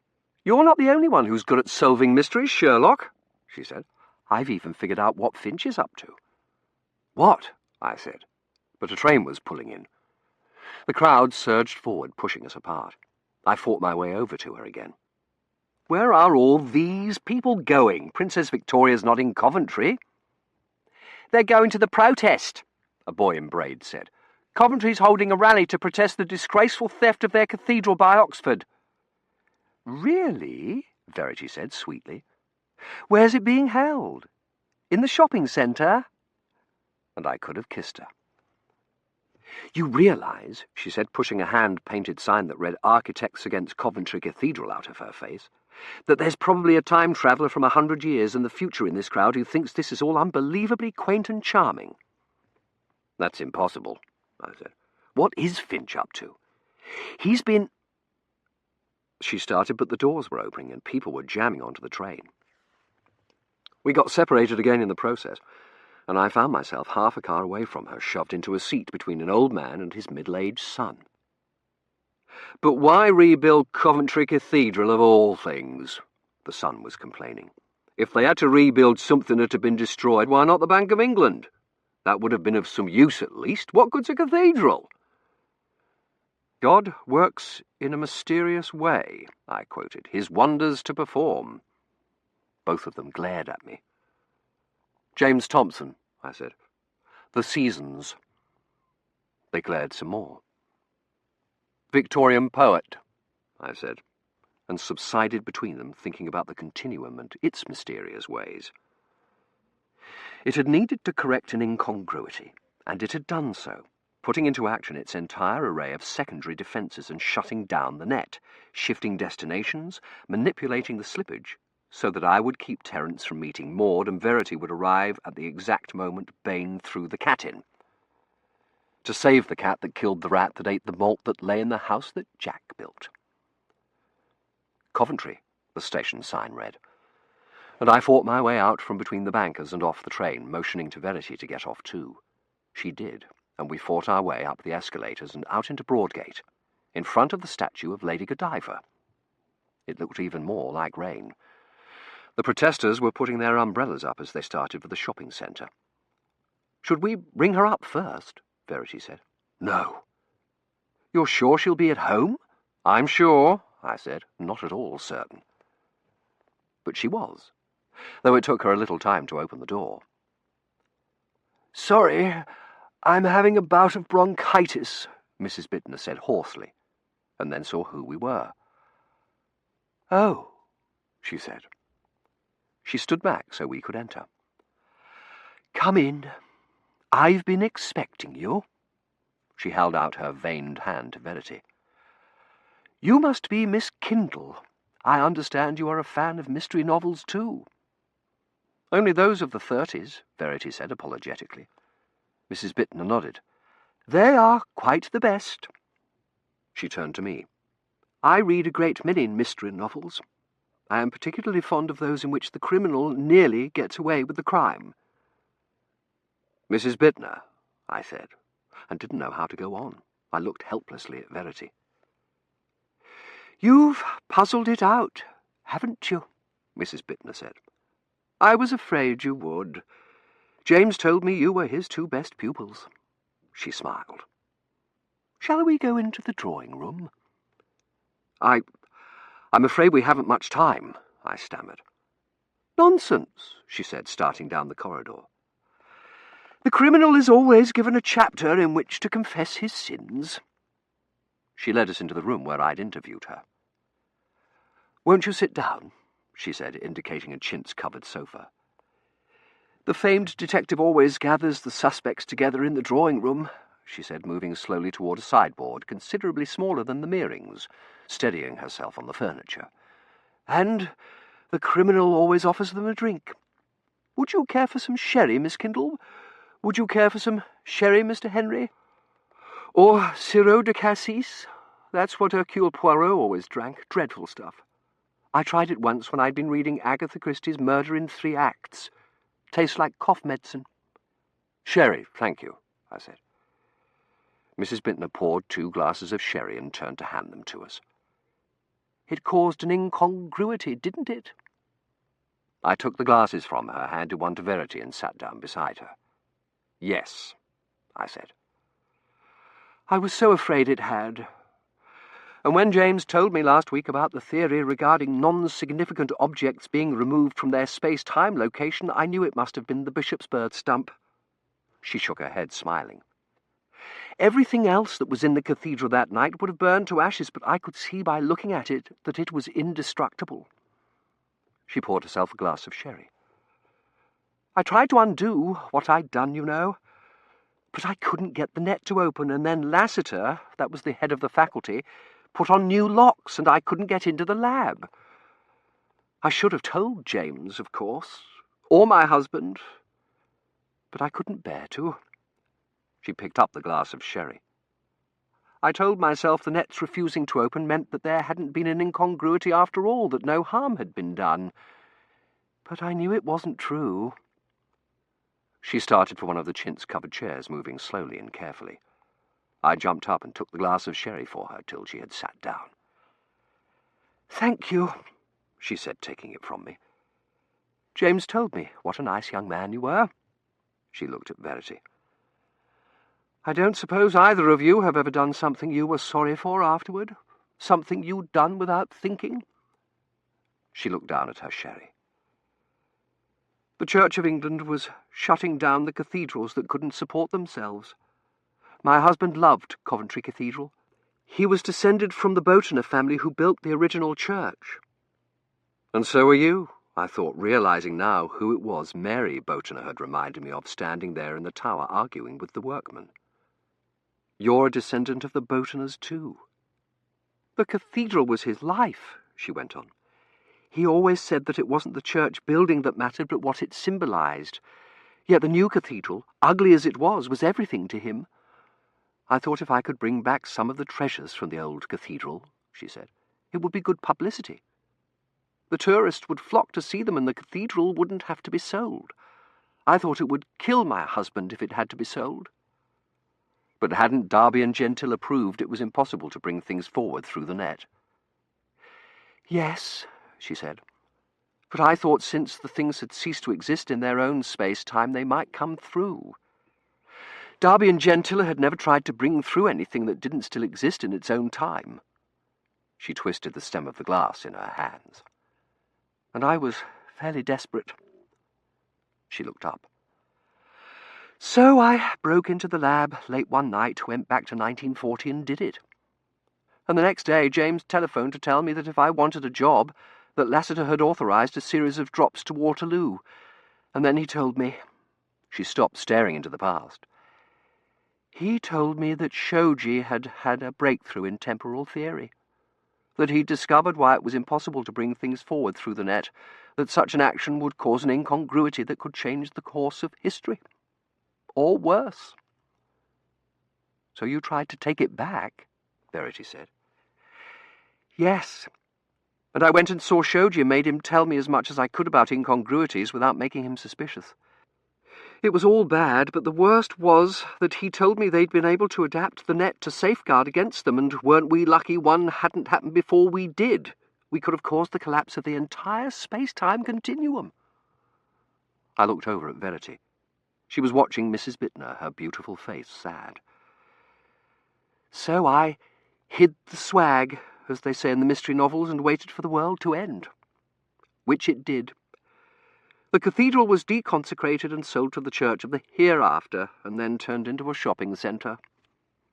She stared into her sherry. The irony is that it was all for nothing. My husband loved Salisbury. I had been so convinced that losing Coventry Cathedral would kill him, but it didn't. He truly meant that about churches being only a symbol. He didn't seem to mind even when they built a Marks and Spencer's on the ruins. She smiled warmly.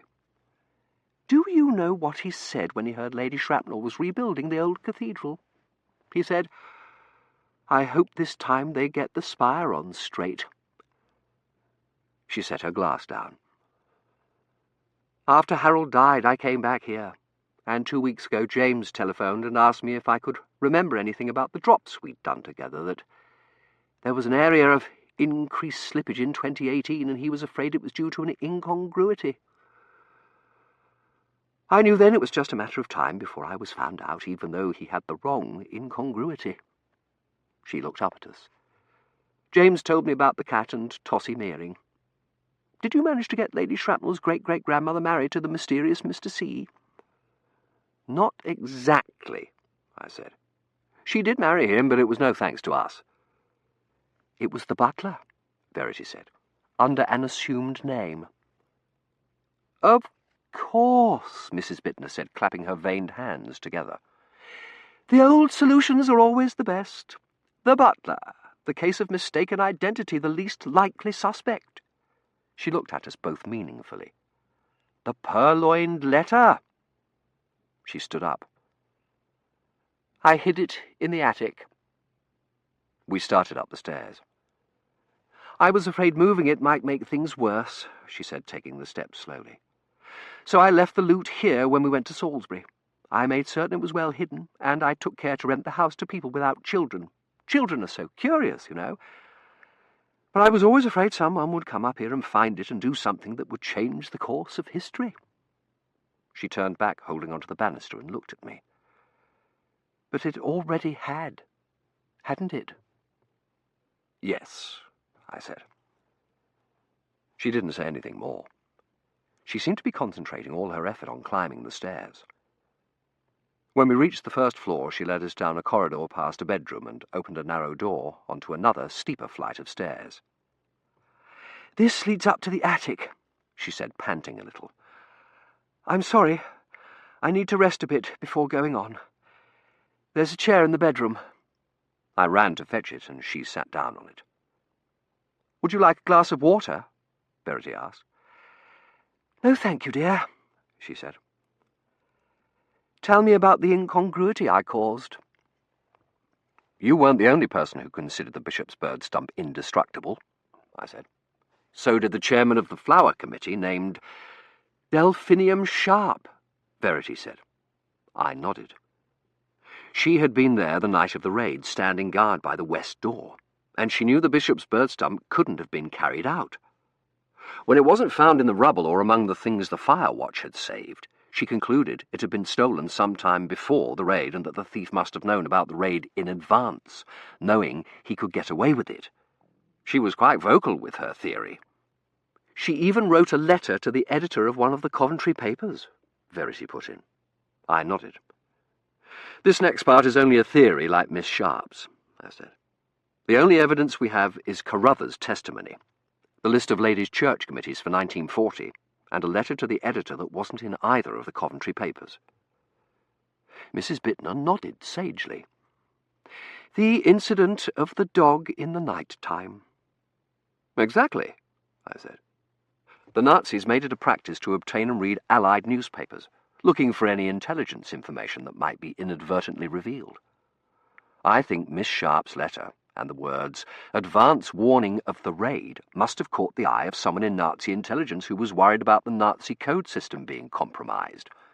and that inquiries were subsequently made, inquiries that revealed the High Command had dispatched RAF fighters to Coventry that night and had attempted to jam the Pathfinder beams. And the Nazis realised we had Ultra, Verity said, and changed the Enigma machine. And we lost the campaign in North Africa, I said, and possibly the D-Day invasion. And the Nazis won the war, Mrs. Bittner said bleakly. Only they didn't. You stopped them. The continuum stopped them with its system of secondary defences, which is almost as good as Ultra's, I said. The one thing that didn't fit in this whole mess was the slippage on Verity's drop. If there hadn't been any slippage, that might have meant the continuum's defences had somehow broken down, but there had been. But not enough to fit Fujisaki's theory that incongruities occur when the slippage required is more than the net can supply. The net could easily have supplied 14 minutes of slippage, or 4, which would have been all that would have been necessary to keep the incongruity from ever happening. So the only logical conclusion was that it had intended for Verity to go through at that exact moment. Are you saying the continuum arranged for me to save Princess Archibald? Verity said. Yes, I said. Which made us think you'd caused an incongruity and we had to fix it, which is why we arranged a séance to get Tossie to Coventry to see the bishop's bird stump and write in her diary that the experience had changed her life. And Lady Shrapnel would read it, Verity said, and decide to rebuild Coventry Cathedral and send me back to Muchings End to find out what happened to the bishop's bird stump so I could save the cat. So I could be sent back to return it and overhear a conversation about mystery novels in Blackwell's and spend a night in a tower. And solve the mystery of the bishop's bird stump, Mrs. Bittner said. She stood up and started up the stairs. I'm glad you did, you know, she said, leading the way up the narrow stairs. There is nothing heavier than the weight of a secret crime. She opened the door to the attic. I should have been found out soon at any rate. My nephew's been lobbying me to move into a single-floor flat. Attics in books and vids are always picturesque places with a bicycle, several large plumed hats, an antique rocking horse, and, of course, a steamer trunk for storing the missing will or the dead body in. Mrs. Bittner's attic didn't have a trunk or a rocking horse, at least that I could see, though they might easily have been there, along with the lost Ark of the Covenant and the Great Pyramid of Giza. Oh, dear, Mrs. Bittner said, looking round in dismay. I'm afraid it's more the Sitterford mystery than the purloined letter. Agatha Christie, Verity explained. Nobody noticed the evidence because it had been stuck in a cupboard with a bag of golf clubs and tennis rackets and a lot of other things. A lot of other things was putting it mildly. The low-raftered room was crammed from end to end with cardboard cartons, stacked lawn chairs, old clothes hanging from an exposed pipe, jigsaw puzzles of the Grand Canyon and the Mars Colony, a croquet set, squash rackets, dusty Christmas decorations, books, and an assortment of bedspread draped furniture, all stacked on top of each other in sedimentary layers. Could you reach me down that chair? Mrs. Bittner said, pointing at a 20th century plastiform atrocity perched on top of a washing machine. I have difficulty standing for very long. I got it down, disentangling a trowel and several coat hangers from its aluminium legs, and dusted it off for her. She sat down, easing herself into it gingerly. Thank you, she said. Hand that tin box to me. I handed it to her reverently. She set it down beside her on the floor. And those large pasteboard boxes, just push them aside, and those suitcases. I did, and she stood up and walked down the little aisle my shifting the boxes had made and into darkness. Plug in a lamp, she said. There's an outlet over there. She pointed at the wall behind an enormous plastic aspidistra.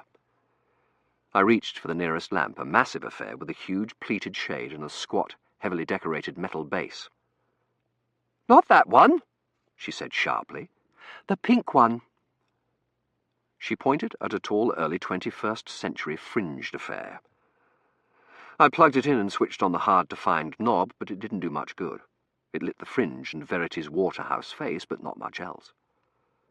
Apparently, Mrs. Bittner thought so too. She went over to the ornate metal lamp. "The masked murder," she said. Verity leaned forward. "Evidence disguised as something else," she murmured.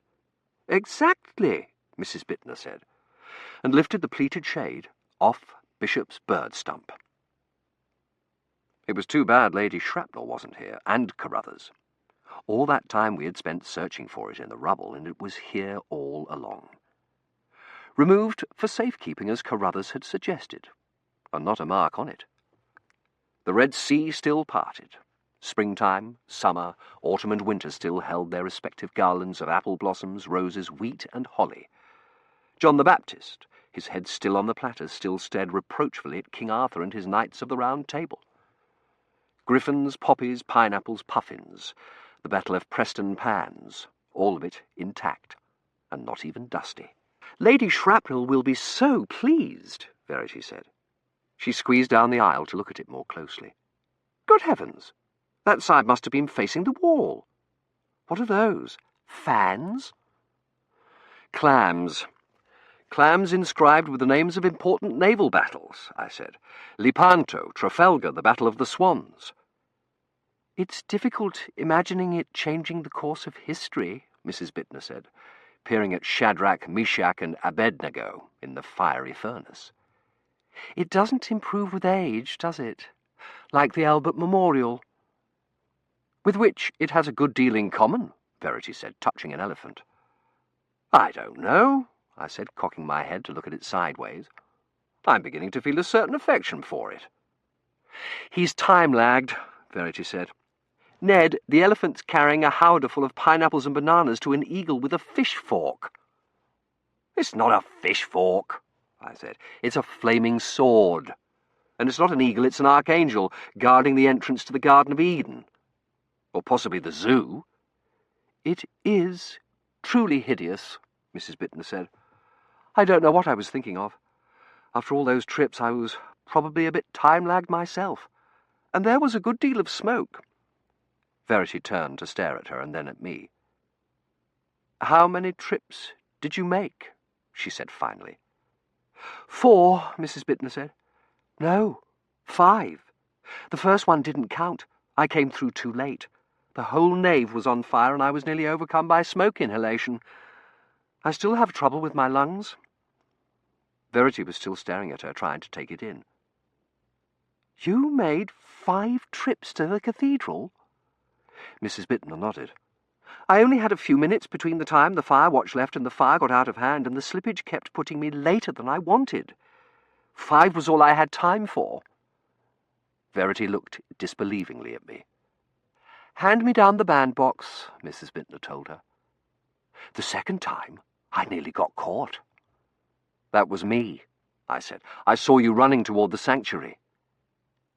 "That was you?" she said, laughing, her hand on her chest. "I thought it was Provost Howard and I was going to be arrested for a looter." Verity handed her the bandbox, and she took off the lid and began rummaging through the tissue paper. "I took the bishop's bird stump on the last trip. I was trying to reach the Smith's chapel, but it was on fire. I ran across to the dyer's chapel and got the bronze candlesticks off the altar, but they were too hot. I dropped the first one, and it rolled away under one of the pews." "And I found it," I thought, and thought it had been blown there by concussion. "I went after it," she said, digging matter-of-factly through tissue paper. "But the rafters were coming down, so I ran back up the nave and I saw that the organ was on fire. It was all on fire. The woodwork and the choir and the sanctuary. That beautiful, beautiful cathedral. And I couldn't save any of it. I didn't think, I just grabbed the nearest thing I could find and ran for the net, spilling chrysanthemums and water everywhere." She took out a wad of tissue paper and unwrapped a bronze candlestick. "That's why there's only one." Mr. Dunworthy had said she was absolutely fearless, and she must have been, darting back and forth between crashing beams and falling incendiaries. The net opening on who knows what, and no guarantee it would stay open. No guarantee the roof wouldn't fall in. I looked at her in admiration. "Ned," she ordered, "bring me that painting, the one with the bedspread over it." I did, and she pulled the bedspread off a painting of Christ with the lost lamb in his arms. Verity, standing beside me, clasped my hand. "The rest of the things are over there," Mrs. Bitten said, "under the plastic." And they were. The embroidered altar cloth from the Smith's chapel, an engraved pewter chalice, a 16th century wooden chest, a small statue of St. Michael, a medieval enamelled pyx, a silver candelabrum with the candles still in it, a misericord carved with one of the 7 works of mercy, the Kappa's pall, a Georgian altar plate, and the wooden cross from the girdler's chapel with the image of a child kneeling at the foot of it. All the treasures of Coventry Cathedral. Harris said he thought it was a very fine maze so far as he was a judge, and we agreed that we would try to get George to go into it on our way back. 3 men in a boat, Jerome K. Jerome. Chapter 28. Deliveries. Finch stalls. Lady Shrapnel is missing. Realising what it means. A letter. The mystery of Princess Arjumand solved. Proposing in English. Reasons to get married. The mystery of Finch's mission solved. A new mystery. Lady Shrapnel sees the bishop's bird stump. The San Francisco earthquake. Fate. A happy ending. Verity was the first one to recover. "It's 45 minutes till the consecration," she said, looking at her watch. "We'll never make it." "We'll make it," I said, grabbing up the handheld. I rang up Mr. Dunworthy. "We've got it," I said. "We need you to get us back to Oxford. Can you send a heli?" "Princess Victoria's attending the consecration," he said, which didn't seem to be an answer to my question. "Security measures," Verity explained. "No helis, aircraft, or Zoomers allowed in the vicinity." "Can you arrange ground transport, then?" I asked Mr. Dunworthy. "The tube's faster than any ground transport that we can send," he said. "Why not just bring it on the tube?" "We can't," I said. "We need at least—" I looked over at the treasures, which Verity was already carting down the attic stairs. 270 to 300 cubic feet of transport space. "For the bishop's bird stump?" he said. "It hasn't grown, has it?" "I'll explain when I get there," I said. I gave him Mrs. Bittner's address. "Have a crew waiting for us when we get there," I said. "Don't let the consecration begin till we arrive. Is Finch there?" "No, he's over at the cathedral," Mr. Dunworthy said. "Tell him to stall," I said, "and don't let Lady Shrapnel find out about this if you can help it. Ring me back as soon as you've arranged for transport." I stuck the handheld in my blazer pocket, picked up the bishop's bird stump, and started down the stairs with it. The handheld rang. "Ned?" Lady Shrapnel said. "Where have you been? The consecration's in less than 3/4 of an hour." "I know," I said. "We're coming as fast as we can, but we need transport. Can you arrange for a lorry? Or tube transport?" "Tube transport is only for cargo," she said. "I don't want you to let the bishop's bird stump out of your sight for 1 second. It's been lost once. I don't want it lost again." "Neither do I," said, and rang off. I picked up the bishop's bird stump again. The handheld rang. It was Mr. Dunworthy. "You will not believe what that woman wants us to do. She wants you to take the bishop's bird stump to the nearest net and take it back in time to 2 days ago so it can be cleaned and polished before the consecration." "Did you tell her that's impossible? That objects can't be in 2 places at the same time?" "Of course I told her, and she said, 'Laws are made to be broken,'" I said. "I know. Are you sending us a lorry?" "There's not a single lorry in Coventry. Lady Shrapnel recruited every single one in 4 counties for the consecration. Carruthers is ringing up car and solar rental agencies." "But we've got to have 300 cubic feet," I said. "Can't you send a lorry from Oxford?" "Princess Victoria," he said. "It would take hours to get there." "Because of all the traffic," Verity interpreted. "If there's too much traffic for a lorry to get to us, how are we supposed to get to the cathedral?" "Everyone will be at the cathedral by the time you arrive." "Oh, good," he said to someone else. "Carruthers has got hold of a rental agency." "Good," I said, and thought of something. "Don't send us solar. It's overcast here. Looks like it might rain at any minute." "Oh dear. Lady Shrapnel's determined to have the sun shining for the consecration." he said, and rang off. This time I made it all the way down to the second floor with the bishop's bird stump before the handheld rang again. It was Mr. Dunworthy again. "We're sending a car." "A car won't be big enough for—" I began. "It should be there in 10 minutes, he said. TJ needs to talk to you about the incongruity." "Tell him I'll talk to him when I get back," I said, and rang off. The handheld rang. I switched it off and finished carrying the bishop's bird stump down to the little foyer, which was already filled with things. "They're sending a car," I said to Verity.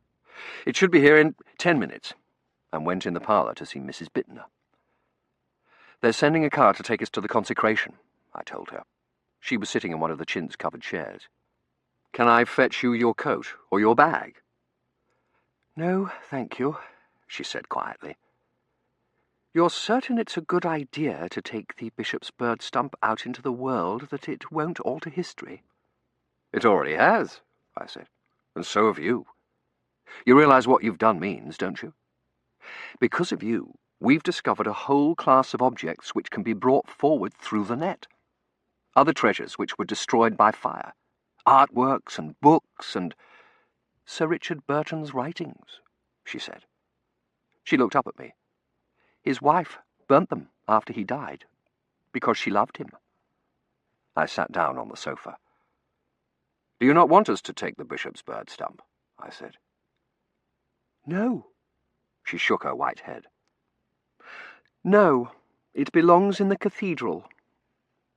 I leaned forward and took her hands. "Because of you, the past won't be as irretrievable as we thought it was." "Parts of the past," she said quietly. "You'd best go bring the rest of the things down." I nodded and started back up to the attic. Halfway up the stairs, I ran into Verity, carefully carrying down the Kappa's pall on her outstretched arms.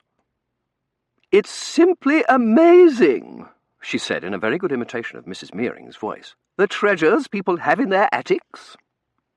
I grinned at her and went on up. I brought down the children's cross and the altar plate and was on my way down with the 16th century wooden chest when Verity called up the stairs to me. "The car's here." "It's not a solar, is it?" I called down to her. "No," she said. "It's a hearse." "Does it have the coffin in it?" "No." "Good. Then it should be large enough," I said, and carried out the chest. It was an ancient, fossil-fuelled hearse which looked like it had been used in the pandemic, but it was at least large and opened at the back. The driver was staring at the heap of treasures. "Having a jumble sale, are you?" "Yes," I said, and put the chest in the back. "It'll never all fit," he said. I shoved the chest as far forward as it would go and took the silver candelabrum Verity handed me. "It'll fit," I said. "I am an old hand at packing. Give me that." It all fit, though the only way we could make it work was by putting the statue of St. Michael in the front seat. "Mrs. Bittner can sit up front," I told Verity, "but you and I will have to sit in the back." "What about the bishop's bird stump?" she said. "It can sit on my lap." I went back inside to the parlour. "We've got the car loaded," I said to Mrs. Bittner. "Are you ready?" Even though it was obvious she wasn't. She was still sitting quietly in the chintz-covered chair. She shook her head.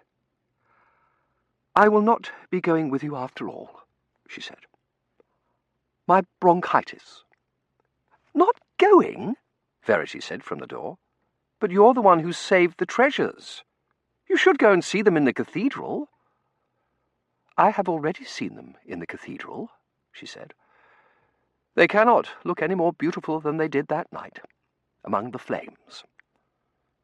"Your husband would want you there," Verity said. "He loved the cathedral." "It is only an outward symbol of a larger reality," she said, "like the continuum." The driver stuck his head in the door. "I thought you said you were in a hurry." "We're coming," I said over my shoulder. "Please come," Verity said, kneeling beside the chair. "You should be there." "Nonsense," Mrs. Bittner said. "You don't see the guilty party accompanying Harriet and Lord Peter on their honeymoon, do you?" "No.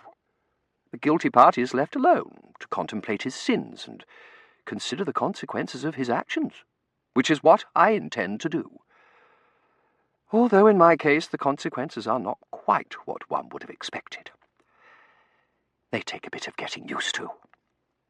I have been wearing sackcloth and ashes so long. She flashed us a sudden smile, and I saw all at once what Jim Dunworthy and Shoji Fujisaki and Bitty Bittner had all fallen in love with. "You're certain you won't come?" Verity said, fighting back tears. "Next week, when my bronchitis is better," she said. "I'll let you two give me a personal tour." "You said you had to be in Oxford by 11, the driver said. "You'll never make it." "We'll make it," I said, and helped Mrs. Bittner to her feet so she could walk us out to the car. "You're certain you'll be all right?" Verity said. Mrs. Bittner patted Verity's hand. "Perfectly all right. Everything has turned out far better than could have been expected. The Allies have won World War II. She smiled that Zuleika Dobson smile again. "And I have got that hideous bishop's bird stump out of my attic. What could be better?"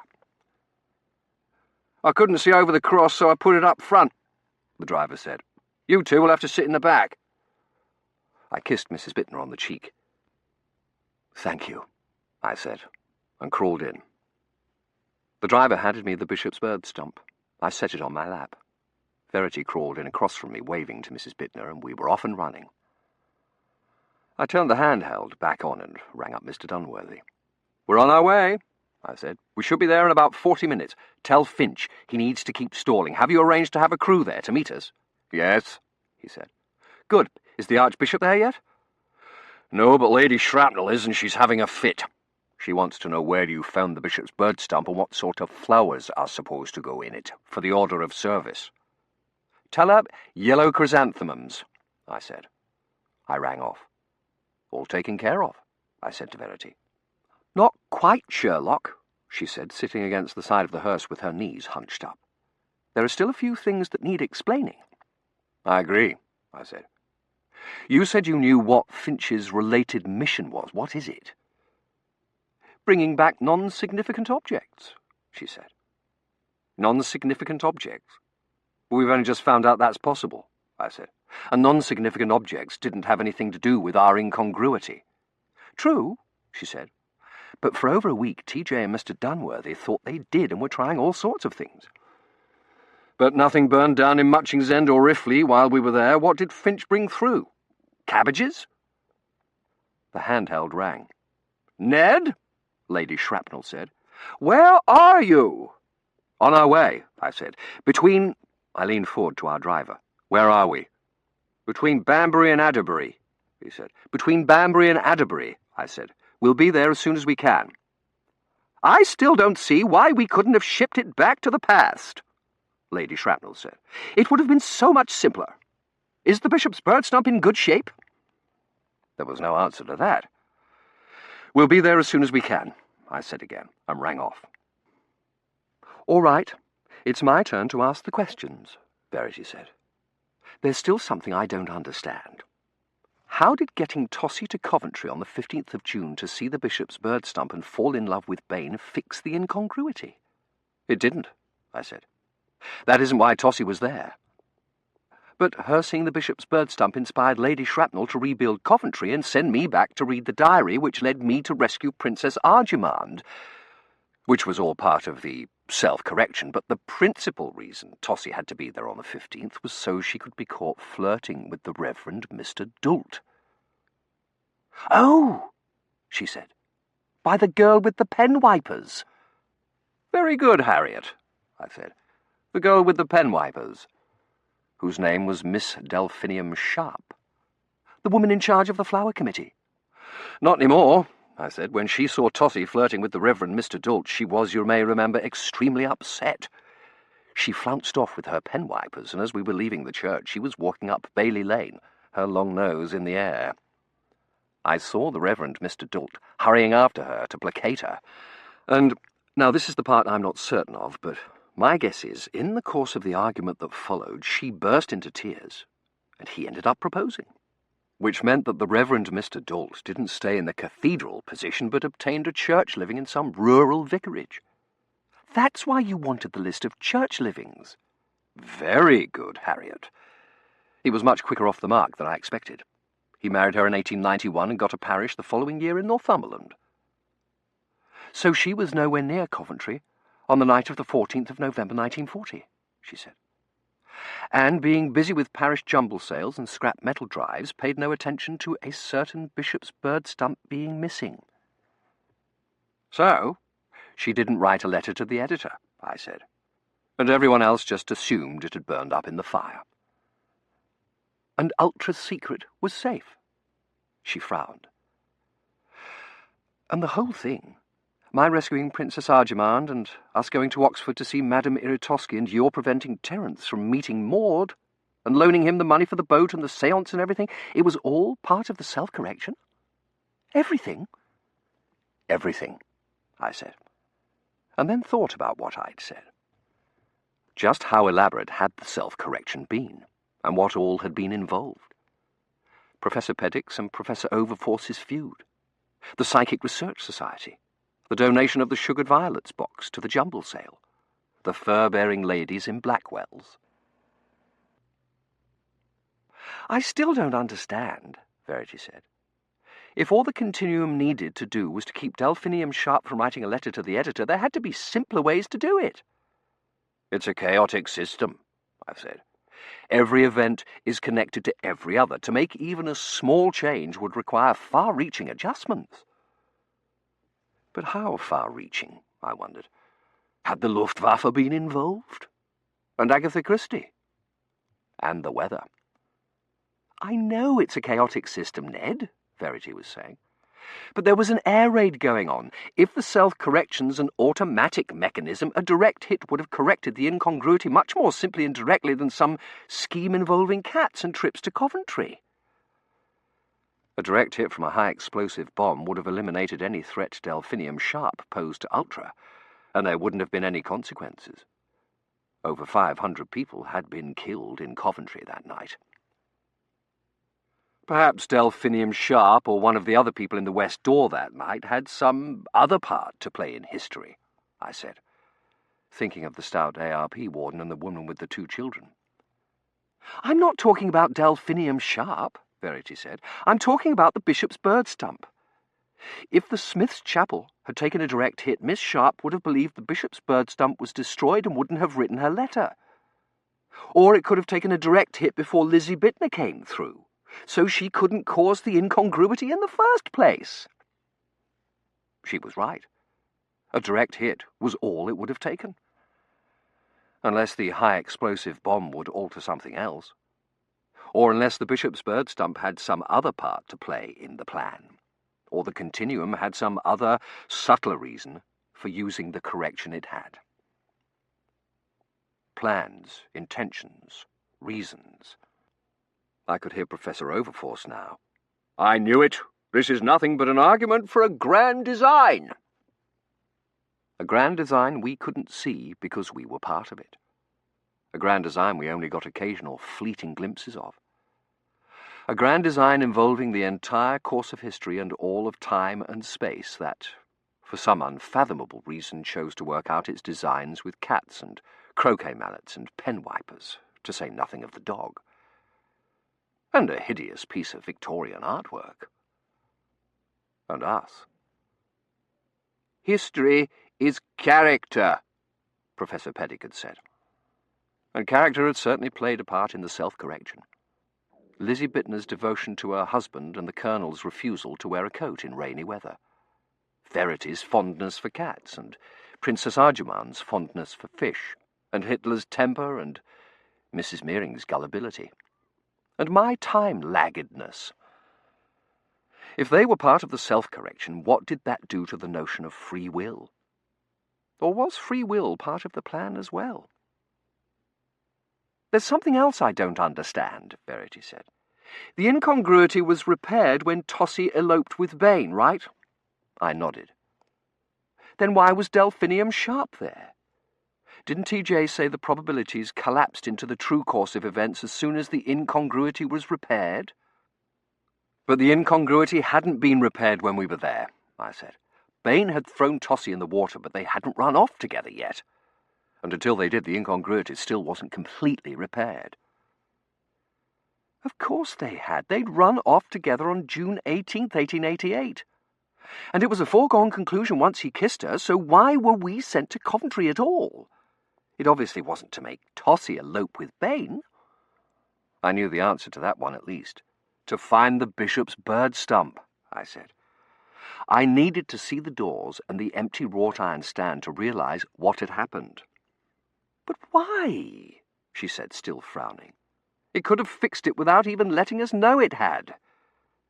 Out of pity, I said, because it knew Lady Shrapnel would kill me if I didn't find it in time for the consecration. But she was right.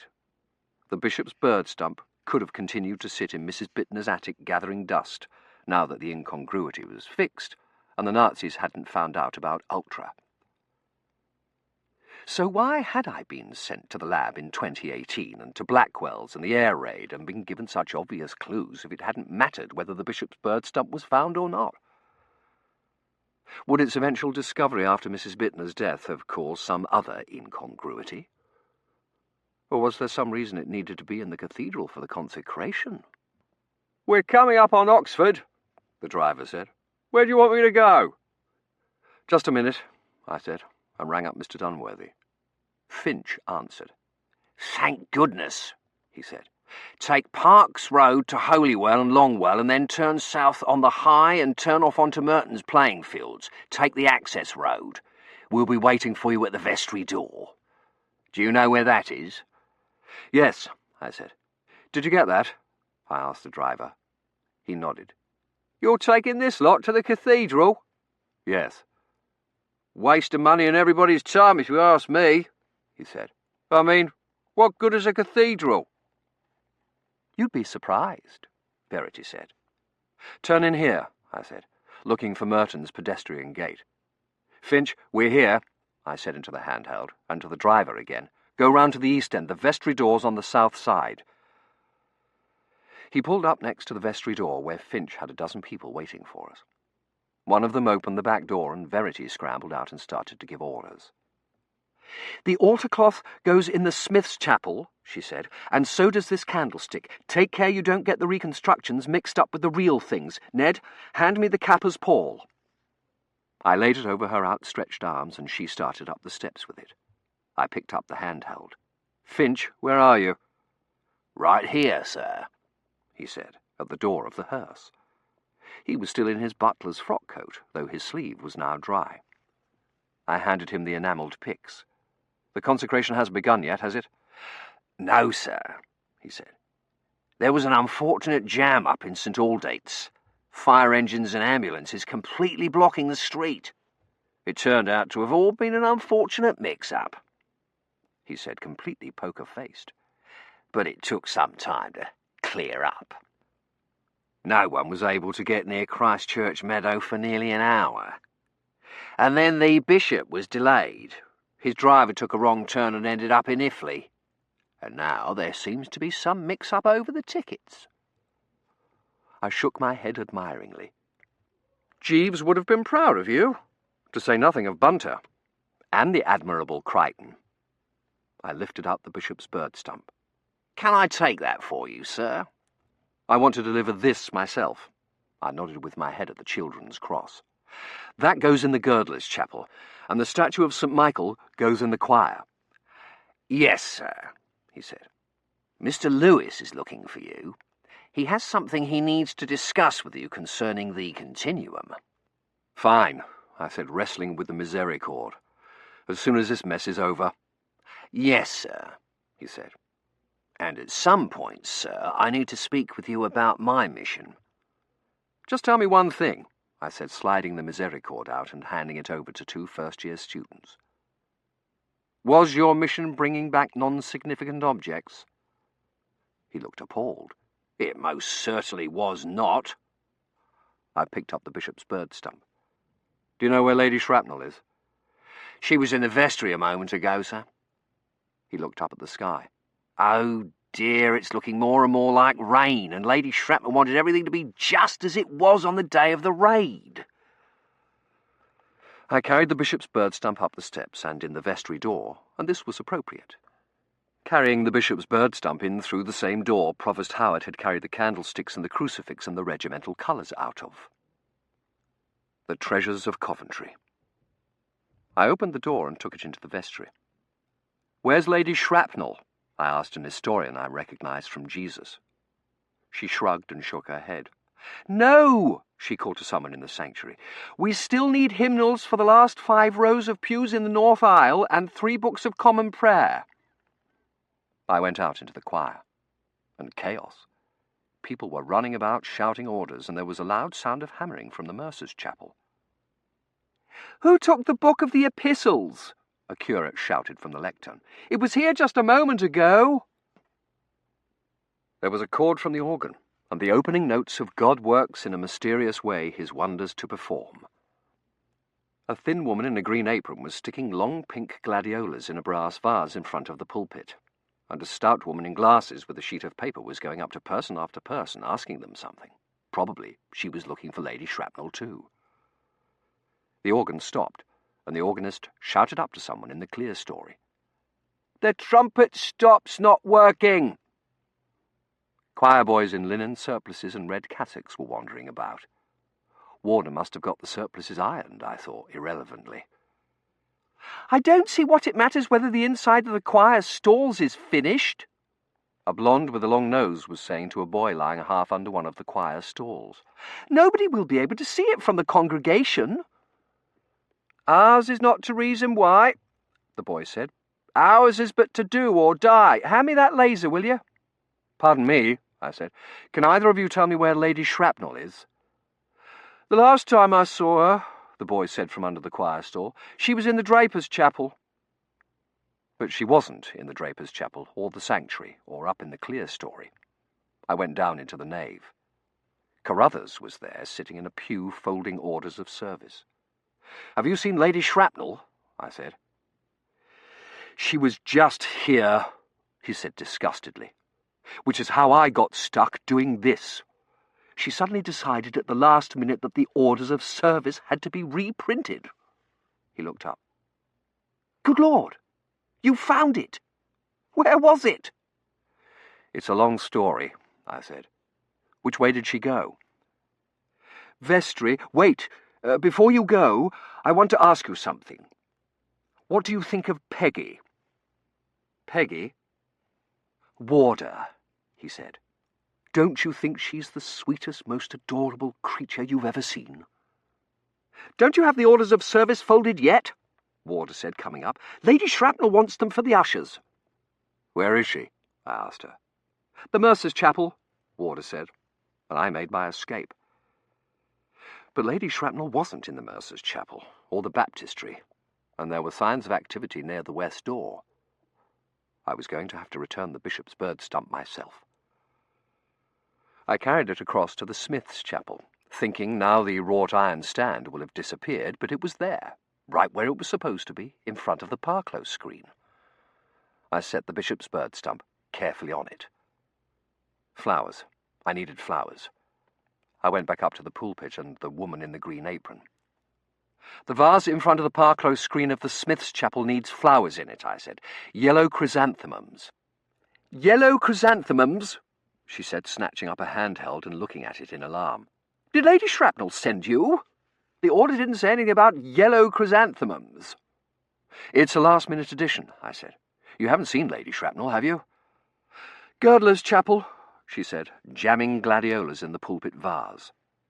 "Chrysanthemums? Where am I supposed to get yellow chrysanthemums?"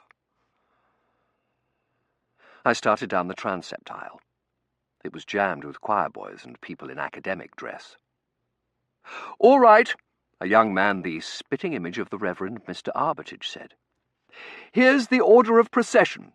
First the censor, followed by the choir, then the members of the history faculty by college. Mr. Ransom, where is your robe? The instructions clearly said full academic regalia." I sidled back along one of the pews to the north aisle and started up the nave. and saw Mr. Dunworthy.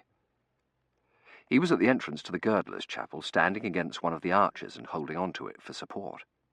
He was holding a sheet of paper, and as I watched, it fluttered from his hand onto the floor. "What is it?" I said, hurrying up to him. "Are you all right?" I put my arm round him. "Come here," I said, leading him to the nearest pew. "Sit down." I retrieved the piece of paper and sat down next to him. "What is it?" He smiled a little wanly at me. "I was just looking at the children's cross," he said, pointing to where it hung in the girdler's chapel, and realizing what it means. We were so busy trying to solve the incongruity and pull Carruthers out and work with Finch, it never hit me till now what we've discovered. He reached for the sheet of paper I had picked up. "I have been making a list," he said. I looked at the sheet of paper in my hand. "The Library at Lisbon," it read. "The Los Angeles Public Library. Carlyle's The French Revolution. The Library at Alexandria." I looked at him. "All destroyed by fire," he said. "A maid burnt the only copy of Carlyle's The French Revolution by mistake." He took the paper from me. "This is what I was able to think of in just a few minutes." He folded up the list. "St. Paul's Cathedral was vaporized by a pinpoint bomb," he said. "All of it. The painting of the Light of the World, Nelson's tomb, the statue of John Donne." "To think that they might—" The curate came up. "Mr. Dunworthy," he said, "you are supposed to be in line." "Have you seen Lady Shrapnel?" I asked the curate. "She was in the Draper's Chapel a moment ago," he said. "Mr. Dunworthy, are you ready?" "Yes," Mr. Dunworthy said. He took off his mortarboard, tucked the list inside, and put it back on again. "I am ready for anything." I headed up the nave to the Draper's Chapel. The transept aisle was full of milling dons, and Warder was in the choir trying to line up the choir boys. "No, no, no!" she was shouting. "Don't sit down, you'll wrinkle your surplices. I just ironed them, and line up, I don't have all day." I edged past her and over to the Draper's Chapel. Verity was there, standing in front of the stained glass window, her beautiful head bent over a sheet of paper. "What's that?" I asked, going over to her. "The order of service?" "No," she said, "it's a letter. Remember how, after we found Maud's letter, I suggested to the forensics expert that she see if any letters Tossie might have sent to other people existed?" She held it up. "She found one." "You're joking," I said. "And I suppose it's got Bain's name in it." "No, Tossie's still calling him her beloved husband, and she signs it Toots. But there are some very interesting things in it," she said, sitting down in one of the carved pews. "Listen to this. My darling Terence." "Terence?" I said. "What on earth's she doing writing to Terence?" "He wrote to her," she said. "That letter's lost. This is Tossie's reply." "Terence wrote her?" "Yes," Verity said. "Listen. My darling Terence, words cannot properly express how happy your letter of the 3rd made me. Happy is underlined. I had given up all hope of ever hearing of my precious Princess Arjamand in this world." "World is underlined," I said. "And there are 2 exclamation points," Verity said. She read on. "We were already far out to sea when I discovered her missing. My beloved husband did everything in his power to convince the captain to return to port at once, but he cruelly refused. And I thought I would never see my dear and precious Juju again in this life or know of her fate." "Pretty much the whole thing's underlined," Verity said. "And fate is capitalized." She read, "You cannot imagine my joy when I received your letter. It was my great fear that she had perished in the briny deep, and now to hear that she is not only alive, but with you." "What?" I said. "The entire thing's underlined from here on out," Verity said. "To think of my delicate darling travelling all the way from Plymouth to Kent when Matching's End would have been much closer. But perhaps it is for the best. Mamma has written that Papa recently acquired a new golden veil-tail Riankin. and I know that you will give her a good home. Thank you for your kind offer to send Princess Arjamand to me in the care of Dawson, but my beloved husband and I agree that given her dislike of water, it is best that she remain in your care. I know that you and your bride Maud will love and cherish her as I have. Mamma wrote me of your marriage, though it seems to me to have been a bit hasty, and I sincerely hope that it was not done on the rebound. I am gladder than I can say that you have been able to forget me, and it is my fervent hope that you will be as happy as I and my beloved husband are. Kiss Princess Arjamand and stroke her dear sweet fur for me, and tell her that her mother thinks of her dearum's darling every day. Gratefully, Toots Callahan. Poor Cyril, I said. Nonsense, Verity said. They were made for each other. So are we, I said. She ducked her head. So how's about it, Harriet? I said. We make a jolly good detecting team, eh, what? What say we make the partnership permanent? No, Warder shouted. I told you not to sit down. Look at those wrinkles. Those surplices are linen. Well, Watson, I said to Verity. What do you say? I don't know, she said miserably. What if it's just time lag? Look at Carruthers. He thinks he's in love with Warder.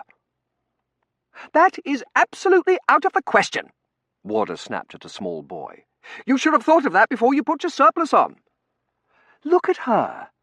What if, now that this is all over, Verity said, looking earnestly up at me, you're able to get some rest, you recover from your time lag and decide the entire thing was a dreadful mistake? Nonsense, I said, backing her against the wall. Also, balderdash, pish-tosh, stuff and nonsense, humbug and pshaw. To say nothing of poppycock.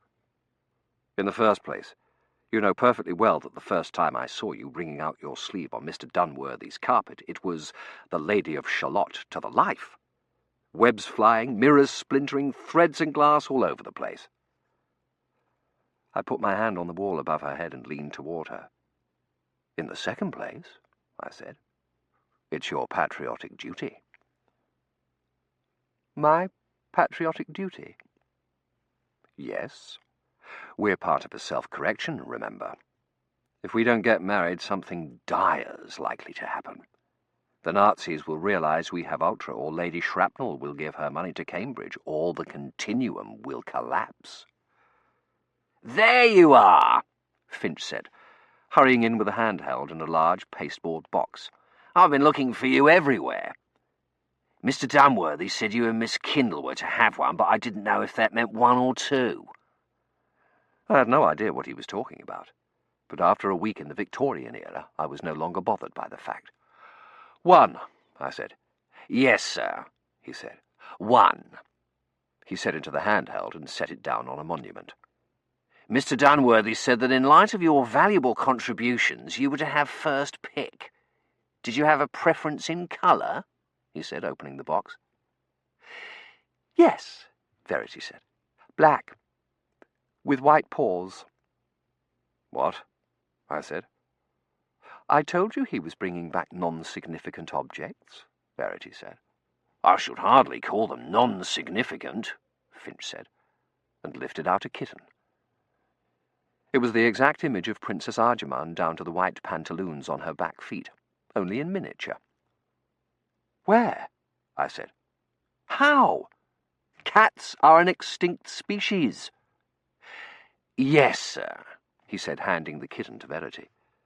But there was an overabundance of them in Victorian times, with the result that farmers frequently drowned litters of kittens in an attempt to keep the population down. And when I brought Princess Arjamand through, Verity said, holding the kitten in her hand and petting it, TJ and Mr. Dunworthy decided to see if the kittens, once they had been put in a bag and thrown in the pond, would be non-significant. So you were wandering all over the countryside looking for pregnant cats? I said, looking in the box. There were 24 kittens inside, most with their eyes still closed. Are any of these Mrs. Marmalades? Yes, sir, he said, pointing at several little balls of fur. These 3 tabbies and this calico. They are, of course, all too young to be weaned, but Mr. Dunworthy said to tell you you can have yours in 5 weeks. Princess Arjumans are slightly older since they were not found for nearly 3 weeks. He took the kitten away from Verity.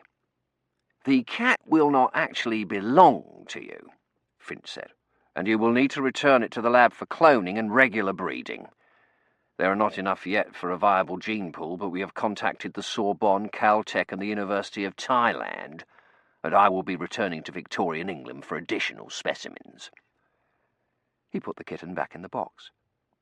Can we come and see it? Verity said. Certainly, Finch said, and you will need to be trained in its care and feeding. I recommend a diet of milk and globe-eyed nacreous reunkins, I said. Finch's handheld bleeped. He looked at it and scooped up the pasteboard box.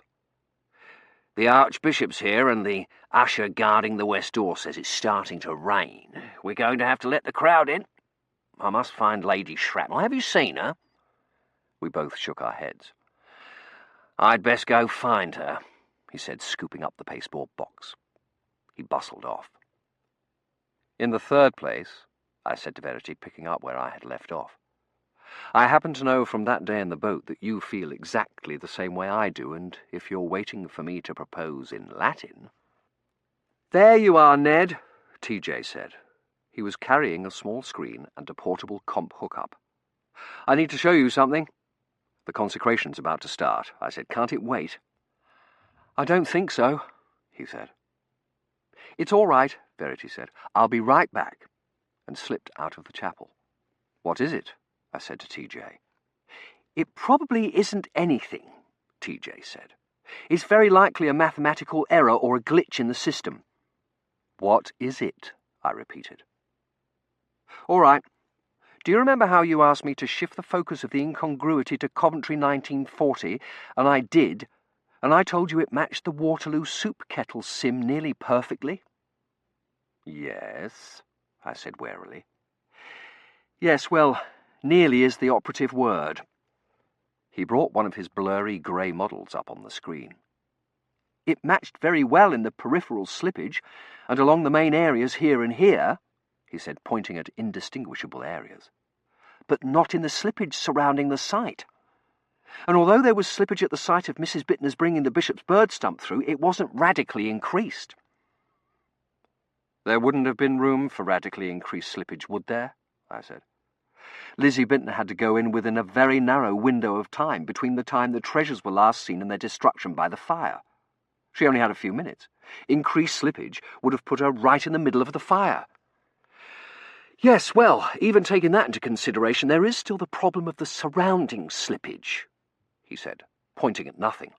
So, he said, flicking some more keys, I tried moving the focus forward. A nondescript grey picture came up. Forward? Yes.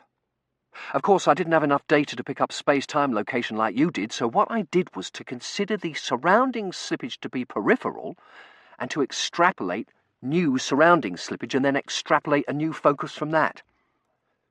He called up another grey picture.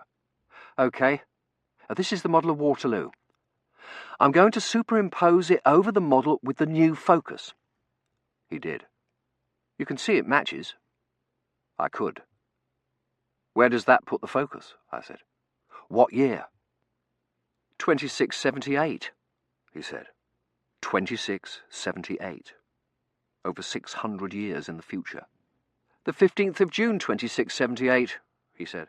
As I said, it's probably nothing. An error in the calculations. And if it isn't?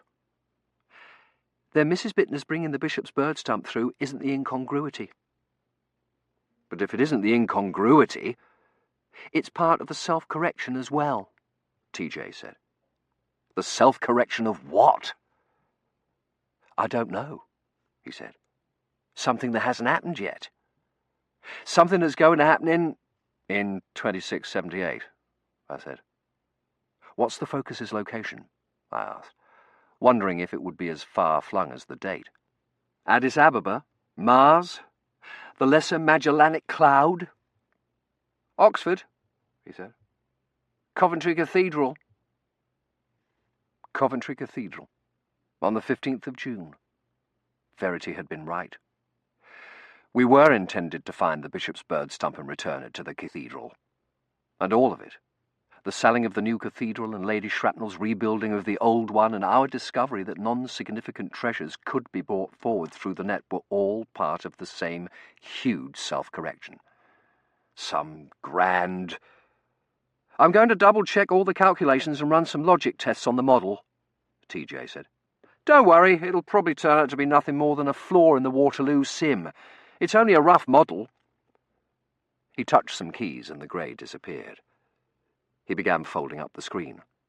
"TJ," I said, "what do you think determined the outcome of the Battle of Waterloo? Napoleon's handwriting or his hemorrhoids?" "Neither," he said. "And I don't think it was any of the things we did sims on. Gneisenau's retreat to Wavre or the lost messenger or the fire at La Sainte."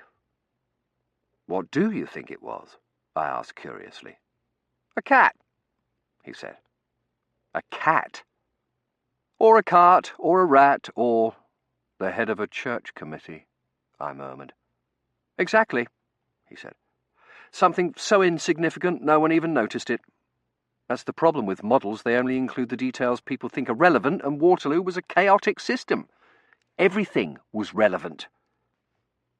"And we're all Ensign Kleppermans," I said, suddenly finding ourselves in positions of critical importance. "Yeah," he said, grinning. "And we all know what happened to Ensign Klepperman. And what's going to happen to me if I don't get over to the vestry? Lady Shrapnel wants me to light the candles in the chapels." He hastily grabbed up the screen and the comp setup. "I'd better get busy lighting. It looks like they're about to begin." It did. The choir boys and dons were more or less lined up. The woman in the green apron was gathering up scissors and buckets and flower wrappings. The boy had come out from under the choir stall. "Is the trumpet stop working now?" a voice called down from the clear story, and the organist shouted back, "Yes!" Carruthers and Warder were standing by the south door, their arms full of orders of service, and each other.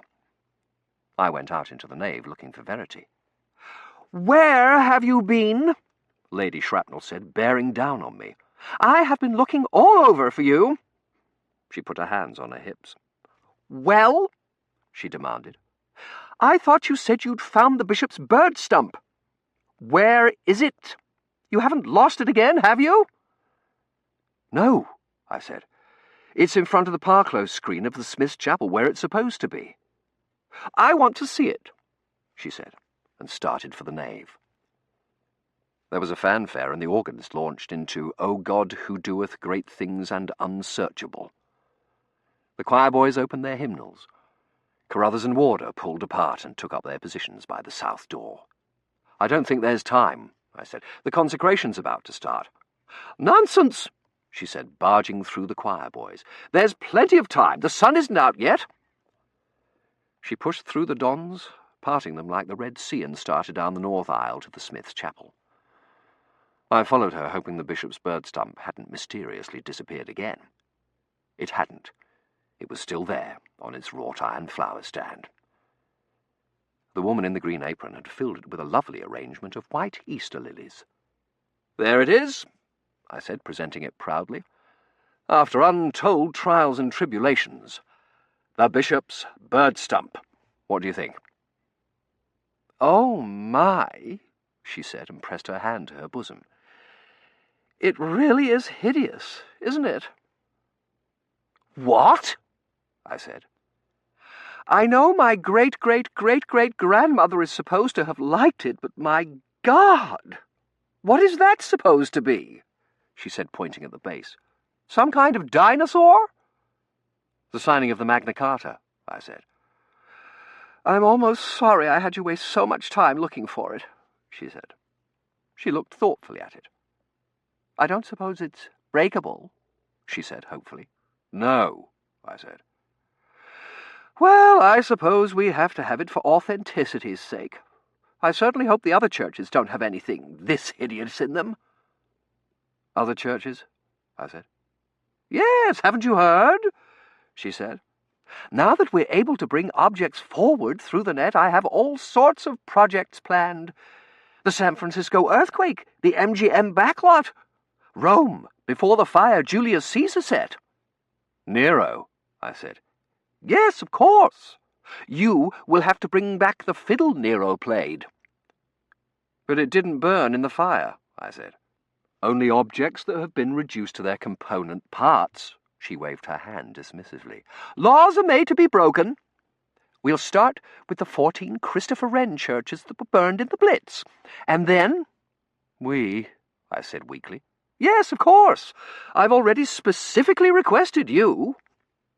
She stopped and glared at the bishop's bird stump. Why are those lilies? They are supposed to be yellow chrysanthemums. I think lilies are extremely appropriate, I said. After all, the cathedral and all its treasures have been raised from the dead. The symbolism... She wasn't impressed with the symbolism. The order of service says yellow chrysanthemums, she said. God is in the details. She stormed off to find the poor defenceless woman in the green apron. I stood there, looking at the bishop's bird stump. 14 Christopher Wren churches, and the MGM backlot, to say nothing of what she might come up with when she realized what it meant. Verity came up. What's wrong, Ned? She said. I am fated to spend my entire life working for Lady Shrapnel and attending jumble sales, I said. Pish-tosh, she said. You are fated to spend your life with me. She handed me the kitten. And Penwiper. The kitten didn't weigh anything. Penwiper, I said, and it looked up at me with grey-green eyes. Meow, it said, and began to purr a very small purr. A purrlet. Where did you get this kitten? I said to Verity. I stole it, she said. Don't look like that. I intend to take it back, and Finch will never miss it. I love you, I said, shaking my head. If I'm fated to spend my life with you, does that mean you've decided to marry me? I have to, she said. I just ran into Lady Shrapnel. She's decided what this cathedral needs is... A wedding? I said. No, a christening, so they can use the Purbeck marble baptismal font. I don't want you to do anything you don't want to do, I said. I could sick Lady Shrapnel on Carruthers and Warder, and you could make a run for it to some place safe, like the Battle of Waterloo. There was a fanfare. The organ launched into "The Heavens Are Declaring the Glory of God," and the sun came out. The east windows burst into blue and red and purple flame. I looked up.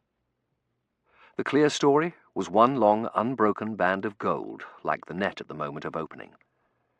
It filled the cathedral with light, illuminating the silver candlesticks and the children's cross, and the underside of the choir stalls, the choir boys and workmen and eccentric dons, the statue of St. Michael and the dance of death, and the orders of service. Illuminating the cathedral itself, a grand design made of 1,000 details. I looked at the bishop's bird stump, cradling the kitten in the crook of my arm.